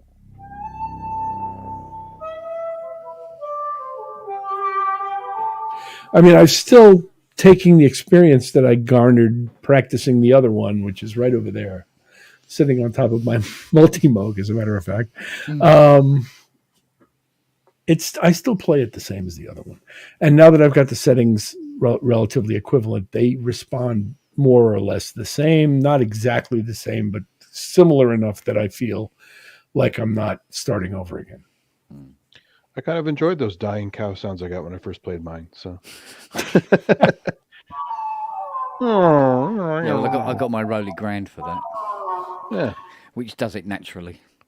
Yeah, and you can always take it off and just play normal. take the training wheels off and or put them you back play on. it like a normal Farfisa organ if you want. Yeah, but even then, it's even when you got the full resolution on, when you play the Rise 2, your let's say the average of you hitting the note spot on, it's still quite high compared to if you went to the Rise 1 or, God forbid, the Grand. Because the Grand doesn't really give you that. Because when I adjust the training wheels in Dashboard, specifically aimed at the Grand, nothing happens. Really, it's just stuck whatever it is. Yeah, it's full on. Wow. Tough shit. Yeah. Get the big boy pants on and just. Yeah. Well, I can do like I'll play something two-handed on Rise 2 and do it faultlessly. Go to Rise 1, turn down the training wheels a bit, and blah, blah, blah, blah, and do the same thing. Then go to the Grand, and it's like, this would need rehearsal.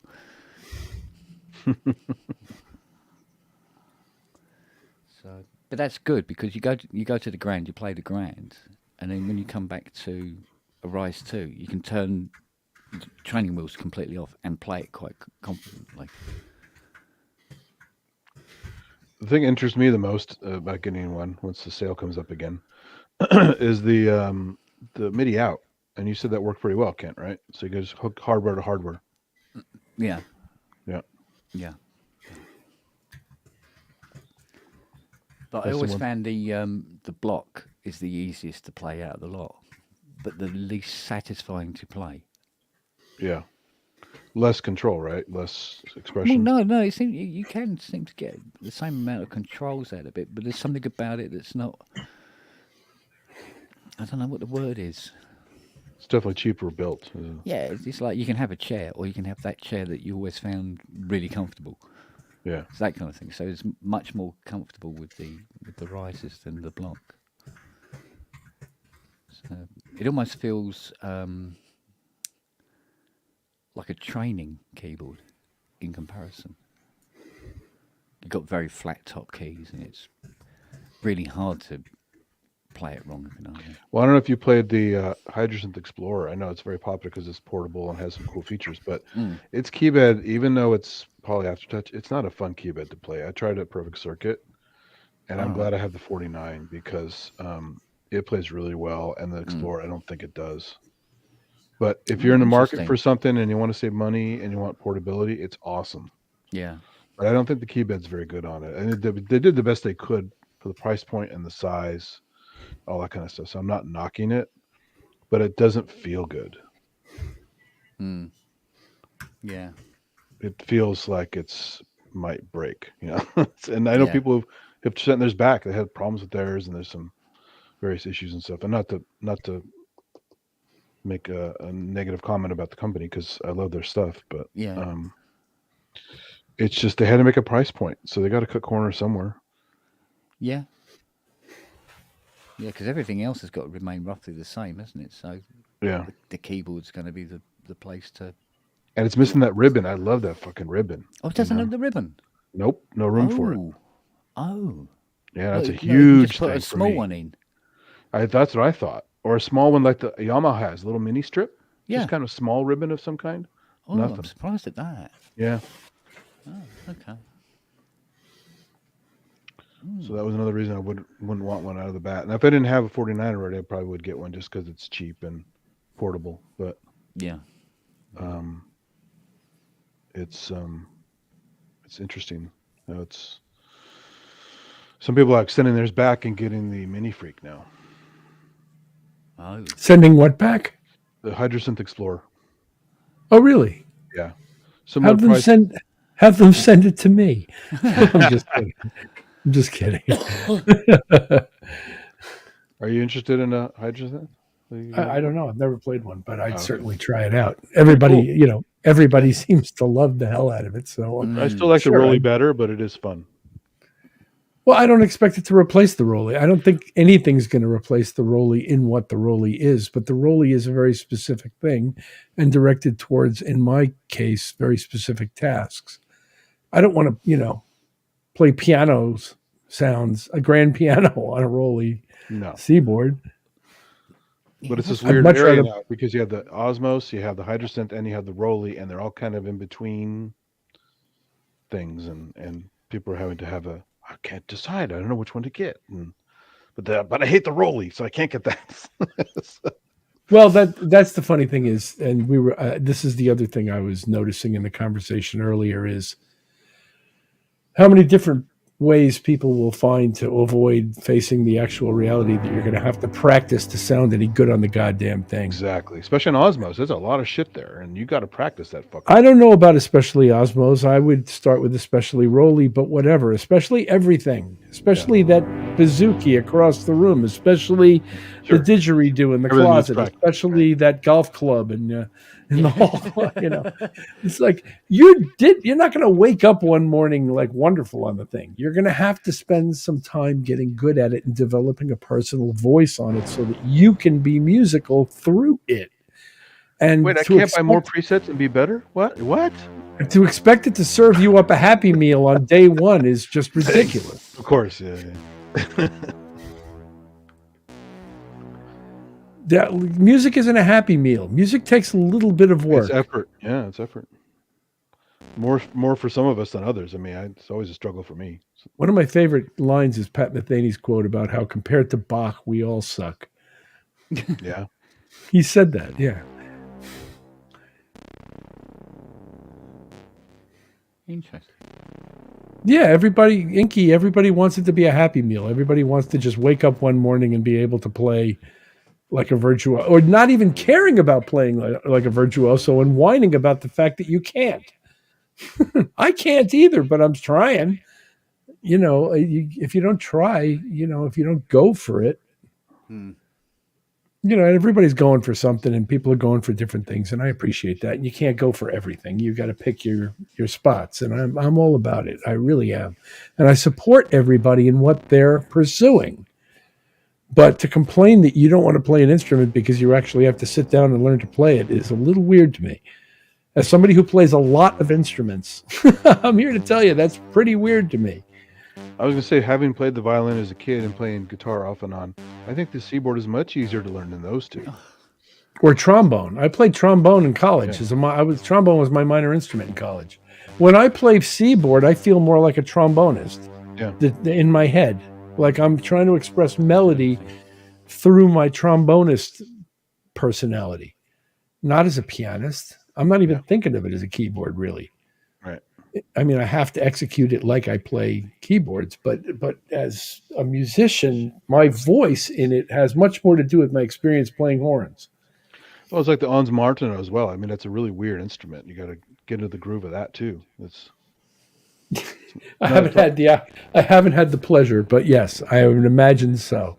Or theremin. I mean, theremins, especially if you don't buy one with quantized pitch. Yeah. So for my college final exam at Cornell, I had a 4-track tape machine, a Micro Moog, and a theremin, and I did an oompa version of "Roll Out the Barrel" on theremin. Wow.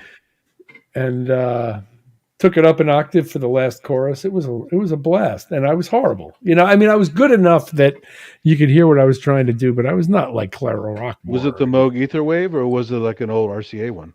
It was whatever was available in 1978. Okay, Etherwave probably, the Moog one. I don't think there was any such thing as Etherwave. Well, I mean, it's his Moog's design that. I think it was the original. I think it was the original Moog design because you have to understand Moog lived up the road and they had modular number 3 there. Right. So, because Cornell University is right up the road from Trumansburg, which is where all this stuff began. So it was the original Moog, whatever that is, and I was horrible on it, but I made it funny enough that I got an A on my college final, along with some other pieces. Huh? Entertainment goes a long way, so well, yeah. If you can make the guy smile, you're going to get a good grade. And he was a trumpet player anyway; he didn't know anything. Yeah. So for him to hear me take something so completely wacky sounding and try to fit it into a traditional polka vibe, he could appreciate the irony and the wackiness in that. You said, did you say Micro Moog, or what was the other one? It was a Micro Moog, yeah. Micro Moog, okay. Yeah. I almost got one of those for cheap, but I thought it was broken, so I didn't buy it. It was stupid. Well, Schlesinger used to let me play his ever since he got it in 1975 or 6. Who's now known as Drew Schlesinger. Oh, yeah? Yeah. He's my buddy from college. He's cool. I was hanging out with him at Synthplex. He's cool. Of course he is. I love him to death. I was going to get a Multimoog, and I got a Rogue instead because I thought it'd be easier to play, but I think I made a mistake. I should have got the Multimoog instead. So. Oh. Right now, my Multimoog is supporting my Rise 1 right over there. That's a great advertisement there. Well, because, the edges come down like this, so you can actually sit it across there, and it's well supported, and it doesn't touch any of the Moog stuff. Was that designed by Herb, the Multimoog? Was it designed by who? Herb Deutsch. He had a hand in that one, right? I don't know if Herb was still involved around Multimoog. I know Bob didn't touch some of those. Well, Multimoog evolved out of Micro Moog. It was the 2-oscillator version, and it had aftertouch. Pressure, what they called pressure sensitivity. Nice. Yeah. I used to open up the filter with it and stuff, and it was very assignable as well, wasn't it? Did you as I recall, little quickie switch so you can point it to as I different recall. things, wasn't it? Yeah. And it had some nice audio modulation routings on switches, not on pots. So Is that a ribbon pitch or wheel pitch? I forgot. ribbon. Yeah, that's nice. Yeah. Yeah, I liked the ribbon. I was adept on the ribbon more so than on the wheel. And we were doing a lot of jazz fusion kind of stuff where I was doing my pseudo Jan Hammer thing, so that became a big deal. And you can see the wear on my ribbon as a result. Yeah, I've seen a lot that were caved in. People that are pushing too hard and also rubbing them raw, kind of thing. You know. Yeah. Yeah. I picked up my Multi-Moog in December of 1978. I went up to House of Guitars in Rochester and purchased it, and then drove to Buffalo and picked it up. Wow. Went to the Moog factory to pick it up. Bought a T-shirt, which my son still wears. That's cool. Yeah, I should have gotten it because now they're too expensive. They're going to way up in price. So. And dig this, I have the original box. Holy moly. Down in my basement. What was cool is my bandmates all decided I should have a synthesizer, so we all sort of chipped in together to buy it, and I ended up, I don't even know if I paid it off or if they just gave it to me. I don't even remember, but I ended up with it because nobody else really could play it. Which has more features, the Prodigy or the Multi-Moog? Oh, the Multi-Moog. Well, because the Prodigy doesn't have noise, right? So you can't do wind and doesn't have noise. I'm not as familiar with the Prodigy, but it didn't appeal to me when I saw it, and it reminded me of that Radio Shack thing that they sold as well. Yeah, all of that felt really like basic and kind of crappy to me at the time. I know now they're revered with all of this romance and all this, but sure, at the time they all felt kind of crappy and well, it was a very simple, cut down, cheap version, wasn't it? It's a version of the Rogue. Yeah, it's a cheap version of the Rogue. The Radio Shack one, you mean? Yeah, MG1. Yeah.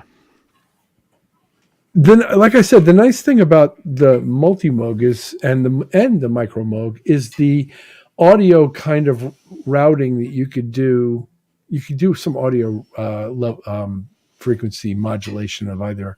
I think in the Micro Moog it's the filter, and I think you can cross mod the oscillators in the. I have to go look, but yeah, you could do some pretty cool modulated stuff if you set things up right.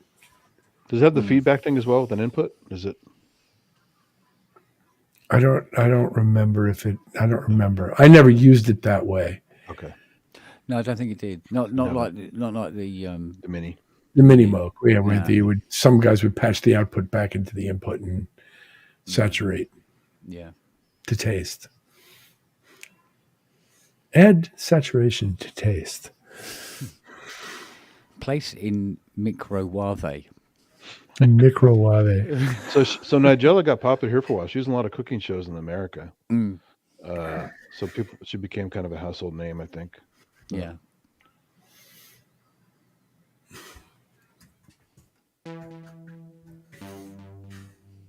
Interesting.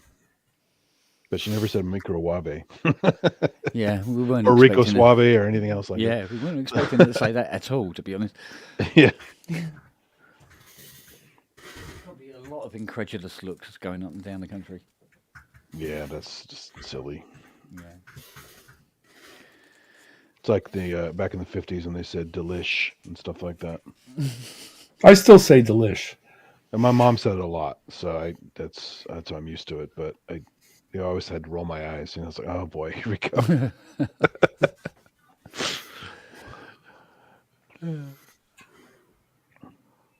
Oh, yeah. Close this girl down. We've managed to hold on to 17 viewers, Manny points out, which is impressive. They never go away, mate.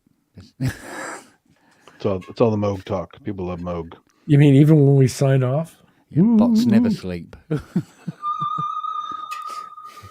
Spooky. So, did you have a Mini Moog, Rich, and you got rid of it, but you kept the multi, or what's the? I didn't have a Mini Moog. I used to borrow a Mini Moog. I used to borrow Mini Moog number 89. Wow. Ooh. from Don Croker, who was a member of the original Moog Trio with Chris Swanson, cool. and was also my music history teacher at the college. And No way. he was kind enough to lend me his mini Moog. Also had plexiglass wheels, by the way. Wow. To play on gigs, and was a tuning adventure throughout the night because the heat of the room would affect the response of the instrument. But I was playing whatever I could get my hands on at the time.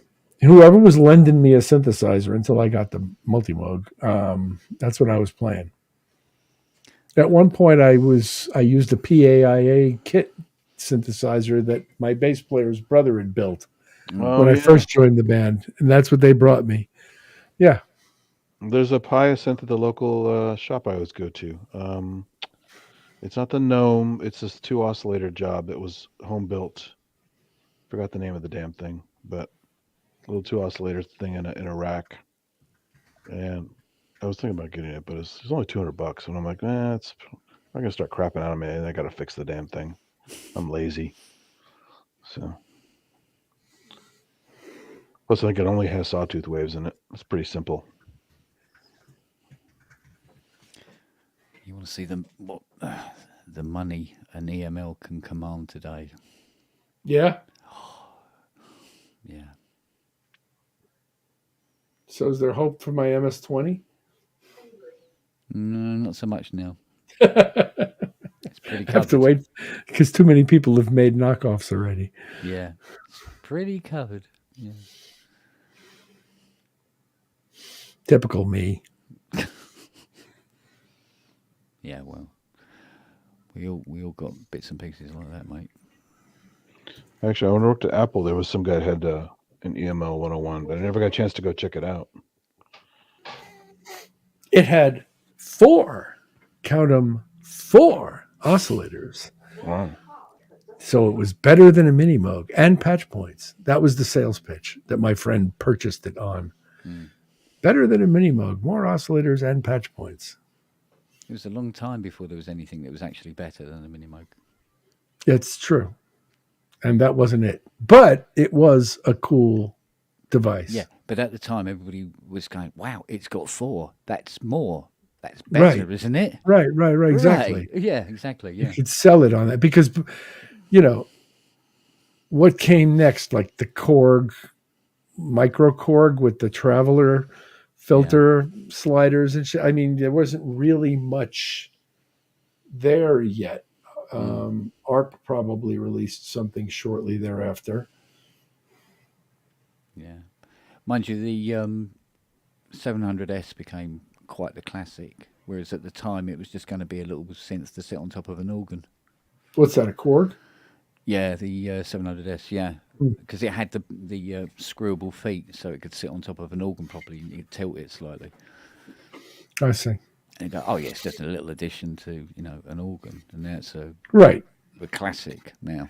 You could play melodies and solos on it. Yeah, almost, yeah. Within a limited pitch range. Yeah. It was a bit clackety, but... Wow. EML 101 for $5,200, huh? Well, it wasn't mine. It was somebody else. It was the guitar players, but I was playing it. Yeah. Wow. Yeah, but the price of a lot of analog now. I'm just fed up being surprised anymore. Okay. Yeah, the incredulousness is like, it's just worn off now. Well, listen, guys, I'm going to pack it in, if not for the night, just for this moment. For the hell of it, yeah.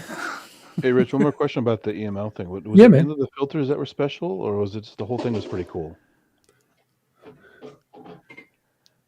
What was the draw? The sales pitch was the 4 oscillators and the patch points. Count them, 4. So it's better than a Minimo. That was their pitch. But did it sound really good, or was it just okay? Was it? It sounded pretty good, and the person who made it sound better than anybody I ever heard was Tommy Mars in Frank Zappa's band in the late 70s. Yeah. Who used to play like French horn parts and stuff on it, and it sounded great. But it wasn't... going to give you that earth-shattering quack quack bass, resonant filter, ladder filter sounding. It just didn't have the thickness and the. Yeah, it had its it lent own itself quirky- more to EMS, didn't it? Yes, I was just going to say yes, Yeah. exactly, and only to the extent that they were both quirky, not that they sounded like each other, but they both had a certain quirky nature that made them cool. Yeah. The EMS was a little farther flung at the time and harder to get in the U.S. There weren't very many of them in the U.S. So EML was made in Connecticut here, actually. So those you could get. So between an ARP, a Moog, and an EML, people would still choose ARP or Moog, basically. 9 times out of 10. Yeah. Except for my friend, the guitar player. Yeah. Yeah. Who got sold on the idea that it was better than Moog because it had one more. I just wonder if it was oscillator. the rarity that made it fancy and people really liked it, or was it just No, there wasn't. Everything was rare. Yeah. You know what I mean? There wasn't any comparative rarity between the companies because they were all new. Yeah. And the reason why Moog was known was because of Switched on Bach.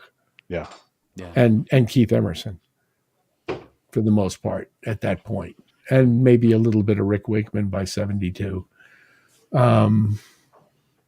Because I think Floyd Fragile was on it as well, wasn't he? Fragile was made in 1970. Was released in 19. I saw them play in 1972, and he had mini Moogs. So, this was all new at the time, and everything. There wasn't this.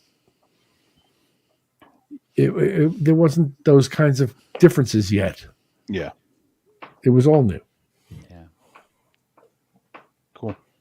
I always wondered because I've never seen them. Like I said, they're definitely rare now, but It's a cool piece. It won't make you sell your mini Moog or your ARP, pick one. Pro Soloist even. I mean, it won't make you sell either of them, but it does have its own cool, unique vibe. And Tommy Mars made it sound amazing on stage in Zappa's band in the late 70s. Cool. Yeah. Yeah, back then you used to buy whatever you could find. Or afford or wanted to try to learn to understand how to use. Yeah, because it used to be a 2-tier thing with EMS. You could go in the front and buy one for whatever the ticket price was on it, or go to the car park out the back and wait until a Friday where you could pick one up for half the price that they've just knocked up and sold out the back for beer money. Yeah, I didn't hear about that. Wow. Yeah. Well, most of EMS. Oh, you're talking about EMS. Yeah. Oh, I see. Not EML. I Yeah, see. so you used to have what they, I think Robin called the car park putneys. So people used to hang around out the back and go, "Yeah, we built another one. Here you go." I think they were about £800 or something like that. Bearing in mind, you could buy a brand new car for £400. Somebody just posted a picture of a System 200 from 1971 or 2. Not a System 100, an EMS System 200. Oh. Somebody on Facebook just posted this picture. I can't remember who. Wow. I'd never seen one before. I've never heard of it. Just I did- 200s put together. I don't remember exactly what it was, and I didn't get that good look at it, but I just noticed that it existed. Anyway, fellas, I got to go. All right. Yeah. Been a pleasure as always. Well, I think I'll Chatties, go always to enjoy sleep you. as well. Yeah, you should. I got a Jupiter 8 to do in the morning. All right, friends, I'm off. Cheers. See you All later. right. Take care, everyone. Bye-bye. Oh, select the right mouse, Kent. Yeah. There's too many mice to choose from on this desk. Right, here we go. See you later, guys. Look after yourselves.